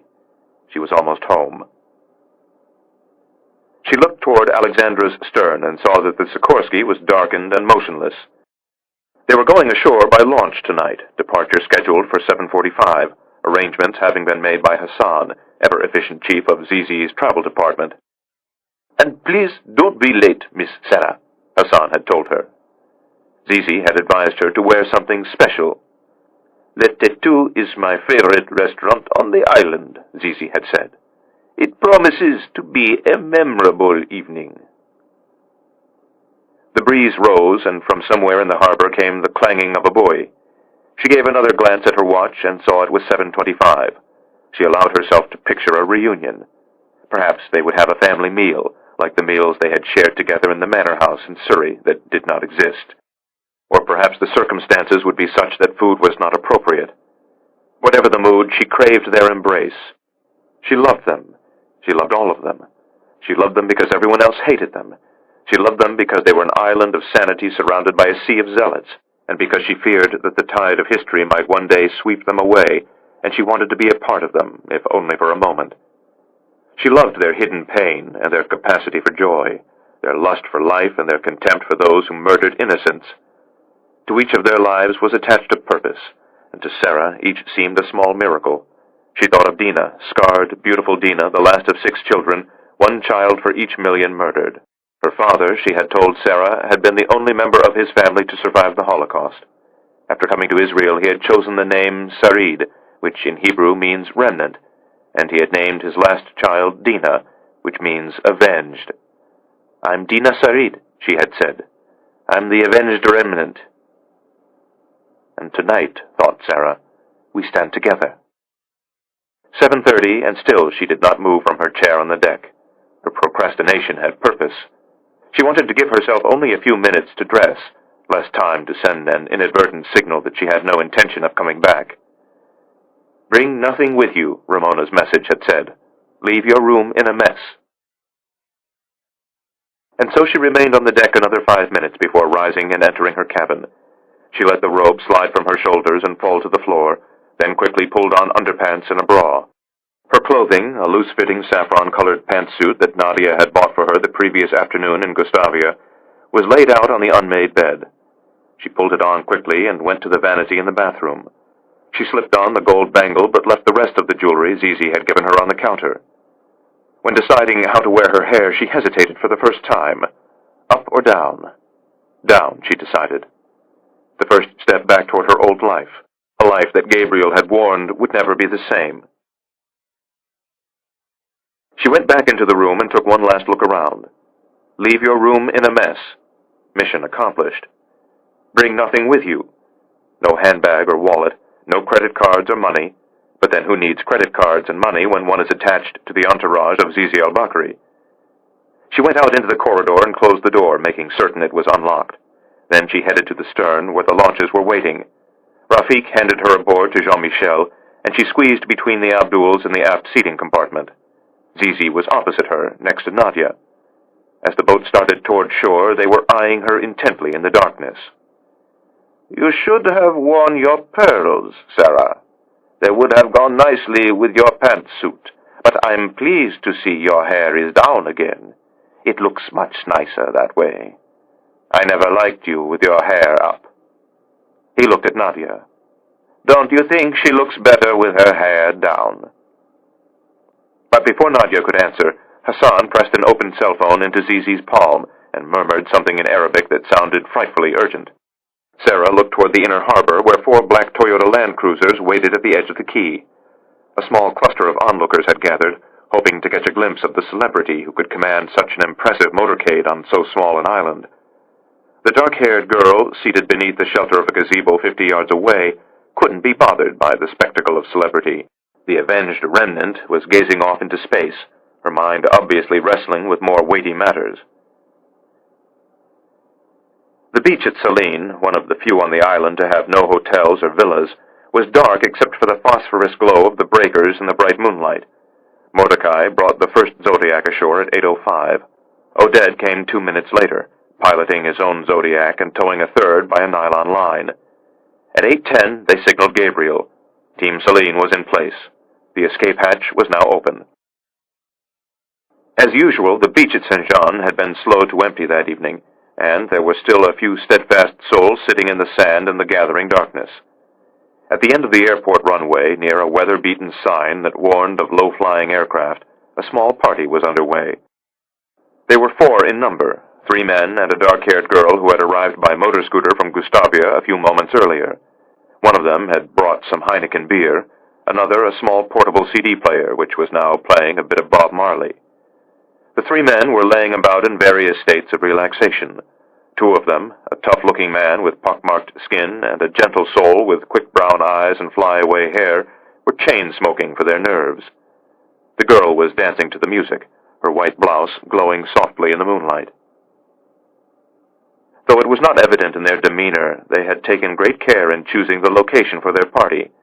From their position, they could monitor traffic on the road from Gustavia, along with the large private dinner party, now beginning about 100 yards down the beach at Le Tattoo restaurant. At 8:30, one of the men, the tough one with a pockmarked face, appeared to receive a call on his mobile phone. It was not an ordinary phone, but a 2-way radio capable of sending and receiving secure transmissions. A moment after hanging up, he and the other 2 men got to their feet and made their way noisily back to the road, where they climbed into a Suzuki Vitara and headed for the restaurant. The girl dressed in white remained behind on the beach, listening to Bob Marley, as she watched a private turboprop plane descending low over the waters of the bay toward the runway. She looked at the weather-beaten sign, "Beware of low-flying aircraft." The girl was dissident by nature and paid it no heed. She turned up the volume of the music and danced as the plane roared over her head. The beach at Marigot Bay is small and rocky and rarely used except by locals as a place to store their boats. There is a small turnoff just off the coast road with room for 2 or 3 cars and a flight of rickety wood stairs leading down to the beach. On that night, the turnout was occupied by a pair of Piaggio motorbikes. Their owners were on the darkened beach, perched on the belly of an overturned rowboat. Both had nylon rucksacks at their feet, and both rucksacks contained 2 silenced handguns.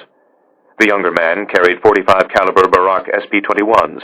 The older man preferred smaller weapons and had always been partial to Italian guns. The weapons in his bag were 9mm Berettas.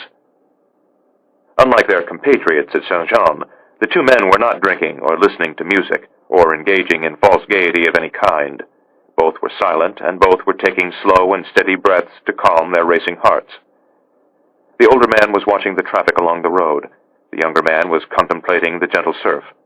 Both, however, were picturing the scene that would take place in a few minutes in the villa at the end of the point. At 8:30, the older one raised his radio to his lips and uttered 2 words. "Go, Dina." It was Monique, Jean-Michel's wife, who spotted the girl first. Drinks had just been served. Zizi had just finished ordering everyone to enjoy the meal, because it was to be their last on St. Bart's.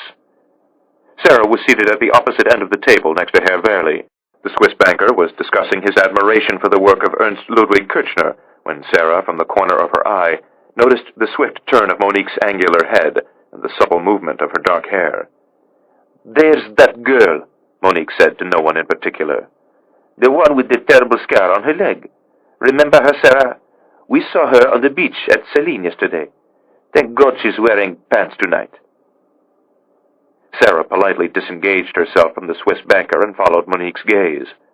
The girl was walking along the water's edge, dressed in a white blouse and blue jeans rolled up to her calves. As she approached the restaurant, one of the bodyguards came forward and tried to block her path. Sarah, though she could not hear their conversation, could see the girl exerting her right to walk along a public stretch of beach, regardless of the high-security private party taking place at Le Tattoo. Office doctrine, she thought. Don't try to appear inconspicuous. Make a spectacle of yourself. The bodyguard finally relented, and the girl limped slowly past and vanished into the darkness. Sarah allowed another moment to elapse, then leaned across the table in front of Monique and spoke quietly into Jean-Michel's ear. "I think I'm about to be sick." "What's wrong?" Too much wine at lunch. I nearly threw up in the launch. You want to go to the restroom? Can you take me, Jean-Michel? Jean-Michel nodded and stood up. Wait, Monique said. I'll come with you. Jean-Michel shook his head, but Monique stood abruptly and helped Sarah to her feet. The poor girl's sick, she hissed at him in French. She needs a woman to look after her. At that same moment, a Suzuki Vitara pulled into the parking lot of Le Tétu. Yossi was behind the wheel. Yakov and Lavon were seated in back. Yakov chambered the first round in his 9mm Beretta, then peered down the passage and waited for Sarah to appear. Sarah glanced over her shoulder as they left the beach and saw Zizi and Nadia staring at her. She turned and looked straight ahead. Jean-Michel was on her left, Monique on her right. Each held an arm. They led her quickly through the interior portion of the restaurant and past the boutique. The passageway was in heavy shadow. Jean-Michel opened the door of the ladies' room and switched on the light, then looked quickly around and gestured for Sarah to enter. The door slammed shut. Too hard, she thought.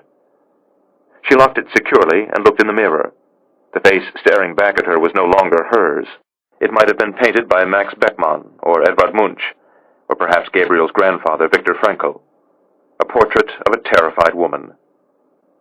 Through the closed door, she heard the voice of Monique asking if she was all right. Sarah braced herself on the sink, then closed her eyes and waited. Shit, murmured Yakov. Why did she have to bring the fucking kickboxer? Can you take him? Asked Lavon. I think so, but if things start to go badly out there, make sure you shoot him in the head. I've never shot anyone in my life. It's easy, Yakov said. Put your finger on the trigger and pull. It was precisely 8:32 p.m. when Gabriel mounted the wooden stairs on the beach at Marigot Bay. He wore a motorcycle helmet with a dark visor, and beneath the helmet a lip microphone and miniature earpiece. The black nylon rucksack containing the Berettas was secured to his back by the shoulder straps. Mikhail, one step behind him, was identically attired. They climbed aboard the motorbikes and fired the engines simultaneously. Gabriel nodded his head once, and together they accelerated into the empty road. They plunged down a steep hill, Gabriel leading the way, Mikhail a few yards behind. The road was narrow and bordered on both sides by a stone wall. Ahead of them, at the top of another hill, was the turnoff for Point Milou. Parked along the edge of the stone wall was a motorcycle, and sitting astride the saddle, wearing blue jeans and a tight-fitting shirt, was Ramona, her face concealed by a helmet and visor. She flashed her headlamp twice, the signal that the road was clear. Gabriel and Mikhail took the corner at speed, leaning hard through the turn, and sped out onto the point. The sea opened before them, luminous in the moonlight. To their left rose the slope of a barren hillside. On their right stood a row of small cottages. A black dog emerged from the last cottage and barked savagely as they swept past. At the next intersection was a kiosk of post boxes and a small, unoccupied bus shelter. An approaching car rounded the corner too fast and strayed into Gabriel's side of the road. He slowed and waited for it to pass, then opened the throttle again. It was then he heard the voice of Ramona in his ear. "We have a problem," she said calmly. Gabriel, as he made the turn, glanced over his shoulder and saw what it was. They were being followed by a battered blue Range Rover with gendarmerie markings. In the parking lot of Le Tétu, Yakov was reaching for the door latch when he heard Ramona in his earpiece. He looked at Lavon and asked, "What the fuck is going on?" It was Gabriel who told him. There were two gendarmes in the Rover, one behind the wheel and a second, more senior-looking man in the passenger seat with a radio handset pressed to his lips. Gabriel resisted the temptation to turn around for a second look and kept his eyes straight ahead. Just beyond the bus shelter, the road forked. Bin Shafik's villa lay to the right. Gabriel and Mikhail went left. A few seconds later, they slowed and looked behind them. The gendarmes had gone the other way. Gabriel braked to a halt and debated what to do next. Were the gendarmes on a routine patrol, or were they responding to a call of some sort? Was it merely bad luck, or something more? He was certain of only one thing. Ahmed bin Shafik was within his grasp, and Gabriel wanted him dead. He turned around, rode back to the fork, and looked toward the end of the point. The road was clear, and the gendarmes were nowhere in sight. He twisted the throttle and plunged forward through the darkness. When he arrived at the villa, he found the security gate open and the Gendarmerie Range Rover parked in the drive. Ahmed bin Shafiq, the most dangerous terrorist in the world, was loading his suitcases into the back of his Subaru. And the two French policemen were helping him. Gabriel rode back to the spot where Mikhail was waiting and broke the news to the entire team simultaneously. Our friend is about to leave the island, and Zizi's arranged a police escort. Are we blown? Mikhail asked. We have to assume that's the case. Take Sarah and get over to Céline. I'm afraid that's no longer possible, Lavon said. What's not possible? We can't get Sarah, he said. We're losing her. A fist crashed against the door 3 times. A tense voice shouted at her to come out. Sarah turned the latch and opened the door. Jean-Michel was standing outside in the passage along with 4 of Zizi's bodyguards. They seized her arms and pulled her back to the beach. The white cabriolet came through the security gate and turned onto the road, followed by the police rover. 15 seconds later, the little convoy sped past Gabriel and Mikhail. The top of the convertible was still down. Bin Shafiq had both hands on the wheel, and his eyes were straight ahead. Gabriel looked at Mikhail and spoke to the entire team simultaneously over the radio. Evacuate to Céline now. Everyone. Leave me a boat, but get off the island. Then he set off after Bin Shafiq and the gendarmes. You're hurting me. I'm sorry, Miss Sarah, but we have to hurry. For what, the main course? There's been a bomb threat. We're leaving the island.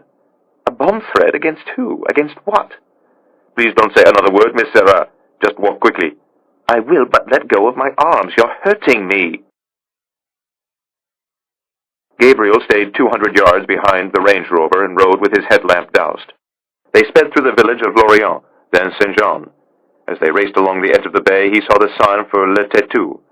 He throttled down and peered into the parking lot just as Zizi and the rest of his entourage were climbing into the land cruisers under the gaze of 2 more gendarmes.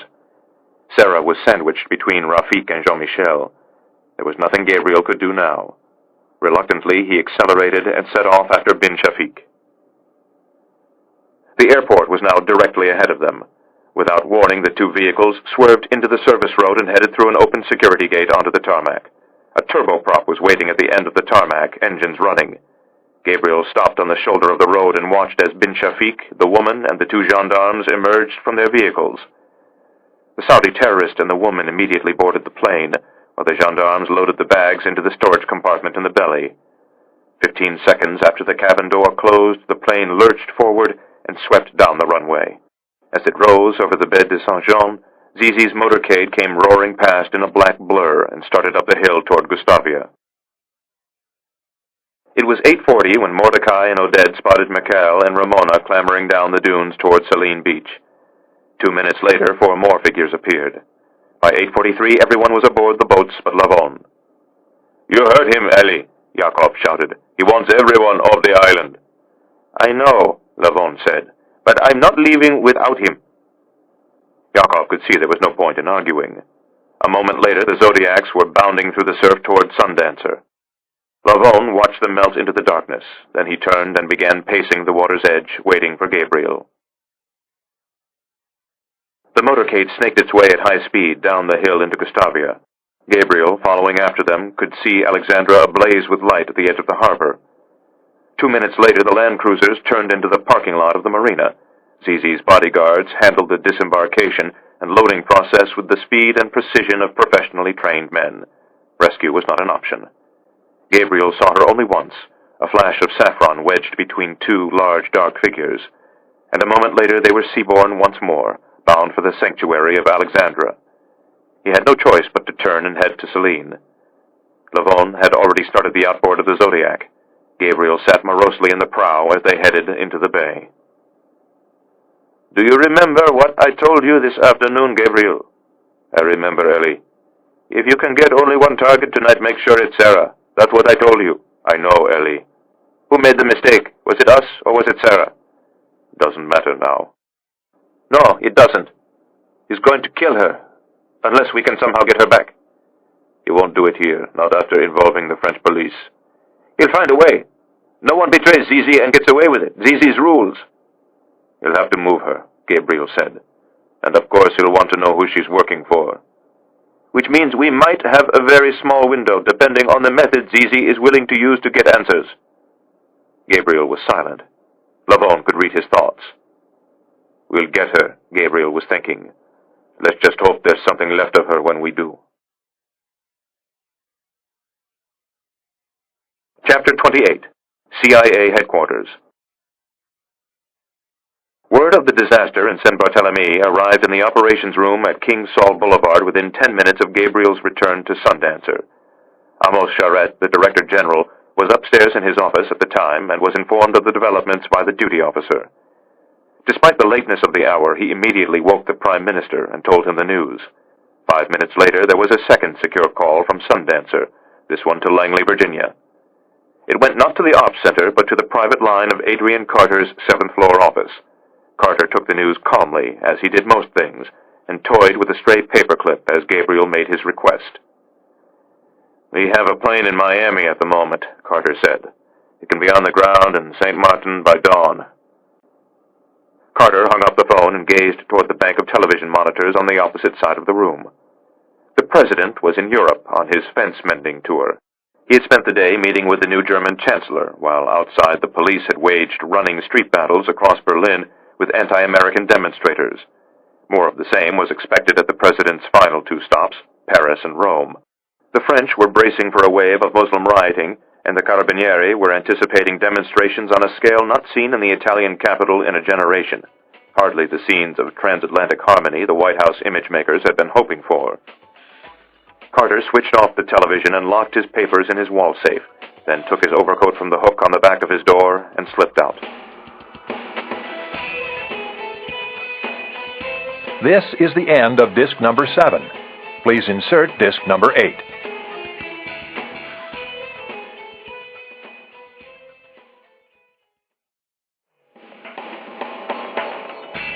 This is disc number 8. Carter switched off the television and locked his papers in his wall safe, then took his overcoat from the hook on the back of his door and slipped out.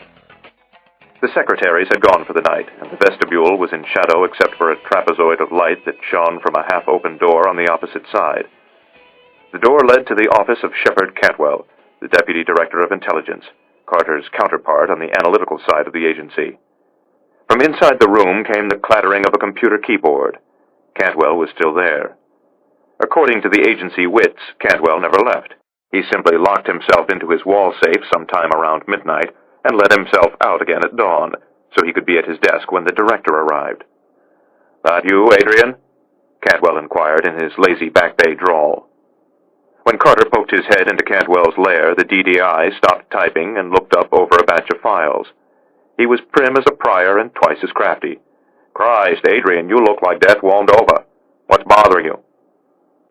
When Carter mumbled something vague about the chaos surrounding the President's goodwill trip to Europe, Cantwell launched into a dissertation about the false dangers of anti-Americanism. Cantwell was analysis. He couldn't help it.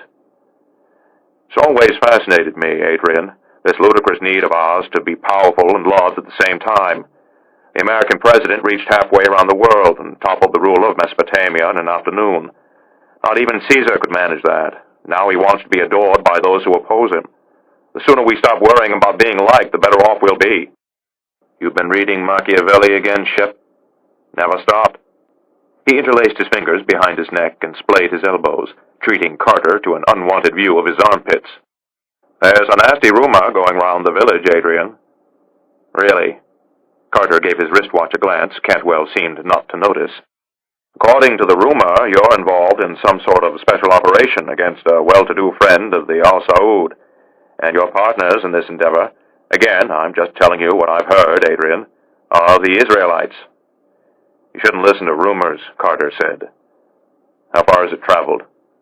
"Beyond Langley," replied Cantwell, which was another way of saying it had reached some of the brother agencies that had been steadily encroaching on CIA turf ever since the dreaded reorganization of the American intelligence community. "How far beyond?" "Far enough so that some people in town are starting to get nervous. You know how the game is played, Adrian. There's a pipeline between Riyadh and Washington, and it flows green with cash. This town is awash with Saudi money. It pours into the think tanks and the law firms. Hell, the lobbyists dine out on the stuff. The Saudis have even managed to devise a system for bribing us while we're still in office. Everyone knows that if they look out for the Al Saud while they're working for Club Fed, the Al Saud will look out for them when they return to the private sector.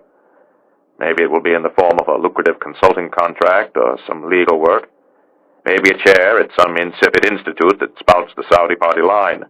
And so, when rumors start flying around town that some cowboy at Langley is going after one of the most generous benefactors of this unholy system, people get nervous. Are you one of them, Shepard? Me? Cantwell shook his head.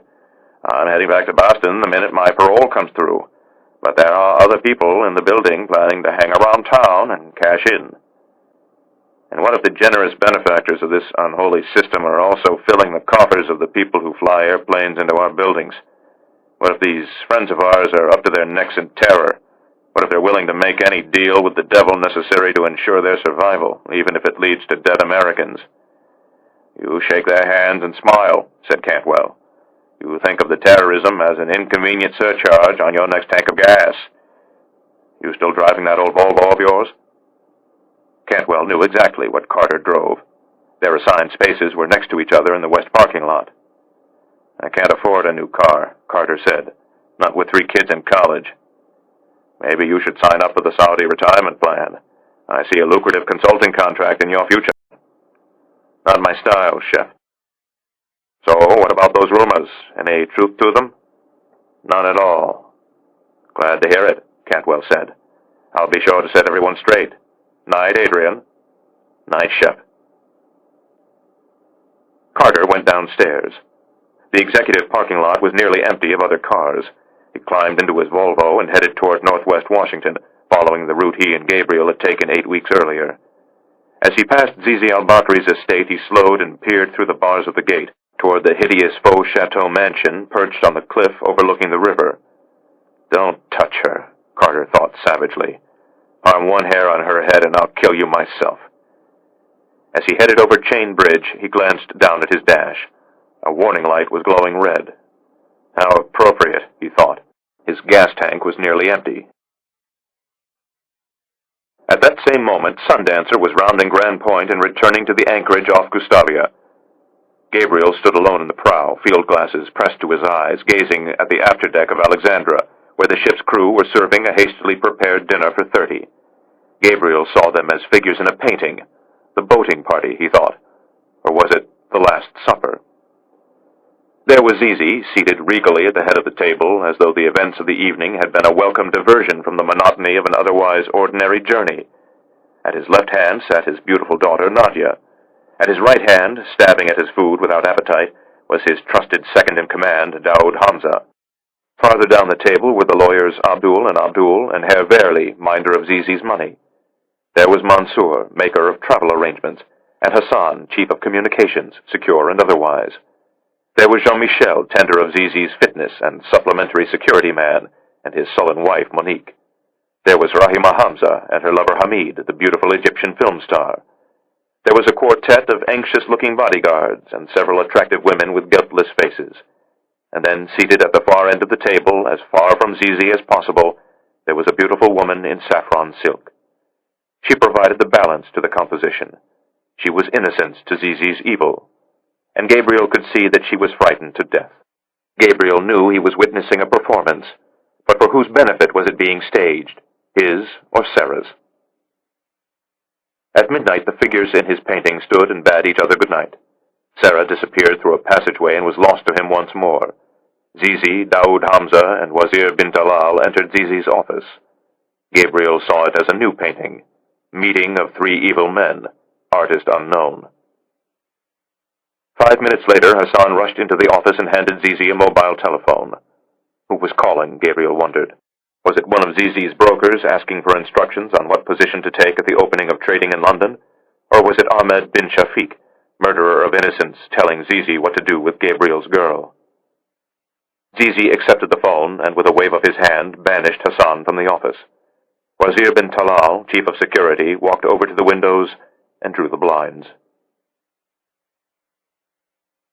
She locked the door and switched on every light in the room. She turned on the satellite television system and changed the channel to CNN. German police battling protesters in the streets. More proof, said a breathless reporter, of America's failure in Iraq. She went out onto the deck. The yacht she had watched leaving the harbor that afternoon had now returned. Was it Gabriel's yacht? Was bin Shafiq alive or dead? Was Gabriel alive or dead? She knew only that something had gone wrong. These things happen from time to time, Zizi had said. It's why we take matters of security so seriously. She gazed at the yacht, looking for signs of movement on the deck, but it was too far off to see anything. "We're here with you, Sarah, all of us." The wind rose. She wrapped her arms around her legs and drew her knees to her chin. "I hope you're all still there," she thought. "And please get me off this boat before they kill me." At some point, she did not remember when, the cold had driven her inside to her bed. She woke to a gray dawn and the patter of a gentle rain on her sundeck. The television was still on. The president had arrived in Paris, and the Place de la Concorde was a sea of protesters. She picked up the telephone and ordered coffee. It was delivered 5 minutes later. Everything was the same except for the handwritten note, which was folded in half and leaning against her basket of brioche. The note was from Zizi. "I have a job for you, Sarah. Pack your bags and be ready to leave by 9. We'll talk before you leave." She poured herself a cup of coffee and carried it to the door of the sundeck. It was then she noticed that Alexandra was underway and that they had left Saint-Barth. She looked again at Zizi's note. It didn't say where she was going. Chapter 29. Off St. Martin. Sarah presented herself on the aft deck promptly at 9 o'clock. It was raining heavily now. The clouds were low and dark, and a strong wind was playing havoc with the sea. Zizi was wearing a pale marine raincoat and dark sunglasses despite the gray weather. Bin Talal stood next to him, dressed in a tropical weight blazer to conceal his sidearm. "Never a dull moment," Sarah said as amiably as possible. "First a bomb threat, then a note with my breakfast telling me to pack my bags." She looked toward the helipad and saw Zizi's pilot climbing behind the controls of the Sikorsky. "Where am I going?" "I'll tell you on the way," Zizi said, taking her by the arm. "You're coming with me?" "Only as far as St. Martin." He pulled her toward the stairs that led to the helipad. "There's a private jet for you there." "Where's the private jet going?" "It's taking you to see a painting. I'll tell you about it on the way." "Where's it going, Zizi?" He stopped halfway down the stairs and looked at her, his eyes concealed behind the dark glasses. "Is something bothering you, Sarah? You seem tense." "I just don't like getting on airplanes when I don't know where they're going." Zizi smiled and started to tell her, but his words were drowned out by the engine of the Sikorsky. Gabriel was standing in the prow of Sundancer when the helicopter lifted off. He watched for a moment, then rushed up to the bridge, where a Navy lieutenant was at the helm. "They're moving her to St. Martin. How far are we from shore?" "About 5 miles. How long will it take us to get there?" Given the weather, I'd say 30 minutes, maybe a bit less." "And the Zodiacs?" "We don't want to try it in the Zodiac, not in these conditions." "Get us close, as quickly as possible." The lieutenant nodded and started making preparations to change heading. Gabriel went to the command center and dialed Carter. "She's headed toward the airport on St. Martin as we speak." "Is she alone?" "Zizi and his chief of security are with her." "How long before you can get there?" 45 minutes to shore, another 15 to the airport." "I'll put the crew on standby. The plane will be ready when you arrive." "Now we just need to know where Zizi's sending her." "Thanks to al-Qaeda, we're now tapped into every traffic control tower in the hemisphere. When Zizi's pilot files a flight plan, we'll know where she's going." "How long will it take?" "Usually it takes us only a few minutes." "I don't suppose I need to remind you that sooner is better." "Just get to shore," Carter said. "I'll take care of the rest." "It's a Manet," Zizi said as they swept toward the coastline, just beneath the deck of low dark clouds. "I've had my eye on it for several years now. The owner has been reluctant to part with it, but last night he telephoned my office in Geneva and said he was interested in making a deal." "What do you want me to do?" "Inspect the painting and make certain it is in reasonable condition. Then review the provenance carefully." As I'm sure you're aware, thousands of French Impressionist paintings entered Switzerland during the war under illicit circumstances.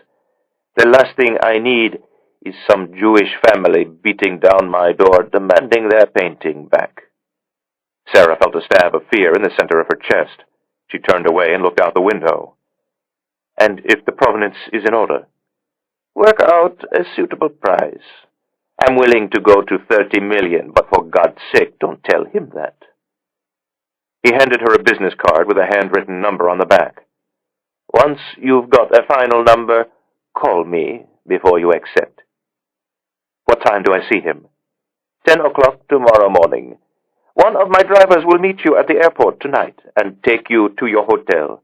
You can get a good night's sleep before you see the painting. Do I get to know the owner's name? Hermann Klarsfeld. He's one of the richest men in Switzerland, which is saying something. I've warned him about how beautiful you are. He's looking forward to meeting you. Lovely, she said, still looking out the window at the approaching coastline. Herr Klarsfeld is an octogenarian, Sarah. You needn't worry about any inappropriate behavior. Zizi looked at Bint Talal. The security chief reached under his seat and produced a new Gucci bag. Your things, Miss Sarah, he said, his tone apologetic. Sarah accepted the bag and opened it. Inside were the electronic items taken from her the afternoon of her arrival, the mobile phone and the PDA, the iPod and the hairdryer, even the traveling alarm clock. Nothing remained of her aboard Alexandra, no evidence she'd ever been there. The helicopter started to lose altitude. Sarah looked out the window again and saw that they were descending toward the airport. At the end of the airfield were a handful of private jets. One was being fueled for takeoff. Zizi was once more extolling the wealth of Herr Klarsfeld, but Sarah heard none of it. She was now thinking only of escape. There is no Herr Klarsfeld, she told herself, and there is no Manet. She was being put on an airplane to oblivion. She remembered Zizi's benediction the afternoon she accepted his job offer. As you can see, I'm very generous to the people who work for me, but I get very angry when they betray me. She had betrayed him. She had betrayed him for Gabriel, and now she would pay with her life. Zizi's rules. She looked down at the airfield, wondering if Zizi had somehow left a crack through which she might escape. Surely there would be a customs officer to check her passport, maybe an airport official or a policeman or two. She rehearsed the lines she would say to them. My name is Sarah Bancroft. I'm an American citizen, and these men are trying to transport me to Switzerland against my will. Then she looked at Zizi and his chief of security. You've taken that scenario into account, haven't you? You've paid off the customs officials and bribed the local police. Zizi didn't countenance delays, especially not for a hysterical infidel woman. The Sikorsky's skids bumped down on the tarmac. Bin Talal opened the cabin door and climbed out, then reached back inside and offered Sarah his hand. She took it and climbed down the staircase into a vortex of swirling wind. 50 yards from the helicopter stood a waiting Falcon 2000, engines screaming in preparation for takeoff. She looked around. No customs officials, no policemen. Zizi had closed her only window. She looked back into the cabin of the Sikorsky and saw him for the last time.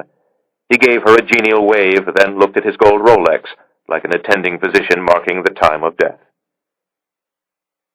Bin Talal seized her bags, reminded her to duck her head, then took her by the arm and led her toward the Falcon. On the staircase, she tried to pull away from him, but he squeezed her upper arm in a painful, vice-like grip and conveyed her up the steps.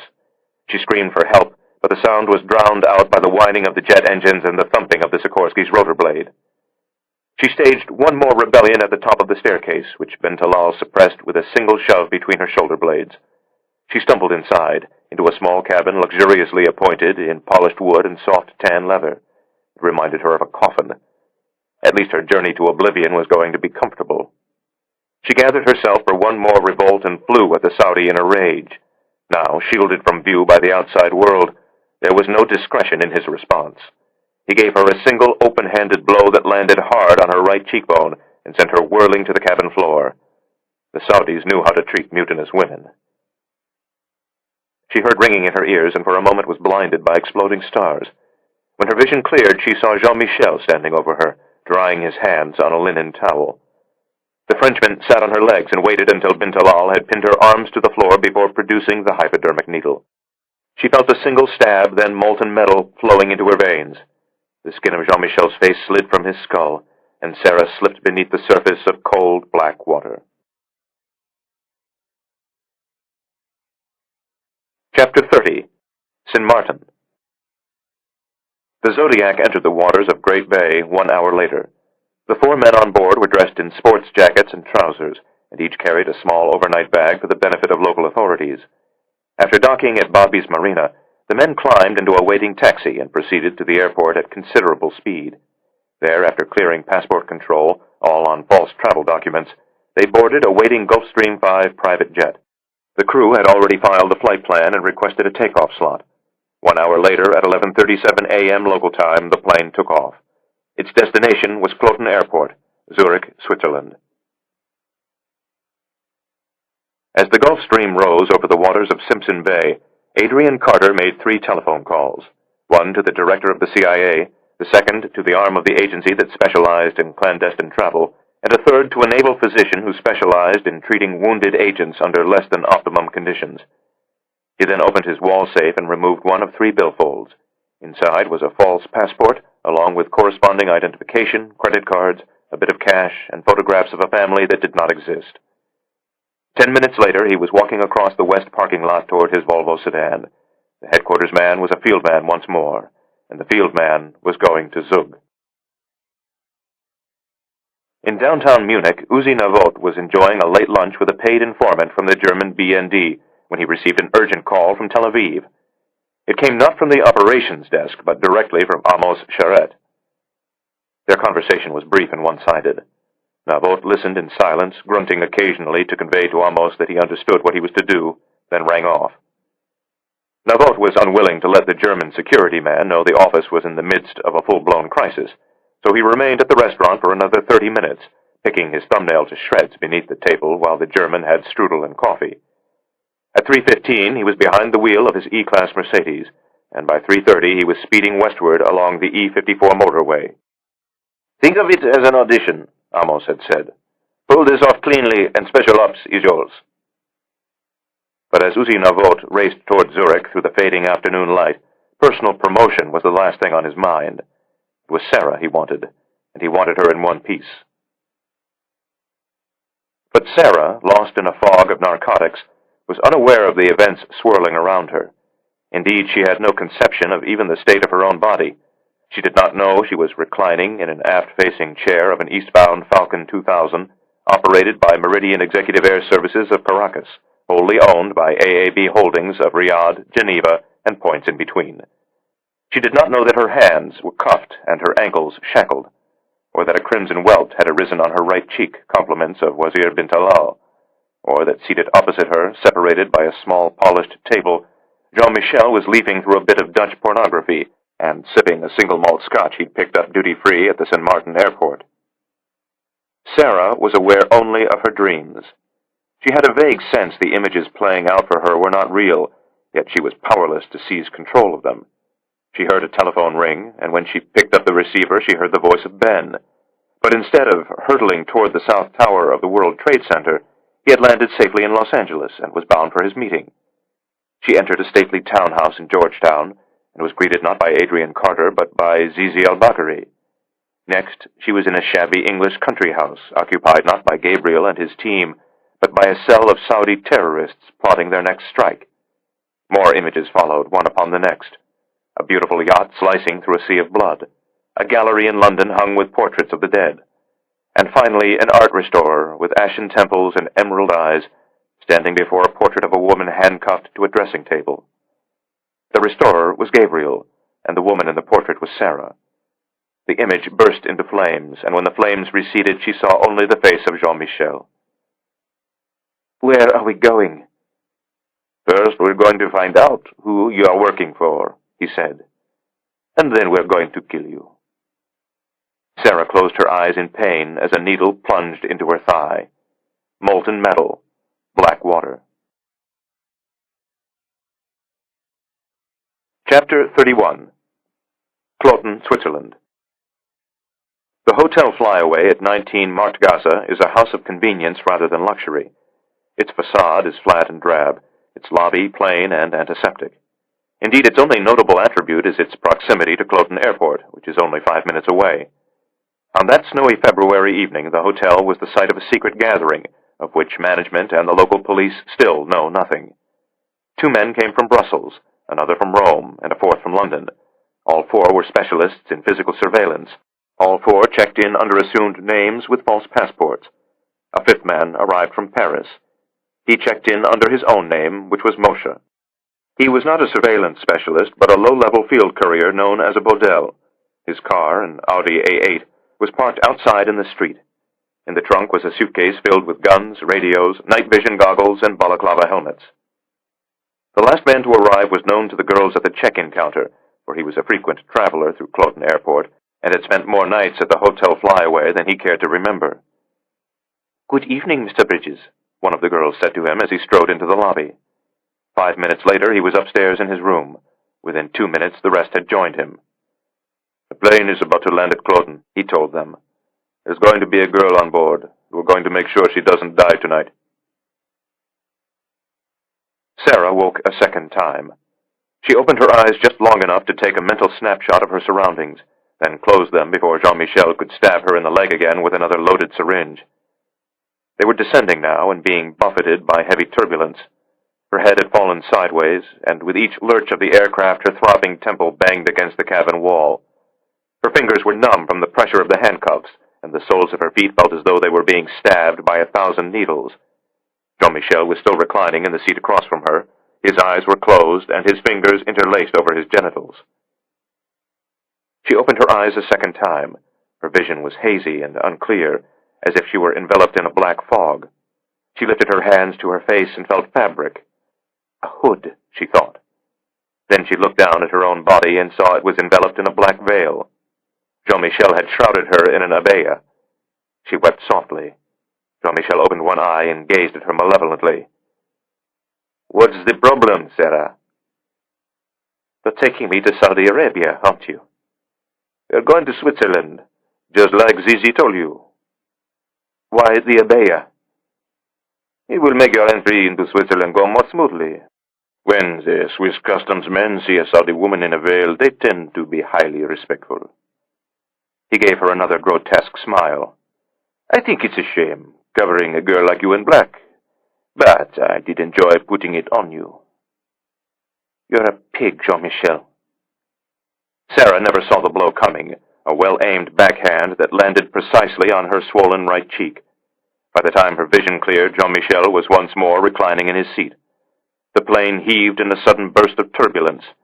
Sarah felt bile rising into her throat. "I think I'm going to be sick." "Just like at Le Tetou?" "Think quickly, Sarah." "I was sick at Le Tetou, you idiot."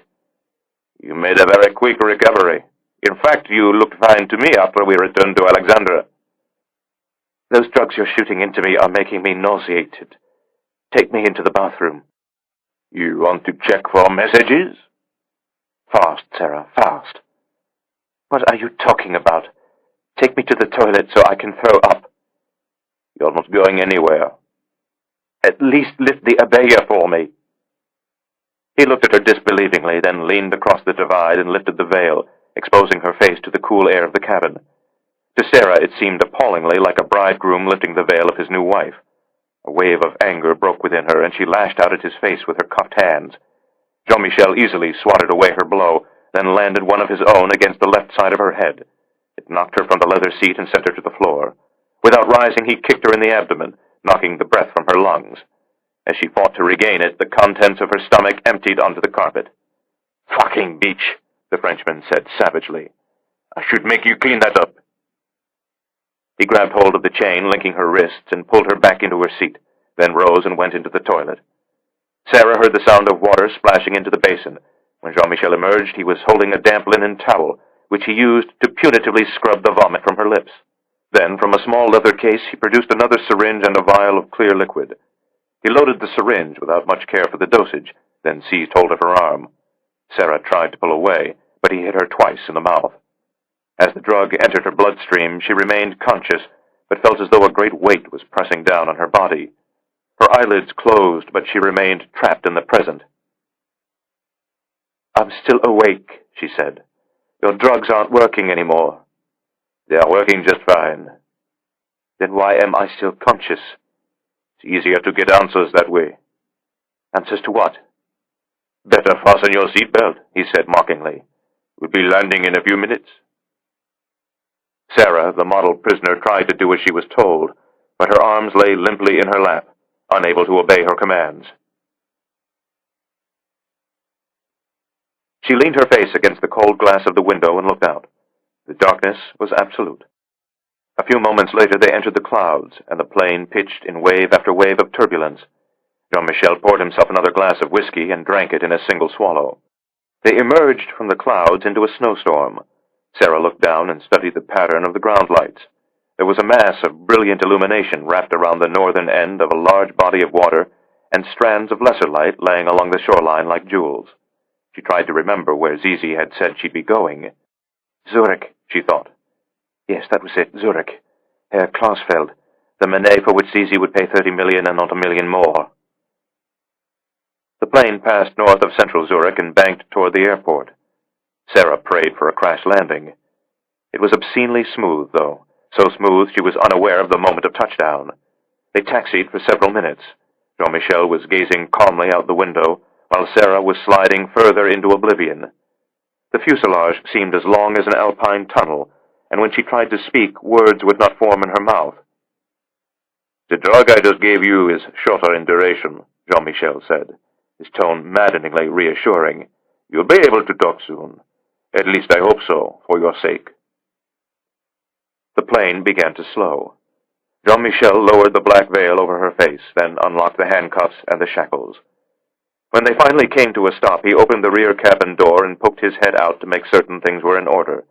Then he seized Sarah beneath the arms and pulled her upright. Blood returned painfully to her feet, and her knees buckled. Jean-Michel caught her before she could fall. "One foot in front of the other," he said. "Just walk, Sarah. You remember how to walk." She did, but barely. The door was just 10 feet away, but to Sarah it seemed a mile at least. A few paces into her journey, she stepped on the hem of the abaya and pitched forward, but once again Jean-Michel prevented her from falling. When finally she reached the door, she was met by a blast of freezing air. It was snowing heavily and bitterly cold, the night made darker by the black fabric of the veil. Once again, there were no customs officers or security men in evidence, only a black Mercedes sedan with diplomatic plates. Its rear door hung ajar, and through the opening Sarah could see a man in a gray overcoat and fedora hat. Even with the drugs clouding her thoughts, she could comprehend what was happening. AAB Holdings of Riyadh, Geneva, and the Saudi consulate in Zurich had requested VIP diplomatic treatment for a passenger arriving from Saint Martin. It was just like the departure. No customs, no security, no avenue of escape. Jean-Michel helped her down the stairs, then across the tarmac and into the back of the waiting Mercedes. He closed the door and headed immediately back toward the jet. As the car lurched forward, Sarah looked at the man seated next to her. Her vision blurred by the veil, she saw him only in the abstract. Enormous hands, a round face, a tight mouth surrounded by a bristly goatee. Another version of Bin Talal, she thought, a well-groomed gorilla. "Who are you?" she asked. "I'm unimportant. I'm no one." "Where are we going?" He drove his fist into her ear and told her not to speak again. 30 seconds later, the Mercedes sedan with diplomatic plates sped past a snow-covered figure peering forlornly beneath the open hood of a stalled car. The man seemed to pay the Mercedes no heed as it swept by, though he did look up briefly as it headed up the ramp to the motorway. He forced himself to count slowly to 5. Then he slammed the hood and climbed behind the wheel. When he turned the key, the engine started instantly. He slipped the car into gear and pulled onto the road. She did not know how long they drove, an hour, perhaps longer, but she knew the purpose of their journey. The stops, the starts, the sudden double-backs and nauseating accelerations. Elie Lavon had referred to such maneuvers as counter-surveillance. Uzi Navot had called it wiping your backside. She stared out the heavily tinted window of the car. She had spent several years in Switzerland as a young girl and knew the city reasonably well. These were not the Zurich streets she remembered of her youth. These were the gritty, dark streets of the northern districts and the Industrie Quartier. Ugly warehouses, blackened brick factories, smoking rail yards. There were no pedestrians on the pavements and no passengers in the streetcars. It seemed she was alone in the world with only the unimportant one for company. She asked him once more where they were going. He responded with an elbow to Sarah's abdomen that made her cry out for her mother. He took a long look over his shoulder. Then he forced Sarah to the floor and murmured something in Arabic to the driver. She was lost now in darkness. She pushed the pain to one corner of her mind and tried to concentrate on the movement of the car. A right turn, a left, the thump-thump of rail tracks, an abrupt stop that made the tires scream. The unimportant one pulled her back onto the seat and opened the door. When she seized hold of the armrest and refused to let go, he engaged in a brief tug-of-war before losing patience and giving her a knife-like blow to the kidney that sent charges of pain to every corner of her body. She screamed in agony and released the armrest. The unimportant one dragged her from the car and let her fall to the ground. It was cold cement. It seemed they were in a parking garage or the loading dock of a warehouse. She lay there, writhing in agony, gazing up at her tormentor through the black gauze of the veil, the Saudi woman's view of the world. A voice told her to rise. She tried, but could not. The driver got out of the car and, together with the unimportant one, lifted her to her feet. She stood there, suspended for a moment, her arms spread wide, her body draped in the abaya, and waited for another hammer blow to her abdomen. Instead, she was deposited into the back seat of a second car. The man seated there was familiar to her. She had seen him first in a manor house in Surrey that did not exist, and a second time at a villa in St. Bart's that did. "Good evening, Sarah," said Ahmed bin Shafiq. "So nice to see you again." Chapter 32. Zurich. "Is your name really Sarah, or should I call you something else?" She tried to answer him, but was gasping for breath. "My name is Sarah." "Then Sarah it will be." "Why are you doing this to me?" Come, Sarah. Please, let me go." "I'm afraid that's not possible." She was doubled forward now, with her head between her knees. He grabbed her by the neck and pulled her upright, then lifted the veil and examined the damage to her face. From his expression, it was unclear whether he thought that they had been too hard on her or too lenient. She gazed back at him. Leather trenchcoat, cashmere scarf, small round spectacles with tortoiseshell rims. The very picture of a successful Zurich moneyman. His dark eyes radiated a calculating intelligence. His expression was identical to the one he had worn the moment of their first meeting. "Who are you working for?" he asked benevolently. "I work," she coughed violently, "for Zizi." "Breathe, Sarah. Take long, slow breaths." "Don't hit me anymore."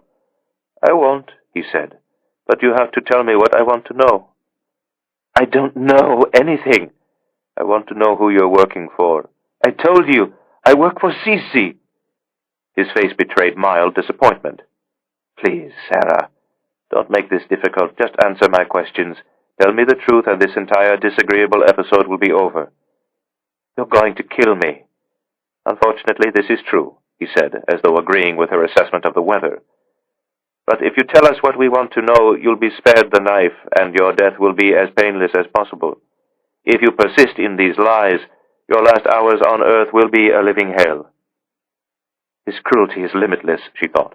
He speaks of my beheading, but doesn't have the decency to look away. "I'm not lying," she said. "You'll talk, Sarah. Everyone talks. There's no use trying to resist. Please don't do this to yourself." "I'm not doing anything. You're the one who's—" "I want to know who you're working for, Sarah." "I work for Zizi. I want to know who sent you." "Zizi came for me. He sent me jewels and flowers. He sent me airline tickets and bought me clothing." "I want to know the name of the man who contacted you on the beach at Celine." I want to know the name of the man who spilled wine on my colleague in St. Jean."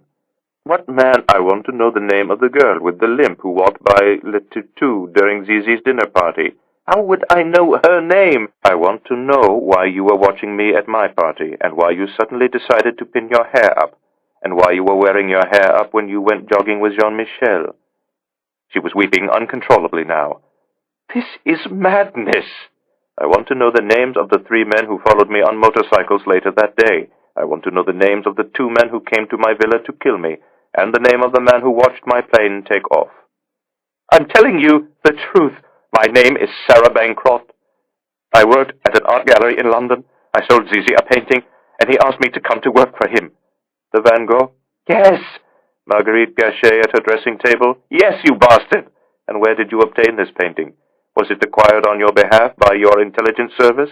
I don't work for an intelligence service. I work for Zizi. You're working for the Americans? No. For the Jews? No. He exhaled heavily, then removed his spectacles and spent a long moment contemplatively polishing them on his cashmere scarf. You should know that shortly after your departure from Saint Martin, 4 men arrived at the airport and boarded a private plane. We recognize them. We assume they are headed here to Zurich. They're Jews, aren't they, Sarah? I don't know what you're talking about. Trust me, Sarah, they're Jews. One can always tell. He examined his spectacles and polished some more. You should also know that colleagues of these Jews clumsily attempted to follow you tonight after you landed at the airport. Our driver easily dispensed with them. You see, we're professionals, too. They're gone now, Sarah, and you're all alone. He put on his spectacles again. Do you think the so-called professionals for whom you're working would be willing to sacrifice their lives for you? They'd be vomiting their secrets all over the floor to me by now. But you're better than them, aren't you, Sarah? Zizi saw that, too. That's why he made the mistake of hiring you. It wasn't a mistake. You're the one making a mistake. He smiled ruefully. I'm leaving you now in the hands of my friend Mohammed. He worked for me in Group 205. Is this name familiar to you, Sarah? Group 205? Surely your handlers must have mentioned it to you during your preparation. I've never heard it before. Mohammed is a professional. He's also a very skilled interrogator. You and Mohammed are going to take a journey together.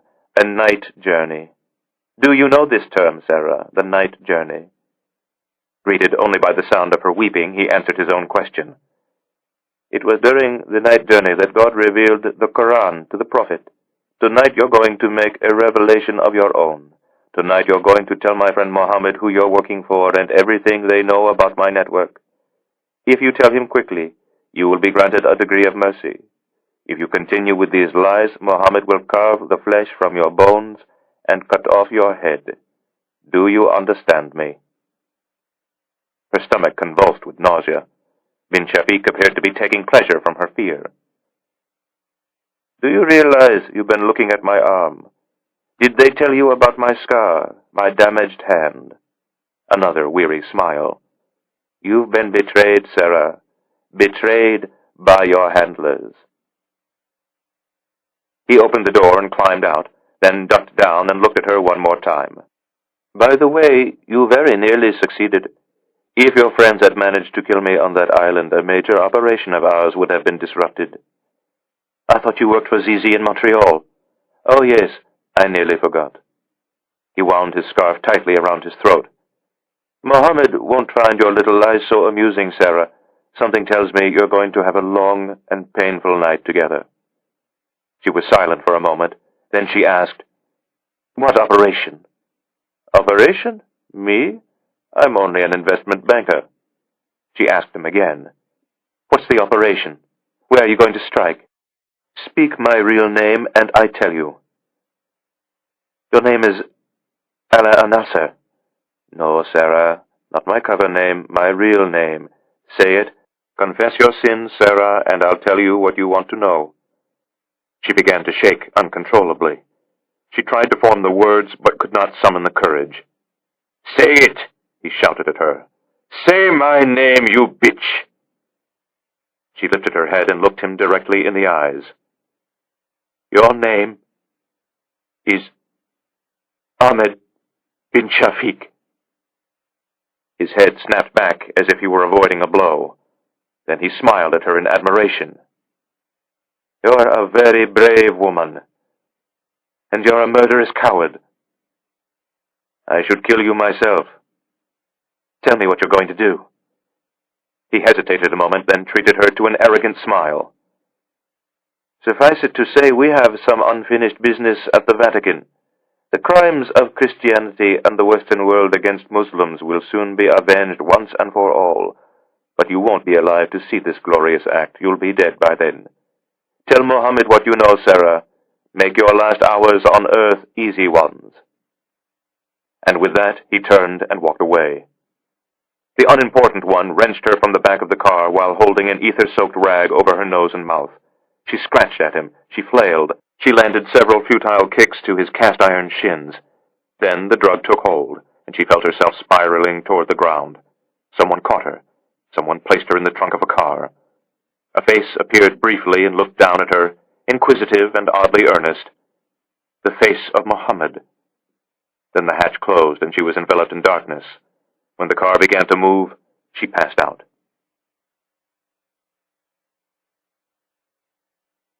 Chapter 33. Zug, Switzerland. Gustav Schmidt, chief of counterterrorism of the Swiss Federal Security Service, was an unlikely American ally in the war against Islamic extremism.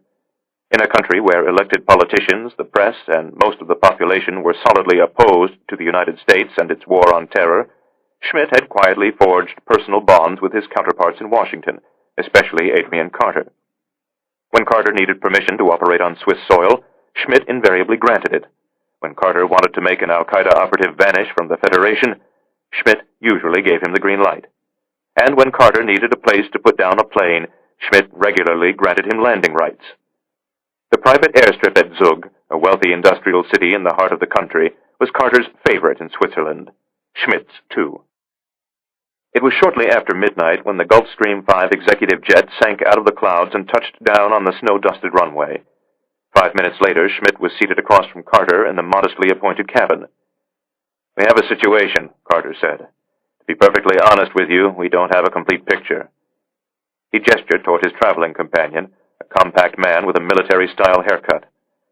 "This is Tom. He's a doctor. We think we'll need his services before the night is over. Relax, Gustav. Have a drink. We may be here a while." Carter then looked out the window at the swirling snow and said nothing more. He didn't have to. Schmidt now knew the situation. One of Carter's agents was in trouble, and Carter wasn't at all sure he was going to get the agent back alive. Schmidt opened the brandy and drank alone. At times like these, he was glad he had been born Swiss. A similar vigil was underway at that same moment at the General Aviation Terminal at Cloton Airport. The man doing the waiting was not a senior Swiss policeman, but Moshe, the Baudel from Paris. At 12:45 a.m., 4 men emerged from the terminal into the snowstorm. Moshe tapped the horn of his Audi A8, and the 4 men turned in unison and headed his way. Yakov, Mikhail, and Elie Lavon climbed in the back. Gabriel sat up front. "Where is she?" "Heading south." "Drive," said Gabriel. Sarah woke to paralyzing cold, her ears ringing with the hiss of tires over wet asphalt. "Where am I now?" she thought, and then she remembered. She was in the trunk of a Mercedes, an unwilling passenger on Mohammed's night journey to oblivion. Slowly, bit by bit, she gathered up the fragments of this day without end and placed them in proper sequence. She saw Zizi in his helicopter, glancing at his wristwatch as he sent her to her death, and Jean-Michel, her traveling companion, catching a few minutes of sleep along the way. And finally she saw the monster, Ahmed bin Shafiq, warning her that his bloodbath at the Vatican was not yet complete. She heard his voice now, the drumbeat cadence of his questions. "I want to know the name of the man who contacted you on the beach at Saline." "He is Yakov," she thought, "and he is 5 times the man you are." "I want to know the name of the girl with the limp who walked by Le Tetou during Zizi's dinner party." "She is Dina," she thought, "the avenged remnant." "I want to know the name of the man who spilled wine on my colleague in Saint-Jean." "He is Gabriel," she thought, "and one day very soon he's going to kill you." "They're gone now, and you're all alone." "No, I'm not," she thought. "They're here with me, all of them." And in her mind, she saw them coming for her through the snowfall. Would they arrive before Mohammed bestowed upon her a painless death? Would they come in time to learn the secret that Ahmed bin Shafiq had so arrogantly spit in her face? Sarah knew she could help them. She had information Mohammed wanted, and it was hers to give at whatever pace and in whatever detail she desired. Go slowly, she thought. Take all the time in the world. She closed her eyes and once again started to lose consciousness. This time it was sleep. She remembered the last thing Gabriel had said to her the night before her departure from London. "Sleep, Sarah," he had said. "You have a long journey ahead of you." When she woke next, the car was pitching violently. Gone was the hiss of tires moving over wet asphalt. Now it seemed they were plowing through deep snow over a rough track. This was confirmed for her a moment later when the tires lost traction and one of the occupants was forced to climb out and push. When the car stopped again, Sarah heard voices in Arabic and Swiss German, then the deep groan of frozen metal hinges. They drove on for a moment longer, then stopped a third time, the final time, she assumed, because the car's engine immediately went silent and the lid of the trunk flew open. Two unfamiliar faces peered down at her. 4 hands seized her and lifted her out. They stood her upright and let go of her, but her knees buckled and she collapsed into the snow. This proved to be a source of great amusement to them, and they stood around laughing for several moments before once again lifting her to her feet. She looked around. They were in the middle of a large clearing surrounded by towering fir and pine. There was an A-shaped chalet with a steeply pitched roof and a separate outbuilding of some sort, next to which were parked 2 4-wheel-drive jeeps. It was snowing heavily. To Sarah, still veiled, it seemed the sky was raining ash. Mohammed appeared and grunted something in Arabic to the 2 men holding her upright. They took a step toward the chalet, expecting Sarah to walk with them, but her legs were rigid with cold and would not function. She tried to tell them she was freezing to death but could not speak. There was one benefit to the cold. She had long forgotten the pain of the blows she had taken in her face and abdomen. They took her by the arms and waist and dragged her. Her legs trailed behind, her feet carved twin trenches in the snow. Soon they were ablaze with the cold. She tried to remember what shoes she had put on that morning. Flat-soled sandals, she remembered suddenly. The ones Nadia had bought for her in Gustavia to go with the outfit she'd worn to Le Tattoo. They went to the back of the chalet. Here the trees were closer, no more than 30 yards from the structure, and a single frozen sentry was standing watch, smoking a cigarette and stamping his boots against the cold. The outer wall of the house was overhung by the eaves of the roof and stacked with firewood. They dragged her through a doorway, then down a flight of cement steps. Still unable to walk, Sarah's frozen feet banged on each step. She began to cry in pain, a shivering, tremulous wail to which her tormentors paid no heed. They came to another door, which was tightly closed and secured by a padlock. A guard opened the lock, then the door, then threw a light switch. Mohammed entered the room first. The guards brought Sarah next.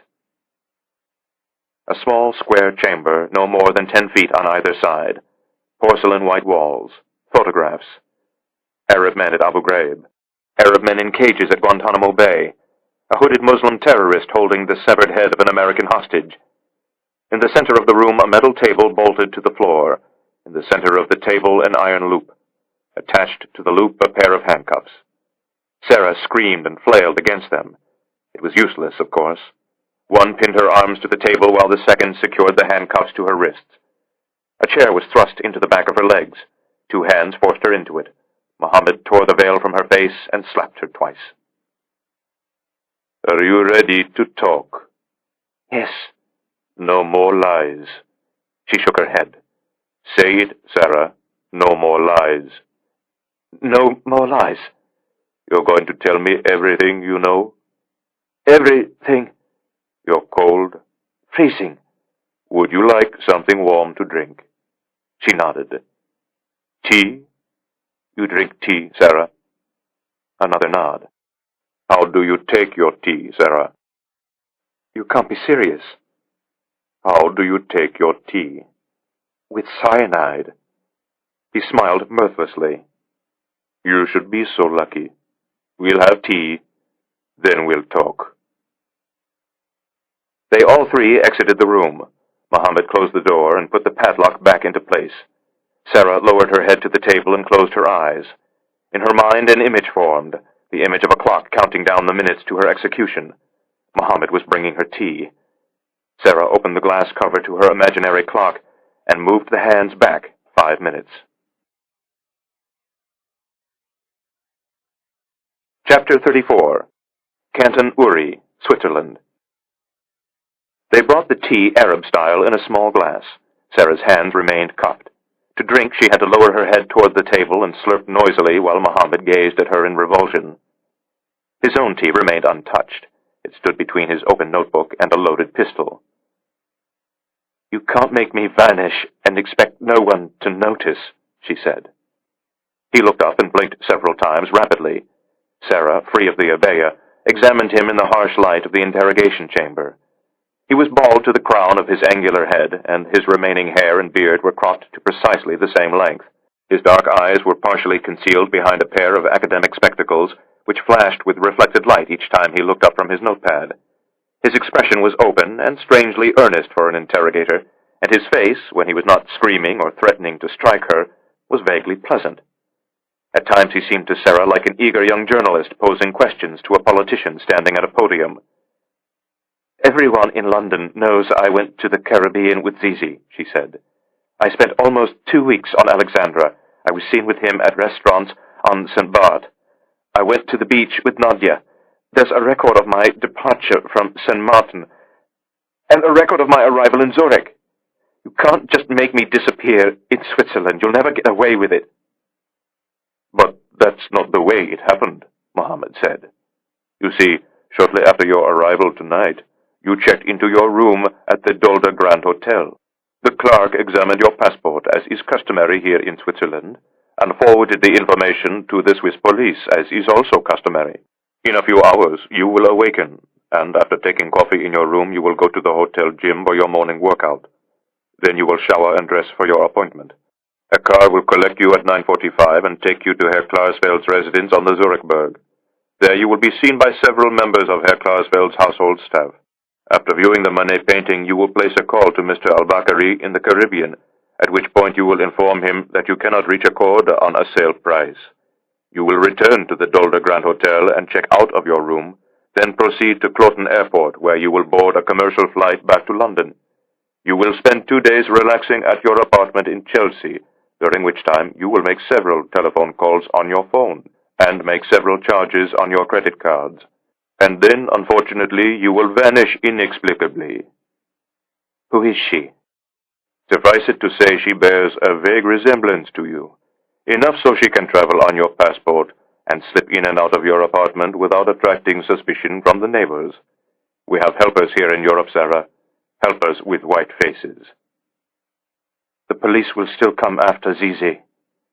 "No one comes after Zizi al-Bakari. The police will have questions, of course, and they will be answered in due time by Mr. al-Bakari's lawyers. The matter will be handled quietly and with tremendous discretion. It is one of the great advantages of being a Saudi. We truly are above the law. But back to the matter at hand." He looked down and tapped the tip of his pen impatiently against the blank page of his notebook. "You will answer my questions now, Sarah?" She nodded. "Say yes, Sarah. I want you to get in the habit of speaking." "Yes," she said. "Yes, what?" "Yes, I'll answer your questions." "Is your name Sarah Bancroft?" "Yes." "Very good. Is the place of birth and date of birth correct on your passport?" "Yes." "Was your father really an executive for Citibank?" "Yes." "Are your parents now truly divorced?" "Yes." "Did you attend Dartmouth University and later pursue graduate studies at the Courtauld Institute in London?" "Yes." "Are you the Sarah Bancroft who wrote a well-received dissertation on German Expressionism while earning a PhD from Harvard?" "I am." "Were you also working for the Central Intelligence Agency at this time?" "No." "When did you join the CIA?" "I never joined the CIA." "You're lying, Sarah." "I'm not lying." "When did you join the CIA?" "I'm not CIA." "Who do you work for then?" She was silent. "Answer the question, Sarah. Who are you working for?" "You know who I'm working for." "I want to hear you say it." "I am working for the intelligence service of the State of Israel." He removed his eyeglasses and stared at her for a moment. "Are you telling me the truth, Sarah?" "Yes." "I'll be able to tell if you're lying again." "I know." "Would you care for some more tea?" She nodded. "Answer me, Sarah. Would you like some more tea?" "Yes, I would like some more tea." Mohammed leaned back in his chair and slapped his palm on the door of the chamber. It opened immediately, and outside Sarah saw 2 men standing watch.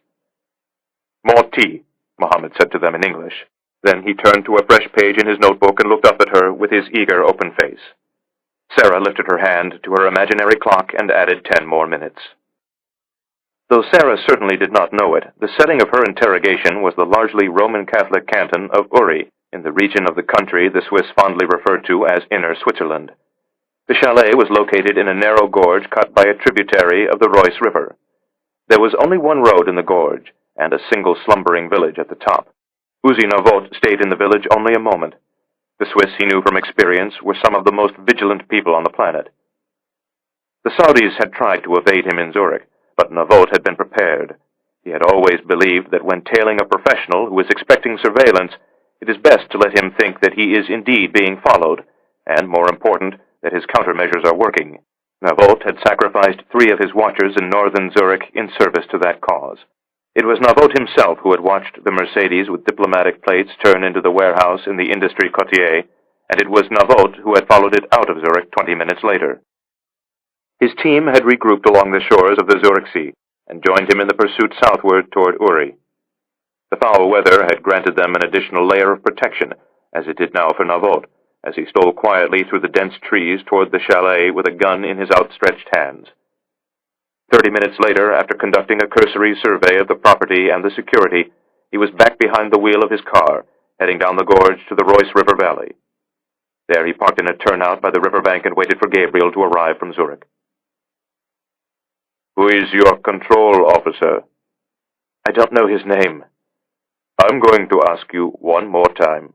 What is the name of your control officer? I'm telling you, I don't know his name, at least not his real name. By what name do you know him? Don't give him Gabriel, she thought. She blurted the first name that came into her mind. He called himself Ben. Ben? Yes, Ben. You're sure? Ben? It's not his real name, it's just what he called himself. How do you know it's not his real name? She embraced the precision of his inquiry, for it allowed her to add more minutes to her imaginary clock. Because he told me it wasn't his real name. And you believed him? I suppose I had no reason not to. When did you meet this man? It was December. Where? In Washington. What time of day was it? In the evening. He came to your house, your place of work? It was after work. I was on the way home. Tell me how it happened, Sarah. Tell me everything. And she did. Morsel by morsel, drop by drop. Where was this house they brought you? In Georgetown. Which street in Georgetown? It was dark. I don't remember. Which street in Georgetown, Sarah? It was N Street, I think. You think or you know? It was N Street. The address? There was no address on it. Which block? I can't remember. Was it east of Wisconsin Avenue or west, Sarah? You know Georgetown? East or west? West. Definitely west. Which block, Sarah? Between 33rd and 34th, I think. You think? Between 33rd and 34th. Which side of the street? What do you mean? Which side of the street, Sarah, north or south? South, definitely south. It was 2:45 a.m. when Navot spotted the Audi coming up the road at a rate of speed incompatible with the inclement conditions. As it sped past in a blur of blowing snow and road spray, he caught a fleeting glimpse of the 4 tense-looking men inside. He picked up his phone and dialed. You just drove by me, he said calmly. Then he looked up into the mirror and watched as the Audi nearly crashed, turning around. Easy, Gabriel, he thought. Easy. Who was the first to interview you, the CIA man or the Jew? The American. What sorts of things did they ask you? We talked in general terms about the war on terrorism. For example? He asked me what I thought should be done with terrorists. Should they be brought to America for trial or killed in the field by men in black? Men in black? That's what he called them. Meaning special forces, CIA assassins, Navy SEALs? I suppose. And what did you tell him? You really want to know? I wouldn't have asked otherwise. And so she told him, one small spoonful at a time. They stood in a circle along the riverbank while Navot quickly told Gabriel everything he knew. Are there more guards on the grounds or just the 2 at the front gate? I don't know. How many inside the house? I don't know. Did you see where they took her? No. Has there been any other traffic on the road? It's a very quiet road. It's not enough information, Uzi. I did the best I could. I know. As I see it, you have only two options, Gabriel.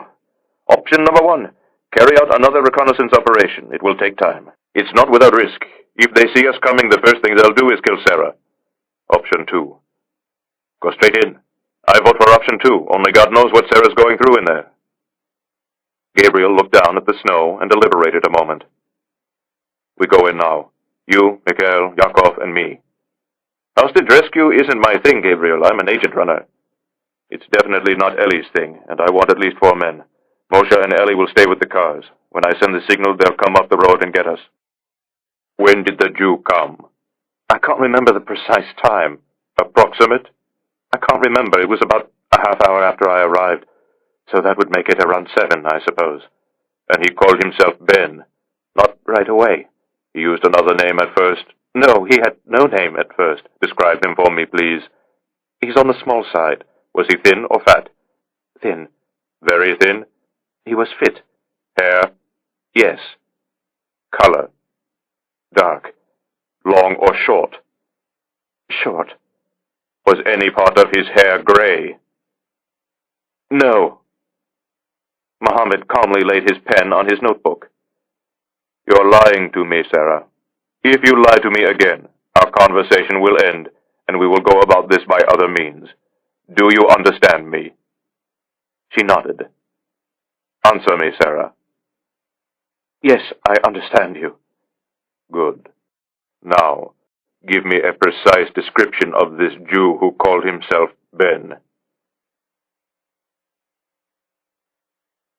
Chapter 35. Canton Uri, Switzerland. Let's return to the appearance of his hair. You say it was short, Sarah, like mine? A little longer. And dark? Yes. But it's gray in places, isn't it? At the temples, to be precise. Yes, his temples are gray. And now the eyes. They're green, aren't they? Abnormally so. His eyes are very green. He has a special talent, this man. Many. He has the ability to restore paintings. Yes. And you're absolutely certain you never heard a name?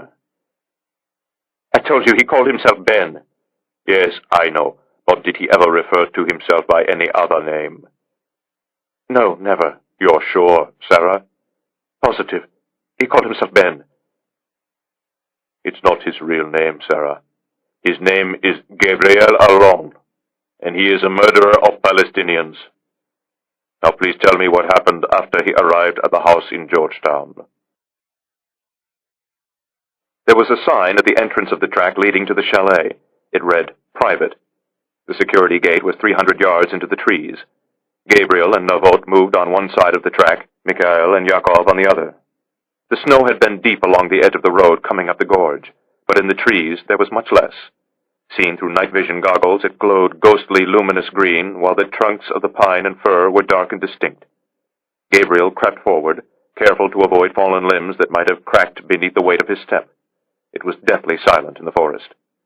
He was aware of his own heart banging against his ribcage and the sound of Navot's footfalls behind him. He held his beretta in both hands. He wore no gloves. 15 minutes after entering the trees, he glimpsed the house for the first time. There were lights burning in the ground floor windows, and a single window was illuminated on the second story. The guards were sheltering in the warmth of one of the jeeps. The engine was running and the headlights were doused. Do you have a clean shot, Mikhail? Yes. Which one is best from your angle? The driver. It's nearly 50 yards, Mikhail. Can you get him cleanly? I can get him. A headshot, Mikhail. We need to do it quietly. I have the shot. Line it up and wait for my signal. We shoot together. And God help us if we miss.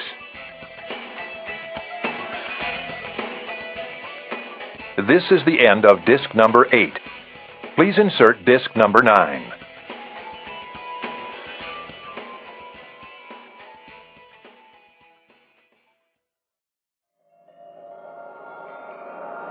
This is disc number 9.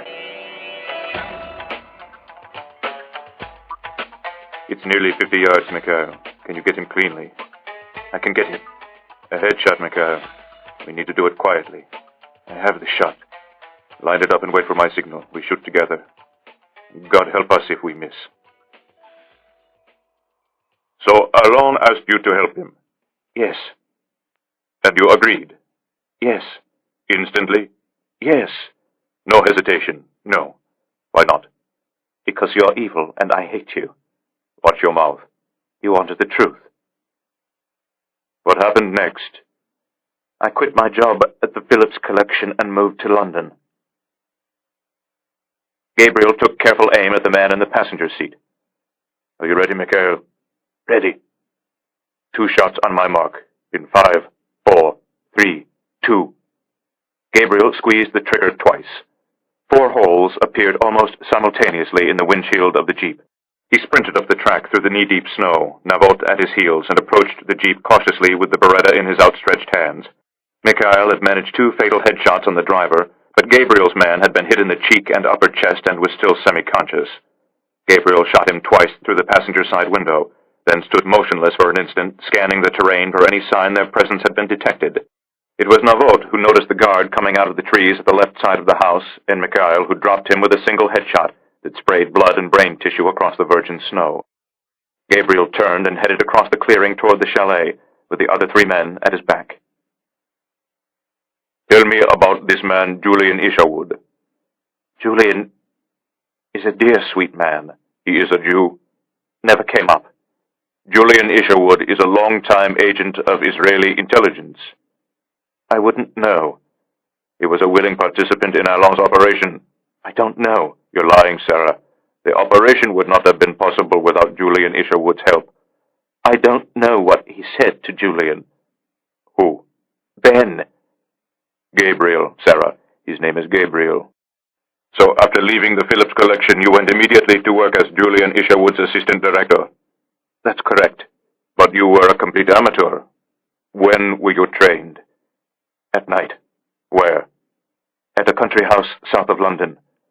Where was this country house? Surrey, I think. I never caught the name of the village. It was a permanent Israeli safe house.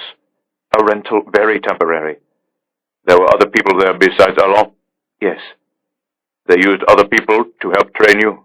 Yes. Give me some of their names. The people who came from Tel Aviv never gave me their names. And what about the other members of Allon's London team? What about them? Give me their names. Please don't make me do this. Give me their names, Sarah. Please don't. He hit her hard enough to knock her from her chair. She hung there a moment, the handcuffs carving into her wrists, while he screamed at her for names. Tell me their names, Sarah, all of them. There was a man named Yakov. Who else? Yossi. Give me another name, Sarah. Eli. Another. Dina. Another. Ramona. And these were the same people who followed you in St. Bart's? Yes. Who was the man who first approached you on the beach at Saline? Yakov. Who was the woman who left the message in the bathroom for you at the restaurant in Saline? Ramona. Who was the girl with the limp who came to let her to restaurant right before you went to the restrooms? Dina. They're all Jews, these people. Would that come as a surprise to you? And what about you, Sarah? Are you a Jew? No, I'm not a Jew. Then why did you help them? Because I hate you. Yes, and look what it's gotten you. They encountered one more guard before reaching the chalet. He came from their right, around the corner of the house, and foolishly stepped into the open with his weapon still at his side. Gabriel and Mikhail fired together. The shots were muffled by the silencers, but the guard emitted a single piercing scream as the volley of rounds tore into his chest.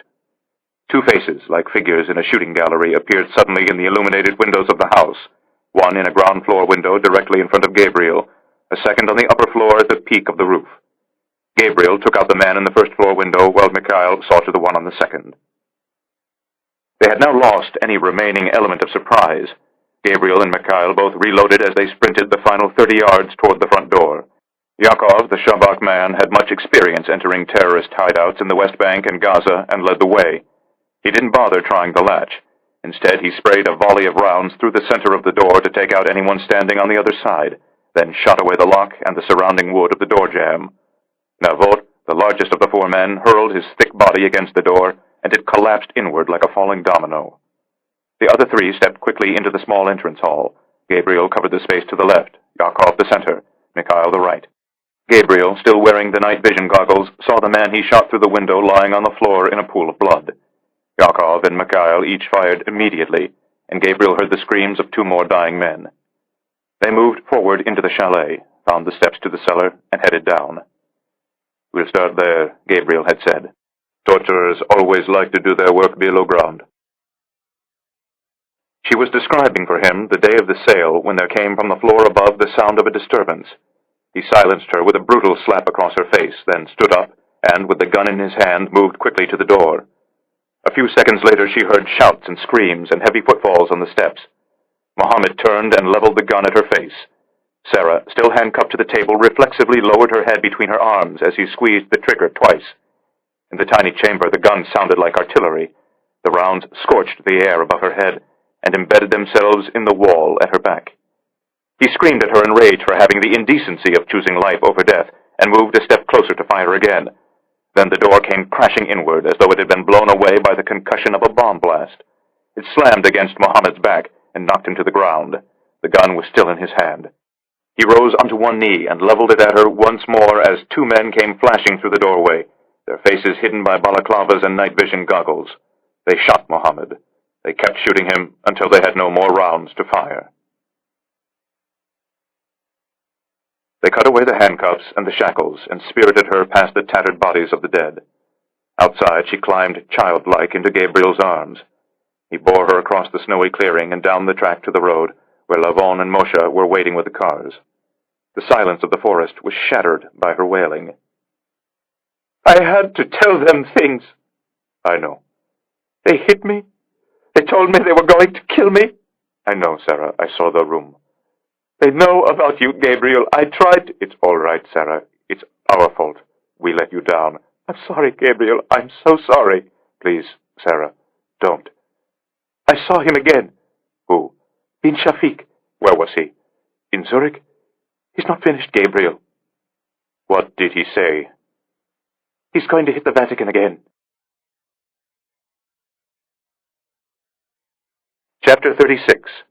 Zug, Switzerland. Two of Navot's watchers managed to make it south over the Italian border before the weather closed the mountain passes. The other two went east into Austria.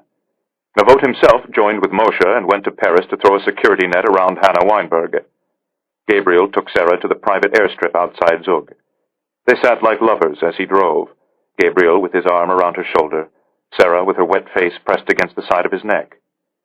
It was 4:30 when the plane rose into the cloud and disappeared. Carter and Gabriel were not on it. "All right, Gabriel, I'm listening." "Sarah saw Bin Shafiq in Zurich. He told her he was going to hit the Vatican again." Carter swore softly beneath his breath. "Your president is in Rome today, is he not?" "He is indeed." "What time is he due at the Vatican?" "High noon." Gabriel looked at his watch. "There's a shuttle between Zurich and Rome that leaves on the hour. If we hurry, we can be on the 7 o'clock plane." "Drive," said Carter. Gabriel started the car and headed for Zurich. Carter called CIA headquarters and asked to be connected to the chief of the U.S. Secret Service. The first 30 minutes of the drive Carter spent on the telephone. When the lights of Zurich appeared out of the mist at the northern end of the lake, he hung up the phone and looked at Gabriel.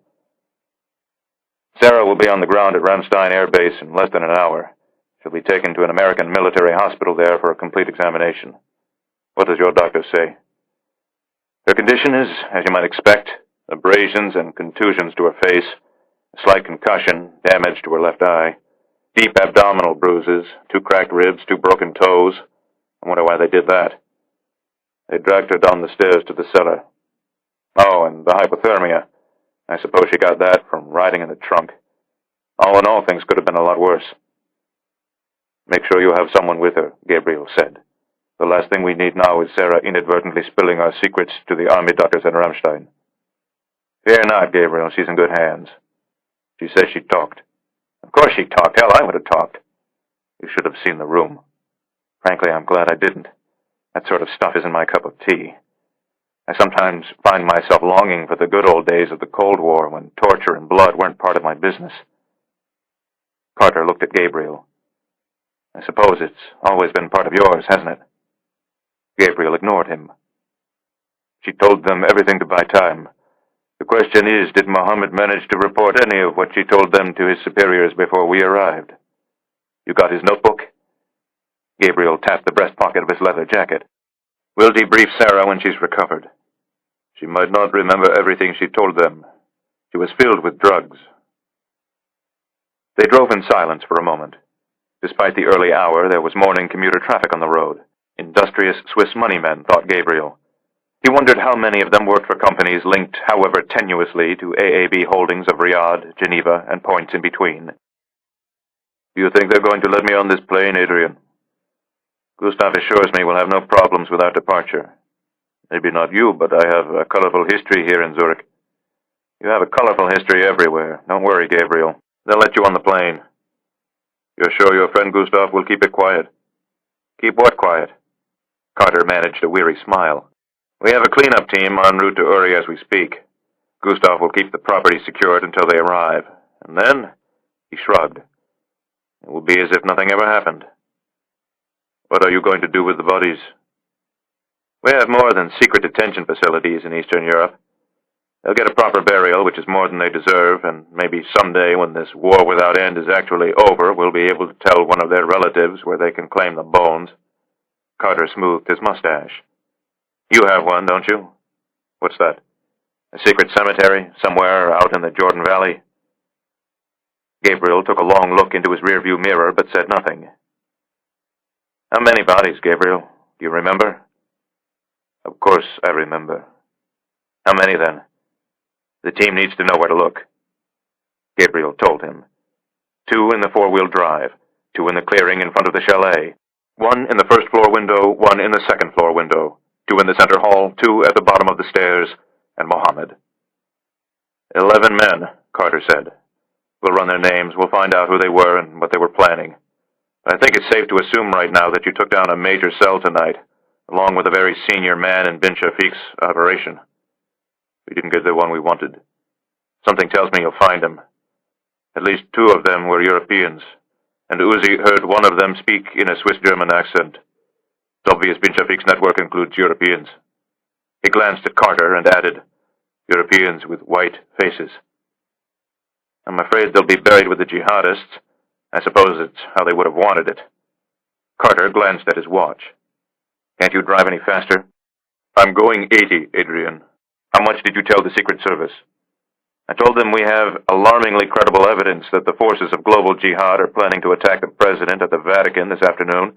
Heavy emphasis was placed on the words, alarmingly credible evidence.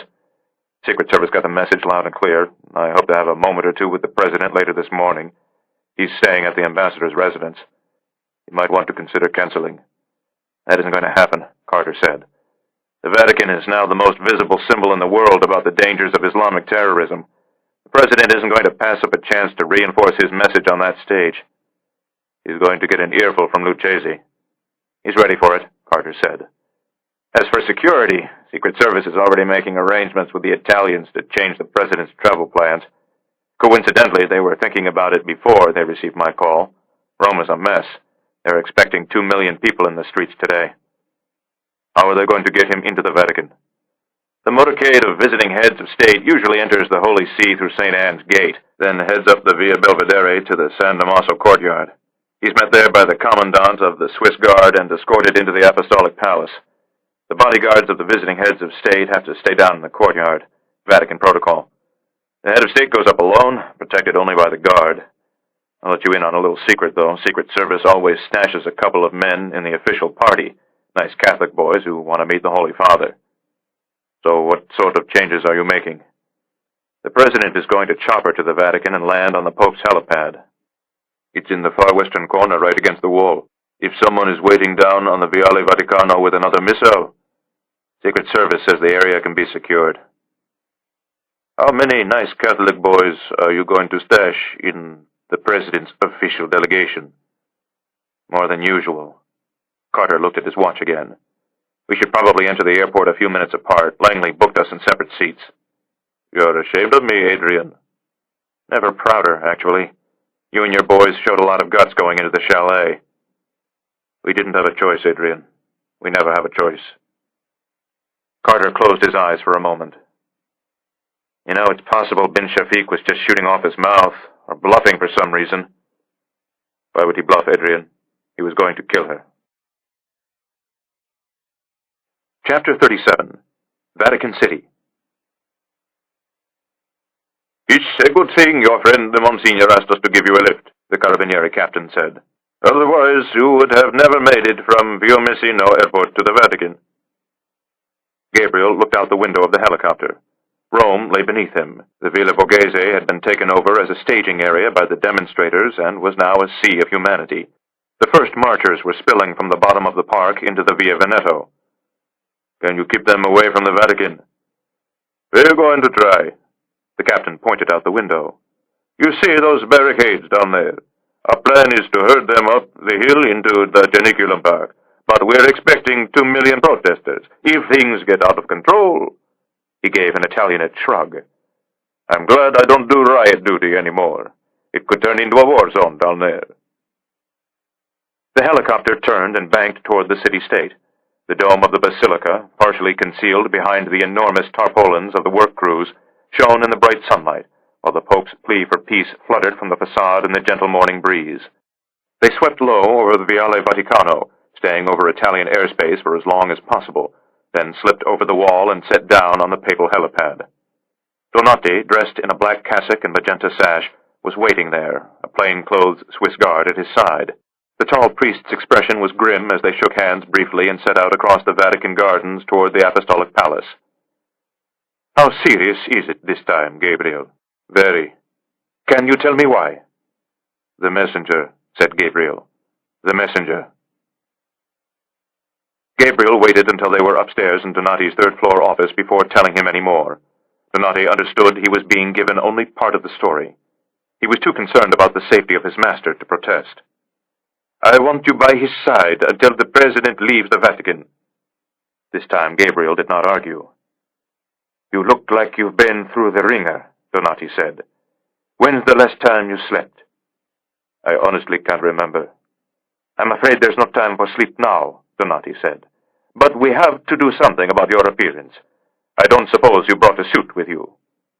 I wish I could explain to you just how ridiculous that question sounds. You're going to need some proper clothes. The paper protection detail of the Swiss Guard wears suits and ties. I'm sure the commandant can get you reasonably attired. There's something I need more than a blue suit, Luigi. What's that? Gabriel told him. The Swiss Guard can get you one of those, too. Donati picked up the phone and dialed. The same Swiss guard who had been at Donati's side on the helipad was waiting for Gabriel in the San Damaso courtyard 10 minutes later. He was equal to Gabriel in height, with square shoulders that filled out his suit jacket and the dense, muscular neck of a rugby player. His blond hair was cropped nearly to the scalp of his bullet-shaped head, so that the wire leading into his earpiece was clearly visible. Have we met? Gabriel asked the guard in German as they set out down the Via Belvedere. No, sir. You look familiar to me. I was one of the guards who helped you get the Holy Father into the Apostolic Palace after the attack. I thought so, said Gabriel. What's your name? Lance Corporal Erich Müller, sir. Which canton are you from, Lance Corporal? Nidwalden, sir. It's a demi-canton next to... I know where it is, Gabriel said. You know Switzerland, sir? Very well. Just before reaching St. Anne's Gate, they turned right and entered the Swiss Guard barracks. In the reception area, a duty officer sat primly behind a half-moon desk. Before him was a bank of closed-circuit television monitors. On the wall behind him hung a crucifix and a row of flags representing each of Switzerland's 26 cantons. As Gabriel and Muller walked past, the duty officer made a notation in his logbook. The Swiss quarter is tightly controlled, Muller said.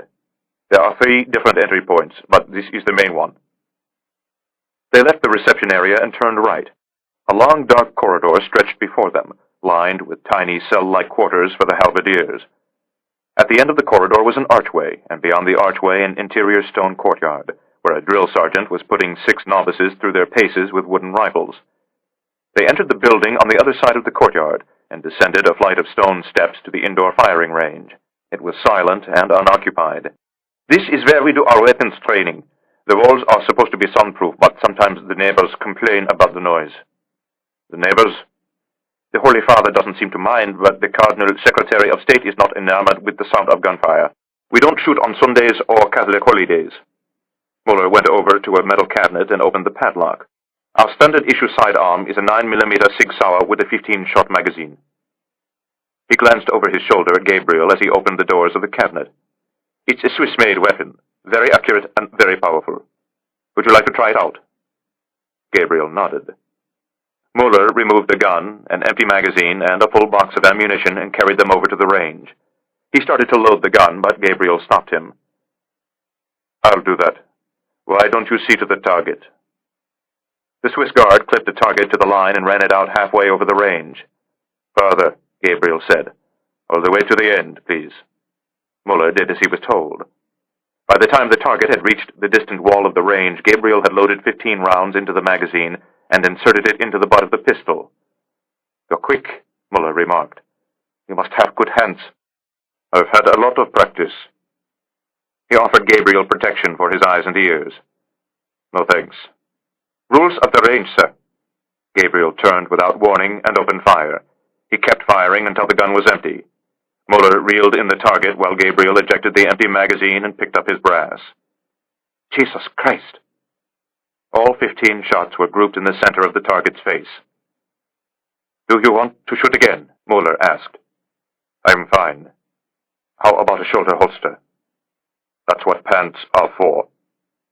Let me get you an extra magazine. Give me 2, please, and an extra box of ammo. He collected a parcel of clothing from the commandant's office, then hurried back to the Apostolic Palace. Upstairs on the 3rd floor, Donati showed him to a small guest apartment with a private bathroom and shower. I stole that razor from the Holy Father, Donati said. The towels are in the cabinet under the sink. The president wasn't due for another 90 minutes. Gabriel took his time shaving, then spent several minutes standing beneath the showerhead. The clothing that had been scrounged up by the Swiss guard fit him surprisingly well, and by 11 o'clock he was walking down the frescoed corridor toward the Pope's private apartment, looking as well as could be expected. He had made one additional request of Donati before going to the Swiss Guard barracks, a copy of the final report, prepared jointly by the Italian and Vatican security services on the October attack. He read it over a cappuccino and cornetto in the Pope's private dining room, then spent a few minutes flipping round the dial on the Pope's television, looking for any word of 11 dead bodies found in a Swiss chalet. There was no mention on any of the international news channels. He supposed Carter's team had completed its task. Donati came for him at 11:45. They walked to the Belvedere Palace and found an empty office with a good view of the gardens. A moment later, the trees began to twist and writhe. Then 2 enormous twin-rotor helicopters came into view and descended toward the helipad in the far corner of the city-state. Gabriel felt a bit of tension drain from his body as he saw the first helicopter slip safely below the treetops.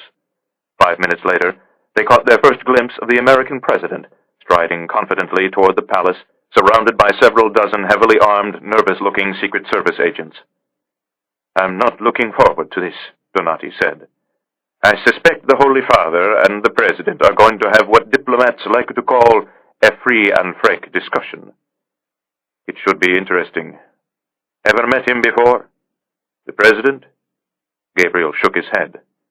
Never had the pleasure. You'll like him, Donati predicted. I suspect you're very much alike. The President was now 100 yards away.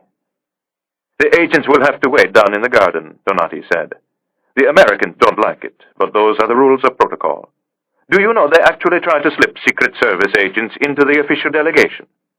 You don't say. Donati looked at Gabriel. Is there something you'd like to tell me? Yes, Gabriel said. We should get back to the Apostolic Palace. I'd like to be there before the President arrives. Donati turned and led the way. They reached the Sala Clementina, a soaring frescoed receiving room 1 floor below the Pope's private apartments, 5 minutes before the President. The Holy Father had not yet arrived. There was a detachment of ceremonial Swiss guards standing outside the wide entranceway, and several more in plain clothes waiting inside. 2 ornate chairs stood at one end of the long rectangular room. At the other was a pack of reporters, photographers, and cameramen. Their collective mood was more disagreeable than usual. The equipment searches and security checks conducted by the Swiss Guard and Secret Service had been far more invasive than usual, and 3 European camera crews were refused entry because of minor discrepancies concerning their credentials. The press would be allowed to record the first moments of the historic meeting and broadcast the images live to the world. Then they would be shepherded out. Donati went back into the corridor to wait for the Holy Father. Gabriel looked around a moment longer, then went to the front of the room and positioned himself a few feet from the chair reserved for the Pope. For the next 2 minutes his eyes roamed over the pack of journalists, looking for any signs of agitation or a face that seemed in any way out of place. Then he did the same to the delegation of curial prelates standing to his left. Shortly before noon, the white-cassocked figure of the Holy Father entered the room, accompanied by Donati, his Cardinal Secretary of State, and 4 plain-clothes Swiss guards. Erich Müller, the guard who had given Gabriel his weapon, was among them. His eyes settled briefly on Gabriel, whom he acknowledged with a quick nod. The Pope walked the length of the room and stopped in front of his ornate chair. Donati, tall and striking in his tailored black cassock and magenta sash, stood at his master's side. He looked briefly at Gabriel, then lifted his gaze toward the entranceway as the President of the United States strode through. Gabriel quickly scrutinized the President's official delegation. 4 Secret Service agents were among them, he reckoned, maybe 2 or 3 more. Then his gaze began to sweep the room like a searchlight. The reporters, the curial prelates, the Swiss guards, the President, and the Holy Father. They were shaking hands now, smiling warmly at each other in the blinding white light of the flashing cameras. The swiftness of it caught even Gabriel by surprise. Indeed, were it not for Donati, he thought later, he might never have seen it coming. Donati's eyes widened suddenly. Then he made a swift lateral movement toward the President. Gabriel turned and saw the gun. The weapon was a Sig Sauer 9mm, and the hand holding it belonged to Lance Corporal Erich Müller. Gabriel drew his own gun and started firing, but not before Müller managed to squeeze off 2 shots. He did not hear the screaming or notice the flashing of the camera lights. He just kept firing until the Swiss guard lay dead on the marble floor. The Secret Service agents concealed within the American delegation seized the President and hustled him toward the door. Pietro Lucchesi, Bishop of Rome, Pontifex Maximus, and successor to St. Peter, fell to his knees and began to pray over the fallen body of a tall priest in a black cassock. Chapter 38. Rome. There are rooms on the 11th floor of the Gemelli Clinic that few people know about. Spare and Spartan, they are the rooms of a priest. In one there is a hospital bed. In another there are couches and chairs. The third contains a private chapel. In the hallway outside the entrance is a desk for the guards. Someone stands watch always, even when the rooms are empty. Though the hospital bed is reserved for the leader of the world's 1 billion Roman Catholics, on that evening it was occupied by the leader's trusted private secretary. The street below his window was filled with thousands of faithful. At 9 o'clock that evening they had fallen silent to listen to the first bollettino from the Vatican press office. Monsignor Luigi Donati, it said, had undergone 7 hours of surgery to repair the damage inflicted by 2 9mm rounds. The Monsignor's condition was described as extremely grave, and the bollettino made clear that his survival was very much in doubt. It concluded by saying that the Holy Father was at his side and planned to remain there for the foreseeable future. It did not mention the fact that Gabriel was there too. They were seated together on a couch in the sitting room. On the other side of an open connecting door lay Donati, pale and unconscious. A team of doctors and nurses stood round him, their expressions grim. The Holy Father's eyes were closed, and he was working the beads of a rosary. A broad smear of blood stained the front of his white cassock. He had refused to change out of it. Gabriel, looking at him now, thought of Chameron and his torn leather jacket.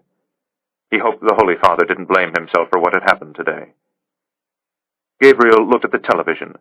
Video of the attack, one of the most dramatic moments ever broadcast live, was flickering on the screen. It had been playing non-stop. Gabriel had watched it at least a dozen times, and he watched it again now. He saw Müller lunge from the knot of Swiss guards, the gun in his outstretched hands. He saw himself drawing his own gun from the inside of his jacket, and Donati throwing his long body in front of the President of the United States as Müller opened fire. A fraction of a second, he thought. If he'd seen Müller a fraction of a second earlier, he might have been able to fire first. and Donati wouldn't be lying near death on the 11th floor of the Gemelli Clinic. Gabriel looked at the Pope. His eyes were no longer closed, but were fixed on the screen of the television. How did he know to go in front of the president instead of me? I suppose he understood that Mueller could have killed you countless times if he'd wanted to. Mueller was going for the president first, and Luigi understood that. In the blink of an eye. He's one of the smartest men I've ever met, Holiness. Gabriel looked at Donati. He saved the President of the United States, and he probably isn't even aware of it. Luigi just stopped the bullets, the Pope said. But you're the one who saved him. If it wasn't for you, we would have never been on alert for something like this. How did you know, Gabriel? How did you know they were going to hit us again today? We'll have to talk about this at a later date. A much later date. You're in the middle of an operation, aren't you? Gabriel was silent. Erich Mueller, a member of my palace guard. The Pope's voice trailed off. I still can't believe it. How did they do it, Gabriel? How did they get an assassin into the Swiss Guard? The details are sketchy, Holiness, but it appears Mueller was recruited sometime after he left the Swiss army. He didn't have a job waiting for him, so he spent about a year and a half traveling around Europe and the Mediterranean. He spent several months in Hamburg and several more in Amsterdam.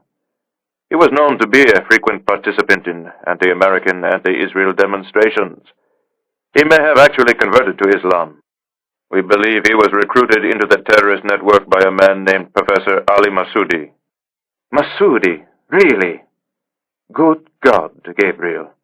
But I think Professor Massoudi submitted some of his writings to my special commission on improving ties between Islam and the West.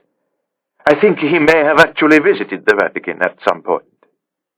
Improving ties between Islam and the Church was not part of Professor Massoudi's real agenda, Holiness. Obviously, said the Pope. I suppose we now know who opened the door of death for the suicide bombers in October. It was Mueller, wasn't it? Gabriel nodded and looked at the television as the video of the attack began again. I wonder, how many people have seen this image today? The Pope said. Billions, Holiness. Something tells me your days as a secret agent are over. Welcome back to the real world, Gabriel.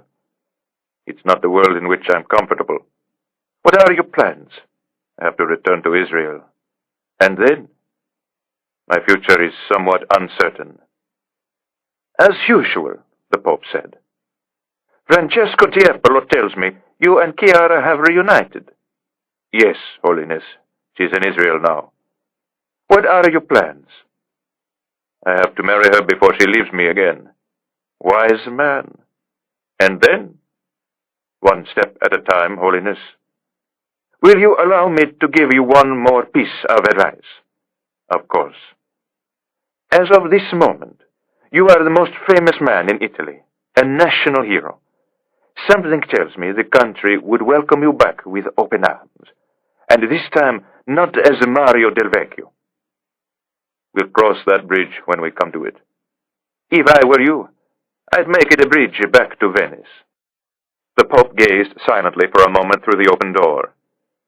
I don't know what I'll do if God takes him from me. I can't run the Roman Catholic Church without Luigi Donati. I remember the day he came to Jerusalem to see me, Gabriel said. When we were walking through the old city, I foolishly described him as a faithless man at the side of a man of great faith. But it took a great deal of faith to step in front of those bullets. Luigi Donati is a man of extraordinary faith. He just doesn't realize it sometimes. Now I have to have faith. I have to believe that God will see fit to let me have him a little longer, and that he will now see fit to end this madness. The next question the Pope asked was the same one he had posed to Gabriel at the end of the attack in October. Is it over? This time, Gabriel gazed at the television and said nothing. No, Holiness, he thought. Not quite.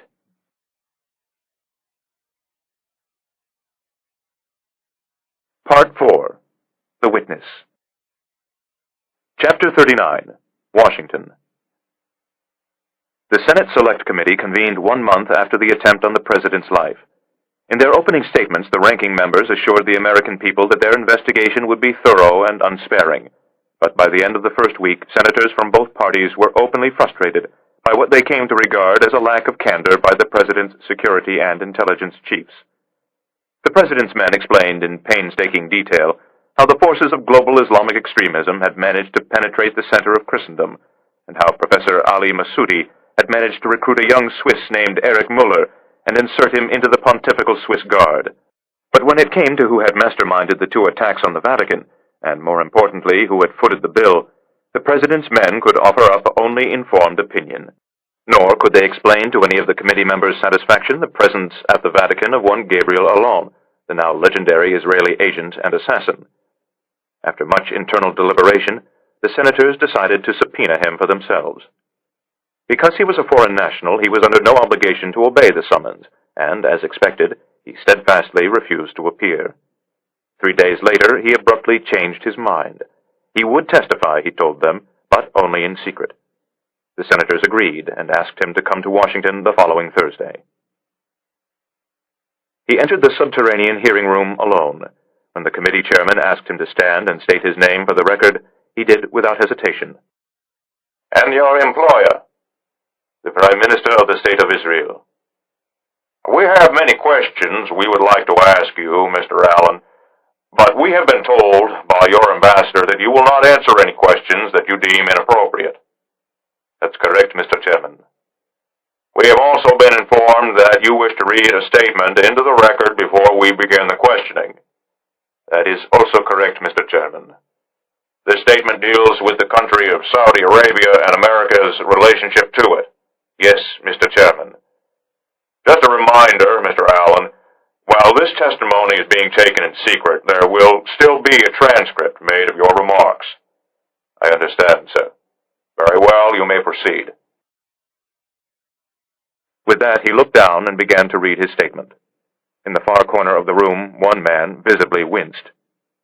Hercules has come to the United States Senate, the man thought, and he's brought a quiver full of arrows dipped in gall. Congratulations, Gabriel, said Adrian Carter. You just couldn't help yourself, could you?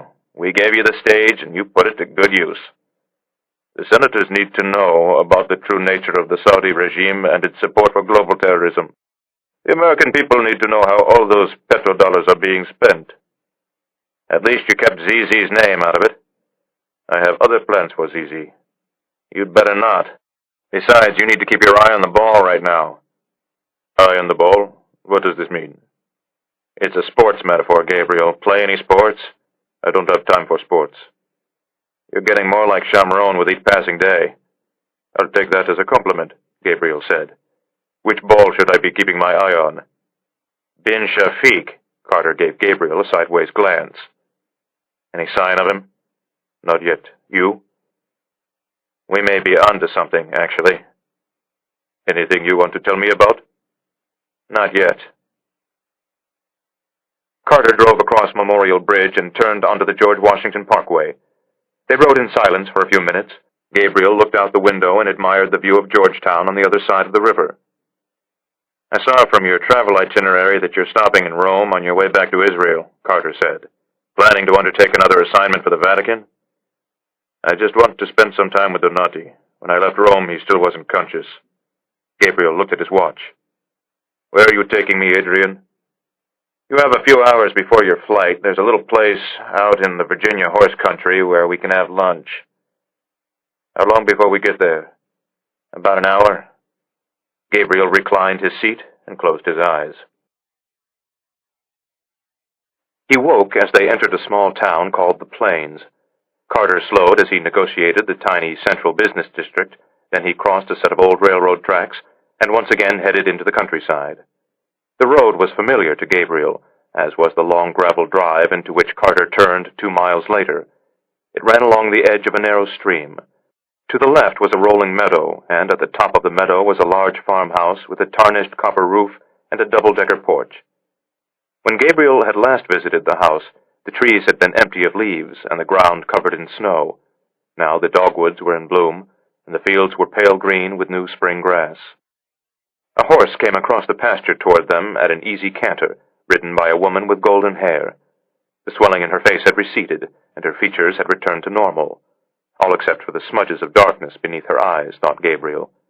In Sarah's eyes there were still traces of the nightmare she had endured at the chalet in Canton Uri. She guided the horse expertly alongside the car and peered down at Gabriel. A smile appeared on her face, and for an instant she looked like the same beautiful woman he had seen walking down Q Street in Washington last autumn. Then the smile faded, and with 2 precise jabs of her boot heel she sent the horse galloping across the meadow toward the house. "She has good days and bad days," Carter said as he watched her go. "But I'm sure you understand that." "Yes, Adrian, I understand. I've always found personal grudges counterproductive in a business like ours, but I'll never forgive Zizi for what he did to her." "Neither will I," said Gabriel. "And I do hold grudges." They had a quiet lunch together in the cool sunlight on the back porch. Afterward, Carter saw to the dishes while Gabriel and Sarah set out for a walk through the shadowed woods. A CIA security agent tried to follow them, but Gabriel took the agent's sidearm and sent him back to the house. Sarah wore jodhpurs and riding boots and a fleece jacket. Gabriel was still dressed in the dark gray suit he had worn to the Senate hearing. He carried the agent's Browning high power in his right hand. "Adrian doesn't seem terribly pleased by your performance before the committee." "He isn't." "Someone had to deliver the message about our friends, the Saudis. Who better than you? After all, you saved the president's life." "No, Sarah, it was you who saved the president. Maybe someday the country will find out what a debt they owe you." "I'm not planning to go public anytime soon." "What are your plans?" "Adrian didn't tell you? I'm joining the agency. I figured the art world could survive without one more curator." "Which side, operations or intelligence?" "Intelligence," she said. "I've had enough field work for a lifetime. Besides, it will never be safe for me out there. Zizi made it very clear to me what happens to people who betray him." "He has a long reach. What about your security here in America?" "They're giving me a new name and a new identity. I get to pick the name. I was wondering whether you would allow me to use your mother's name." "Irene?" Gabriel smiled. "I'd be honored. She was like you, a remarkably courageous woman. The next time you come to Israel, I'll let you read about what happened to her during the war." Sarah paused to finger the blossom of a dogwood. Then they walked on through the trees. "And what about you, Gabriel? What are your plans?" "I think you and I might be moving in opposite directions." "Meaning?" "I'm afraid I can't say anything more right now." She pouted and playfully swatted his arm. "You're not going to start keeping secrets from me now, are you?" "Now that you're working for the intelligence service of another country, I'm afraid our relationship will have to take on certain—" He paused, searching for the right word in English. "Parameters." "Please, Gabriel. We share a bond that extends far beyond the rules of engagement governing contact between known operatives of other services." "I see you've started your training." "Little by little," she said. "It helps to relieve the boredom of living alone on this farm." "Are you well, Sarah?" "The days are all right, but the nights are very hard." "They will be for a long time. Working for the agency will help, though. Do you know where they're going to put you?" "The Saudi desk," she said. "I insisted." The woods shook with the rumble of distant thunder. Sarah asked about Julian Isherwood. "At the moment his situation is very similar to yours." "Where have you got him?" "Sarah." "Come on, Gabriel." "He's tucked away in an old house near Land's End in Cornwall." "And the gallery?" "It's closed at the moment. Your departure from London caused quite a scandal. The boys at the bar in Green's restaurant miss you very much." "I miss them too. But I miss your team more." "Everyone sends their best." Gabriel hesitated. "They also asked me to apologize to you." "For what?" "We let you down, Sarah. It's obvious that we were spotted by Bin Shafiq or Zizi's security men." "Maybe it was my fault," she shrugged. "But it doesn't matter. We all came out alive, and we got 11 of them in that house. And we foiled a plot to assassinate the president. Not bad, Gabriel." There was another rumble of thunder, this one closer. Sarah looked up at the sky. "I have to ask you a few questions, Sarah. There are some things we need to know before we can close the books on the operation." Her gaze remained skyward. You need to know what I told them in that house in Switzerland. I know you were filled with drugs. I know you've probably tried to purge it from your memory." She looked at him and shook her head. "I haven't tried to forget," she said. "In fact, I remember every word." The first raindrops began to fall. Sarah seemed not to notice. They walked on through the trees, and she told him everything. Carter drove Gabriel to Dulles Airport and shepherded him through security. They sat together in a special diplomatic lounge and waited for the flight to be called. Carter passed the time with the evening news. Gabriel's attention was focused on the man seated on the opposite side of the lounge, Prince Bashir, the Saudi ambassador to the United States. "Don't even think about it, Gabriel. Public confrontations aren't my style, Adrian. Maybe not, but Bashir rather enjoys them." As if on cue, the Saudi rose and walked across the lounge. He stood over Gabriel but did not extend his hand. "I hear you made quite a spectacle of yourself on Capitol Hill this morning, Mr. Allon. Jewish lies and propaganda, but amusing nonetheless. The testimony was supposed to be secret, Bashir. Nothing happens in this town that I don't know about, and it's Prince Bashir." The ambassador looked at Carter. "Were you responsible for this circus today, Adrian?" "The senators issued the subpoena, Your Royal Highness. The agency had nothing to do with it." "You should have done something to prevent it." "This isn't Riyadh, Mr. Ambassador." Bashir glared at Carter, then returned to his seat. "I guess I won't be eligible for the Saudi retirement plan." "What? Never mind," said Carter. 10 minutes later, Gabriel's flight was called. Carter walked him to his gate. "Oh, I nearly forgot something. The president called while you were talking to Sarah. He wanted to say thank you. He said he'll catch you another time. Tell him not to worry about it. He also said he wanted you to move forward on that matter you discussed on the South Lawn. Are you sure?" "Sure about what?" "Are you sure the president used those words?" "Positive," said Carter. "What did you two talk about that night anyway?" "Our conversation was private, Adrian, and it will remain so." "Good man," said Carter. They shook hands, then Gabriel turned and boarded the plane. Chapter 40. Tiberias, Israel. The next night was Shabbat. Gabriel slept until early afternoon, then showered and dressed, and drove with Chiara to the valley of Jezreel. They stopped briefly at Tel Megiddo to collect Ali Lavon, then continued on to the Sea of Galilee. It was nearly sunset by the time they reached the honey-colored limestone villa perched on the ledge overlooking the sea.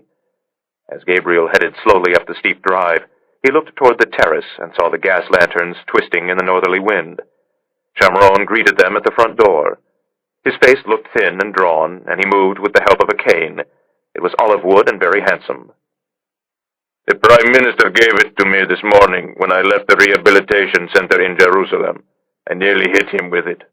Gila thinks it makes me look more distinguished." He showed them inside and looked at Gabriel.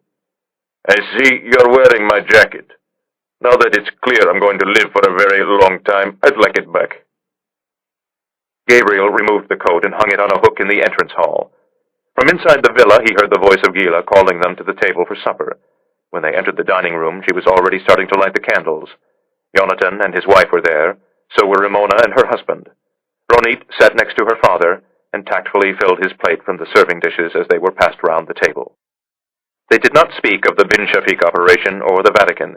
Instead, they talked about Gabriel's appearance before the American Congress. Judging from Shamron's sour expression, he did not approve. This was made clear to Gabriel after supper, when Shamron led him out onto the terrace to talk in private. "You were right to reject the subpoena the first time, Gabriel. You should have never changed your mind. The thought of you seated before that congressional committee, even in secret, set back my rehabilitation 6 months." "The wellspring of global jihad is Saudi Arabia and Wahhabism," Gabriel said. "The Senate needed to be told that. So did the American people. You could have put your thoughts in a secret cable. You didn't have to sit there before them, answering questions, like a mere mortal." They sat down in a pair of comfortable chairs facing the balustrade. A full moon was reflected in the calm surface of the Sea of Galilee, and beyond the lake, black and shapeless, loomed the Golan Heights. Shamron liked it best on his terrace because it faced eastward toward his enemies. He reached beneath his seat cushion and came out with a silver cigarette case and his old Zippo lighter. "You shouldn't smoke, Ari." "I couldn't while I was at Hadassah and the rehabilitation center. This is my first since the night of the attack." "Mazel tov," said Gabriel bitterly. "If you breathe a word to Gila, I'll cane you." "You think you can fool Gila? She knows everything." Shamron brought the topic of conversation back to Gabriel's testimony in Washington. "Perhaps you had an ulterior motive," Shamron said. "Perhaps you wanted to do more than just tell the American people the truth about their friends, the Saudis. And what might my ulterior motive have been? After your performance at the Vatican, you were arguably the most famous intelligence officer in the world. And now?" Shamron shrugged and smoked in silence for a moment. "Ours is a business that does not look fondly on notoriety. You've made it nearly impossible for us ever to use you again in a covert capacity." "I'm not taking the special ops job, Ari. Besides, they've already offered it to Uzi." "Uzi is a fine officer, but he's not you." "Uzi is the reason Sarah Bancroft is alive. He's exactly the right man to lead special ops." "You should have never used an American girl." "I wish we had two more just like her." Shamron seemed to have lost interest in his cigarette.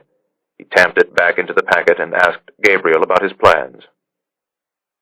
"I have some unfinished business starting with the Van Gogh. I promised Hannah Weinberg I'd get it back for her. It's a promise I intend to keep, regardless of my newfound notoriety."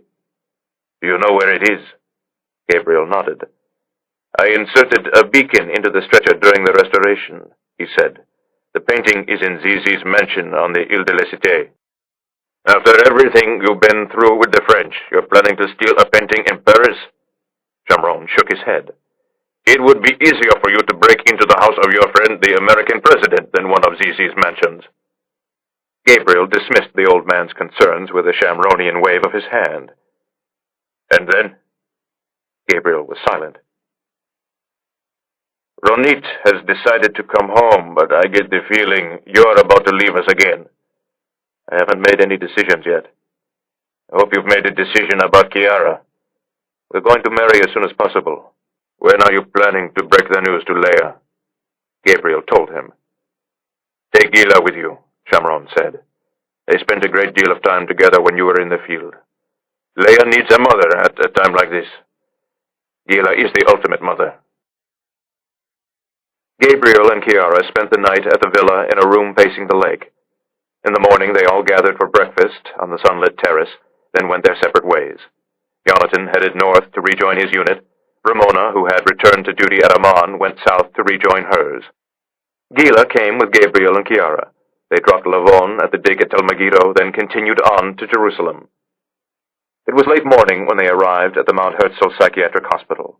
Dr. Bardzvi, a rabbinical-looking man with a long beard, was waiting for them in the lobby. They went to his office and spent an hour discussing the best way to tell Leia the news. Her grasp on reality was tenuous at best. For years, images of Vienna played ceaselessly in her memory, like a loop of videotape. Now she tended to drift back and forth between past and present, oftentimes within the span of a few seconds. Gabriel felt obligated to tell her the truth, but wanted it to be as painless as possible. "She seems to respond to Gila," the doctor said. "Perhaps we should talk to her alone before you do."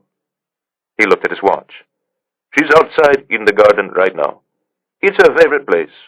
Why don't we do it there?" She was seated in her wheelchair, in the shade of an olive tree, dressed in white trousers of flimsy institutional cotton and a high-necked sweater that helped conceal her frail body. Her hands, scarred and twisted, held a sprig of olive branch.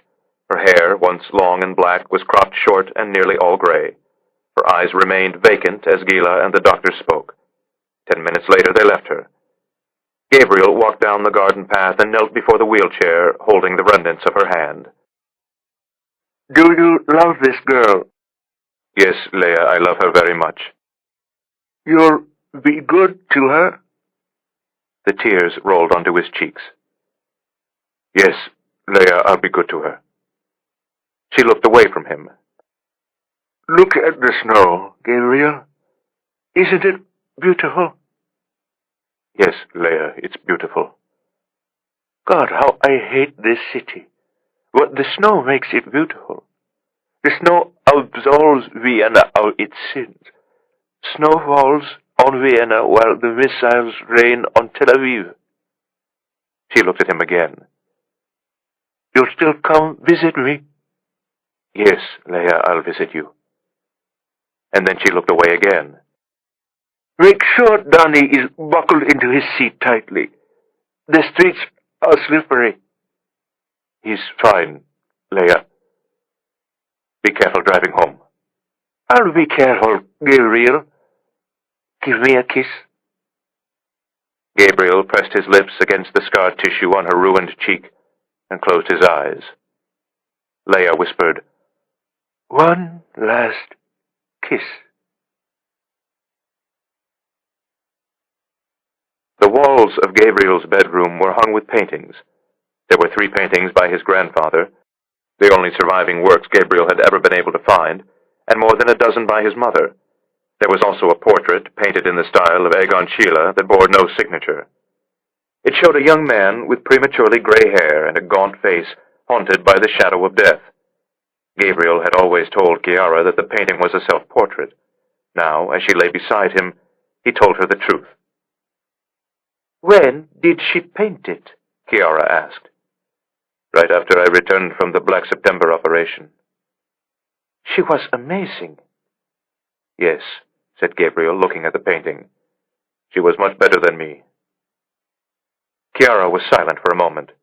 Then she asked, "How long are we going to stay here?" "Until we find him." "And how long is that going to take?" "Maybe a month, maybe a year. You know how these things go, Chiara." "I suppose we're going to need some furniture." "Why?" "Because we can't live with only a studio and a bed." "Yes, we can," he said. "What else do we need?" Chapter 41.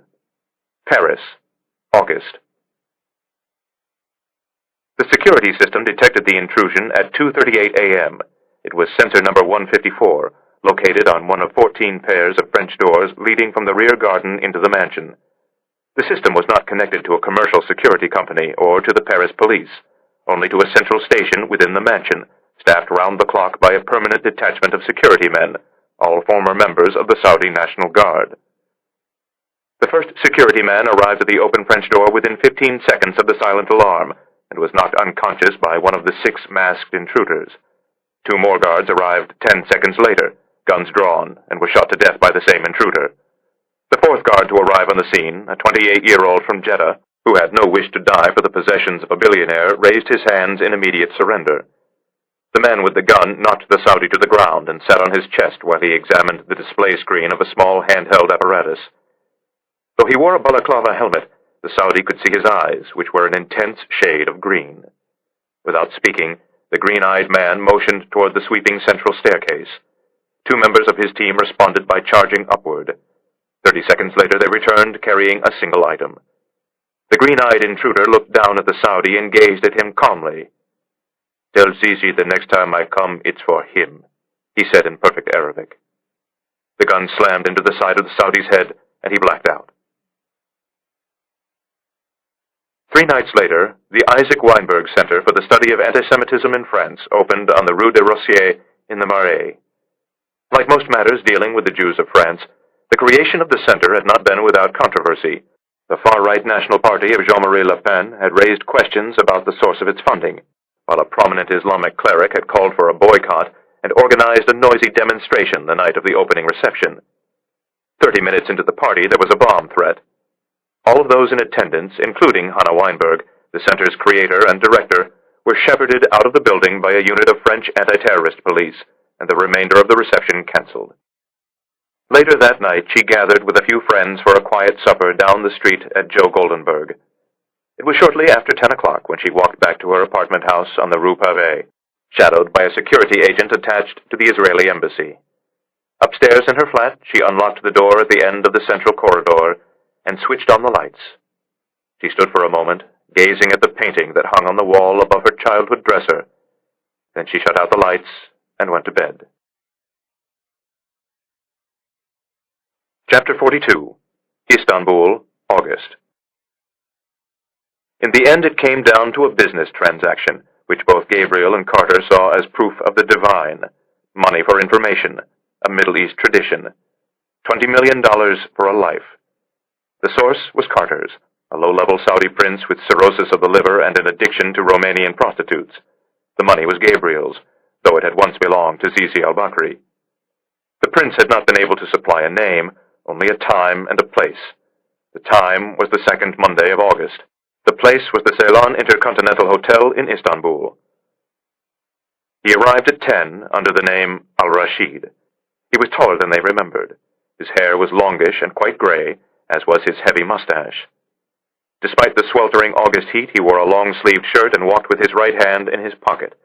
He refused the bellman's offer of help with his single bag and headed up to his suite, which was on the 25th floor. His balcony had a commanding view of the Bosphorus, a room with a view having been one of his many demands. Gabriel knew about his demands, just as he knew what room he had been assigned. Money had bought that too. At 10:09, the man stepped onto his balcony and looked down at the straits. He did not realize that on the street below 2 men were gazing up at him. "Is it him, Ellie?" "It's him." "Are you sure?" "I'm sure." Gabriel offered Lavon the mobile phone. Lavon shook his head. "You do it, Gabriel. I've never been one for the rough stuff." Gabriel dialed the number and pressed send. An instant later, the balcony was engulfed in a blinding fireball, and the flaming body of Ahmed bin Shafiq came plunging downward through the darkness. Gabriel waited until it hit the street, then slipped the Mercedes into gear and headed to Cannes. The restaurant known as La Pizza is one of the most popular in Cannes, and so news that it had been booked for a private party spoiled what had otherwise been a perfect August day. There was a great deal of speculation along the Croisette about the identity of the man responsible for this outrage. Savvy visitors to the city, however, knew the answer lay in the waters just beyond the old port. Alexandra, Abdulaziz al-Bakri's enormous private yacht, had come to Cannes that morning, and everyone knew that Zizi always celebrated his arrival by commandeering the most popular restaurant in town. Dinner was scheduled for 9. At 8:55, 2 large white launches set out from Alexandra and headed into the port through the sienna light of sunset. The vessels docked across the street from La Pizza at 8:58, and under abnormally intense private security, the party disembarked and headed toward the restaurant. Most of the tourists who gathered to witness the auspicious arrival did not know the name Zizi al-Bakri, nor could they identify a single member of his large entourage. That was not the case for the 3 men watching from the grassy esplanade at the end of the Quai Saint-Pierre. The entourage remained inside La Pizza for 2 hours. Later, in the aftermath, the press would make much of the fact that no wine was drunk at dinner and no cigarettes smoked, which was taken as proof of great religious faith. At 11:06, they emerged from the restaurant and started across the street toward the waiting launches. Zizi, as was his custom, was near the back of his entourage, flanked by 2 men. One was a large Arab with a round face, small eyes, and a goatee beard. The other was a Frenchman, dressed in black, with his blond hair drawn back into a ponytail. One of the men who had watched the arrival of the party from the esplanade was at that moment seated in the cafe next door to La Pizza. A heavy-shouldered man with strawberry blonde hair, he pressed a button on his mobile phone as Zizi approached the spot they had selected for his death, and within seconds, 2 motorbikes came roaring along the Quai Saint-Pierre. The riders drew their weapons as they approached and opened fire. Zizi was hit first and mortally wounded. The bodyguards at his side drew their weapons and were instantly killed as well. Then the motorbikes swerved hard to the left and disappeared up the hill into the old city. The man with the strawberry blonde hair stood and walked away. It was his first major undertaking as Chief of Special Operations, and it had gone very well. He knew at that moment, however, that the killing would not end in Cannes. For the last thing he had seen as he walked away was Nadia al-Bakri, kneeling over the dead body of her father, screaming for revenge. Author's note. The Messenger is a work of fiction. The names, characters, places, and incidents portrayed in this novel are the product of the author's imagination, or have been used fictitiously. Any resemblance to actual persons living or dead, businesses, companies, events, or locales is entirely coincidental. Marguerite Gachet at her dressing table by Vincent van Gogh unfortunately does not exist, though the descriptions of Vincent's final days at Auvers and his relationship with Dr. Paul Gachet and his daughter are accurate. Those well acquainted with the quiet backwaters of St. James's know that in Mason's Yard, at the address of the fictitious Isherwood Fine Arts, there stands a gallery owned by the incomparable Patrick Matthiessen, to whom I am forever indebted. The Vatican security procedures described in the pages of this novel are largely fictitious. Visitors to the island of Saint Barthélemy will search in vain for the restaurants of Le Poivre and Le Tétu. Sadly, a central aspect of The Messenger is inspired by truth: Saudi Arabia's financial and doctrinal support for global Islamic terrorism. The pipeline between Saudi religious charities and Islamic terrorists has been well documented. A very senior U.S. official told me that after the attacks of 9/11, American officials traveled to Riyadh and demonstrated to the royal family how 20% of all the money given to Saudi-based Islamic charities ends up in the hands of terrorists. Under American pressure, the Saudi government has put in place tighter controls on the fundraising activities of the charities. Critics, however, believe these steps to be largely window dressing. An example of Saudi Arabia's new commitment to stemming the flow of money to terrorist organizations came in April 2002.